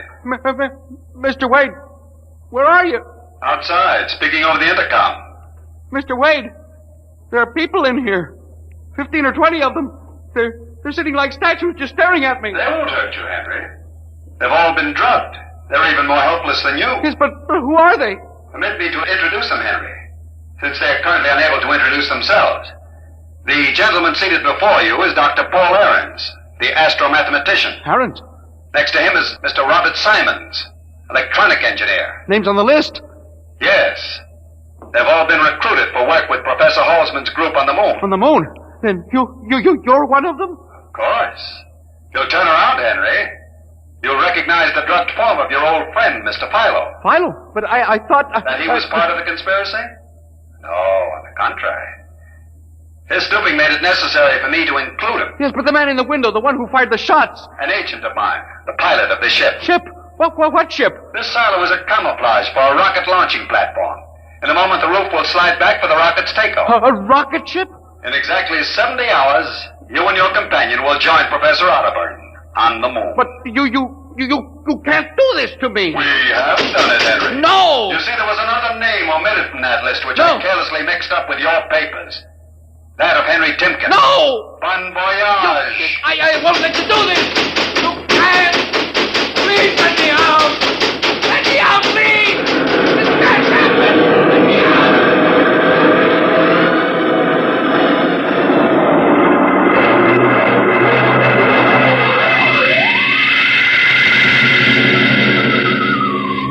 Attention. Missing since 8 o'clock last night. The following persons. Timken Henry, age 45, height 5 feet 8, brown eyes, slightly balding, occupation.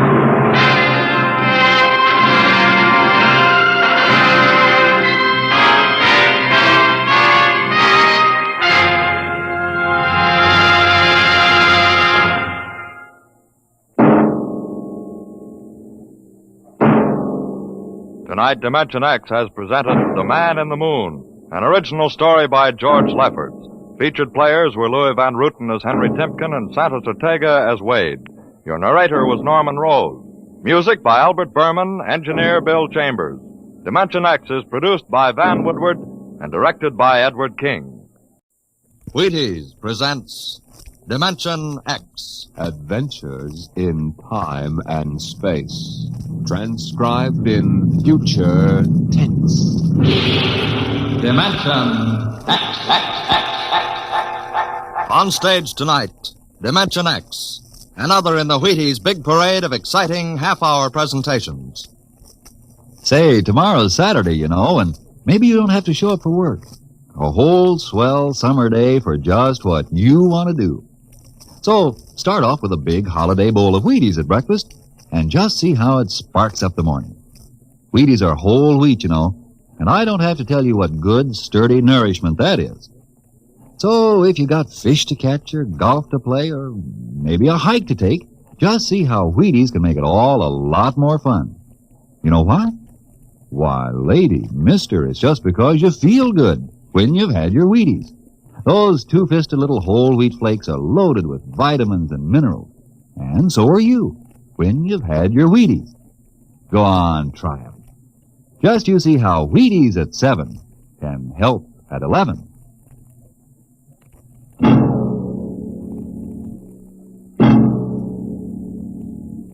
When the first space rocket lands on Mars, what will we find? Will we be welcomed with open arms, or will the Martians treat us as invaders? Only one thing is certain. Someday a giant metal ship will take off from Earth to travel through the black velocities, the silent gulfs of space, to descend at last into the darkness of the upper Martian atmospheres. And on that day, man will finally know the answers. The day we first land on Mars.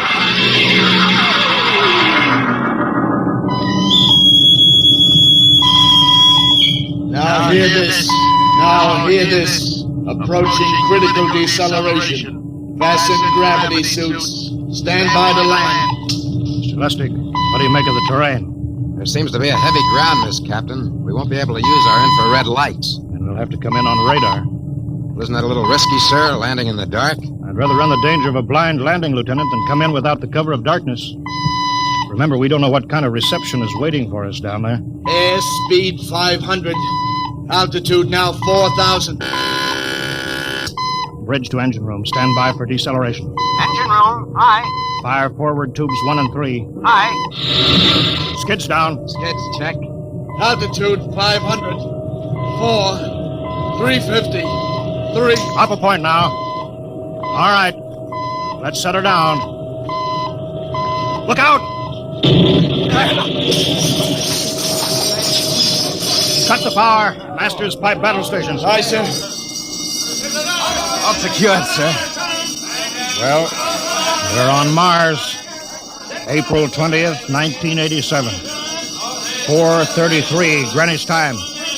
Enter that in the log, Masters. Aye, sir. Well, gentlemen, it's less than 2 hours till dawn. As soon as it's light, we'll send out a landing party. Masters, get me an all-over hookup. All set, Captain. Now hear this. Now hear this. All right, men. The smoking lamp is lit. We're 17 men on an alien world. And it's up to us whether we ever get home again. Next few hours should tell the story. And I want instant obedience to all commands. I'll court-martial the first man who doesn't jump to when he's ordered. And one other thing. We may be on Mars, but this is still a United States naval vessel. Officers will conduct a personal and weapons inspection in 1 hour. That's all. Inspection, Captain. How?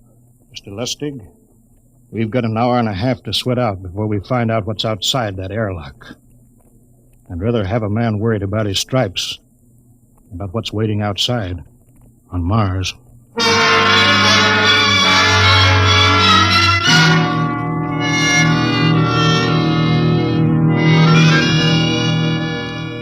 Now hear this. Landing party report to forward airlock. Captain Black, Lieutenant Hingston, Lieutenant Lustig, and Dr. Horst report immediately to forward airlock. It is now landing time -5. Sounds like they're paging us, Hingston. You ready, Dr. Horst? Yes. Ready as I will ever be. Oh, come on. Let's report to the airlock.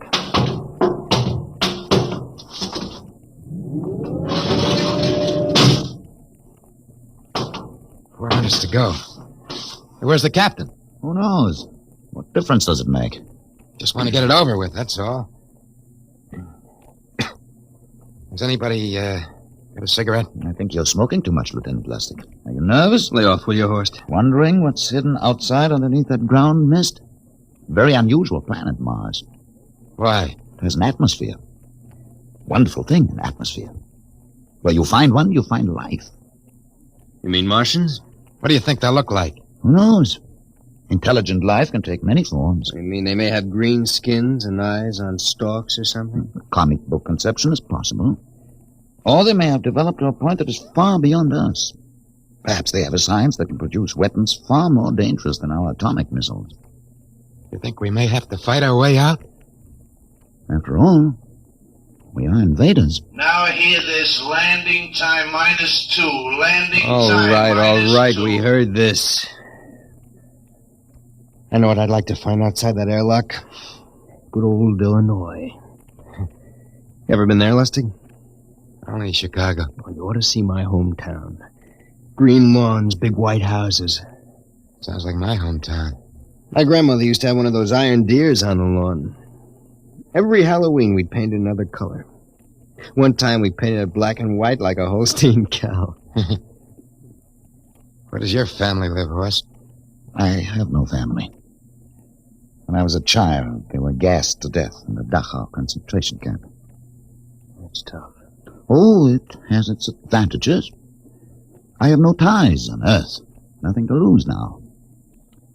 I imagine I'm the only one on board who is free to enjoy our present peculiar position. All right, Lustig. You can button it up now. Aye, sir. Now, gentlemen, in 1 minute we'll be the first men to set foot on Mars. Quite an honor, eh? As long as the medals are not awarded posthumously. Still uneasy, Dr. Horst? Captain Black, I've been uneasy ever since I can remember. On Earth and on Mars. Now, 30 seconds. Give me the intercom phone, Lustig. Masters? Aye, sir. Battle stations to be manned till we return. If we're not back in 2 hours, I want no rescue party sent out. Blast off and save the ship, you understand? Aye, sir. All right, gentlemen. 5 seconds. 4, 3, 2, 1. Lustig, open the outer airlock.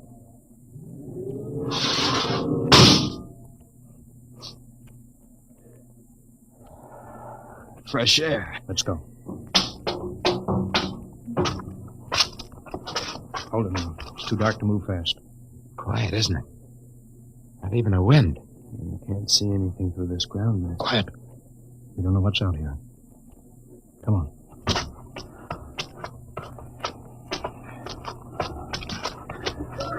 What the? Quiet! Captain. I could swear that sounded like a rooster. I don't hear it anymore. A very unlikely sound. A rooster crowing on Mars? Kingston. Aye, sir. Set that machine gun 25 yards to the flank. We'll stay here till the ground mist lifts. Aye, sir. What do you make of the ground, Horst? Grass. Plain grass. You could see some large foliage there where the mists then down. What the heck is that? Kingston! Hold your fire, you fool! I hit it. What? Some kind of wild animal. I hit it. I could see the tracers, but it's still standing. Come on, Horst. Doctor, where are you? Up ahead. Admiring the wild animal. Careful, Horst. Wait for us. I'm all right, Captain. Huh. It's an iron deer. A lawn ornament. That's impossible. It's hollow. Interesting, isn't it? A whitewashed Victorian iron deer sitting on a lawn in the middle of Mars. I don't understand. Look around. The mist's lifting. Captain, look there. A house, a regular old-fashioned house. On Mars. Good Lord. I haven't seen carved scrolls and gingerbread like that in years. Look at that port swing. The geraniums. There. I told you it was a rooster, Captain. Give me the glasses, Lustig. I want to take a look through that front window. What? There's an upright piano. Some sheet music on it. Lustig, it's beautiful Ohio. Beautiful Ohio? That can't be. Look here, Horst. Do you think that civilizations of two planets could be identical? I don't know. That specific variety of geraniums is only 50 years old on Earth. Is it logical they should develop in Mars? How about that port swing, that piano, and beautiful Ohio? No, it's impossible. Captain Black, this looks like the town I was born in. Well, it looks like my hometown, too. I've thought of something, sir. It's the only solution. Maybe we're not the first ship to reach Mars from Earth. That's the only answer. That's impossible, Lustig. If there had been space travel, it couldn't be secret. Do you have any idea what ships cost, what industrial power is needed? There's got to be some logical reason. Captain, I think perhaps we might find out. The light just went on in that house. Kingston, cover that door with the machine gun. Aye, sir. Come on, Horst. You ring that doorbell. There's got to be a scientific answer to all of this.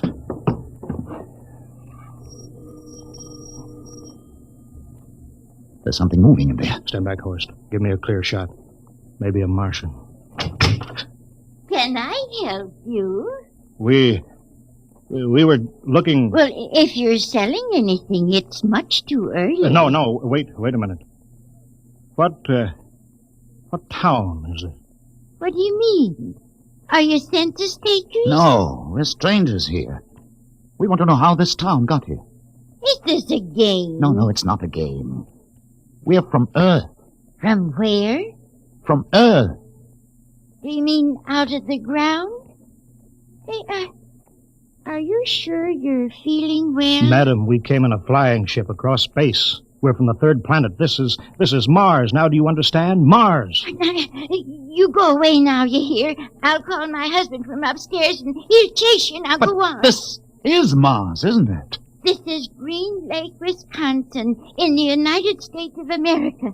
Bounded on the east by the Atlantic and on the west by the Pacific. Now, go away. Goodbye. Of course, do you suppose it's really possible? I've got to find out more about this. For the last time now, go away. Pardon me, madam. What year is this? Year? Well, 1928, of course. Oh, for goodness sake. You hear that, Horst? And we know it's 1987. And we know it's Mars. Is it possible that we got fouled up, made some tremendous blunder, and circled around and landed back on Earth? In 1928? Maybe some switch in time or dimension. Could we have shifted somehow and gone backward in time? Horst, it won't hold water. It's not logical. We've checked every mile. We went past the moon and out into space. We're on Mars. Find out anything, Captain? No, we're going back to the ship till I figure out some logical explanation for all this. Lustig, out at point. Aye, sir. Hingston in the rear. Keep that gun at half load. Aye, sir. Horst, there's got to be some cold, logical solution. Captain. What? That house down the street. The white one with the green shutters. Lustig, what's the matter? I never thought. Thank God. Thank God. Lustig, come back here. He's running for that house. That crazy fool, after him quick. Lustig, stop. Come down off of that port. Grandma! Grandpa! Lustig, what the devil do you think you're crossing? Grandma and Grandpa, it is you. Lustig, what's going on here? Albert, why, it's been so many years. How you've grown, boy. Oh, it's so good to see you. Lieutenant Lustig. Oh, Captain. Grandma, I want you to meet my friend. This is Captain Black. Captain, I want you to meet my grandfolks. Howdy. Any friends of Albert's is friends of ours. How long you been here, Grandma? Oh, good many years. Ever since we died. Ever since you what? Oh, yes, sir. They've been dead 30 years. What? You mean to tell me that Mars is heaven? Oh, nonsense, no. All we know is here we're alive again. And who are we to question God's infinite ways? Lustig, we're going back to the ship. But, Captain, I want to talk to my Lieutenant grandfolks. Lustig, I don't like any part of this. You'll come back with us. I have to club you and carry you. Yeah, but, sir, they're my... Heaven only knows what they've run up against back of the ship.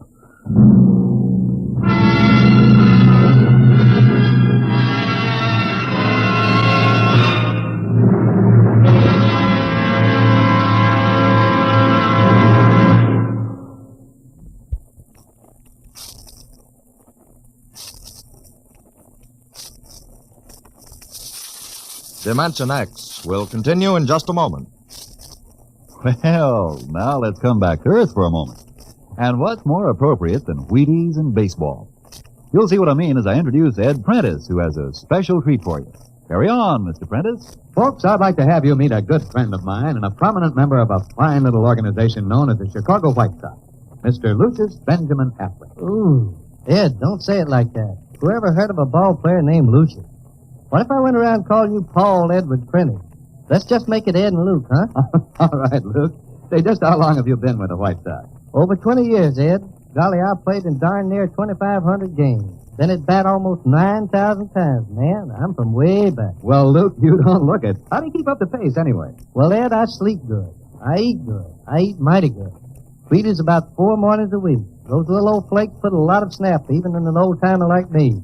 Must be because they're 100% whole wheat. I sure like Wheaties and milk and fruit. You know, Luke, that's exactly what I hear from a lot of ball players and plenty of other people, too. No wonder they call Wheaties the breakfast of champions. Well, thanks, Luke Appling and Ed Prentice.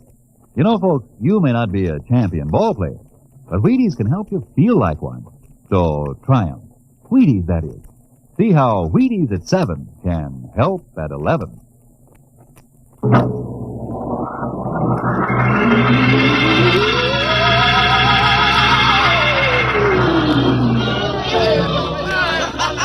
Horst, look at that crowd around the ship. Looks like we're being welcomed with a celebration, Captain. Celebration? They've abandoned ship. Every port is open. No guard said, You, Masters. Hiya, Captain. Meet my old dad. Dad, that's Captain Black, and he's not a bad guy for an officer. Of all the... Hingston! What, sir? Bring that man back. Use force if you have to. Excuse me, sir. There's my Uncle George. Hingston! I'll be right back, Captain. Uncle George! Uncle George! What the devil is Don't you going... understand, sir? They've all found friends and relatives. They're all here. He's right, Captain.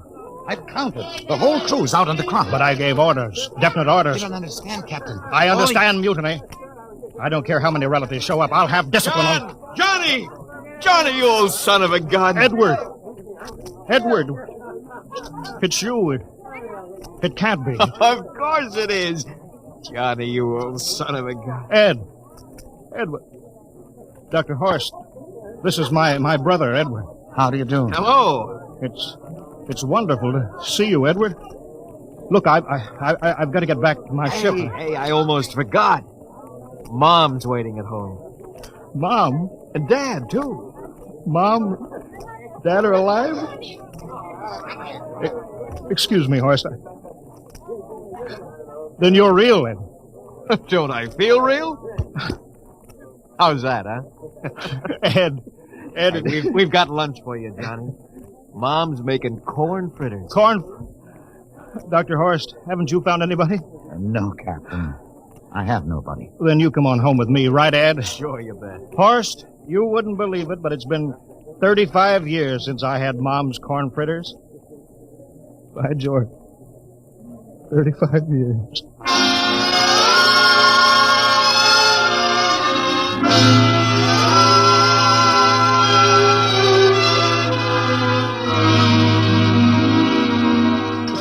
And there's plenty more in the kitchen, so don't hold back, Johnny.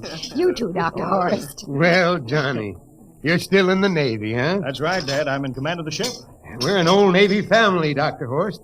All 3 of our boys in the service. Ed was the best pilot in the Pacific. What did happen, Ed? Oh, what's the difference? I'm here now. Oh, you know, it's almost perfect. All we're missing is your brother Will.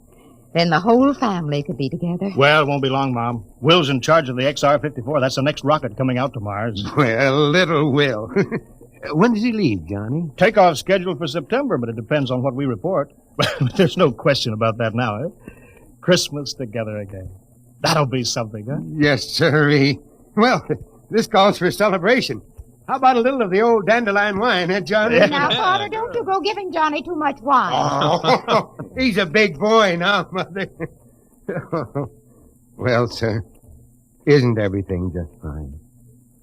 Just fine.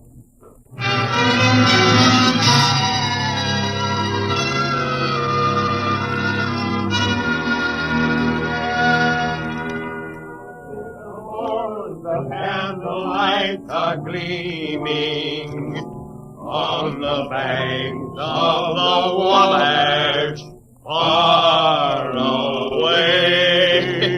Hey, play another song. Sure,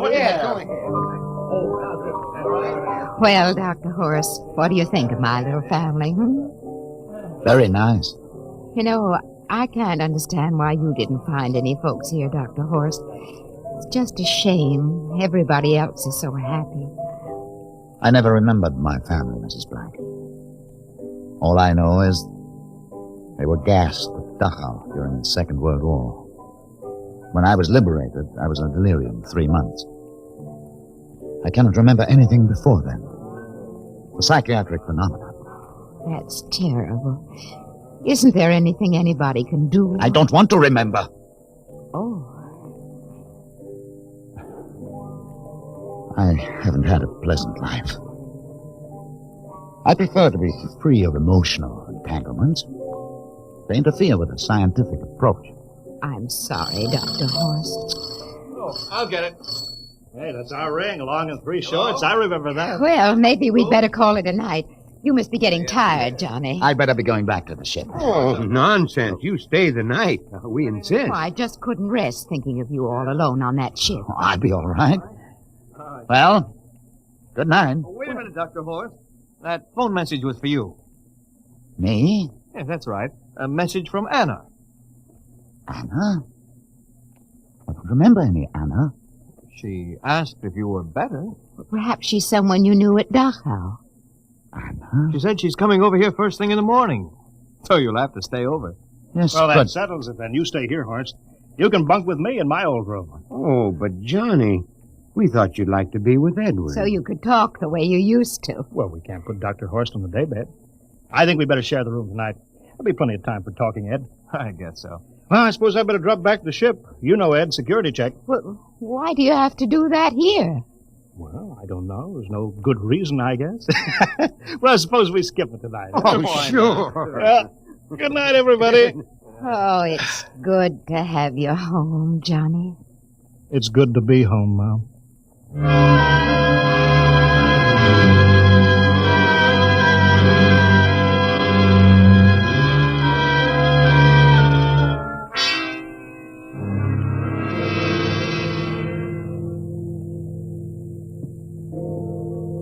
Captain Black, are you asleep? No.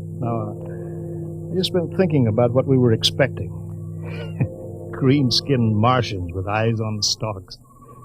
All the time there was only Mom and Dad and Edward waiting. Oh, it's funny what tricks your imagination can play on you. Yeah, I guess Mars is heaven, Horst. I've been thinking about Martians, too. Captain, just suppose there were Martians, and they saw us land.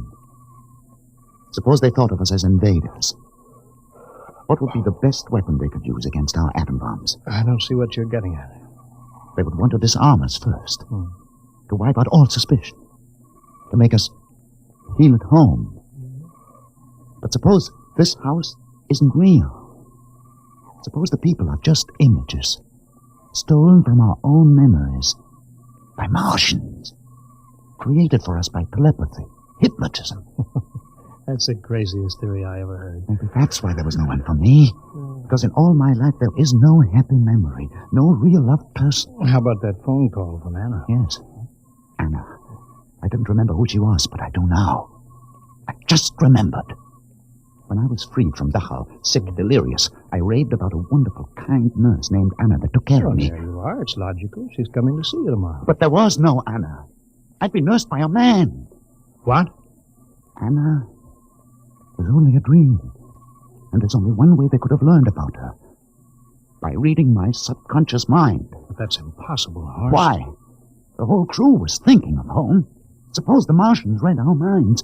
But there are Martians. If there are, they have us separated. Each man in a different house. Sleeping. Trusting.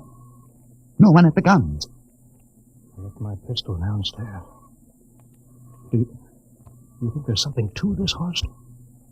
It's a pet who would suspect his own mother, his grandparents. How easy.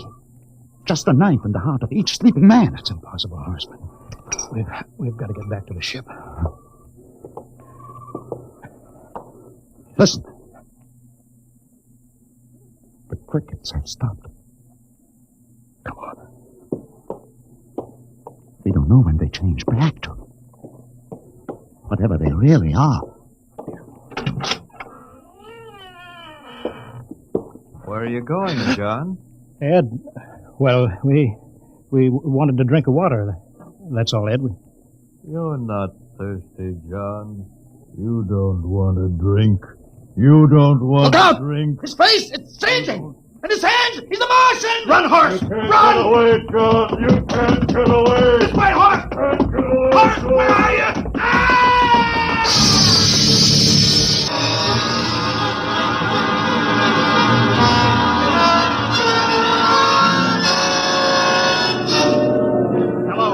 Hello, can you hear me, Earth?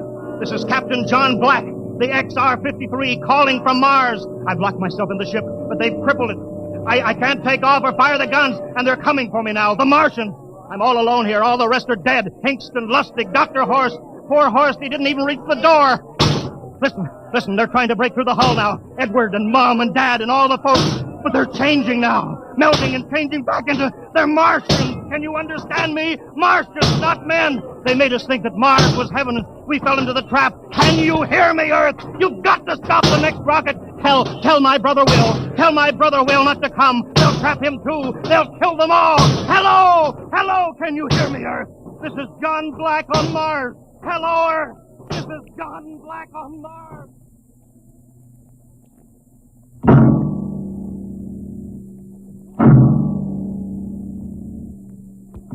Tonight, Dimension X has presented and transcribed the Ray Bradbury story, Mars is Heaven, adapted for radio by Ernest Kenoy. Featured players were Wendell Holmes as Captain Black and Peter Capell as Dr. Horst. Your narrator, Norman Rose. Music by Albert Berman. Engineer, Bill Chambers. Dimension X is produced by Van Woodward and directed by Edward King. Robert Warren speaking. In a moment, we'll tell you about next week's show. And now, here is your Wheaties man, Frank Martin. Folks, tonight we have a special guest for you. Here he is, Joel McRae. Hello, Frank Martin. I kind of expected to see a package of Wheaties sticking out of your pocket. What? Did I forget him? You must like Wheaties, Frank. Sure, don't you? You bet. I'm joining the big parade of Wheaties programs, you know, with Tales of the Texas Rangers come Saturday night. That promises to be real entertainment, Joel. I understand these are true stories of the Texas Rangers. Absolutely. Each story is straight from the Texas Ranger files. Well, we're mighty proud to have you join us, Joel, with this new program. We'll all be listening on the same NBC station Saturday night for Joel McRae in Tales of the Texas Rangers. Okay, Mr. McRae? Okay, partner. Good night. Good night, Joel. And friends, be sure to listen Saturday, that's tomorrow night, to Joel McRae and his new program, Tales of the Texas Rangers. And get your Wheaties, everybody. And this is the Wheaties man, Frank Martin, inviting you again to listen tomorrow night to Joel McRae in Tales of the Texas Rangers on the Wheaties Big Parade. See you then. Next week, the story of the strangest case ever recorded in the files of the Bureau of Missing Persons. The case of the Man in the Moon. You'll hear the whole story next week when we venture once more into the unknown world of... Dimension X.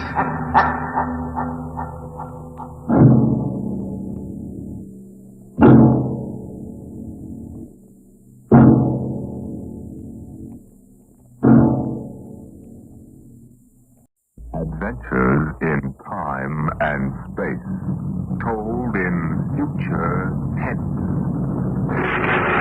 Dimension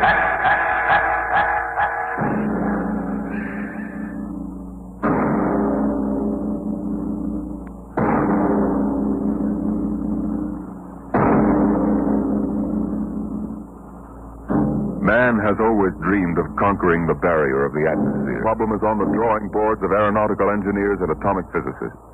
They can calculate the power needed, the trajectories, and the equipment. On the sound stages of Hollywood, the engineers and special effects men have combined to bring that day to life. The day when the first rocket leaves Earth for outer space. Now a radio play taken from the advanced screenplay of the George Pal Technicolor production, Destination Moon. On the vast vast concrete strip at Dry Wells, Texas, the form of the rocket towers above the cranes, the loading machinery, and the scuttling trucks and jeeps. The fuel lines snake across the concrete to the rocket. It's Destination Moon. A small pursuit plane circles in for a landing on the runway, turns and taxis toward the prefab buildings at the edge of the strip. Here comes General Fair. Got those reports, Dr. Cargrave? All ready, Barnes. Oh, you made good time. Hi there, General. Over here. Barnes, I've got to talk to you. Hey, you just made it, General. Everything's running smooth as a clock. We ground test in 20 minutes. Come on over to the office. What's the matter? Come on, Barnes. Something happened in Washington? Something always happens in Washington. Let's have it straight, General. Our application for a test license was denied. Denied? I'll quote. In the opinion of the commission, should the engine fail structurally, the dispersal of radioactive material would mean danger to the surrounding area. But we've evacuated the blast No area. use, Barnes. The commission is pretty sensitive about public opinion. The Galavan newspaper chain has been after our scalp. They got mine anyway. What do you mean? I've been retired. Fair. You got a job for next general? Pretty handy with a lug wrench. They can't do that. Where would the Air Force be if you hadn't kicked them into using the jet fuel jet engine on pursuits? It's not as simple as all that. One-star generals can't go into the Department of Defense and pound desks. I did. Some of those old mossbacks would still be using horse cavalry if they could get away with it. Now, this ship will work. I know. I built it. I don't suppose we'll ever know. The mission won't reverse itself. Wait a minute. Cargraves. Ship's all ready, isn't it? Except for minor installations, yes. General, I've been building and flying ships by the seat of my pants since they had piano wire between the wings. Now, this baby either works the first time, or she doesn't. What do you mean, Bond? The commission refused permission to ground test, right? Yeah? All right.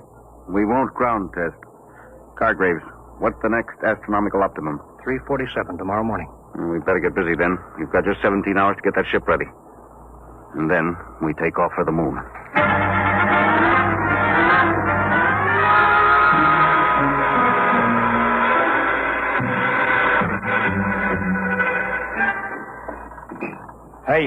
Hey, Brownie. What do you want, Sweeney? What color is the skin temperature lead wire on the chart? Orange with a black stripe. This stuff looks like insulated macaroni. I got it. Hurry up, will you? We're running behind. What's your rush? You're going along on this clam bake, aren't you? Can't you wait to break your neck? Hey, look out for the starter. Come on, move. We gotta take off before somebody slaps a writ on us. Brownie, you really going? Sure. Beats me. What do you want to go to the moon for? To see what's on the other side. Ask a stupid question, you get a stupid answer. What's the separation rate positive lead? Red and white spiral. Oh. What's the matter? I'm knocking a bellyache. Eating green apples? No, I'm all right. Come on, Sweeney, get busy. We've got 2 hours left to patch this mess together.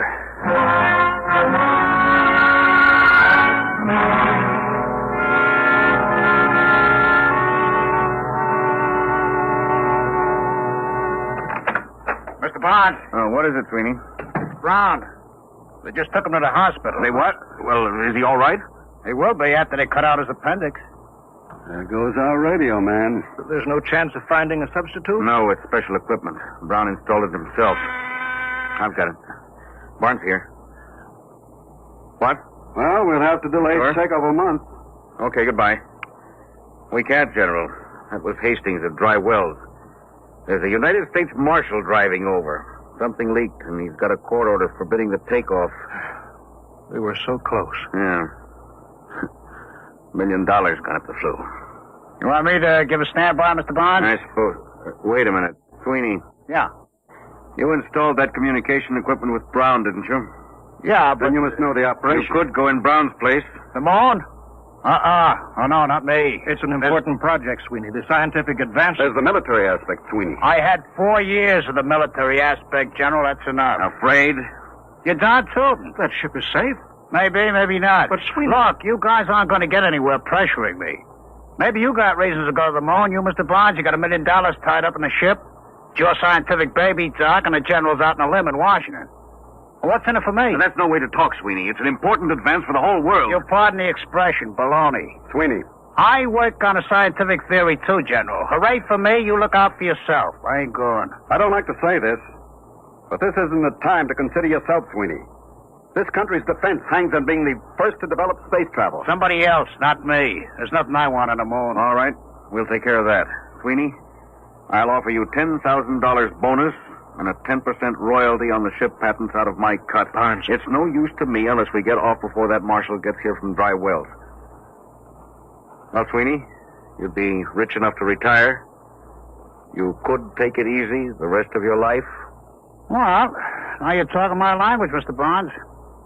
Okay. When do we leave?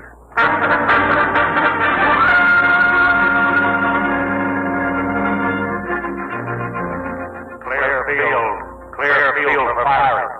Clear field for firing. I said, Hastings. Right. I'll be tracking you from Control Center. Hey, what's that car doing? He's coming right out on the field. Marshal, Doc, General, Sweeney, inside. Hey! Hey, Barnes! Button her up. Hey! Hey there, commander of that ship. I've got a court order. You can't take off. Stop, mister. You can't do this. Hey! Hey! Save your knuckles, fella. You couldn't get in that ship with a blowtorch. Barnes can't do this. Suppose you tell him all about it when he gets back from the moon.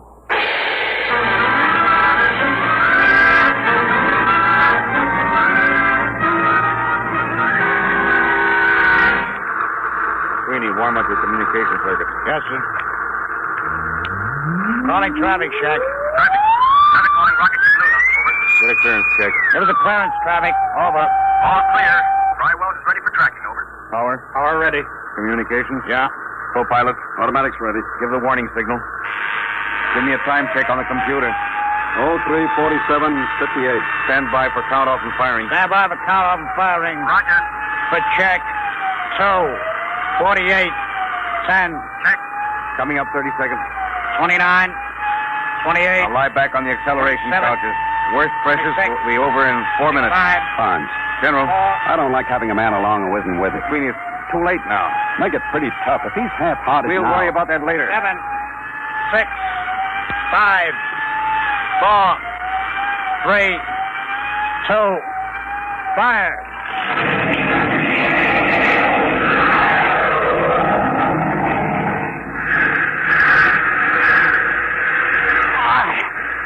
What happened? Noise. All gone. At speed of sound. Switch on televiewer. I can't. Can't move. Pressure. Switch is right under your finger. Go on. That's it. Time. 3:50:12. Altitude 2 miles. Get your sun goggles on. It'll be coming through in a minute. There's the dawn line. And the sun.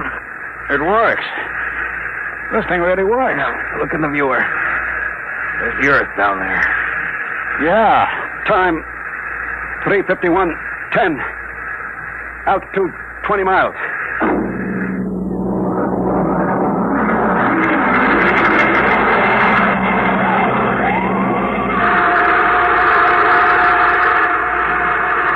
Time. 3:53:50. Altitude 807 miles. That's the end of the blast. We're in free fall. Unbuckle your straps. Hey, I'm falling. I'm falling up. There's no gravity up here. We don't weigh anything. I don't feel so good. How do I get down from the ceiling? I feel lousy, seasick. No, space sick. What's the difference so long as I ain't healthy? There's a bottle of pills under the head pad. They ought to settle your stomach. I'll break out the magnetic shoes.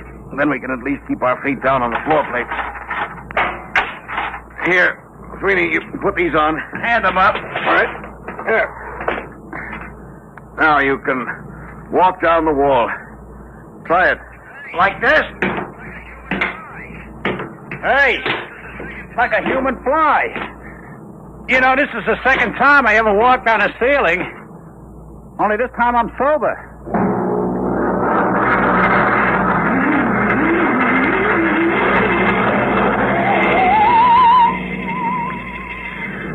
Hey, General, would you mind tapping that ham sandwich back and float it away from me? Feeling better, Sweeney?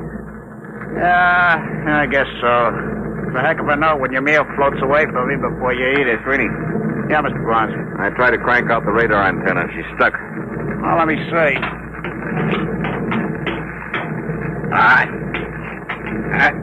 Stuck all right.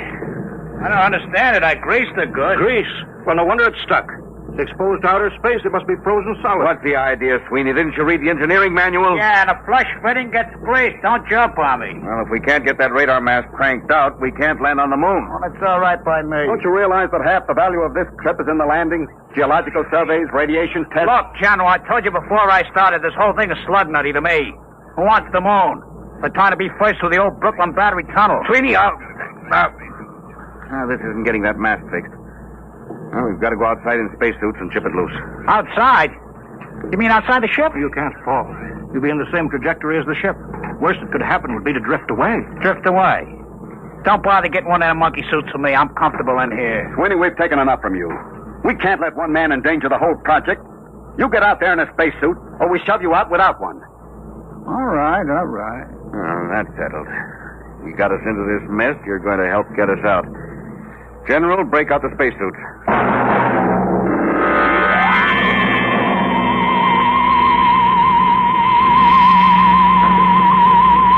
Close the interlock. Now, let's get this straight. Keep your magnetic shoes on the hull plates. Your safety line's hooked. If you break loose, we won't be able to go after you. You'll hit the moon at 20,000 miles per hour and squash. Hey, wait a minute. How come General Thayer don't go? That's right. He doesn't go. He's co-pilot. Okay. I just asked. All right. Now, let's make sure our intercom walkie-talkies are warmed up. All set. Check. All right. Fasten helmets.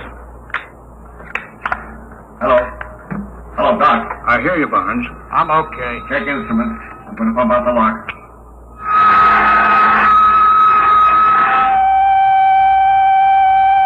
All set. Open the outer door, Doc.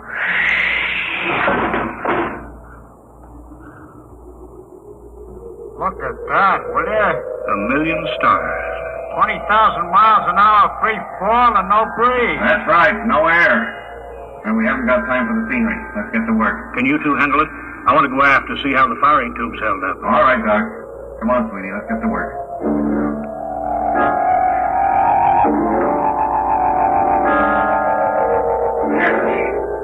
Loose now. Pull the mast out, Sweeney. Slippery as a hog on ice. Yeah. Now let's get back. Suits me. That's the Earth up there? Western Hemisphere. You can see America. That dark strip against the light. Pretty far away, huh? Barnes. Sorry, what's the matter? Help, I'm loose. I'm drifting. Doc, what happened? My shoe magnet's pulled loose. There he is. The safety line broke. Hurry, help. He's too far to keep a line. Oh, he's cooked. We'll never get him back. Hello, General Thayer. All right, Barnes. I heard you on the control room speaker. I'm coming outside. Bring an oxygen tank, got that? Right. Hurry. What are you going to do? Throw him a bottle of air and forget about him? Barnes, help. Now, all right, Doc. General Thayer's coming out of the lock. Where's Congreve? 50 feet out and down that left. Give me that oxygen tank. What are you going to do? Gonna hook my shoes first. You're crazy. You'll float away, too. I can use the pressure in the oxygen tank for a jet. Maybe I can ride the tank out there if there's enough power from the nozzle. Just turn the bell. There. What was that? Recoil's making my helmet light shake. I'll try it again. Hey, it works. Like an outboard motor. Keep going, Barnes. About 30 feet more. Swing a little to the left. All right. A couple more shots. There. Now, reach out for me, Doc. You're too far. I can't. Hang on, Doc. One more shot. There. Hang on. Can you get back, Barnes? If we don't, we tour the universe together. Hang on to me, Doc. All right. You aim us when I turn the bell. You're drifting farther, Barnes. There better be enough pressure to get us back. Here we go. Oh, we're moving. Yes, it's not fast enough. Pressure's almost down in this tank. There's the last of the gas. We're too far out, Barnes. They can't reach us with a line. Get you back to the ship.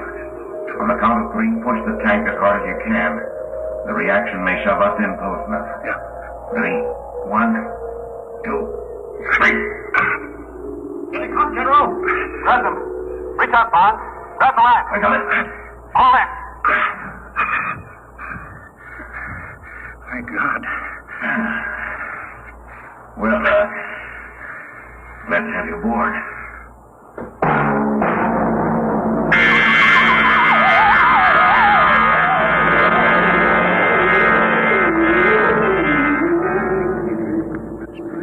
There she is.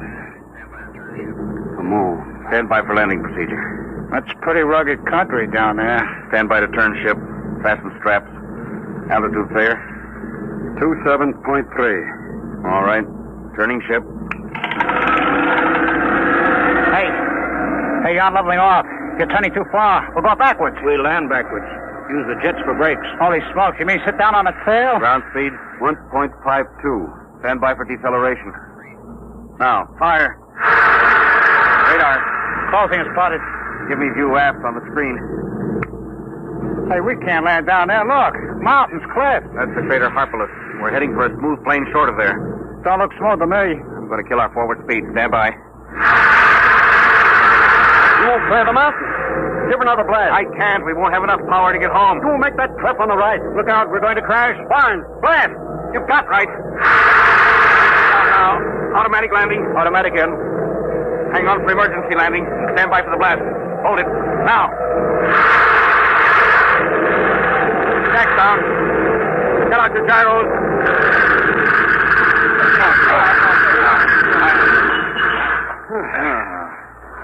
That was a lousy landing. Darn safe. Yes, but I wasted reaction mass we'll need to get home. We'll worry about that later. Right now, I want to get out there and plant my feet on the moon. The moon.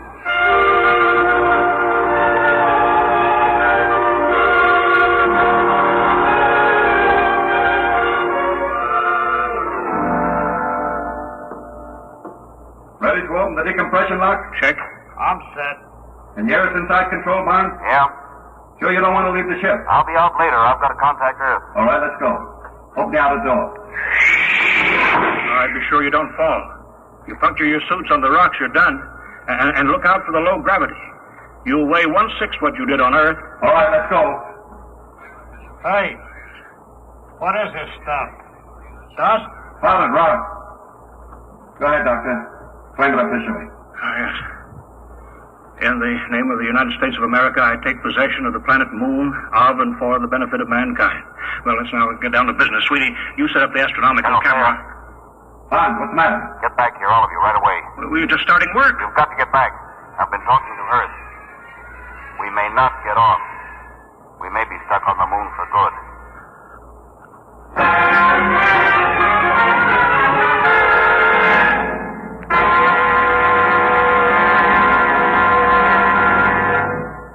Hello. Hello, Earth. Reaction mass down to 0.8672. Wasted power in a bad landing. Request new figures for return trip. Earth to Luna. Looks bad, Mr. Barnes. I'll have to run it through the machine. In the meantime, dump everything you can. I'll check back with the results.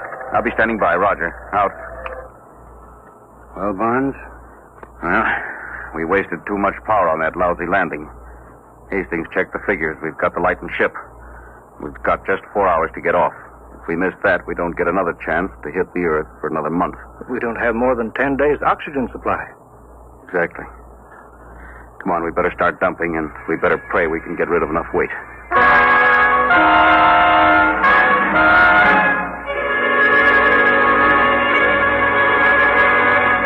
Acceleration pad 4, serial 706, schedule B, 14 pounds. Check.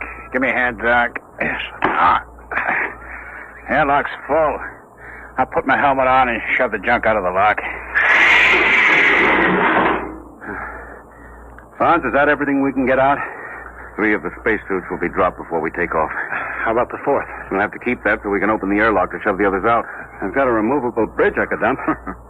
You may have to, General. Well, Hastings is due back now with the takeoff figures. Hello, Earth. Luna calling Earth.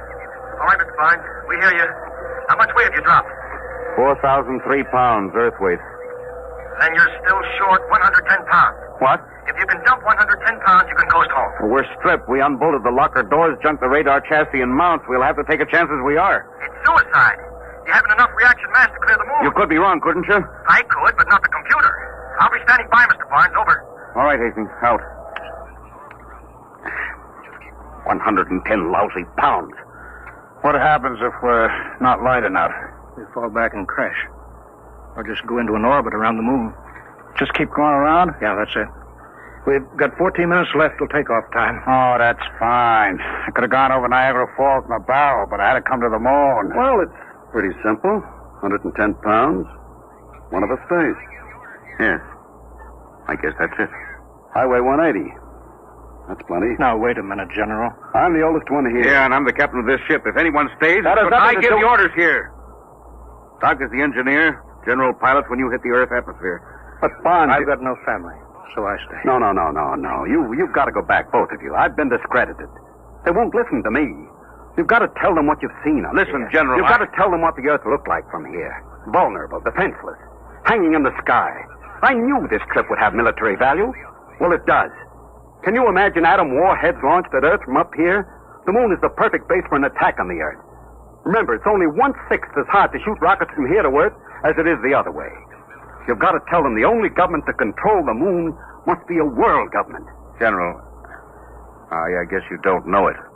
But what you just said means you've got to get back to Earth and convince them even if the rest of us don't make it. Bonds, don't... No, General, that's all there is to it. Now, listen, Mr. Barnes, General. Never mind, Sweeney, you're not in on Don't this. worry, you'll get back. I was going to say, why don't you heroes match for it? Odd man's out. All right, Bonds, I'll go for that. I'm in. No. 2-1, Bonds. Well, all right. What do we use? You can match buttons off your overalls. All right. Each one pull off a button. I'd better check Hastings on Earth. Here's my button. Cartwright. Hello, Earth. Standing by, Mr. Barnes. We're working it out. One of us stays behind. What? We're matching for it. Check time. Well, it's only 110 pounds. Isn't there some Check other time. Ladies and gentlemen, we interrupt the program Dimension X for just a moment for two important bulletins from the wires of United Press. From Seoul, Korea, the North Korean radio says the North Korean Communist government formally declared war on South Korea effective at 11 a.m. Sunday, Korean time. And then a little later, this bulletin from Washington. State Department officials say they will hold Russia responsible for the North Korean attack against the independent South Korean Republic, which this country and the United Nations brought into being and have supported. We now return to the program Dimension X. Yes, sir. 9:41:50. 10 minutes to 0 hour. Check. That's all, Hastings. We'll take off with 3 men. All right.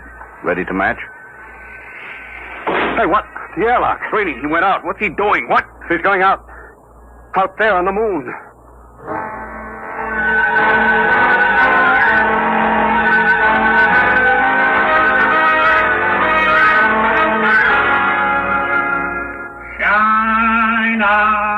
Shine on, Harvest. Hello, Sweeney. Can you hear me? Yeah, sure, Bud. Hiya. Oh, come back in here, you fool. Blow it. It's nice out here. Come back, Sweeney. You're going home. Yeah, some other time. Remember me, the girls. Any girls. Listen, Sweeney, come back. This trip doesn't mean that much to you. We've talked you into it. Nobody can expect you to do this. Now, don't be crazy. Why not? I'm a lunatic. Get it? A lunatic. Sweeney, come back. Listen, I lighten your ship. Get it? 160 pounds. That's me. Now go on. Take off. Come back, Sweeney. You can't do this. Listen, you guys wouldn't count me in on the matching. Oh, no. I run on hooray for me, and you look out for yourself. Well, maybe you change my mind. I've been looking up there at that Earth hanging in the sky. We're going to build something on this moon. All of you guys got to go back. Doc, he's the guy to work it out in the lab. Bonds, you build the ships, and the general, he's got to pound those desks and see that it gets done right. You don't need me. Now, Sweeney, wait a minute. Come back. Go on, Blow. Get gone. You're spoiling my whole day. So long, heroes. You don't understand. We can take off, all of us. What do you mean? What's 110 pounds? Now, listen to what I say. Get back in here, and on the way, pick up a screwdriver and a rat tail file and an oxygen tank. What's the deal? Get back in here. I've got a way to get us all off, if it works.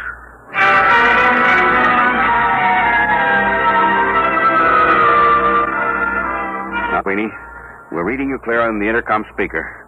You in the airlock yet? Yeah. Now, your spacesuit weighs around 70 pounds. Radio weighs 50. Yeah, but I can't open the outside door of the airlock without my suit. What are you trying to pull, Bonds? After you chuck the radio out, you file a hole in the gasket on the outer door.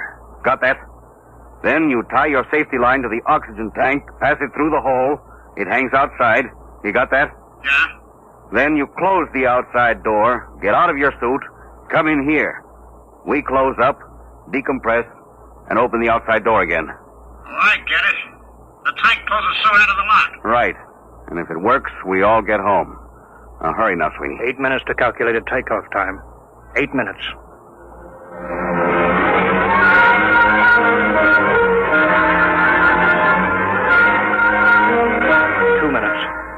Two minutes. All set, Sweeney? Yeah, I shut the radio out. Close the outer door. Air pressure up. I'm getting out of my suit. This doorway's pretty narrow, boss.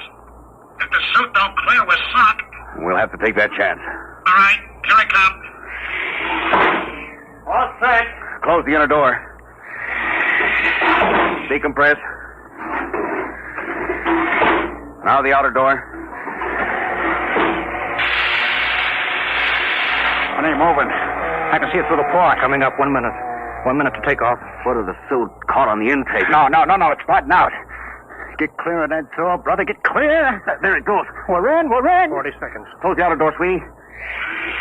Stand by for takeoff, everybody. 30 seconds. 29. Sweeney, 28. I don't think I could have done that. 26. Just walk out. Oh, baloney. I haven't got that kind of courage. 23. I'd have had to make a speech. A big, heroic speech. 20. 19. I didn't have the guts to just walk out. 17. No, it's... 16. All right, stand by.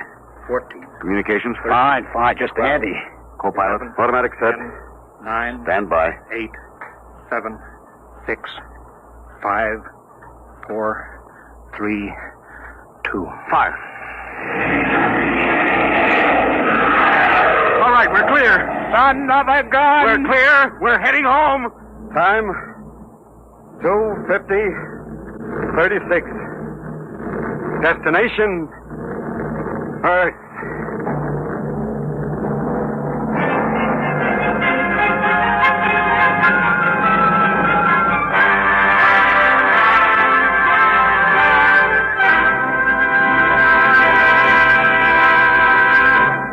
You have just heard another adventure into the unknown world of the future. Adventures in time and space, told in future tense. Dimension X.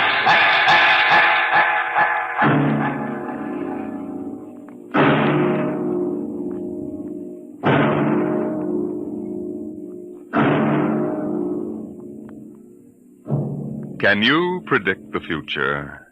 Can you tell what will come in 100 years?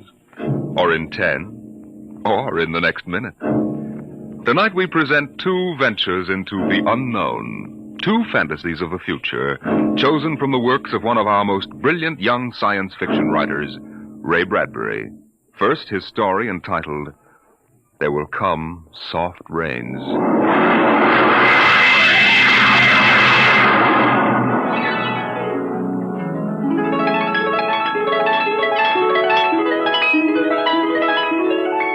The house was a good house, planned and built to be lived in the year 1980. The real estate agent had told them all about it. Now, this is the bedroom. Of course, it contains all the latest devices, self-warming blankets, and, there's a brand new feature. Beds, which make themselves.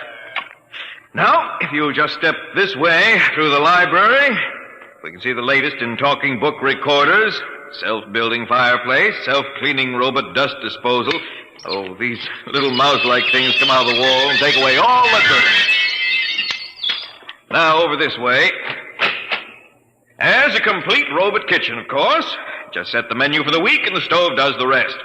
Then there's the automatic hydroponic garden, self-sprinkling fire protection.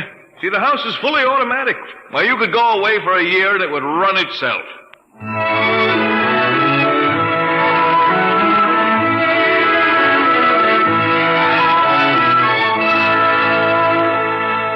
And so the family took the house. The man and the woman and the two children. A boy and a girl. And they lived contentedly, enjoying music and poetry and the rich, warm things in life.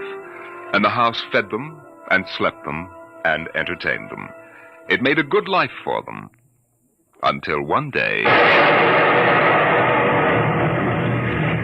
there were 10,000 explosions, and the world shook, and red fire and ashes and radioactivity fell from the sky. The happy time was over.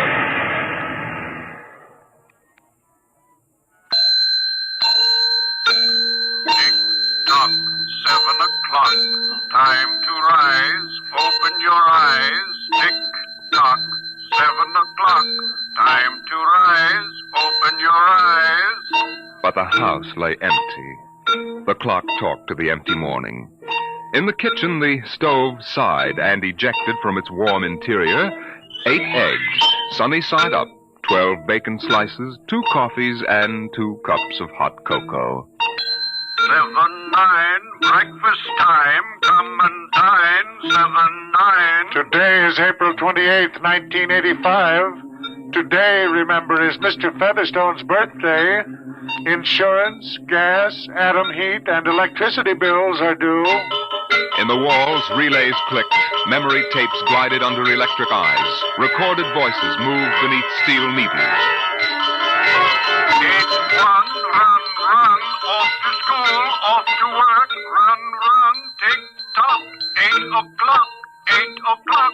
But no doors slammed. No carpets took the quick tread of rubber heels.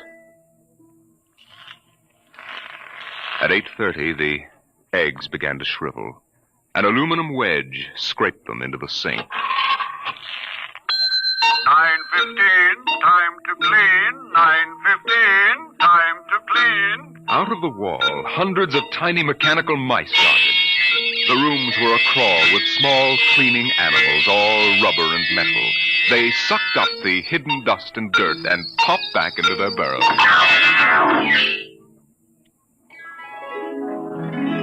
At 10 o'clock, the sun came out from behind the rain. The house stood alone on a street where all the other houses were rubble and ashes. At night, the ruined town gave off a radioactive glow which could be seen for miles. At 10:15, the garden sprinkler filled the soft morning air with golden fountains. The water tinkled over the charred west side of the house, the side which had been facing the blast. It was black, except in 5 places. One of the 5 places was a silhouette of a man mowing a lawn, just as he'd been the instant the radioactivity burned his image into the side of the house. Over there, a woman bent to pick flowers. Still further over, their images burned into the wood, where a small boy, hands flung into the air, higher up the image of a thrown ball, and opposite, a girl, her hands raised to catch a ball which never came down. 5 people. 5 spots of paint. On the front porch, the dog whined and shivered. The front door recognized the dog's voice and opened. The dog padded in wearily, thin to the bone, covered with sores. It ran to the kitchen and pawed the kitchen door wildly. Behind the door, the stove was making pancakes which filled the house with their odor, as prescribed by the automatic preset menu selector. The dog frothed, ran insanely, spun in a circle, biting its tail, and died. 1 o'clock, 1 o'clock. Delicately sensing decay, the regiments of mice hummed out of the walls, soft as blown leaves, their electric eyes glowing. 1:15. The dog was gone. 2:15. Bridge tables unfolded from the walls of the patio. Playing cards fluttered onto pads. Martinis appeared on an oaken bench. But the tables were silent, the cards untouched. 5 o'clock, 6 o'clock, 7 o'clock, 8 o'clock, 9 o'clock. Dinner was made, ignored, flushed away. Dishes were washed. In the study, the tobacco stand produced a cigar with half an inch of gray ash upon it, smoking, waiting. The hearth fire bloomed out of nothing. 9 o'clock, 9 o'clock. The beds began to warm their hidden circuits, and the phonograph spoke from beside the fireplace. Mrs. McClelland, what poem would you like to hear this evening? Mr. McClelland? Since you express no preference, I shall select at random from among your favorites. Sarah Teasdale, There Will Come Soft Rains. There will come soft rains, and the smell of the ground, and swallows circling with their shimmering sound, and frogs in the pools singing at night, and wild plum trees in tremulous white. Robins will wear their feathery fire, whistling their whims on a low fence wire, and not one will know of war. Not one will care at last when it is done. Not one would mind, neither bird nor tree, if mankind perished utterly. And spring herself, when she woke at dawn, would scarcely know that we were gone. The phonograph finished the poem. The empty chairs faced each other between the silent walls. At 10 o'clock that evening, the house began to die. The wind blew the bough of a falling tree into the kitchen window, smashing it. A bottle of cleaning fluid crashed on the stove.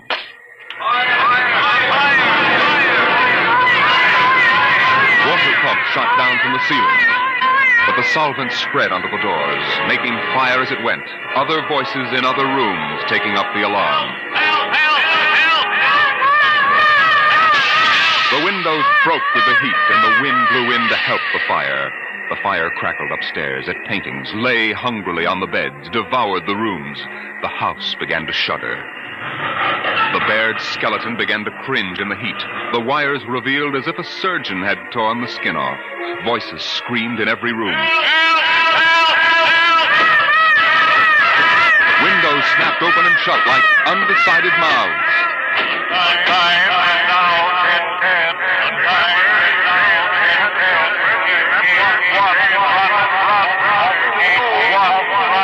A thousand things were happening at once. Like the interior of a clock shop at midnight, all the clocks were striking, making a merry-go-round of squeaking, whispering, and rushing. In the kitchen, the stove hissing hysterically was making breakfasts at a psychopathic rate. 10 dozen pancakes, 6 dozen loaves of toast. Then, there was silence. The film spools were burned out. The wires withered and the circuits cracked. Then the house began to breathe its last. The beams began to give at the foundations. Long cracks appeared in the concrete. The seams were burst from the heat. And finally, with a huge rumble, it crashed into dust and rubble.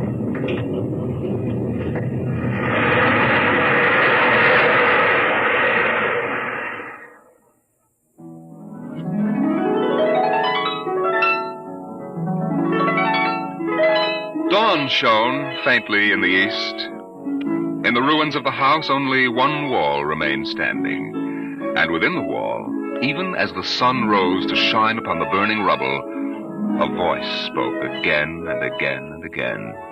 No one would mind, neither bird nor tree, if mankind perished utterly. And spring herself, when she woke at dawn, would scarcely know that we were gone. That we were gone. That we were gone. That we were gone. Today is April 29th, 1985. Today is April 29th, 1985. Strange are the uses of Providence. Is this how the end will come for mankind, with 10,000 explosions and a flash of radioactive gas? Or will destruction come more subtly, extended to us gently and innocently in, let's say, the hand of a child? Who knows in what manner 0 hour may arrest the world we know?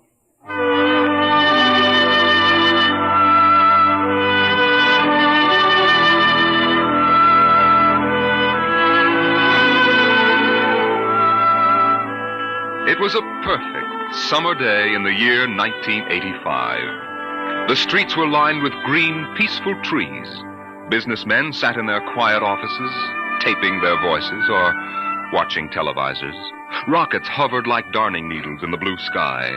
There was the universal quiet conceit and easiness of men accustomed to peace, quite certain that there would never be war or trouble again.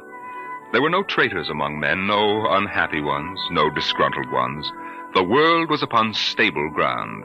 Sunlight illumined the suburbs, and the town drowsed on a tide of warm, sunlit air. On the lawns, the children played, catapulting this way and that across the green grass, shouting at each other, holding hands, flying in circles, climbing trees and laughing. And in the homes, busy mothers prepared for the evening arrival of their husbands.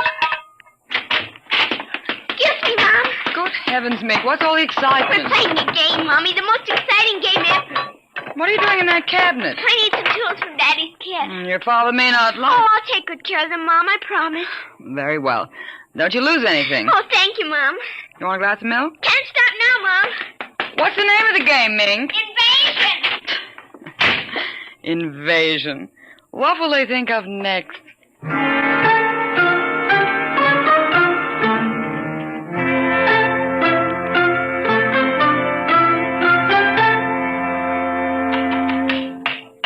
Now this, and this, and this, and this.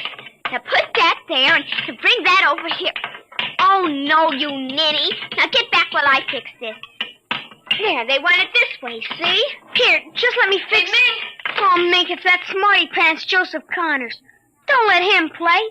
He's 12 years old. Don't worry, I won't. What you playing, Mink? None of your business, smarty pants. I want to play. Can't. Why not? You're too old. Just 'cause you're only 8. No, you'd only laugh at us and spoil the invasion. Make him go away, Mink. Go away. This is my backyard. Who wants to play with you and your old fairies anyway? They aren't fairies. Nuts to you. I don't want to play anyway. Good riddance. I'm glad you didn't let him play, Mink. He'd only laugh. Now, we'd better talk to Drill and get some more instructions, Art. Now, here's your pad and pencil. Where is Drill? Drill? Here, Drill. Drill? Well, he's in the rose bush, I think. I'll talk to him myself, and you write it down in the pad. Okay. Drill? Drill? Okay. Drill wants you to write down triangle. What's a triangle? Never mind. Drill will tell us when he wants us to know. It helps the invasion. How do you spell it? Well, that's Drill. Drill, how do you spell... Here's your mother, looking out the window. Mink? Yes, Mother? Who are you talking to? The rose bush, Mom. Only it's not really a rose bush. That's Drill. Who's Drill? He's planning the invasion. Oh, I see. Well, you better come in and clean up for supper. Your daddy will be home soon. In just a second, Mom. You got that, Art? See, now what? 4, 9, 7, and A, and B, and X, and a fork, and some string, and a hexagonal droopy. Come on, Mink. Supper's in 10 minutes. Okay, Mom, just a minute. I have to tell Drill. I wish we didn't have to eat, though. It holds up the invasion.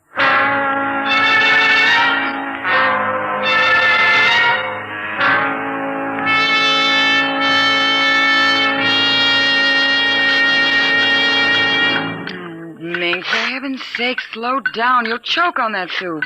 I can't, Mom. It's a matter of life and death. What's a matter of life and death? The invasion.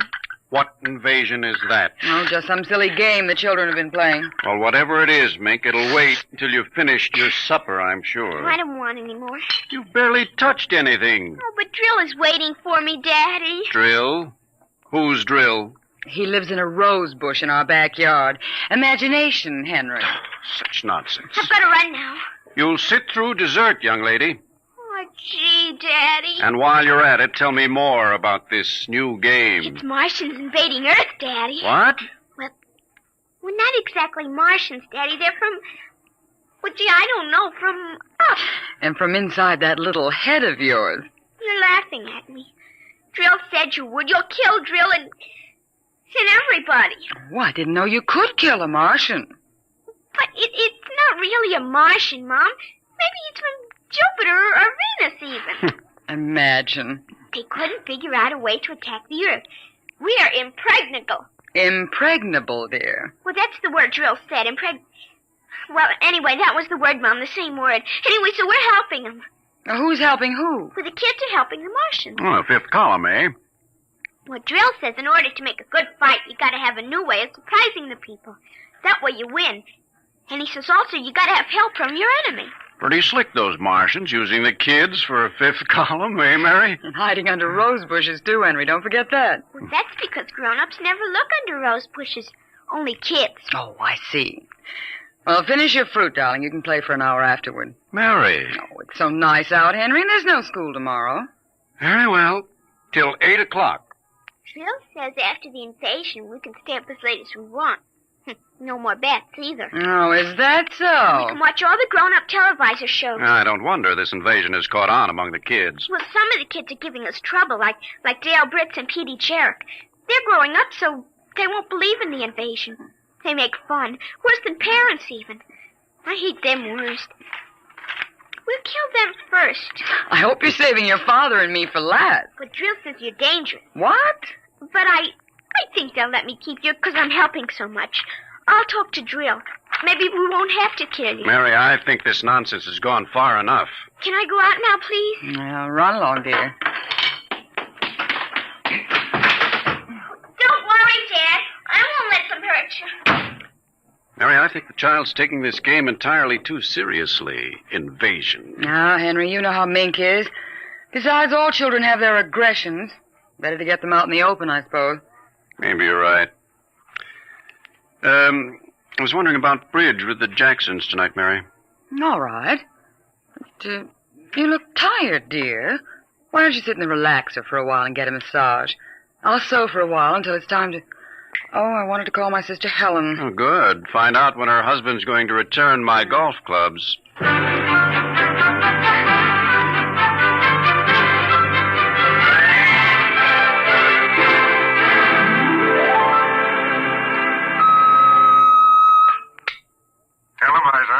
Would you please connect me with Mrs. Helen Rogerson on Channel 7-2Z, Pittsburgh, Pennsylvania. What is your channel, please? 817X, New Rochelle, New York. Thank you. Just a moment.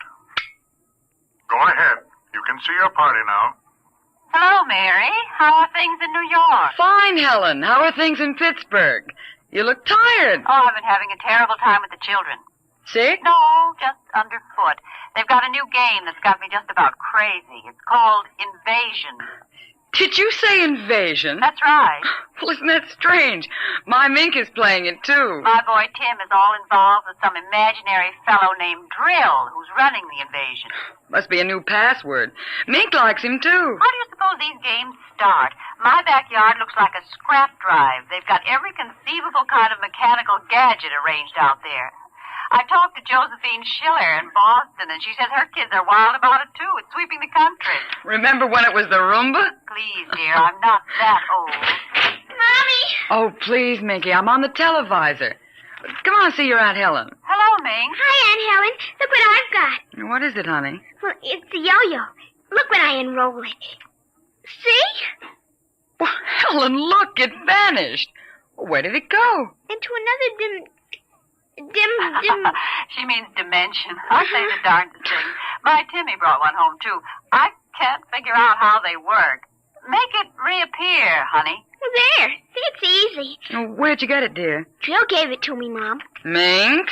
Bye, Aunt Helen. Gotta run now. Mink, you come back here. I want to talk to you. Hey, Mom. 0 hour, 5 o'clock. Mink! Bye! Oh, I can't understand it. The child's never been so unruly. Helen, do you suppose that... What? Nothing. Just a wild thought that... Say, the reason I called, I want to get that black and white cake recipe, and Henry wants his golf clubs. I don't know what he'll do. What was that? I don't know. One of the children must have been hurt. I'll have to run and see. Call me back tonight, will you? All right, Mary. Bye. Mink, come here. Yes, Mom. What is it? Who screamed? Peggy Ann. All right, what happened? Well, she got scared and went home. Did you hit her? No, she just got scared. She's a scared baby anyway. We won't let her play anymore. She's getting too old. Now, Mink, tell me why she cried. No, I can't. Mink, you'll answer me this instant or come inside. I've had enough of this nonsense. Gee, I can't quit now, Mom. It's almost 0 hour. Then tell me what frightened Peggy Ann. Okay, she saw Drill. Drill? He almost came through. He was just testing. Through what? With those pipes and things we set up. She looked into one of the pipes and screamed. I guess she saw Drill. And no one hit her? Very well, Mink. I'll call Peggy Ann's mother and see how she is. And I'll call you for your bath in half an hour. Your father and I want to go out tonight. You won't be able to go out, Mom. Why not? 0 hour is 5 o'clock, Mom.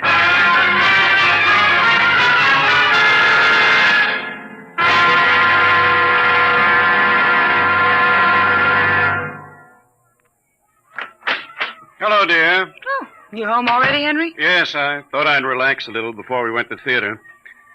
Where's the little one? Out back. Same game? Same game. They've got a stack of pipes and hammers and spoons a mile high out there. Children, why do we have them? Yeah, strange little creatures, aren't they? Even Mink, Henry. She's a part of us, and yet what do we really know about how she thinks and feels? Oh, I didn't mean to start a philosophic discussion. Kids are such a queer mixture of love and hate, though. Even normal, healthy kids. They need you and they're dependent on you, and yet they resent that dependence. You sound like a child psychology course I once took. I wonder if they ever really forgive the whippings and the commands we have to give them sometimes. I wonder if we ever forgot them when we were children. Look, I'd like to discuss this with you, dear, but we do have a theater date, and it's almost 5 o'clock now. What's happened to the kids? They're so quiet. When children are quiet, you know there's some mischief.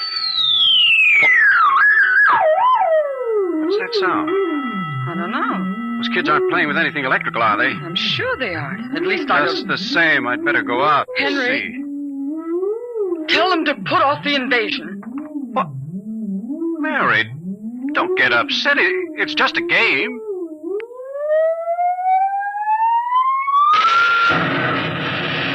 Good Lord, what's that? Look out the window, Mary. What is it? Where are the children? Mary, why are you shaking? What did you see? Henry, quick. Up to the attic. They aren't in the attic. Yes, the attic. Quick. Mary, come back here. Mary! Mary, don't go up. They aren't up there. Mary, you out of your mind? There's no one up here. Quick, shut the door. Lock it. But there's nothing up here. What is wrong with you? Mary, come to your senses. Henry. What are you talking about? I saw it through the window, Henry. It was horrible. What? It is an invasion. For heaven's sake, let's get down out of this attic and talk this over sensibly. I want to find out if Mink is all right. She's all right. I saw her. She was leading them around the corner of the house. Leading who? The kids? Shh. It's nothing. Oh, listen. Huh? The front door. They're coming. Good Lord, those kids sound like 50 men with boots on. Not men. Oh, please, God, don't let them find us. Don't let them please, God. I don't understand. Who's there? Shh, don't shout down here. Who's down there? I demand that you answer me. They're coming. The whole house is shaking. Who's there? Shh, please, be quiet, Henry. They might go away. Henry. Mom? Dad? Are you in the attic? Henry, listen. It's Mink. Mink, we've got to save her. Henry, you don't understand. She's leading them. What? She's leading them. She's on their side. Oh, please, God, forgive them. The children on their side? Oh, she told us, but we wouldn't believe her. Henry, they're coming out!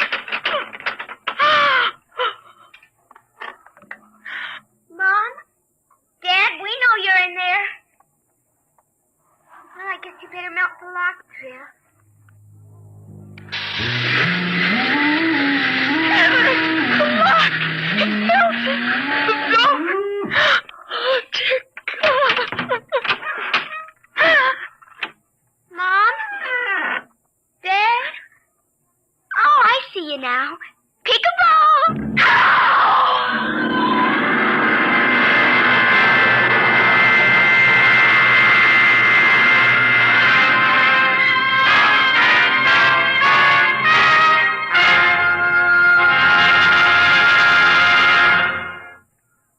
You have just heard another adventure into the unknown world of the future. The world of Dimension X.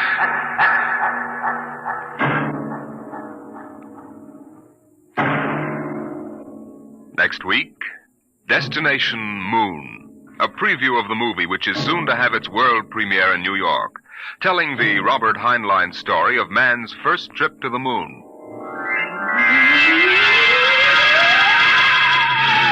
Tonight's adventures in Dimension X, There Will Come Soft Rains, and Zero Hour were written by Ray Bradbury and adapted for radio by George Lefferts.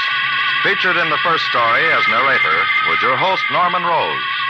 The leading players in Zero Hour were Denise Alexander as Mink and Rita Lynn as the mother, Roger DeKoven as the father. Music by Albert Berman. Engineer Don Abbott. Dimension X is produced by Van Woodward and directed by Edward King. Robert Warren speaking. Adventures in time and space, told in future tense. Dimension X.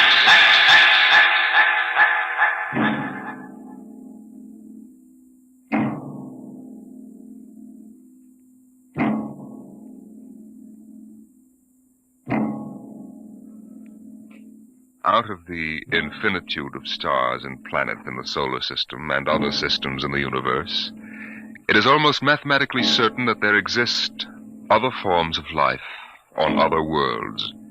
Someday, in the future, in 1,000 years, or in the next 10 minutes, daring travelers through space will make contact with the inhabitants of another world.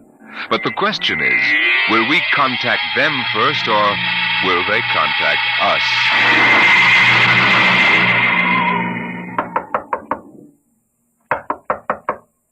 Come in. This is Broderick's private detective agency.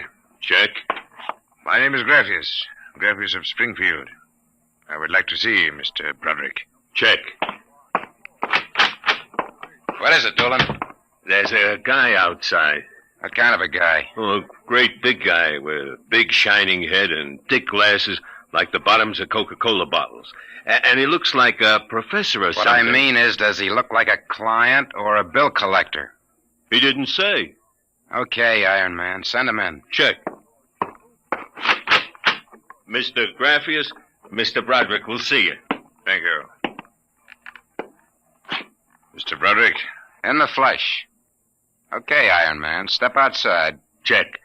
If you need me, I'll be outside. You'll have to excuse Mr. Dolan. He's a very useful man if you happen to want a house moved or somebody's head unscrewed from their shoulders. His reflexes aren't too good. He's what you might call underorganized. I suspected as much. All right, Mr. Graphius. Let's get down to business. Precisely. I would like your assistance in helping me locate something here in New York City. Just what are you trying to locate, Mr. Graphius? The Martian Embassy. Would you say that again very slowly? I came to New York to locate the Martian Embassy. Martian? Like in Buck Rogers? Precisely. Agents of the government of the planet of Mars. Dolan! What's the trouble, boss? Throw him out. He's a crackpot. Of course, if you wish me to leave, I will leave. But before I go, you might examine this. You'll find it quite authentic. Holy mackerel. A 5th-century note. Let me see that. Sit down, Mr. Graphius. Sit down. Make yourself comfortable. Dolan, get Mr. Graphius a light. Check. Okay, Mr. Graphius. Your remarks about our speckled friends, the Martians, I shall ignore. This being the year 1955, I assume you were joking. On the contrary, I'm completely serious. As it happens, I'm interested only in Martians at the moment. I see. Okay, shoot. It occurred to me in the course of my studies that we Earth people cannot possibly be the only intelligent form of life in the universe. Out of the infinitude of stars and planets, there must definitely, mathematically, be others. Since Mars is older geologically, and since it is also an atmospheric planet, its evolutionary history could easily be similar to ours. You follow me? So far, I can't say no. But if this is true, then they must have been watching us, observing us, for hundreds, possibly thousands of years. What for, blackmail? Shut up, Dolan. They know, then, that we are not far from achieving space travel. Atomic rocket ships that can travel to other planets. They also know we're a militaristic, warlike race. We might conceivably set out to conquer and occupy Mars one day. In which case, they'd try to get the jump on it. Precisely, Mr. Broderick. And how would they do that? For a civilization as old as theirs, space travel would be a simple enough matter. Flying saucers. I read about it. Relax, Iron Man. Go on, Mr. Graphius. If you were planning to attack an unknown nation, what would be your first move, Mr. Broderick? Intelligence. Find out what the odds are. You have a very logical mind, sir. You would send agents to scout the nerve centers of earthly civilization and advancement. Not in Kansas City or Equatorial Africa, my dear sir, but here in New York City. The most technically advanced spot on Earth. Uh-huh. And, you want me to help you prove this theory of yours? Precisely. Expense does not interest me. Well, this may take a very long, long time, Mr. Graphius. After all, nobody's ever seen a Martian. I assure you, they will be very ordinary-appearing people. Very likely they live together in downtown New York, close to the newspapers and publishers, the news cables, communication centers, and the financial center of Wall Street. Most certainly, they live in a private house with no servants to pry into their affairs. Some ordinary people who live in a private house in downtown New York. Yes. I might just as well look up Martians in the classified section of the phone book. There's one other lead which might help you. What's that? They would be almost certain to subscribe to every conceivable type of newspaper, scientific journal, foreign language publication. Mm-hmm. Well, that might be something. Okay, Mr. Graphius. It's a deal. Excellent. I shall contact you tomorrow. Oh, before you leave. Yes? Just as a matter of interest. Why are you so interested in meeting up with these Martians? Mr. Broderick, I wish to avert the catastrophe of a successful Martian invasion of the Earth.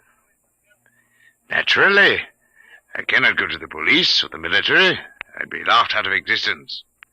So I'm doing this privately. You seem to know all the answers, Mr. Graphius. Not all of them, Mr. Broderick. Not quite all the answers. Not quite yet.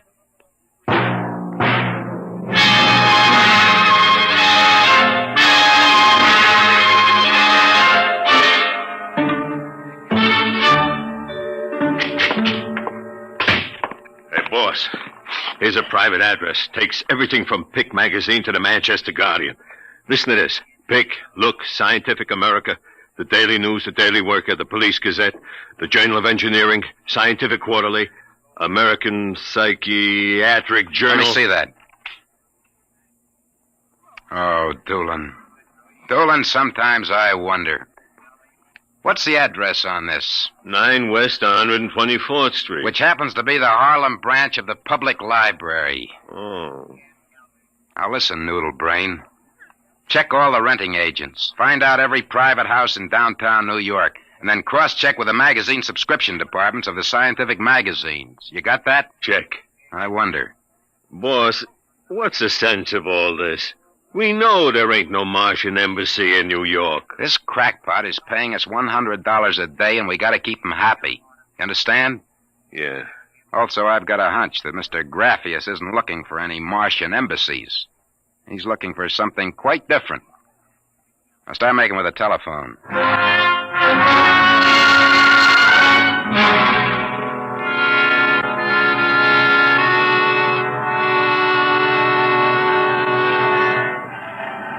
Which house is it, Doolin?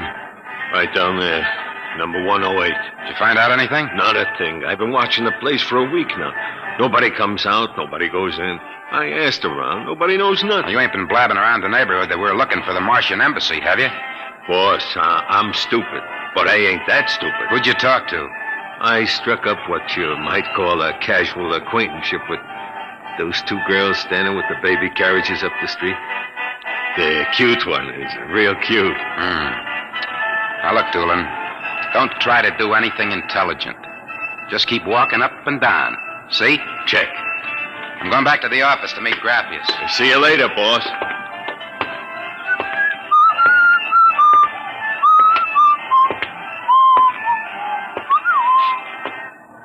Hiya, beautiful. Hiya, Flatfoot. How did you know I was a detective? Your socks are bagging at the arches. Well, stick around, beautiful. I'll be back in a few minutes, and we can make some beautiful music together. Listen to Romeo, Helen. The name is Doolin, honey. Iron Man Doolin. Your line is getting rusty, Iron Man. What do you want to fool around with him for? He reminds me of my husband. Just a big, good-natured slob. Helen, look! Oh, hey, Doolin! Doolin, look out! Look out!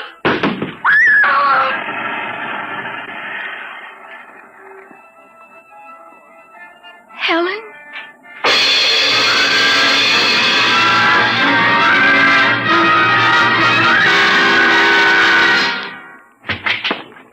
Sorry to kept you waiting, Mr. Grappius. Not at all.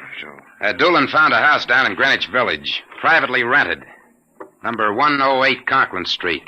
Nobody seems to know anything about who lives there, except that they subscribe to every paper and scientific journal put out. And also they have a peculiar antenna on the roof.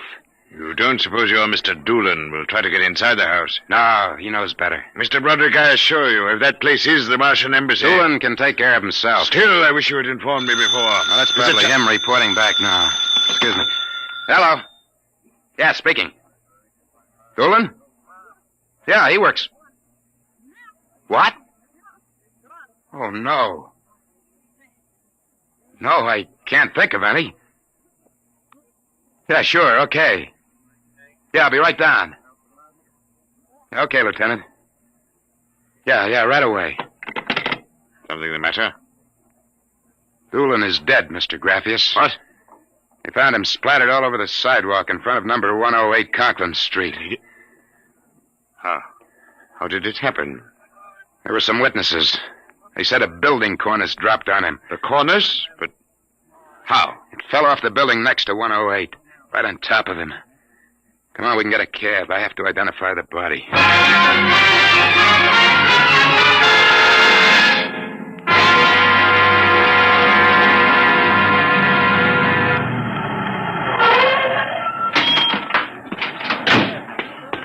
Lieutenant, I'm Broderick. Oh, well, there's your boy, Broderick. Not very pretty. Oh, Mother in heaven. That's a 1,000-pound hunk of concrete. Where did it come from? Dropped off the roof of 106. Anybody see it? Yes, a couple of maids pushing baby carriages. One was so shaken we had to send her to the hospital. The other one is hysterical, but she can talk. Can't seem to get any sense out of her, though. Do you mind if I talk to her? Not at all. I'll be back in a minute, Grappius. I'll wait here. She's standing right over there with the patrolman on the beat. Hanson. Yes, sir? This guy wants a few questions with the girl. Please, I told you what I saw. How many times I gotta tell you? Yes, the dead man was a personal friend of mine. Would you tell me what happened, please? Helen and I were standing in front of Rathman's candy store up on the corner. We both had the babies out. I worked for Mrs. Gillian on Washington Square North. He said hello and joked a little. Then he walked down the street just like he's been doing all week. Hadn't taken more than a few steps when... Please, miss. It's very important. I tell them, but they don't believe me. What do you tell them? How it happened. Tell me. It's too awful. Please. Well, first he washed. and then the stone fell on him. What do you mean, he squashed? They don't believe me, but Helen saw it, too. She saw what? First, he squashed. Then it fell on him. He was mashed flat before it even hit him. Now, look. That's the story, Broderick. Please let me alone. Let me go home. I told you what I saw. Now let me alone. Let me alone. Did you learn anything, Mr. Broderick? Huh? I don't know. I don't know what to make of it. It's crazy. Mr. Broderick, if I may make a suggestion at this point, perhaps it would be better if we dropped the entire matter. What's eating you?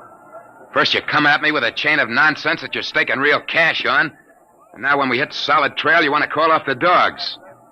Well, maybe you operate that way, but Broderick doesn't. May I ask, then, what do you intend doing? As soon as the cops clear out and this place quiets down, I'm going to pay a personal call on the Martian embassy.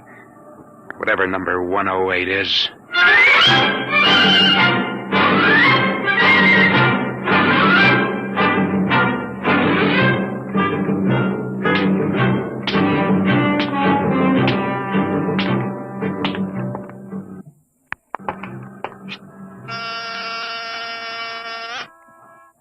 Whatever you are, open that door. You got 2 heads or 10 fingers, and I'll drill you like a platoon of rookies. Yes? Oh. Well, young man? Excuse me, ma'am. Is the lady of the house at home? I'm the lady of the house. Well, my name is Broderick. I represent the Manhattan Child Adoption Center. We're soliciting funds and clothing for stranded and unadopted children. I wondered if... Oh, won't you come inside? Well, we don't usually... Oh, nonsense. I'm old enough to be your grandmother. Besides, my son, Lauren, is working at home. Your son? He's a bibliographer. He writes summaries of articles and books from scientific journals and publications for libraries and universities. I see. Well, sit down, Mr. Broderick. We get so few calls, and I do like to visit. Oh, thank you. Now, what was it you wanted to talk to us about? Oh, well, I wondered if you or your son... There's nobody else living here. No, just Lauren and I. I'll have to ask him about the contribution, but I'm sure he'd like to. Good. Thank you very much. I'll send a representative to collect... Oh, please, stay a moment. I was just about to have tea. Let me pour you a cup. Oh, no, thanks, really. No, young man, I insist. Well, thank you. I was getting awfully tired of having tea by myself every afternoon. You know, I'm not very much of a tea drinker, but this seems to have a strange taste. It's my own recipe. The secret is in the brewing. It's sweet. It almost metallic. It takes a few sips to get used to, like olives. Uh-huh. Well, I think I'd better be running along. Oh, but you haven't finished your tea, Mr. Broderick. I better be going. I'm late. Oh, you're not being very polite. Do finish your tea. No, really, I feel funny. Oh, I'll call Lauren. No, I'm leaving. I feel dizzy. Oh, I'm sure Lauren can help you. I'll call him. Oh, no, don't bother. But I must. Besides, you aren't well. Gee. Lauren! Gotta get out. Lauren, hurry. Got it out of my way. No, you must stay. Drugged my tea. Let go of my arm. Lauren! Let go. Gotta get out of here. What heaven? The other one, that Broderick, he was here. I drugged his tea. He got away. Fool, idiot. Go after him. Use the pressure ray. Risk another murder on our doorstep. Are you insane? What he suspects. We'll have to take our chances. We'll have to think of some other way. How did they find us? I don't know how, but I'm certain someone else sent them. Who? I don't know. I'm afraid to let myself think. It might be them.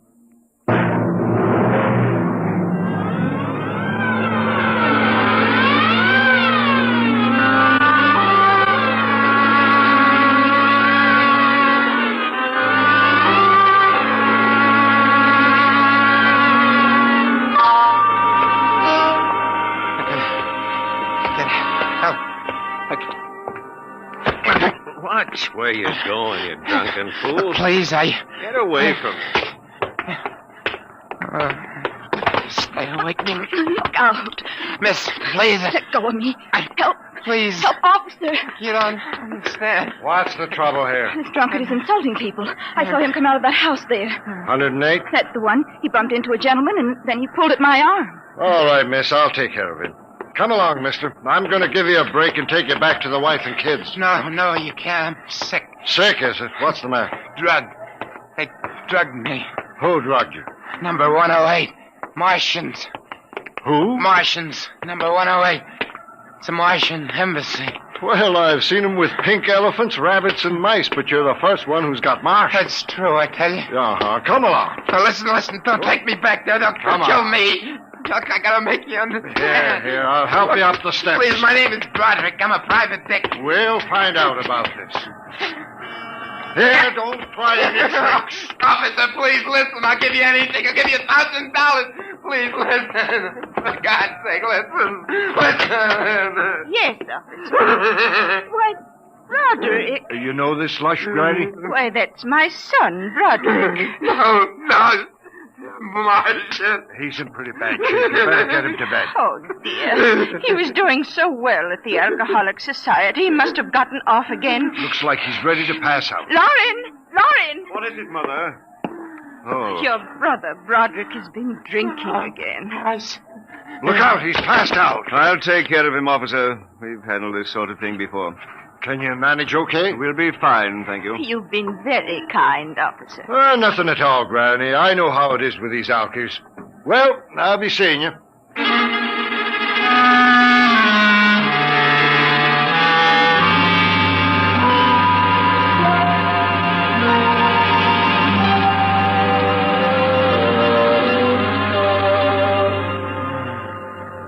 Martian embassy.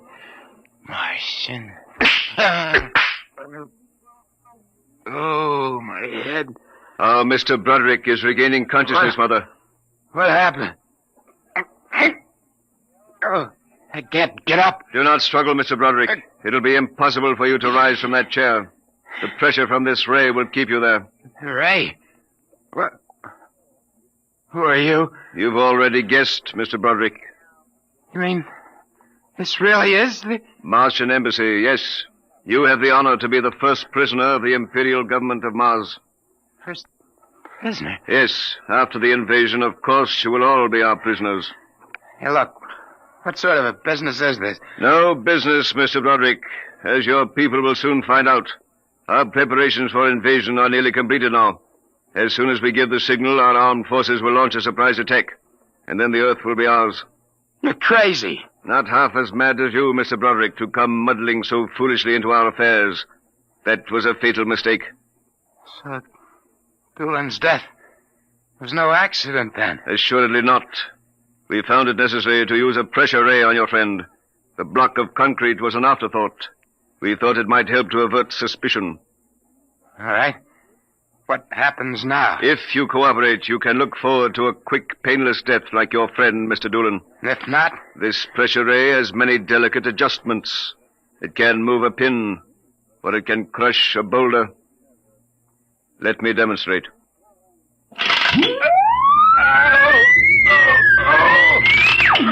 You see, Mr. Broderick, as if an invisible vice were crushing you. What do you want? The name of your client. We are interested in knowing who is so anxious to locate the Martian embassy. The names of my clients are confidential. Well? All right. Turn it off, Mother. Mr. Broderick has seen the wisdom of speech. His name is Graphius. Graphius? Yeah. An unusual name for an Earthman. Describe him. Well, I don't know if I really can. Mother. Describe him. He's tall. Got a big forehead. And about 60. He wears thick glasses. He's bald. Lauren, it sounds like one of them. Yes, it does. Contact the planet. Tell them we suspect that our plans are known. Ask for an acceleration of invasion day. At once. What about me? I am sorry, Mr. Broderick, but I am afraid you know too much now. In exactly 5 seconds, you will feel the full impact of the ray which faces you. I would suggest that you relax and meet your fate calmly. Now, wait a minute. You will feel no pain, just a wall of force engulfing you. Listen, 5. No, you can't do this. 4. It isn't human. I know, but we are not human. 3. Yeah, but... 2. No! 1. Mother in heaven. Now. Lauren, It didn't work. Something's happened. The magnetic field is dead. Get it working. We've got to get rid of this one. Now listen. Listen, you Be quiet. two. I can't understand what's gone wrong with the ray. Why would it suddenly stop like that? Perhaps I can explain. What? Graphius. It's you. Yes. Lauren. Stand back from the pressure ray, please. It will not function anyway. I have decontrolled your field. Lauren, it's one of them. They've found us. Did you think we wouldn't?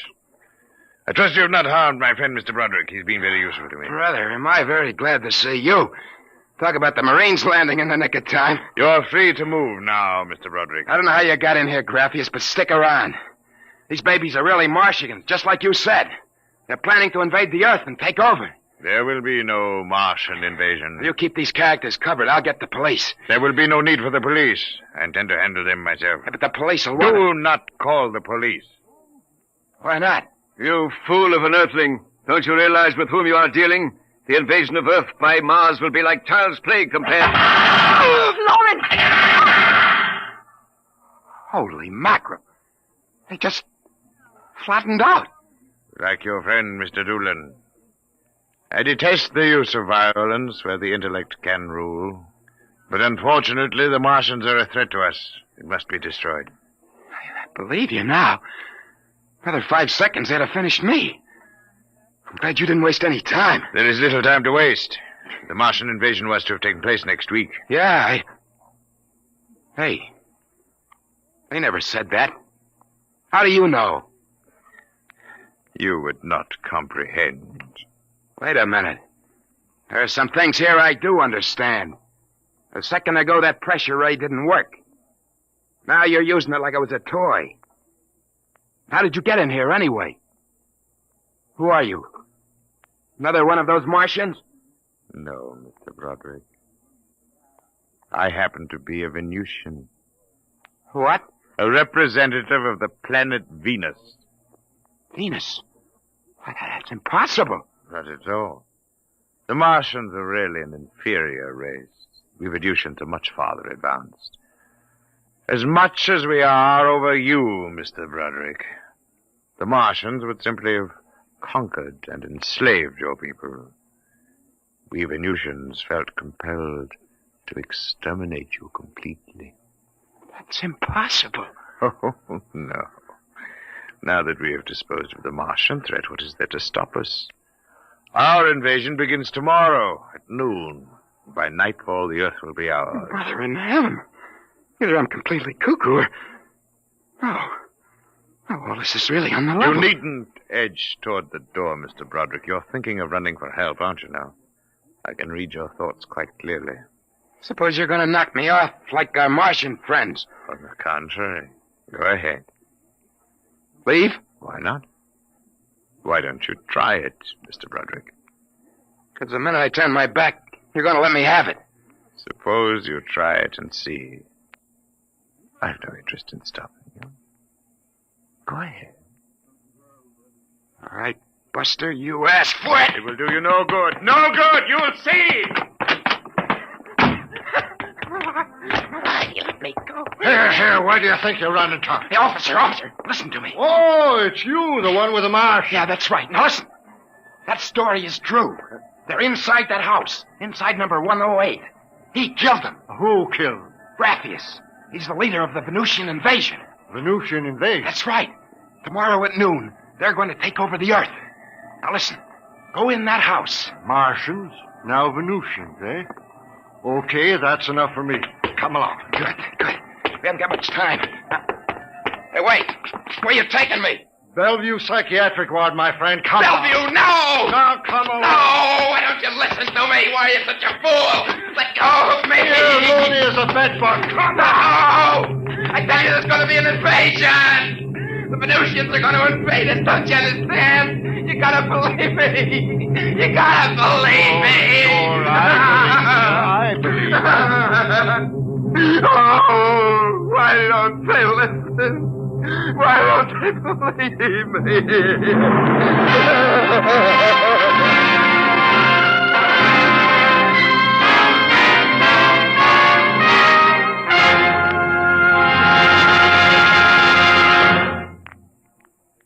You have just heard another adventure into the unknown world of the future. The world of Dimension X.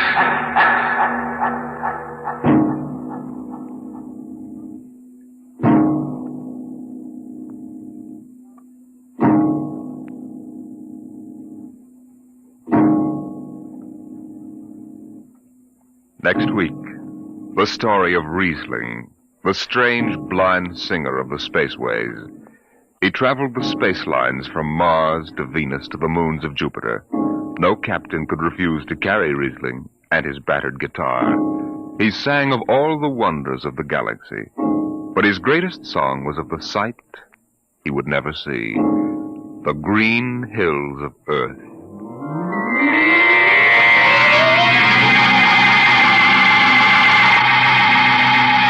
Tonight, Dimension X has presented The Embassy, a story by Donald A. Wollheim, as adapted for radio by George Lefferts. Joseph Julian was heard as Broderick, Barry Kroger as Graphius. Your narrator was Norman Rose. Music by Albert Berman, engineer Don Abbott. Dimension X is produced by Van Woodward and directed by Edward King. Adventures in time and space, told in future tense. Dimension X.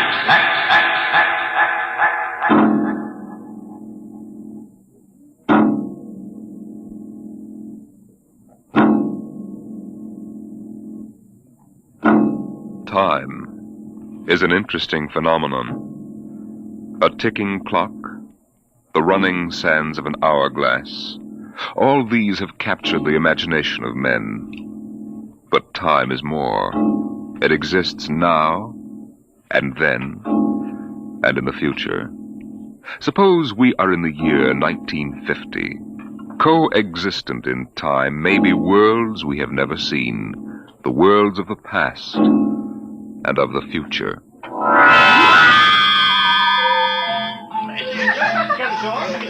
The year was 1950.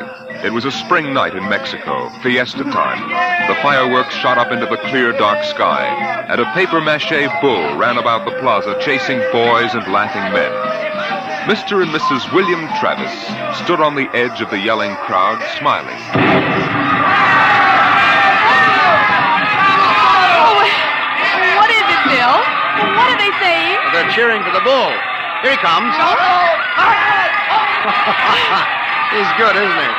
I wonder how they rigged up that fire breathing. Oh, Bill, it's wonderful. I've never enjoyed myself so much in my life. It's terrific. Oh, they brought the bull. Bravo, Toro! Bravo, Toro! Oh, it will go on, won't it? I mean, our trip. Ah, Sue, don't worry. I've enough traveler's checks for a lifetime. Relax. But suppose they find us. Forget it now. They haven't a chance. But suppose they do. Suppose they take us back. They'll never find us now. Relax. Enjoy yourself. Oh, if it only lasts. Come on, darling. Let's get out of the crowd.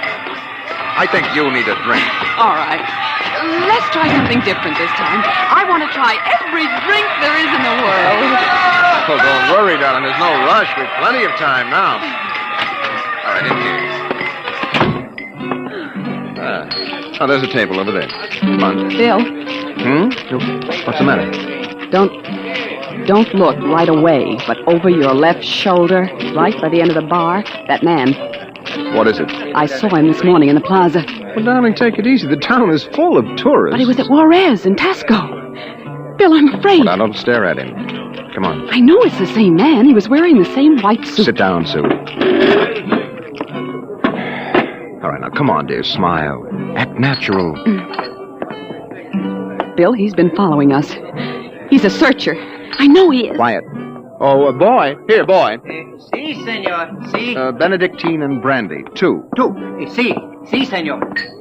He's watching us, Bill. Will you quit worrying, darling? The chances are 1 in 1,000 that they found us. Probably it's just a coincidence.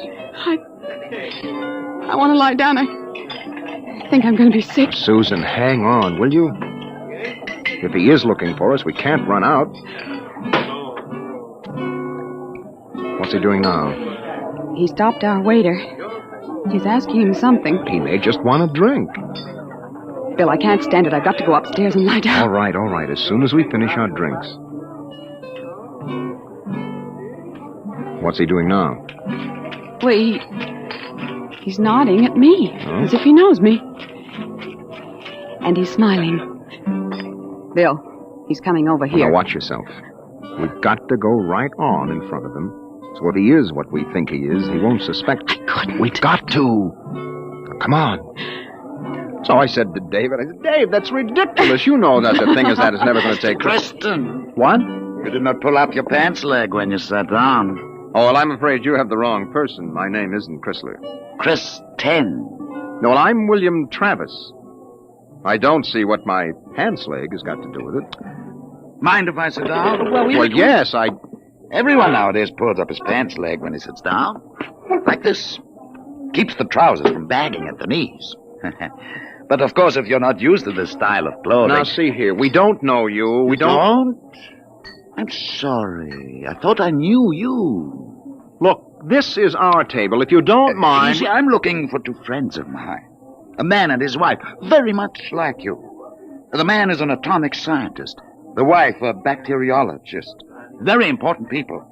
They work on government business. Just what are you talking about? And when I find my friends, going to take them home with me. Look here, Mr. Sims. That will do for now. All right, Sims. I understand that you thought you knew us. But you can see you're mistaken.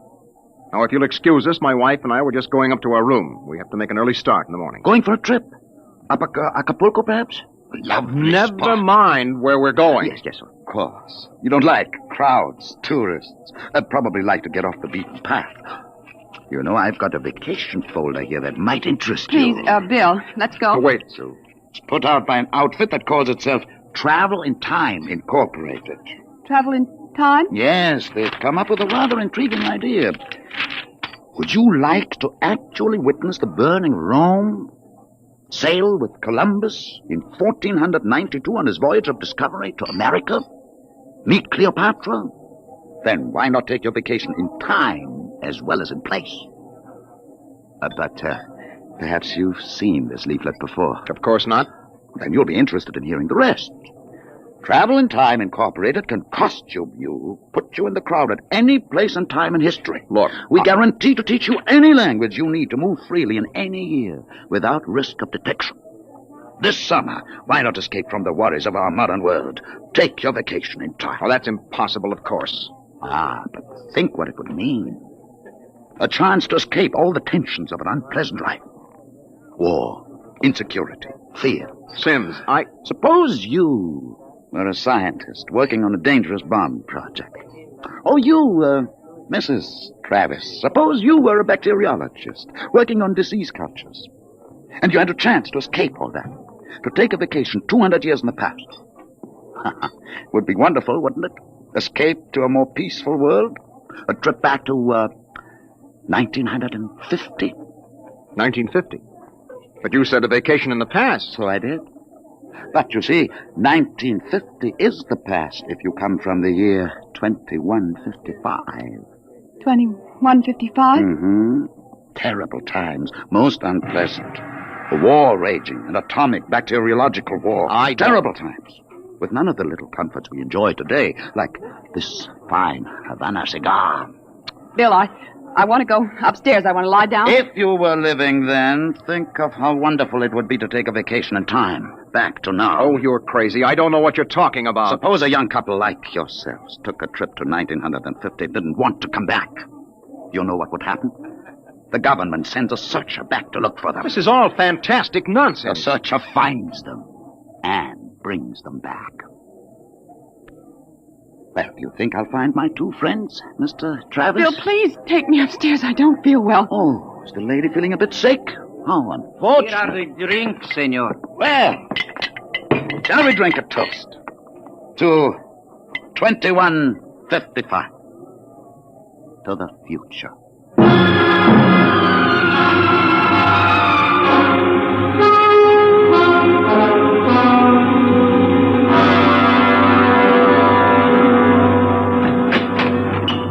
Inside, quick. Bill, what are you doing? Shoving a chair into the doorknob. He knows. He has been following us. Bill, Bill, he's a searcher. You keep quiet, Sue. I want to think. They'll take us back. That isn't over yet. Oh, I've got a headache. I'll get you an aspirin. What will they do to us? I don't know what they'll do to us. Something slipped. Something must have slipped. But we were so careful. Well, the searchers are trained to watch for detail. Things like not pulling up my trousers. That started him thinking. There is a man who isn't used to ancient clothes. Could kill myself for giving it away. No. It was my walk. These high heels. Careful now, Ken. Here. Thank you. Bill, I won't go back. I won't go on filling tubes with typhoid and bubonic plague. Now, take it easy, Sue. There must be some way. We don't have to go back to 2155, do we? The nerve of that Sim sitting there looking us up and down like animals smoking those stinking cigars. That's how I first noticed him at Tasco. He had 4 bottles of liqueurs and a pile of chocolate. Yes, well, he still hasn't gotten over that first greedy hunger. We've got to look out for that, Sue. It's the sure sign of somebody from the future, trying to make up for a lifetime of shortages by stuffing themselves sick. Remember our first night? Bill, I can't stand it. We've got to get out of here. What are you doing? Packing. Getting the suitcases out. That's no use, Sue. What do you mean? We can get to Acapulco by morning. Don't you think he's watching us? We could get away. No, we've got to sit tight. We've got to wait right here for a break. I don't know what, but something has got to break. Darling, I'm afraid. No. Maybe he isn't sure of us yet. Maybe we can still figure out some way to escape. Come on now. We better try to get some sleep.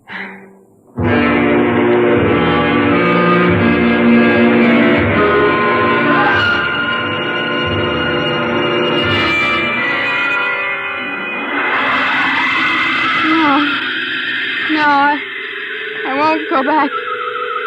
Security police. The bomb. The bomb is falling. It's falling. Sue, what's the matter? Sue! Sue, wake up, darling. Sue, Bill, wake up. Where are we? Bill. All right, now calm down, honey. You were dreaming now. It's all right. Bill, where are we? No, we're still in 1950. It's all right. You must have had a nightmare. It was awful, Bill.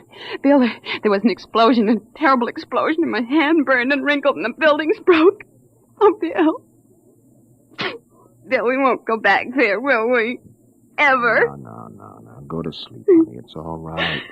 We're in Mexico, 1950, and we're going to stay here. Oh, Bill. Sue, I've been lying awake here thinking. It may be that he's still testing us, but he's not absolutely certain. That may be why he hasn't moved. Well, maybe he's just playing with us. Yes, maybe. I wouldn't put that past him either. He's got all the time in the world. He can stay here as long as he likes, then bring us back to the future 60 seconds after we left it. They can't make a scene, can they? They don't dare come out in the open. No. That might change the future. They're afraid of that. Oh, Bill, if we could only tell somebody, ask for help. Now, Sue, you know we can't. That's why we had to submit to the psychological block treatment before they okayed our vacation. We couldn't tell if we tried. The block is too strong. Oh, maybe we can break it, Bill. And what if we did? Who'd believe a crazy story like ours? Who would believe that we come from 2155? No, Sue, that would do no good. But this is important. They have to get us alone to put us in the time machine to send us back. Well, then that's it. We'll never be alone. Listen, it's still fiesta time. It'll be easy to stay in the crowd. Yes, that's our only chance. We must not let him get us alone. He won't get us back to that war and that insane world of it. Bill. It could be the room clerk. At 3 in the morning? I'd better answer it. No, don't. Don't, Bill, don't. I've got to. Hello? Hello? Mr. Travers? What is the idea of this? It's 3 in the morning. Yes. I just wanted to remind you, the rabbits may hide in the forest, but a fox can always find them. What was it, Bill? Bill? No, never mind, darling. Come on. Let's get some sleep. Why, we can. Buenos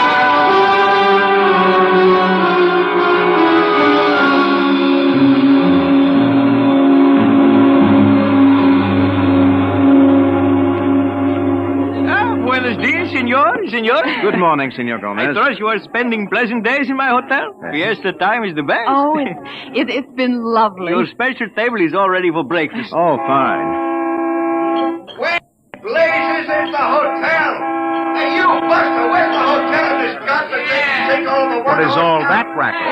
Great excitement, very great. Why, what is it? They come with 4 trucks and innumerable automobiles. A motion picture company from Hollywood. Oh, what are they doing down here? They make pictures of our fiesta for the backgrounds. Oh, yes. We have a very beautiful town. Beautiful. Yes, very beautiful. That fat man, the one with the most colorful shirt, he is the chief, the director. Oh, yes. Manager, where's the manager of this adobe flea bag? Coming, senor, coming. You will excuse me. Oh, I hope the table is satisfactory. Coming, senor, coming. Sue, this is a break. That movie company will draw crowds, and that helps But us. when can we leave, Bill? Well, not today. We'd be sure then. It'd be easy to catch us above on the road. We better stay and try to lull Sims. Okay, kids, end of the line. Ciao. Get it up, Buster. Lay out the pepper. I gotta know. There's Sims, Bill. Across the dining room. We can't do anything now, not with these actors coming in. Okay, follow me, kiddies. Hey, Glory, you sit next to Papa.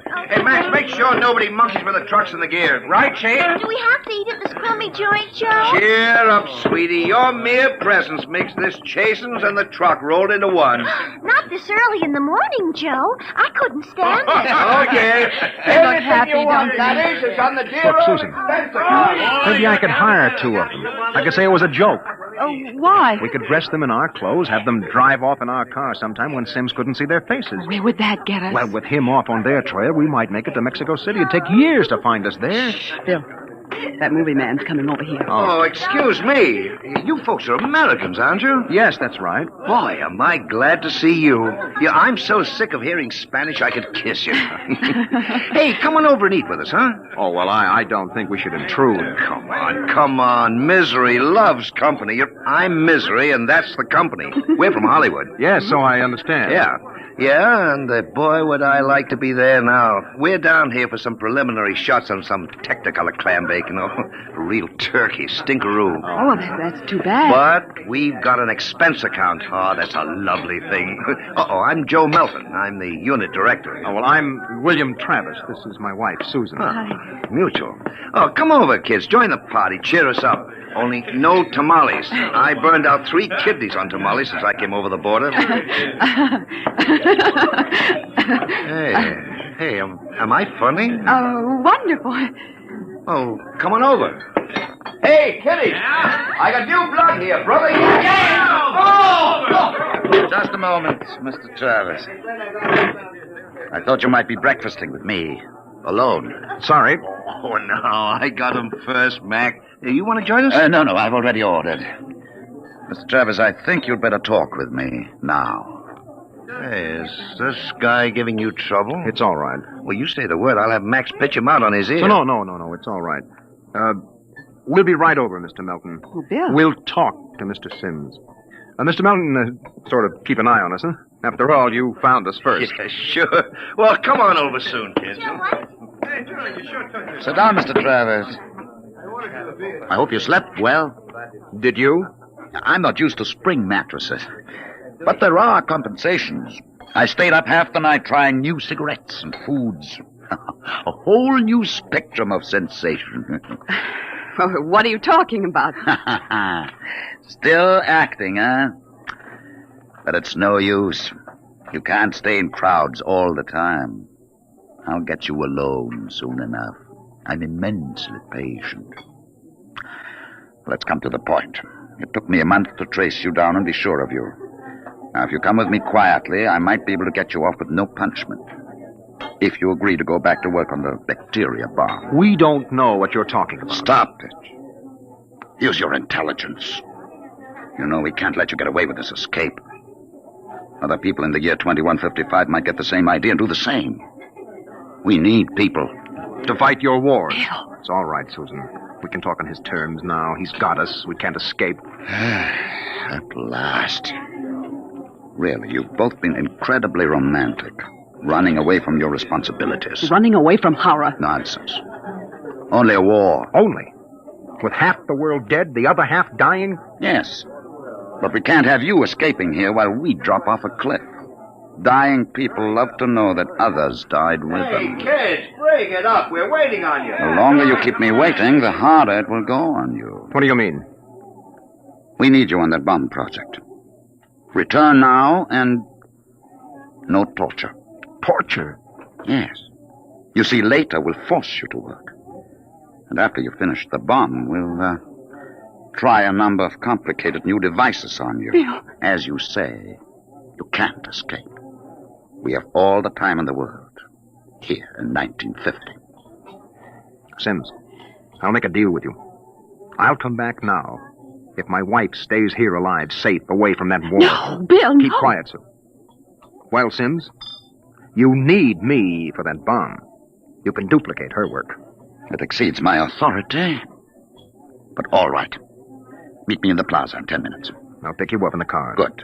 We'll drive out into the country to some deserted spot, and I'll have the time travel machine pick us up. Bill, I won't let you. Don't argue, Sue. It's settled. Good. I'll meet you in the plaza in 10 minutes. Your wife may stay here as long as she wishes. All right, Sims. It's a deal. Don't try anything now, Travis. I know when I'm licked. We just want a few minutes to say goodbye. I'll be seeing you then. Bill, I won't let you do it. I won't let you. Please, Susan. I'm going to tell the truth. I'm going to get help. You can't. The psychological block It's won't... our last chance, Bill. Hey, aren't you two going to join us? I thought Mr. Melton, I've got something to tell you, and you've got to believe me. Sue, it won't work. You've got to try. Go ahead, kids. Spill it. You've got to understand. You see, we really... Bill, my head. I can't think. My you head. need a my bromo, head. honey. It can't work, Sue. Now, the block is too strong. Come on, we'd better get the car. Hey, someone's crying now. Breakfast, no time for people to cry. Now, what in the world could a good-looking kid like you find to cry about?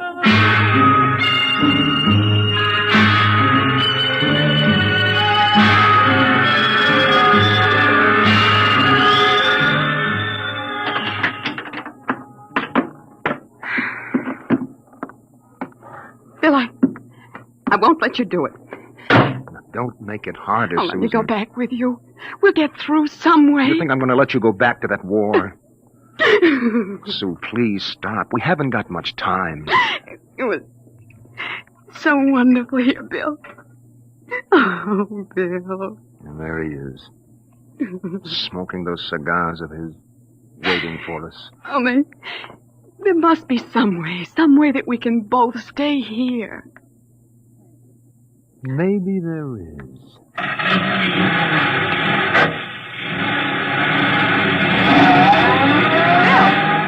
Bill, what are you going to do? Hang on, Sue, and duck when I tell you. No, Bill, you're heading right for him. Not going to get either of us now. Oh. Down, Sue, down.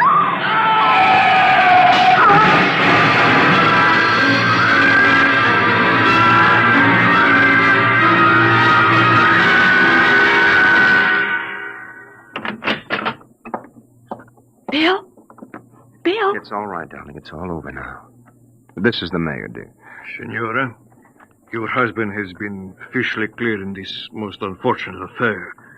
It's obvious this Senor Sims died of an unavoidable accident. An accident? Yes. Oh, yes, of course. Adios, Senora. Adios. Will they want to see you again? No. I'm clear. I lost control of the car.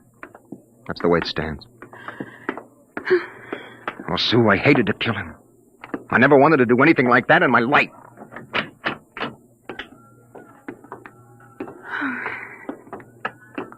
Where will we go now? Mexico City? Well, the car's in the repair shop. It won't be ready till 4, then we'll get out of here. Hey there, Travis. Wait up. It's the movie man, Bill. Oh. He was very good to me when they had you in there. Oh? Hey, I heard what happened. They sprung you, huh? Great, Yes. great.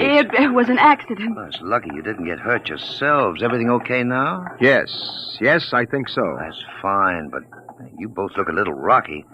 Say, you want to get your mind off your troubles? We're through for the day. Cloud's fouled up our shooting schedule, so we're going to put a header on it up at the hotel. Well, I don't think we'd better. You've got to wait till your car's fixed, don't you? Oh, come on now. It'll do you good to relax. It'll get your mind off what's happened. Gloria's cracking the ice now. Well, maybe we will join you. I've got to go check up on the car and then... Oh, don't miss the party, kiddies. I'll see you upstairs. Bill, I don't think we... Oh, come on, honey. We've got the break now. Sims is dead. Before they can put another searcher on our trail, we'll have time to make a clean getaway. Bill, I'm so tired. I know, and what you need is a little excitement. We rate a celebration, honey. Well, I guess it would be nice to unwind. Sure. We'll go up to Melton's room, have a couple of drinks and a few laughs. Honey, it's all over. We can relax.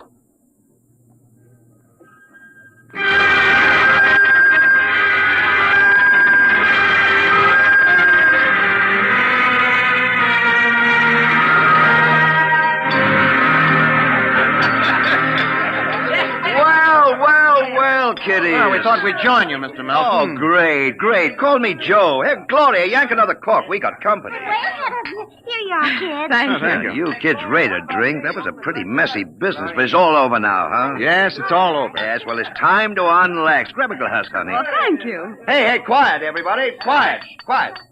How about a toast to our guests? Oh, sure. You bet. All right. To a very beautiful lady, lovely enough for the movies. Why, thank you. No, I'm not kidding. That's why I came over to you in the first place. I might even give you a test. Oh. No, I mean it, honey. You're pretty nice. I could make you a movie star. Oh, and take me to Hollywood? Well, at least it'll get us out of Mexico. No, you're not serious. Sure I am. Gloria, how about a refill? Coming up. Well, it sounds wonderful, doesn't it, Bill? Yes. Los Angeles is a pretty crowded city, isn't it? Crowded? Wait till you see the sunset bus. No, you don't really think I could be an actress. You don't have to cheer me up anymore. I'm feeling wonderful now. No, I'm serious. I think you'd be great. I want to do a suspense story. Sort of a war story, you know. Gloria, pour Mr. Travis another glass. Okay, Joe. A suspense story? Yes, dear, yes. A story about a man and a wife who live in a little house. Now, I'm just ad-libbing this, you understand? Oh, yeah, sure. Go on. But there's a war on, see? A terrible war, you see. They live in the year 2155. Now, here's the gimmick. They escape into the past, and they kill a man who follows them to bring them back. Gloria, honeypot, get Mr. Travis another glass. Well, sir, this couple takes refuge with a group of movie people. Safety in numbers, they figure. Bill. But the story goes on. This couple is terribly important for a new project. Let's call it a bacteria bomb. So the searchers figure out a way that they can get them alone in a hotel room. Shove a chair under the doorknob, Max. Yes, sir. You see, the searchers may work alone or in groups, so that if one of them's killed, the rest carry on. Don't you think that would make a wonderful picture, huh, Susan? Don't you, Bill? You're not going to get us, Melton. Stand still. Put that gun down, Travis. Who is it? The manager. Grab that gun, Max. Let go of me. Now make things worse, Mr. Travis. The manager, he heard us. Let's get going. Let go of me. Let go. He'll break down the door in a minute. Max, get ready to travel. Get that. Take a good look, Mr. Travis. Take a good look at 1950. You won't be seeing it anymore. Throw the switch.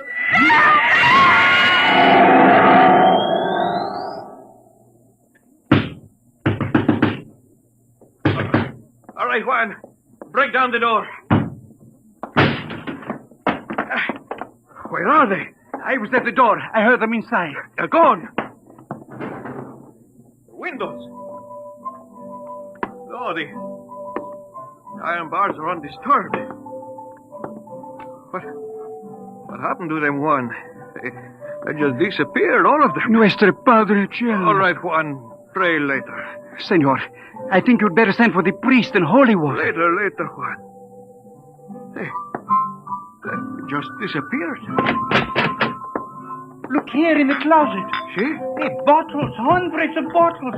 Chartreuse, cognac, absinthe, tequila, Turkish cigarettes, and boxes of pure Havana cigars. These crazy Americanos. Why should anyone leave all this behind? Juan, never question providence. There is enough here to last us both for a month. Juan, I think we can look forward to a most happy future.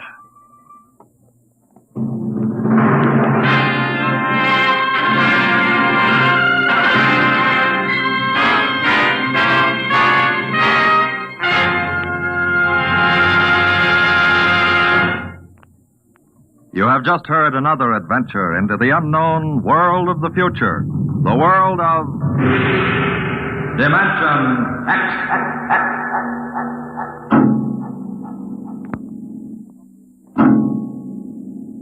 Now, about next week. Suppose that you were a private detective, and into your office walked a strange-looking client. Would you believe him if he told you that there was a Martian embassy hidden somewhere in New York, where spies from the Martian planet were preparing for the invasion of Earth? We'll tell you about it next week. Tonight's adventure in Dimension X was the Ray Bradbury story To the Future, as adapted for radio by Ernest Kenoy. John Larkin was heard as Bill, and Jan Miner as Susan. Your narrator was Norman Rose. Music by Albert Berman, engineer Don Abbott. Dimension X is produced by Van Woodward and directed by Edward King. Adventures in time and space, told in future tense. Dimension X.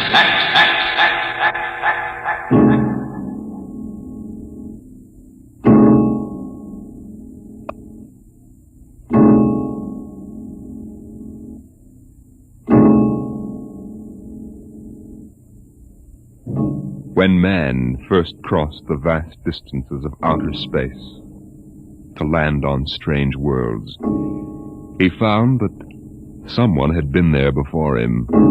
The ruined canals of Mars, the smashed cities of Titan and Centaurus II and III, all these were evidence that 100,000 years ago, a race of intelligent beings built their cities across the galaxy.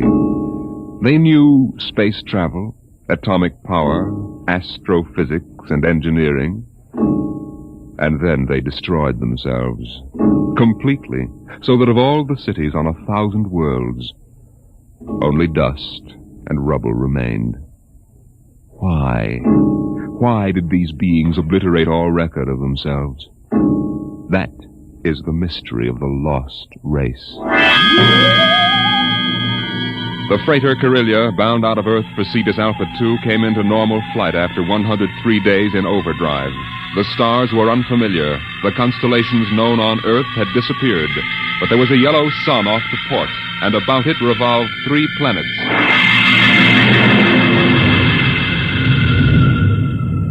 What do you make of it, Briggs? It isn't on any of the star charts, Captain Wharton. I checked through. 1 and 3 are dead, all right. Have to take a closer look at number 2. Turn up the vision scale.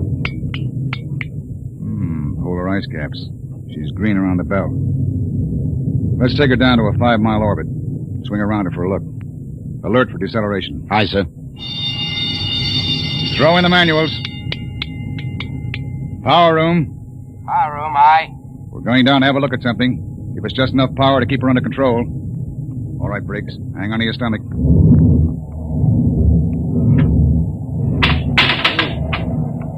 You sent for me, Captain Wharton? Come in, Mr. Howell. You mind if I sit down? Free fall sickness? Well, I'm afraid I'm not an old space hand. Oof. We'll level out in a minute. Do you want something? Yes. We come out of overdrive, smack in the middle of a new planetary system. Briggs says it's unreported. Well, that's rather good news, isn't it? Depends. Press report's pretty common. But we'll stake a claim on her, in case there are any mineral discoveries. Well, I meant the possibility of archaeological finds. I'm afraid I'll leave that to you, Mr. Howell. You're the expert. Coming up 5, Captain. Level off. Hang on, Howell.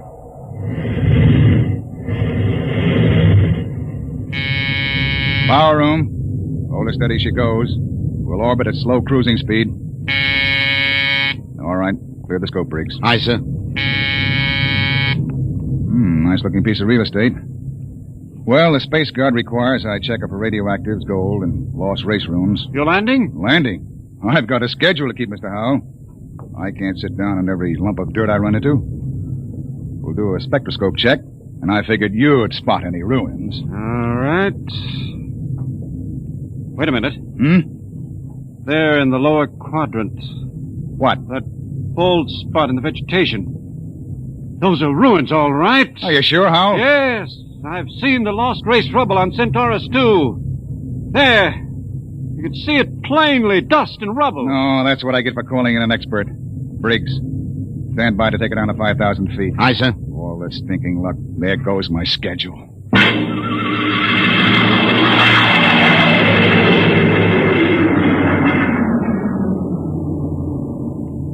Seen enough, Howell? It's going to set me back 5 hours. Interesting. Wait a minute. What's wrong? Don't believe it. Marvelous. Incredible. Stop sputtering, Howell. What is it? Look over that rise in the ground. It's a section of the city still standing. Hey, you're right. That hill must have shielded it from the blast. Captain, you've got to land. Land? You've got to. This is the first Lost Race site that's ever been spotted. Of course you'll land. Howell, we get a $1,000 bonus for every day under par for the run. But you don't understand. It's the biggest find in the century. We can chart it, and you'll have to get back somehow. That's all.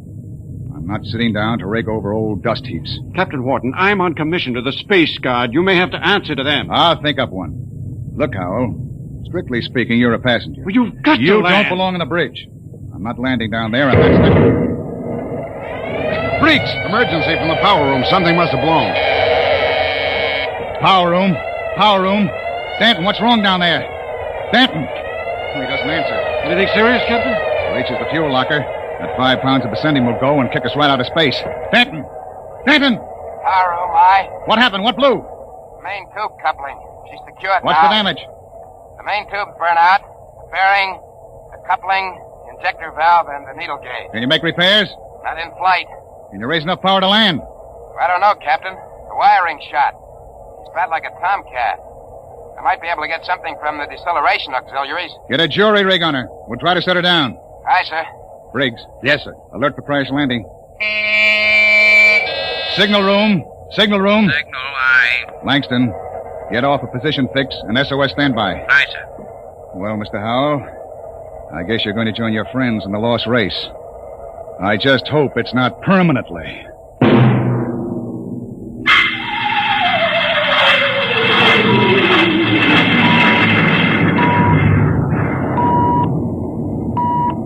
Leveled off now, Captain. Trim her up a point. That's it. She's bucking bad. 5 more minutes and the whole place will shake loose. Power room. Stand by for bow blast on signal. Power ready. I'm going to try for that clearing. Too narrow. 2 to 1 for $1. All right. Hang on.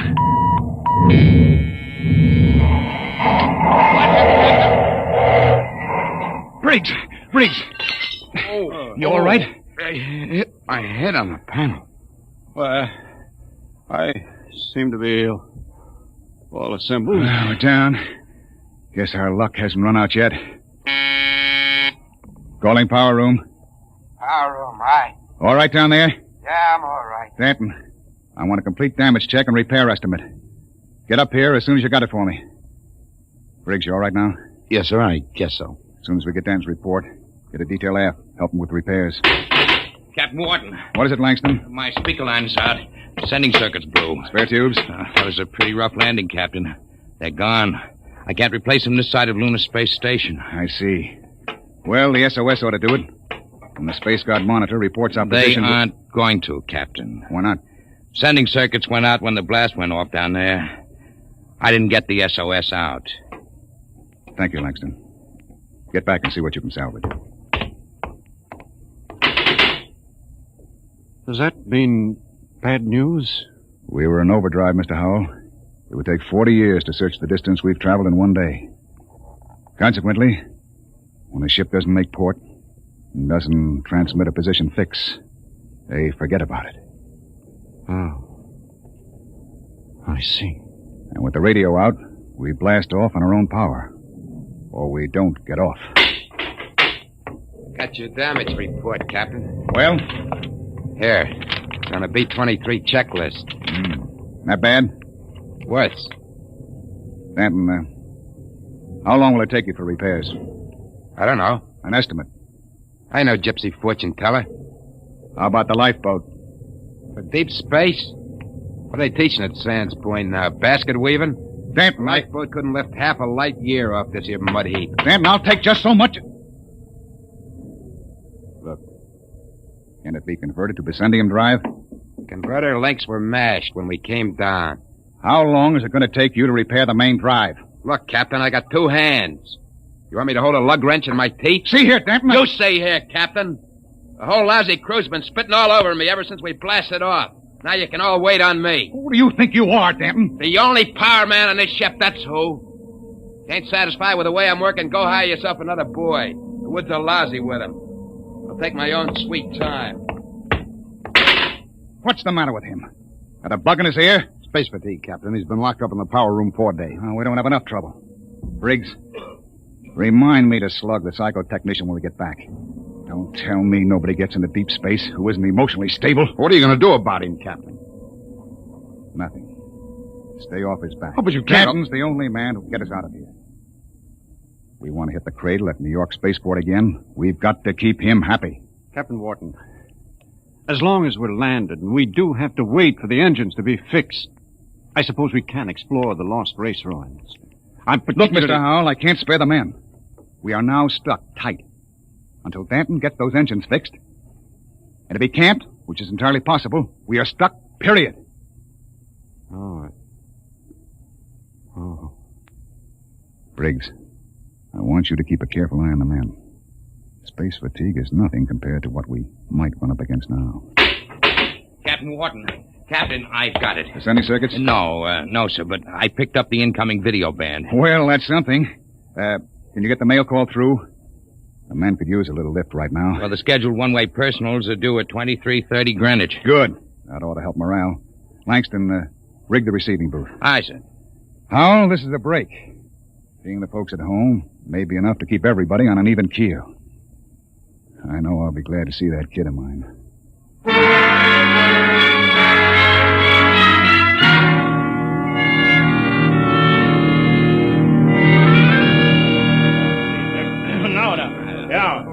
Mr. Langston, get Hanson out of the booth. You wear the glass right off the tube. Take it easy, Williams. Everybody gets 3 minutes. Hey, Kelly, I bet that dame of yours burned up the circuits, huh? How'd you know it was his girl? You can't tell through the booth. Well, who else would call that eight? What'd you say, Kelly? Oh, nothing. She don't have to. She just stands in front of the pickup tube and, oh, brother. I can just see that. Hey, it's a boy. A boy. Alice had a boy. They're going to show him to me in the circuit tomorrow. Congratulations. Who's next, Mr. Langston? The last call's coming through now on ticker. It's for Williams. Well, wait a minute, Williams. Well, let go of my arm. What happened to my call? No call today, Dan. You're a liar, Langston. Hey. My girl calls in every scheduled circuit. That must be mine. Let go, Dad. Maybe Janie was busy waiting tables at the lunchroom. What do you know about her, Hanson? You kidding? She's a swell kid. Everybody at New York Spaceport knows her. Yeah, I've seen you hanging around Jane, too. Now, wait a minute, Danton. Take it easy, Danton. You and Williams made this up between you, didn't you? You're going to take my call, huh, William? You're space happy. You used to hang around with her before I cut you out. Now, listen, Danton, you were lucky enough to get her. Let well enough alone. You bet I got her all right, and you're not going to steal her back. Williams, I'm going to... You crazy... Danton! Get him off! You lying. Get him off! Hey, what's going on in here? Let him I'm fight. going to kill you, double-crossing. Behind my back. Grab him, Hanson. Get his arm. Oh, me. Nobody took your call. Now, calm down, Danton. I'll fix all this. Look out. He's got a wrench. Danton. He's nuts. Nobody gets a call. Nobody. How do you like that, Williams? You ain't going to hear from Janie no more. How do you like that? After him. Kelly. Hanson. The airlock. He's left the ship. Let him go, the jealous screwball. Sure. But that's the only man who can get us off of here.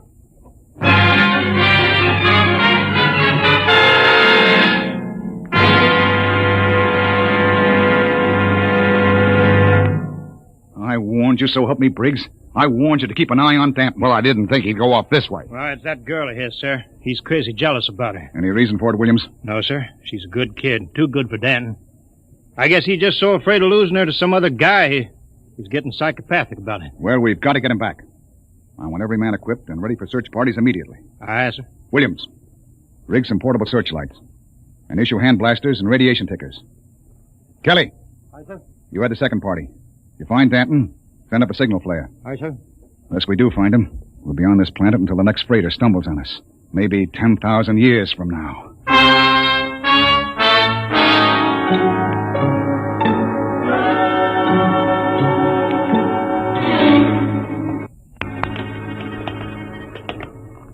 Hold that light up, Hanson. This is amazing, Captain. Lost Race building's actually standing. Hey! What is it? Oh, nothing. A shadow. place gives me the willies. We'll be able to find out so much about them, their science, art, what they looked like, perhaps even why they destroyed themselves. I'm beginning to wonder about that, Howell. You sure they destroyed themselves? Maybe they lost a war to another race. The winners would have left traces. Genghis Khan, the Mongol emperor, left a pile of skulls as a monument after he destroyed his enemies, but there's been nothing like that found. No clues at all, eh? Nothing. When they decided to wipe themselves out, they did a thorough job. But why? That's what we've been asking for 50 years. They wanted to end like that. Captain, there's a rise ahead. Keep going. Anything on your side, Briggs? No, sir. Hanson, what is it? I don't know, sir. It's a funny kind of a glow. I guess I shot without thinking. Don't get trigger happy. Howell. Yes? Where do you think the light is coming from? Down there.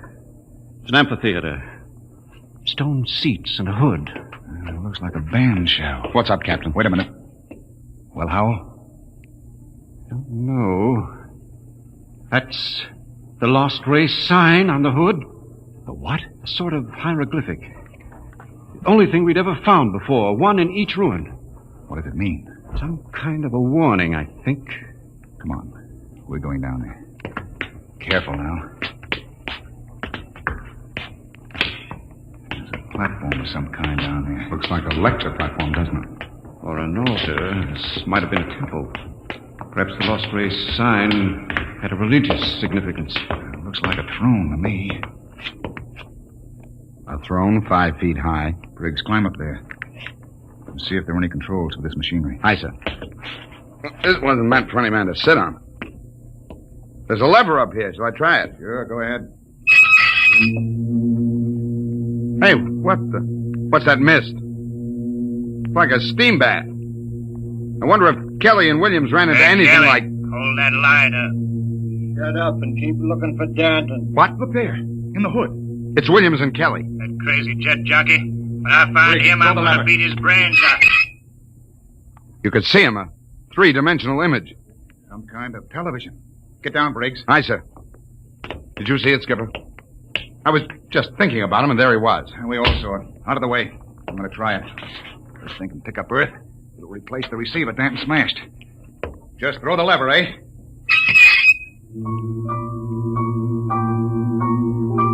What? That's my son. I'll be darned. His music lesson. Say, it reaches Earth all right. Why, imagine. Television without a transmitter. Looks like the Lost Race was ahead of us in more ways than one. Go up and try it, Howell. Amazing, amazing. Television without a transmitter. This machine may be the clue to the mystery of the Lost Race. I'll try it. Mary, I've told you I like my paper first in the morning. If that youngster wants to know how the Tigers did, let him wait until I am... My father in Detroit. Remarkable, Captain. You can see the whole room clearly. Say, how about me, Captain? Let me get up there. I'd like to see my baby. Alice told me all about it. Out! What's the matter, Hanson? I kicked something, a wrench. Well, hold it up. What? It's Danton's.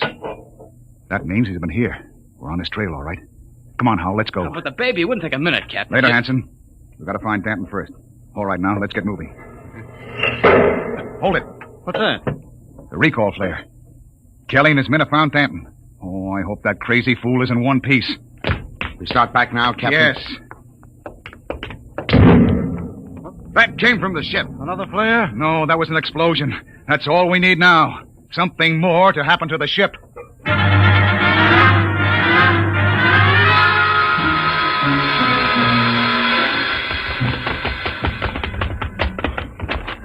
Oh, it's the main jets. Smashed flat. With all the stinking rot.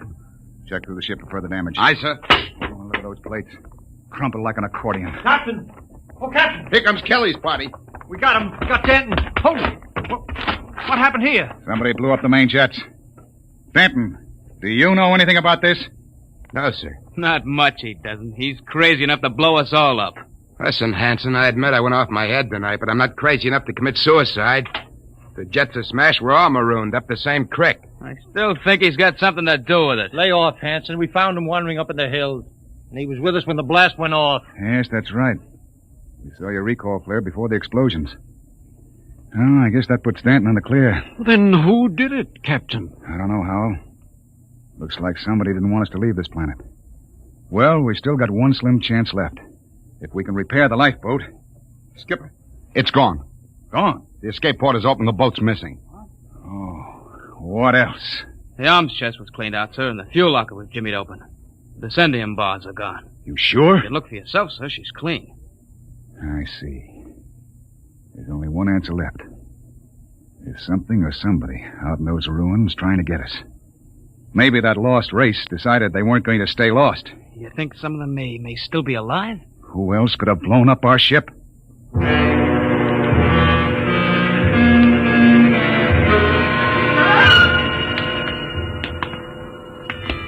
Keep your blaster up, Hal. And be careful. It's a hair trigger. What are we doing back at the television machine, Captain? I thought we were looking for the lifeboat. We are. Whoever blew up the ship must be around here. Might as well try to use the machine to track them down. Yeah. Catch them with their own gadget, huh? That's right. All right, Hal, you're the expert. Get up there and try to find them. I hope it works. Well? Trying, Captain. Nothing but mist. I don't understand it. It reached all the way to Earth before. I saw my father in Detroit. Mary, my paper's all rumpled again. What? There it is again. My father in Detroit. I've told him time and time again I don't like a messy paper. Look at that. No selector control, yet all the way to Earth. You can see the whole room, the goldfish bowl, the antimacassars on the chairs. Yet we can't pick up something less than a mile away. Knock it off, Hal. We're wasting time. Come on. That gadget won't work. We'll have to comb these rooms inch by inch. I don't understand. Neither do I. We'll cut behind the hood here and go on. Briggs, you take the lead with the radiation ticker. We might be able to pick up a reading on where the rocket fuel is hidden. Aye, sir. All right, let's go. I can't understand why that machine can pick up Earth and not... Help, Captain! Briggs, what is it? Captain, help! I'm falling! It's a cave-in. Hang on, Briggs. I'm slipping, Captain. Grab his wrist. All right. Now pull. Pull. Higher. What happened? I was just walking along and the ground caved in. What? It's some kind of shaft. Hold your light over it, Captain. Oh! 50 feet deep in a stone bottom. I could have split my head open like a grapefruit. Something down there. Hold that light steady. Amazing. Amazing. Looks like a pile of bones to me. 2 piles. They may be the first skeletal remains ever found of the lost race. I've got to get down in there. We haven't got time, Hal. Come on. Let me have your binoculars. Wonderful. That small skeleton must be an infant. They've been laid out carefully. The burial chamber. The way they're lying, it's probably a mother and infant. Yeah. The tail. She's definitely anthropoid. How? You mean apes? Something like that. Yet they had atomic power and built cities across the galaxy. Amazing. Oh, we haven't got time. Hello, that's funny. The little one is different. The caudal bones are different. No tail. Listen, Hal. What do I care whether they had tails or not? Come on now. It's almost as if... Well, they did have atomics, and radiation does funny things to heredity. They had that problem of mutations in Detroit. What? Detroit? That must be it. What? The new atomics plant at Detroit. They tore down my father's house to make room for it. Quickly, Captain. Oh, where are you going? Back to the machine. I've got a theory that may solve the whole mystery of what happened to the lost race. I don't care what happened to the dead ones, Hal. I want to find the living ones who wrecked my ship. I think this machine may give us both answers. There's the house, Detroit, down to the last detail. Oh, come on down. We know all that. But don't you understand? That house was torn down. I got a letter before we lifted off Earth. It's gone. But it's on the television machine. Captain, that machine isn't television. It's a thought projector. What? It only mirrors what's in your own mind. But, Mr. Howell, we saw Earth. It was really there. But it was just because we imagined it, Briggs. It's a thought projection. I can produce any mental image that occurs to me on this machine. New York spaceport, a Space Guard patrol, anything. Anything? Yes. And now I think I know what inspired the lost race to do what they did. It was fear. Fear of what was in their own minds. They could all see it with machines like this. But fear? Fear of what? They foresaw the future. So they destroyed themselves. Every last one of them. Hold it, Howell. Are you sure they're all dead? 100,000 years ago. Then who blew up the ship and stole our lifeboat? Danton. Danton? But why? He was pathologically jealous. Yes, but blowing up the ship was like committing suicide. He wasn't crazy enough to do that. The lost race was after they looked at this machine. You mean Danton did too? We found his wrench here. You're right. He must have looked at the machine and thought it was television. He must have seen all his fears about losing his girl confirmed. That was enough to make him completely unbalanced. But he was with Kelly when that explosion went off. He's got an ironclad alibi. No, he hasn't. Wouldn't take a power man long to sneak back to the ship and rig a delayed action fuse. Howell, we've got to get back to the ship before Danton. Never mind, Captain. Stay right there. That's Danton. In the dark. You make a perfect target there. Stop your gun. I got a blaster set at wide angle. Drop him. He's got us cold. I've been following you, Wharton. I wanted to tell you. I'm going back to Earth. I got the lifeboat heading over that rise. It won't work in deep space. You believed me when I told you that, didn't you? Well, I've got it fixed. And with that Vicendium fuel, it'll be a milk run. I'll reach the Space Guard station at Volta with a long, sad story about how the rest of you exploded in mid-space. Danton, that's murder. Yeah, that's just what it is. And easy, too. Danton, you can't just leave us here. Watch me. Sit in front of that machine and watch me. Yeah, I know what it is. I know it's a television without a transmitter. And I did some checking up. I've seen how you were stealing my call. Trying to steal my girl. Danton, you're sick. You Pretty can't... smart, that lost race. They built some machine. And it showed me plenty. It showed me enough to kill you. Oh, you've got it all wrong. This isn't a television machine. What are you trying to pull, Wharton? I saw it. Those were your own thoughts, Danton. Those things you saw exist only in your mind. Shut up before I blast all of you down. You're just trying to lie out of it, that's all. But I know the truth when I see it. And you're going to die. All right, Danton, but you're not going to get away with it. Look at the machine. What's that? The machine. It's the Space Guard patrol, Danton. Look, they're coming. X3 to command. Spotted the Corellias. Reported. Preparing to land. That's the Space Guard, Danton. Yeah, whole patrol. You're lying. They couldn't come. There wasn't any SOS. X3 to command. Preparing to land. There's the clearing. That's enough, Howell. All right, Danton. They'll be coming over the horizon. Drop your gun and give yourself up. Oh, no. No, they're not going to catch me. I'll be away in that lifeboat before they land. Stand still, all of you. Stay where you are. I still got you covered. Danton, look out behind you! Burial shaft. He fell in it. Hold the light down, Briggs. Well? He's dead. Deader than the lost race. And what about those Space Guard cruisers? Out of my head. Just imagine them. There they were on the machine. Poor Danton believed they were real. I wish they were real so we could get off this planet. No, it doesn't matter. We know where the lifeboat is now. We can send one man to bring back help. And it won't be Danton. The machine got him the same way it got the lost race. Through fear. But what was the lost race afraid of, Howell? Changing. Changing? Look at those skeletons down there. They had atomic energy, but they couldn't control it. Look. The baby's different from the other. The race was changing by mutation. Mutation? Look at those skeletons. Now imagine a shifted hip socket so they could walk upright. The baby was already without a tail. But Howell, that would mean they were changing into... Yes, Captain. The lost race committed suicide rather than face the fear of seeing their descendants become such horrible creatures as men.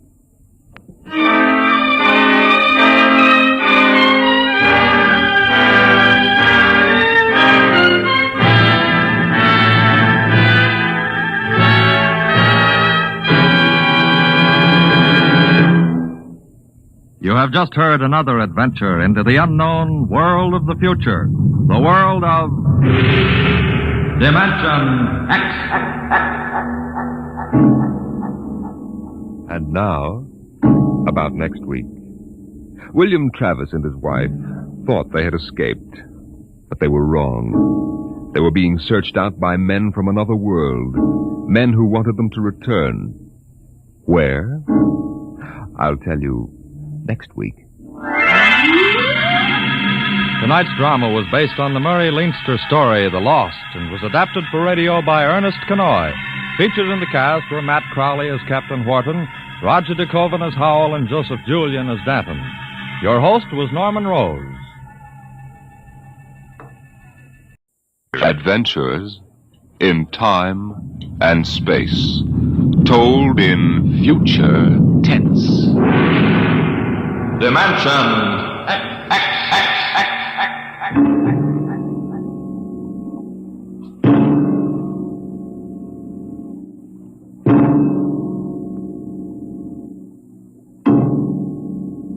Can you predict the future? Can you tell what will happen in 100 years? Or in 10? Or in the next minute? Can you look beyond the known dimensions of time and space into the unknown, Dimension X? Tonight we have a strange story to tell. A sweet, blood-curdling little story that is really only 2 sentences long. The last man on Earth sat alone in a room. There was a knock on the door.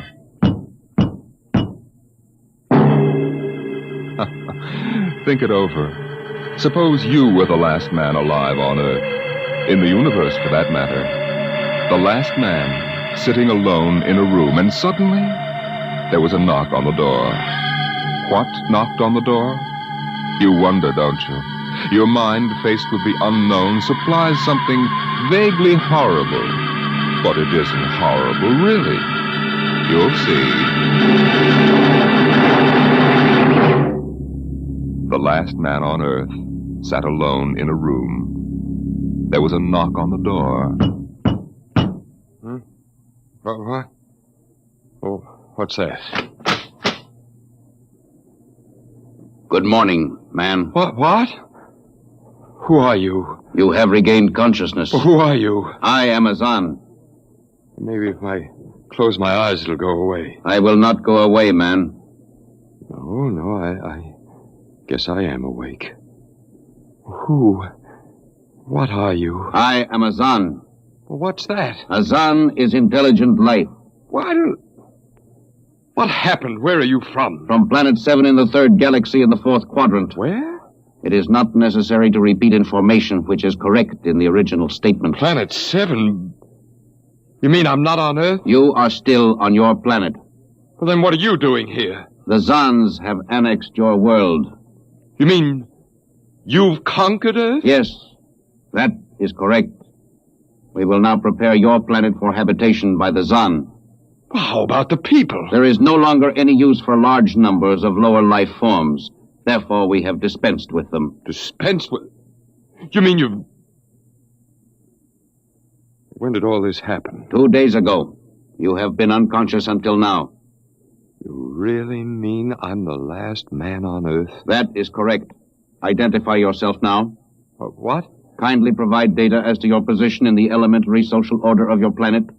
Well, I'm Walter Phelan, Associate Professor of Anthropology at Nathan University. How is it you speak English? We have deciphered your written and recorded records. It is not difficult to reconstruct your language, very type of auditory communication. Oh.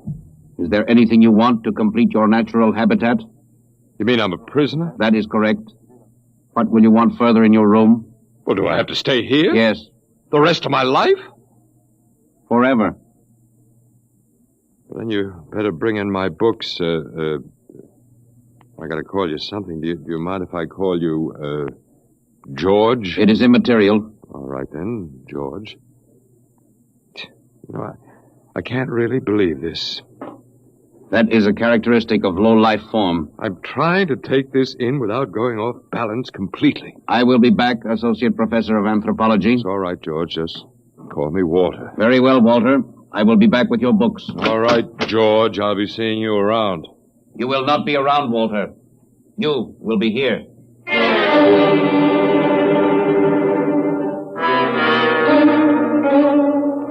Yes, the last man on Earth sat alone in a room.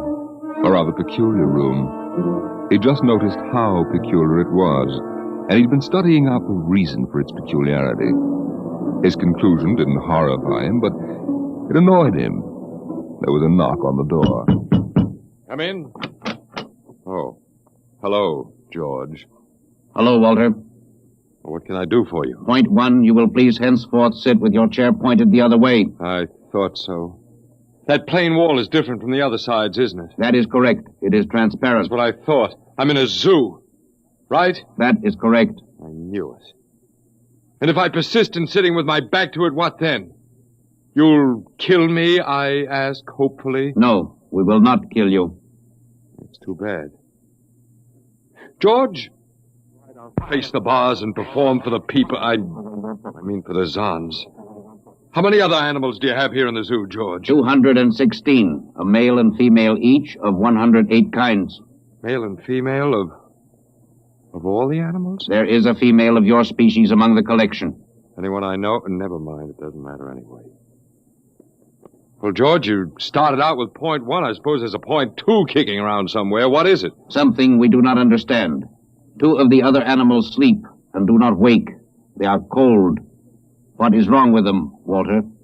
Well, they must be dead. Dead? That means stopped. But nothing stopped them. Each was alone. Sure, they just died. But I have told you they were alone. Nothing stopped them. George, do you mean to tell me that you don't know what natural death is? Death is when a being is killed, stopped from living. Maybe these animals just died of old age. Old age? I do not understand. George, how old are you? Your planet went around the sun about 7,000 times since I was born. What? 7,000 years? Yes, I'm still young. Well, look, George, you've got something to learn about this planet you've hijacked. Here on Earth, we've got somebody that's a stranger where you come from. Down here, our people and animals live until the Grim Reaper stops them. This, Grim Reaper stopped the 2 animals? That's right. He will stop more? Oh, he gets us all, George. This is a new factor we have not considered. But you can consider it. Because when the Grim Reaper gets through, there won't be very much left of your zoo. You mean he will stop more and correct. The Zon is a logical being. We will take action.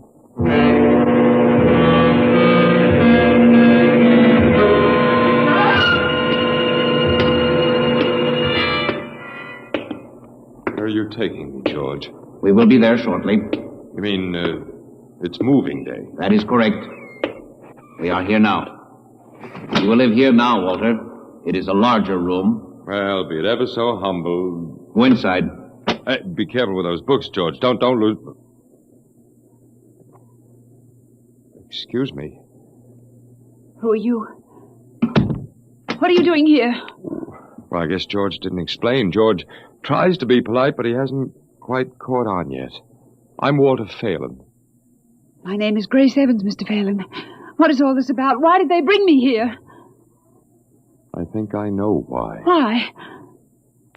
You see, I've been talking to George. George? Well, that's what I call them, all of them. There's no way to tell them apart anyway. There aren't many of them here, yet. They come from outside the solar system, sort of an advanced scouting party. Yes, I saw their spaceship. It's as big as a mountain. They're moving in on us. They cleaned off the Earth with some kind of vibration that destroys all sorts of animal life. They killed everybody. Oh, no. I was afraid. Well, the cheerful note is that you and I and 200-odd other animals were picked up beforehand as specimens for the zoo. You know that this is a zoo, don't you? Yes. I suspected it. But I don't remember anything about being captured. I just woke up here. Well, they solved a lot of problems for us. Housing shortages, wars. I don't suppose the human race, you and I, that is, have to worry about anything now. It's awful. Only they made one mistake. They overestimated us. I don't understand. They thought we were immortal. That we were what? Immortal, like they are. Oh, they can be killed. The Zons don't know what natural death is. They didn't know anyway until they lost 2 of us yesterday. You mean there are more than 2 of us? No more of our species. These were merely brother animals a rabbit, and a canary. And by the Zan's way of figuring time, the rest of us are only good for a few minutes apiece anyway. That's a joke on them. They figured they had permanent specimens here in their zoo. But didn't they know that we'd all die eventually? No, I don't think so. See, George told me he was 7,000 years old, and he's supposed to be young. When they learned how quickly we die, well, they were probably shocked to the core. If they have cause. How can you talk that way about it? Academic detachment. I learned it at faculty teas. At any rate, they've decided to reorganize their zoo 2 by 2. Oh. Sure, they figure we'll last longer collectively, if not individually. But if they think... That is, if you think for 1 minute... No, don't worry. I don't. But are they going to keep us locked up together in this one little room? I'm afraid so. It's horrible. I agree with you perfectly, my dear. But all personal considerations aside, the least favor we can do the human race is to let it end with us. I don't see much point in continuing it just for an exhibition in a zoo. How can you just sit here and lecture? Habit. But we've got to do something. Why? I don't know. It just seems we owe it to the human race to do something. You got a suggestion? There must be some way. They can be killed, you said. I think that anything that would kill one of us would kill one of them. You see, I figured it out, I think. George cut his... Well, I suppose you'd call it his hand when he brought in my books. It started to bleed, red blood, but I could see the cut closing just as he stood there. And by the time he left, it was healed. Don't understand. Don't you see, whatever factor there is in man that makes him grow old is missing in the Zan. They just go on and on and on until they're stopped. Yes. But suppose we killed one. There must be some way. Well, but what would be the use? They wouldn't even punish us. They just give us our food through a trapdoor and put a sign out saying, "Beware of the man, dangerous."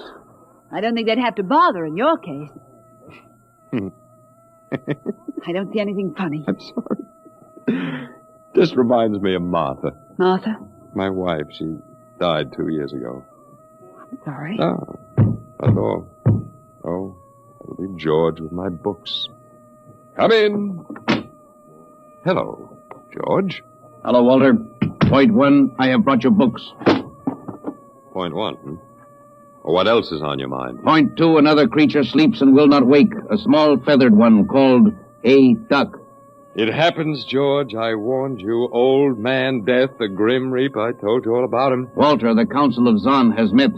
It has been decided logically that the only intelligent life to escape the vibration is you. Therefore, the logical conclusion is you are stopping these animals by some means unknown to us. George, you're off your trolley. You will tell me now how this is done. You boys afraid you're going to lose the whole zoo? It is necessary to save the remaining specimens as long as possible.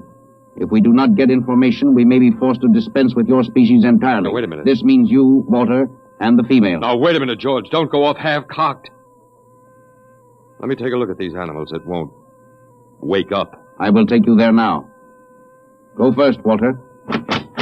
After you, my dear George.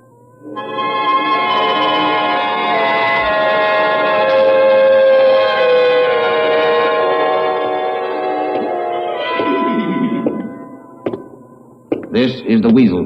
You should have got him in the winter, George. The fur's worth more then. Then it's an ermine. This is the reptile cage. Here are the ducks.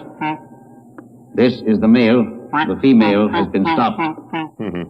Lucky girl. What's the matter, fella? You lonely down there? Walter, you will tell me how you stopped the female duck. You got me, George. I didn't do it. Maybe she died of the Dutch elm blight. Walter, you are not being logical.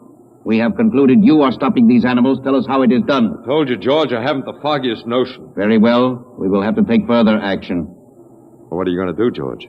We have methods of action you will know soon. We will go back now to your room.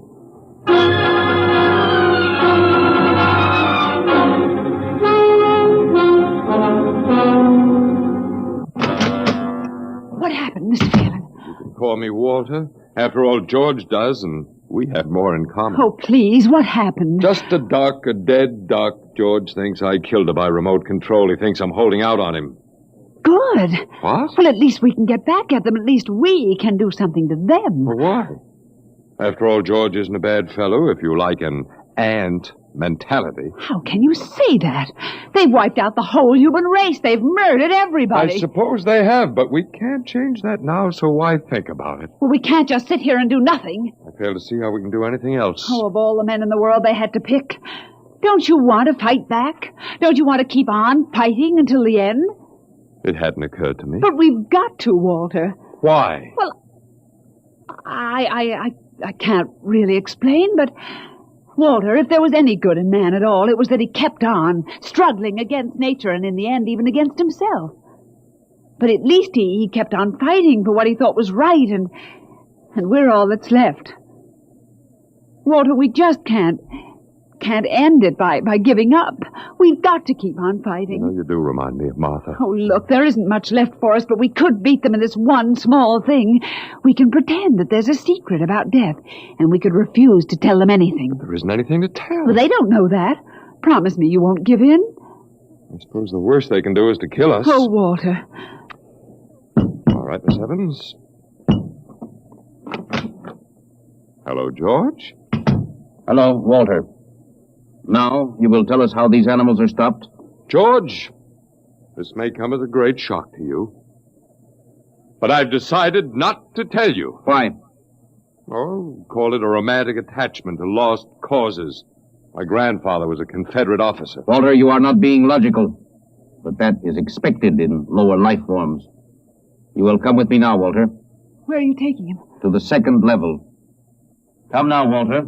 You won't tell them. I can't guarantee anything, but as of now, I don't intend to. We've got to fight. Remember that, Walter. We've got to go out fighting. I think you're right. Come now, Walter. Goodbye. It's been a pleasure, Miss Evans. I am waiting. Come now, Walter. After you, my dear George.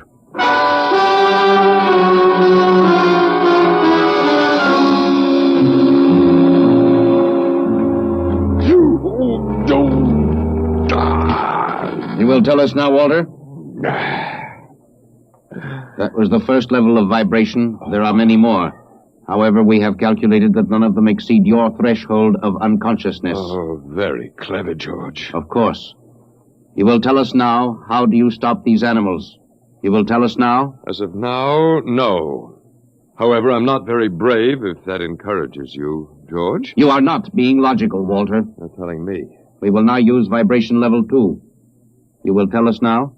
You know, George, I can't figure it out myself, but I'm stubborn. Maybe it has something to do about the dignity of man, the civilization such as it was that you wiped out. I do not understand. I didn't think you would. So go ahead. Vibrate. Vibration level 2. It will be very painful, Walter.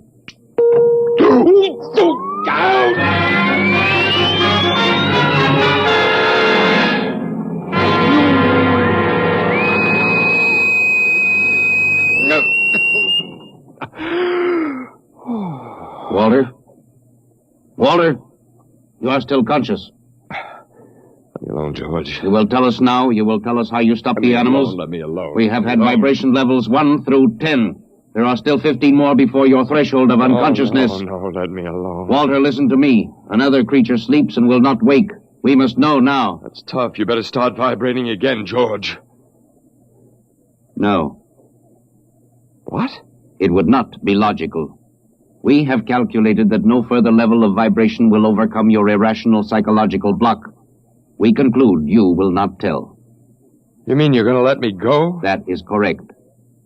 That's real nice of you, George. I appreciate it. We have calculated that the resistance of the female of your species will be lower. We will now place her under the vibrations. Oh, no, George, you can't do that. Why not, Walter? It is the logical plan. No, she couldn't take it. Yes, that is what we expect. Therefore, we will go and bring the woman here. No, now listen to me, George. There is no secret. Do you understand that? There's no secret. Those animals died from natural causes. And I'm telling you the truth. That is not a logical answer. We will get the woman. Well, I've told you the truth. Can't you understand? We must know now. The female animal caged next to the duck has been stopped. We must preserve the survivor. The animal next to the duck? We will bring the woman here. She will tell us after the vibration. No, listen, George. George, do you want the truth? You want to know how to save the mates of the animals that have been stopped? You will tell us now? Yes, I'll tell you. Take me to that stopped animal, and I'll tell you how to save its mate. Very well, Walter. You are being logical now. We will go.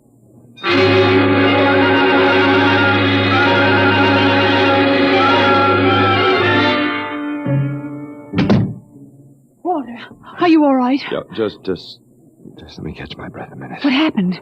Well, after a while, I told them what they wanted to know. You didn't. Sure, as George pointed out, it seemed to be the logical thing at the time. You gave up? I suppose you can call it that. Look, I'm very bad. Something might turn up, Martha. But they've beaten us completely then. There isn't anything we can do after the human race. And we give up. We don't even die fighting. You call me? Oh, I must have said Martha. I'm sorry. The Council of the Zon has met. Something wrong?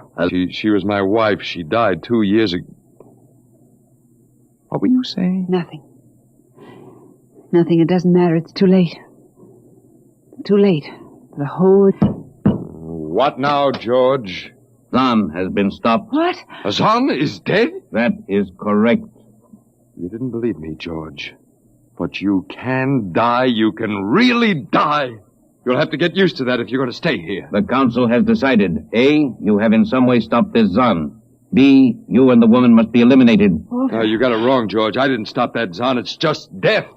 It gets all of us here. You will be eliminated now. But, George, it won't do any good to kill us. It won't save you.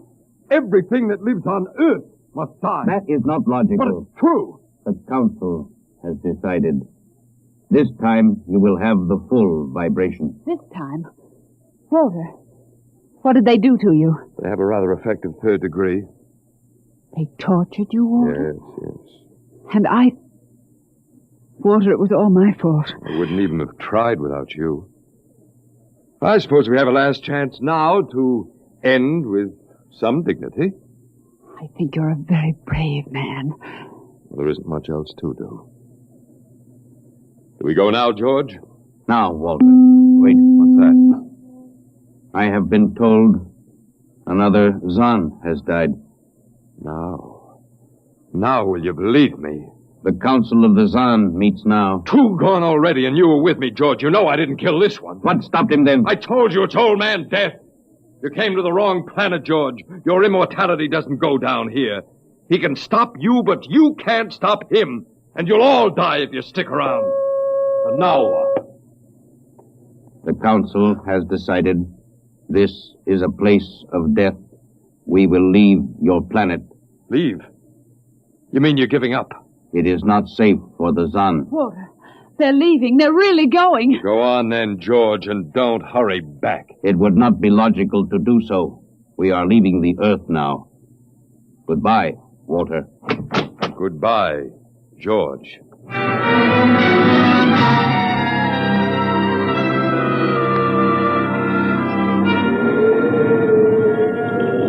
Well, they're all aboard now. Oh, so wonderful to feel the wind and the sun again. Close the hatches. Walter, is it safe for us to be out here? Sure, they're not interested in us any longer. They only want to get away. And I want to see this grace, the Zon leaving Earth forever. Now they're blasting off.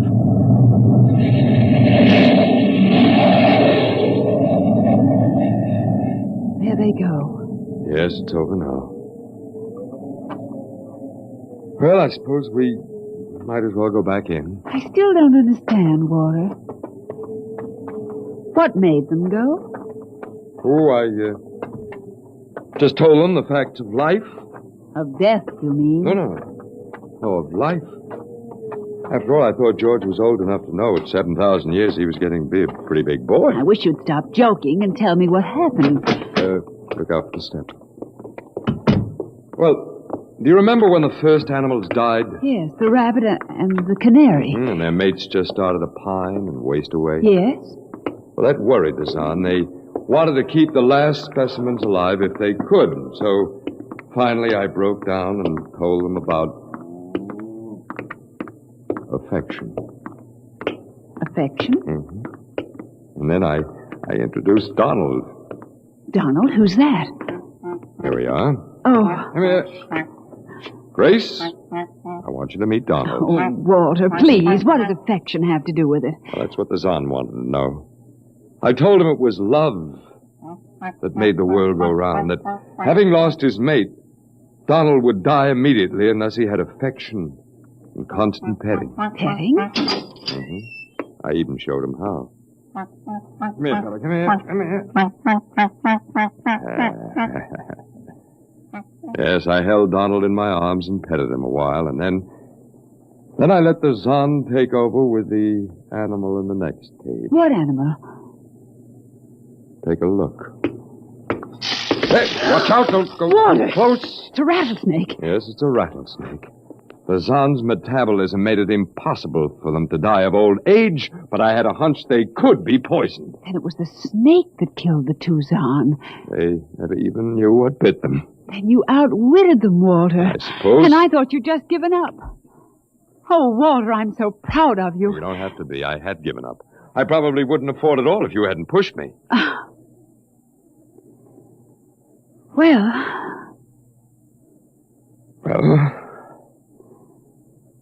we've got a world to plan, a whole new world, Grace. I know. We'll have to decide which animals to let out of the zoo and which ones would be safer to keep in, but first, there's a much bigger problem. What's that? The human race. Oh. Yeah, we've got to make a decision about that. It's a pretty important one. Yes, but... It hasn't been a bad race. Of course, it may go backward for a while until it gets its breath, but... Well, we can save the books and all the most important things and get it started ahead once more. Please, Walter. It's the Garden of Eden. Don't be all over again. Don't be ridiculous, Walter. Funny. You even blush like Martha. Only you're stronger than she was. And prettier, too. I wish you'd forget about Martha. I think I will, my dear, if you'll only give me a little time. Now, Walter Phelan, you listen to me. If you think for 1 minute that we... I thought it would never happen to me again. But it is love that makes the world go round. And so, Grace, if you could only... I wouldn't marry you if you were the last man on earth. But that's exactly what I am. I don't care. I don't even want to talk about it. I'm going out. Well, all right, my dear, but think it over and please come back. You see, I told you. It wasn't really so horrible, our story. Remember how it goes. The last man on earth sat alone in a room. And then there was a knock on the door. Come in. Come in. Come in. My dear. You see, it wasn't horrible at all.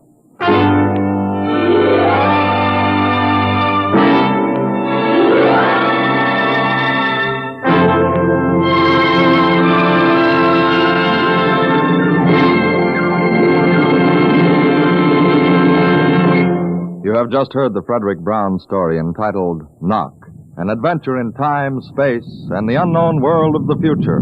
The world of Dimension X. Now, about next week. Next week we tell the story of a robot. But a robot that was almost human. Tonight's adventure in Dimension X was adapted for radio by Ernest Kenoy. Arnold Moss was heard as Walter Phelan, Louis Van Ruten as the Zon, and Joan Alexander as Grace Evans. Your narrator was Norman Rose. Music by Albert Berman, engineer Bill Chambers. Dimension X is produced by Van Woodward and directed by Edward King. Adventures in time and space, told in future tense. Dimension X.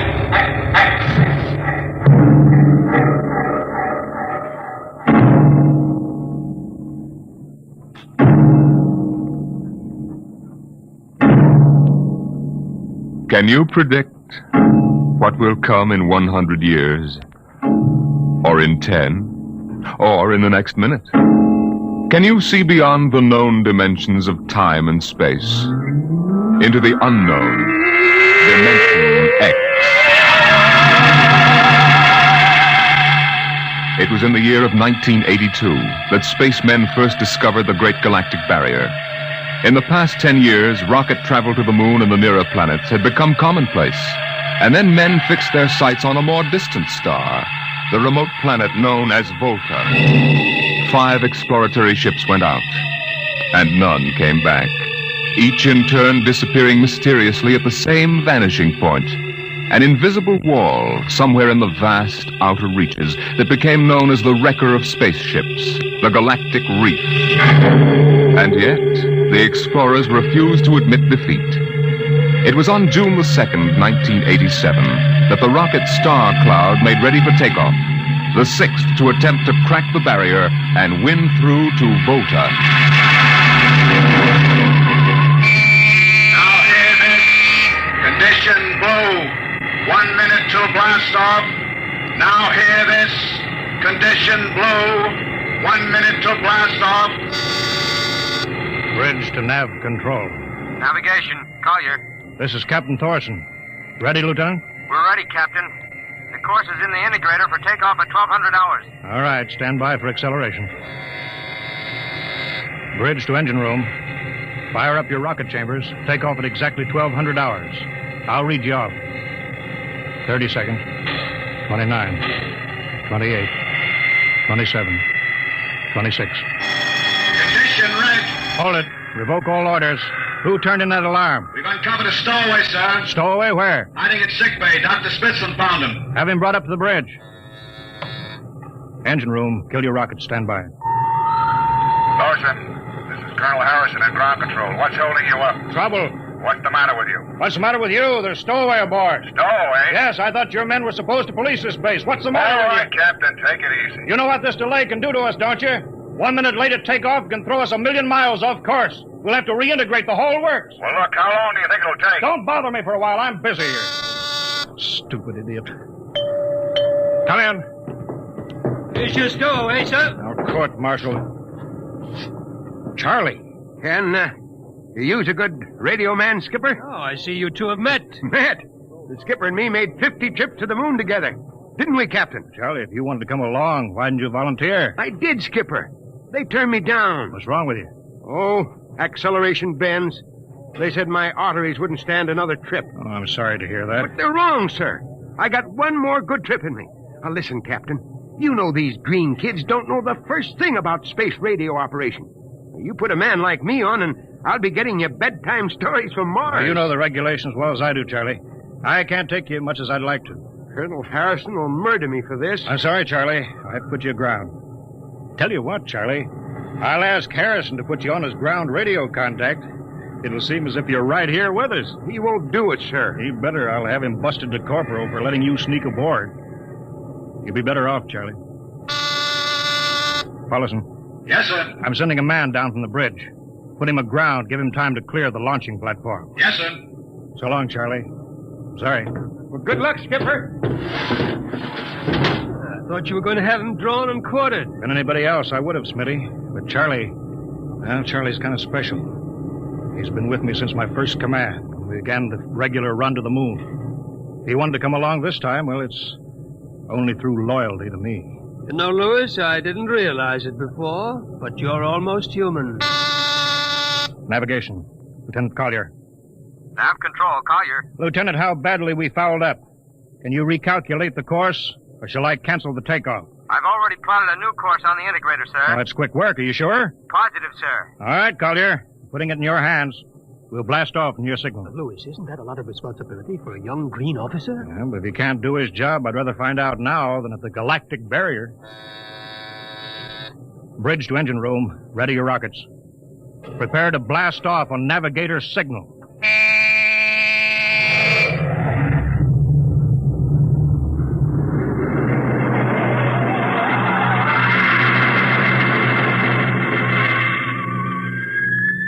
How are we doing, Collier? Coming on the bearing, sir. 4, 3, 2, 0.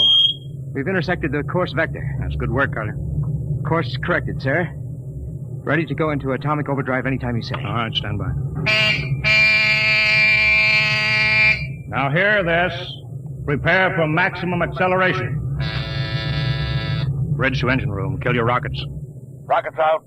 Fire up number 1 cyclotron. Number 1 ready. Fire up number 2. Number 2 ready. Engineering, withdraw your dampening rods. Fission chamber ready. Blast tubes are clear. Ready. Take it on overdrive. How are we doing, Collier? On course, sir. She's running hot and true. Well, my compliments, Lieutenant. This job would have done your father credit. He was the best navigation officer I ever saw. Thank you, sir. Start your gyros, put her on robot control. All right, ship is yours, Mr. Collier. If you need me, I'll be in Dr. Smithson's office. Yes, sir.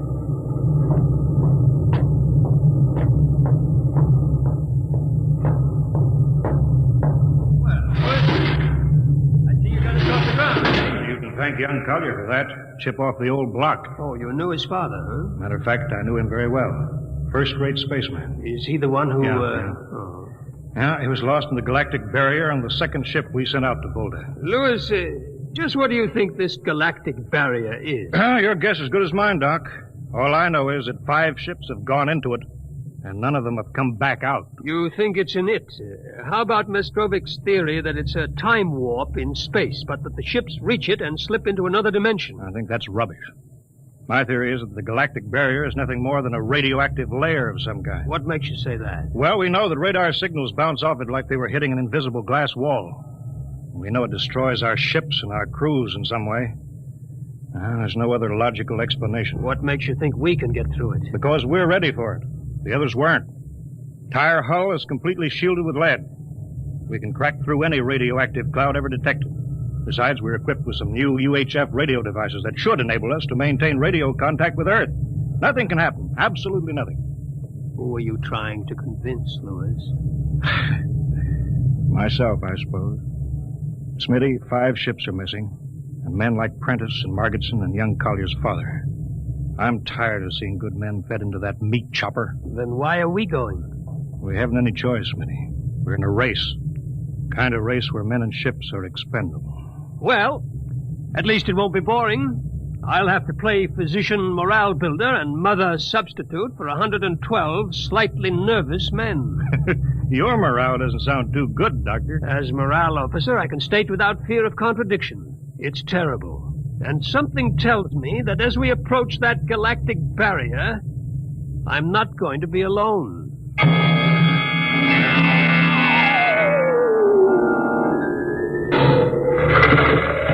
Hello, Earth. Hello, Earth. Captain Thorson of the Star Cloud calling Earth. Star Cloud to Earthbound. Can you read me? Hello, Star Cloud. Hi, Captain. Charlie. Well, I see they haven't court-martialed you yet. No, sir. Thanks to you. Well, Charlie, it's good to hear you. You can read us the funny papers on Sunday morning. Right. How's the signal? Strong. Clear as a bell. All right, here's our log report for Colonel Harrison. Ready? Shoot. June 2nd, 1987. 4 weeks out from Earth, running true, no radiation, operation normal, still making our approach to the galactic barrier. That's all, Charlie. See you later. Good luck, Captain.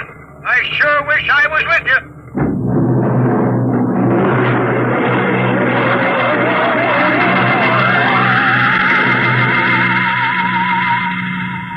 How's the morale, Smitty? Well, the men know we're getting closer to the barrier. They're beginning to show a little tension, Louis. How's their physical condition? Any sickness? About half the crew has come down with space blues. Badly? Oh, same as usual. Lips and hands with a bluish cast. Eyes sensitive to infrared. I don't know. When I first started flying these tin cans, nobody ever heard of space blue. Well, there's a new theory that is caused by the terrific acceleration of these atomic overdrive ships. The change in gravity affects the circulation. What do you think? Oh, I think it's psychosomatic. I've noticed that the same men who get space blues under tension on a ship tend to get blue coloration back on Earth when they're upset. I guess it's an occupational disease of space navigators. You think it's just nerves, then? I don't know. But young Collier has a bad case. I think it's tension from overwork. Maybe he needs some vitamins. Lewis, when will you realize that vitamins are not the panacea for all the troubles of mankind?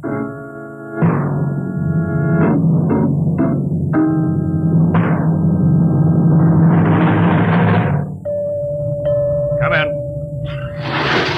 Oh, Lieutenant Collins. Sir, I understand you've relieved me from duty. Dr. Smithson says that you aren't looking very well. I'm giving you a rest. I feel perfectly able to continue, sir.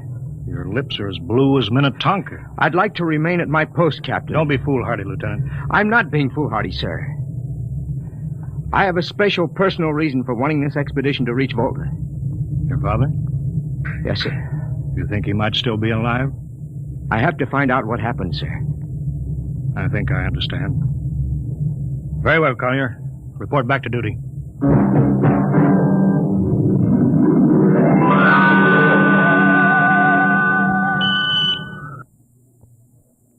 What's the reading, Paulison? We're getting a +5 radar bounce now. It's coming off the barrier almost as fast as we send it out. What's the interval? 0.3 of a second.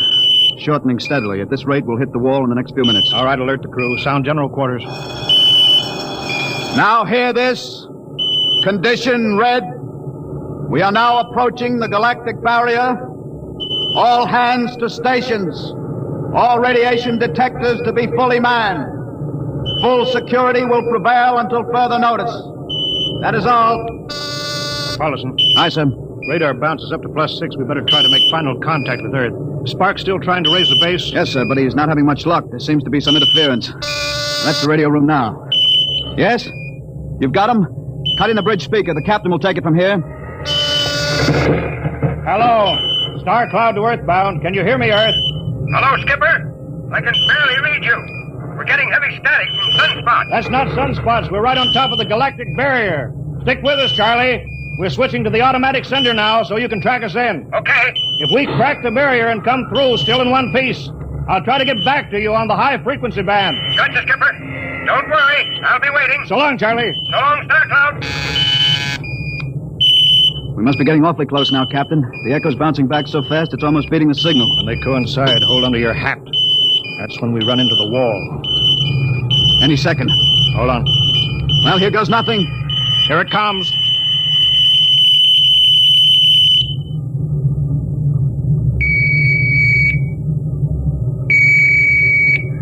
Captain?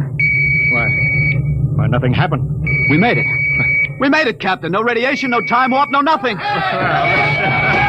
crew's gone crazy, sir. Let them. They earned it. Say, Doc, can you break out a few bottles of snake bite serum for medicinal purposes? I sure can, Lewis. This calls for a celebration. How's your morale now? Couldn't be better. How's yours? Condition Hey, what? red. What Radiation detected. Condition red. Radiation detected. Good. Holy mackerel. Look at the needle on that indicator. Paulison. I see it, Captain. We're picking radiation like crazy. What's it like? It's a strong wave. What kind is it? I don't know. It's too long for a cosmic ray and too short for UHF. All right, track it down. Triangulate it. Make it fast. I want a directional fix. Yes, sir. Engine room. Yes, sir. We're picking up radioactivity. Is it the fission chambers? No leak, sir. Check your gauges. Nothing here, Captain. Must be coming from outside. Damage control. Yes, sir. Is our lead shield leaking radiation? Haven't found anything yet, sir. All right, keep at it. Paulison, how you doing? I've got a fix, Captain. Well, what is it? I have to recheck my figures. Well, hurry up. The angle is correct, but I don't... Come on, man, for Pete's sake. It's right, sir. What's right? Speak up. Where's the radiation coming from? It's coming from inside this ship. That's impossible. No, sir. I've checked it twice. Well, then, there's only one thing left to do. Paulison, get a Geiger counter. We're going to start combing the ship, inch by inch. Ready, sir. All right, turn it on now. Yes, sir. We'll check the atomic guns first. Cut through the officers' quarters to ordnance. Come on. Wait a minute, sir.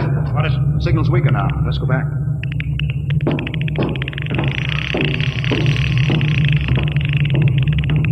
Hold it. Seems strongest right about here. It doesn't make sense. Whose cabin is it? Lieutenant Collier's. Collier? It's probably down in nav control, sir. Try the door. It's not locked, sir. It's in here, all right. Listen to that counter. Strongest over here. Open that wall cabinet. It's locked. Smash it. All right, shut off the Geiger counter. What do you make of this, Pullenson? It looks like some sort of portable transmitter, sir. Must be foreign manufacture. I don't recognize the calibration symbols at all. Never seen anything like it. Which raises a small question. What is Lieutenant Collier doing with a transmitter in his cabin?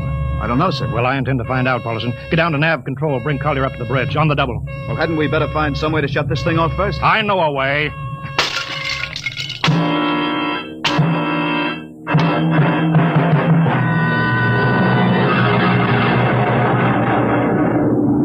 Lieutenant Collier, I'm going to ask a few simple questions, and I want a few simple answers.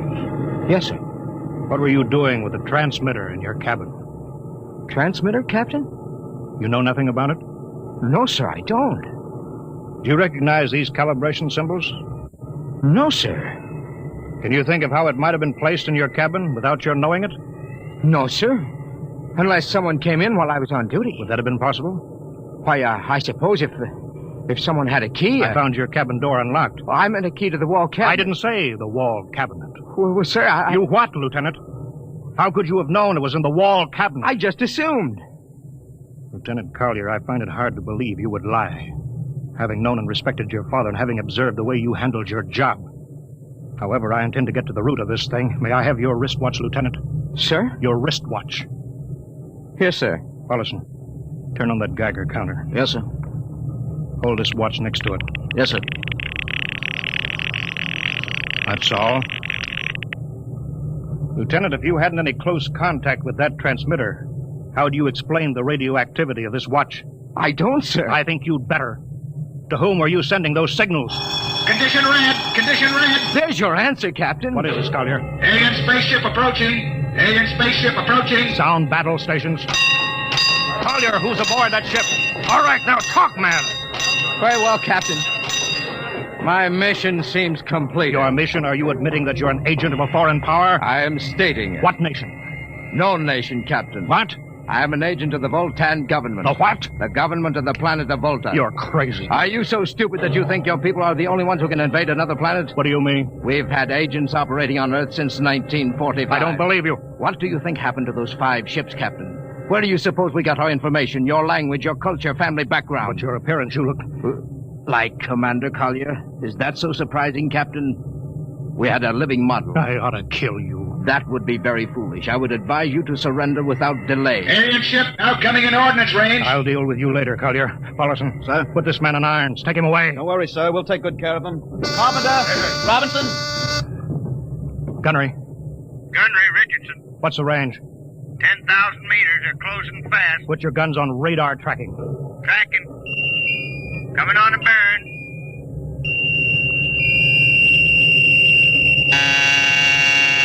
Fire. Fire. Richardson, you hear me? Fire. What's the matter down there? Did you hear me? Richardson, answer me. It's no use to shout, Captain. Collier. Yes, Captain. How'd you get loose? Where's Paulson? Lieutenant Paulson is dead. All stations. Lieutenant Collier has escaped. Seize him, man. Don't waste your breath. Your men can't hear you, Captain. What? Those still alive are my men. You're lying. No, Captain. Every ship that has ever left Earth was controlled by a Voltan crew. That's impossible. Those were hand-picked men. Hand-picked by us. I don't believe you. Then why not call for help? Carpenter, Robinson, Haley, report. Carpenter, Robinson. You see, Captain, it is quite useless. I would advise you to sit very quietly and do nothing. It isn't possible. They can't all be dead.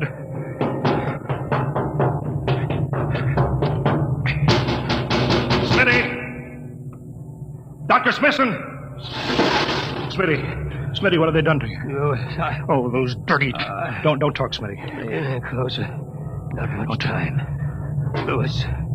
Space blues. Space blues? What is it, Smitty? What are you trying to tell me? All men with space blues. Voltans. Here, let me help you, Smith. No, Lewis. Get message back to Earth. Voltan. 5th column. Watch out for space blues. Smitty.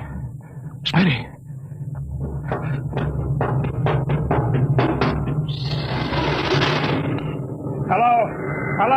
Star Cloud calling Earthbound. Please, God, let me get through before it's too late. Hello, Star Cloud to Earthbound. Come in, please. Come in, please.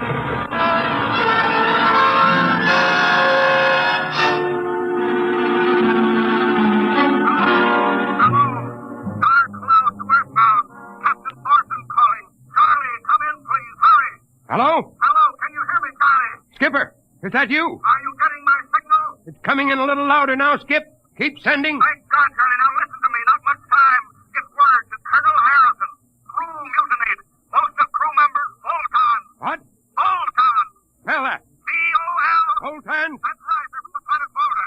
Skipper, are you all right? Charlie, this is serious. They'll be here any second now. Listen. They have a fifth column on Earth. They're planning to invade you. You don't mean it. Of course I mean it. Tell Harrison that they're posing as humans. You can detect them by face blues. You got that? Only Voltons get face blues. Charlie, do you hear me? Face blue. I get you. They're backing in, Charlie. I'm depending on you now. Warn everybody. Captain. They open the door. Go on, Charlie. Tell Harrison that... Captain. Captain Thorson. Hello. Hello, Star Cloud. Come in. What's the trouble, Sergeant? We're just trying to raise the Star Cloud, Colonel. Had any luck? No, sir. No contact. No contact? No, sir. Nearly an hour since they hit the galactic barrier. I don't understand why they haven't tried to get back a message. No, sir. Neither do I. All right. I'll take over for a while. Yes, sir. Go right ahead, sir. You'd better go out and get yourself some coffee. Charlie, you look a little blue around the gills.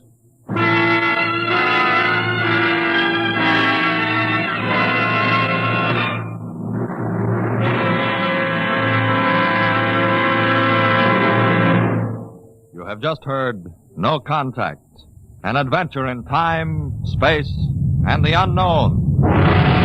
Dimension X.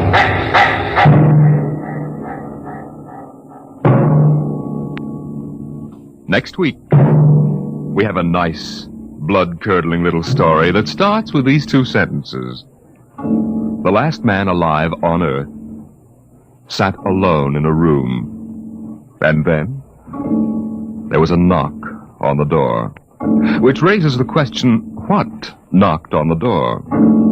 Left to its own devices, the human mind supplies a vaguely horrible answer. But it wasn't so horrible. Really. You'll see next week when we present Knock.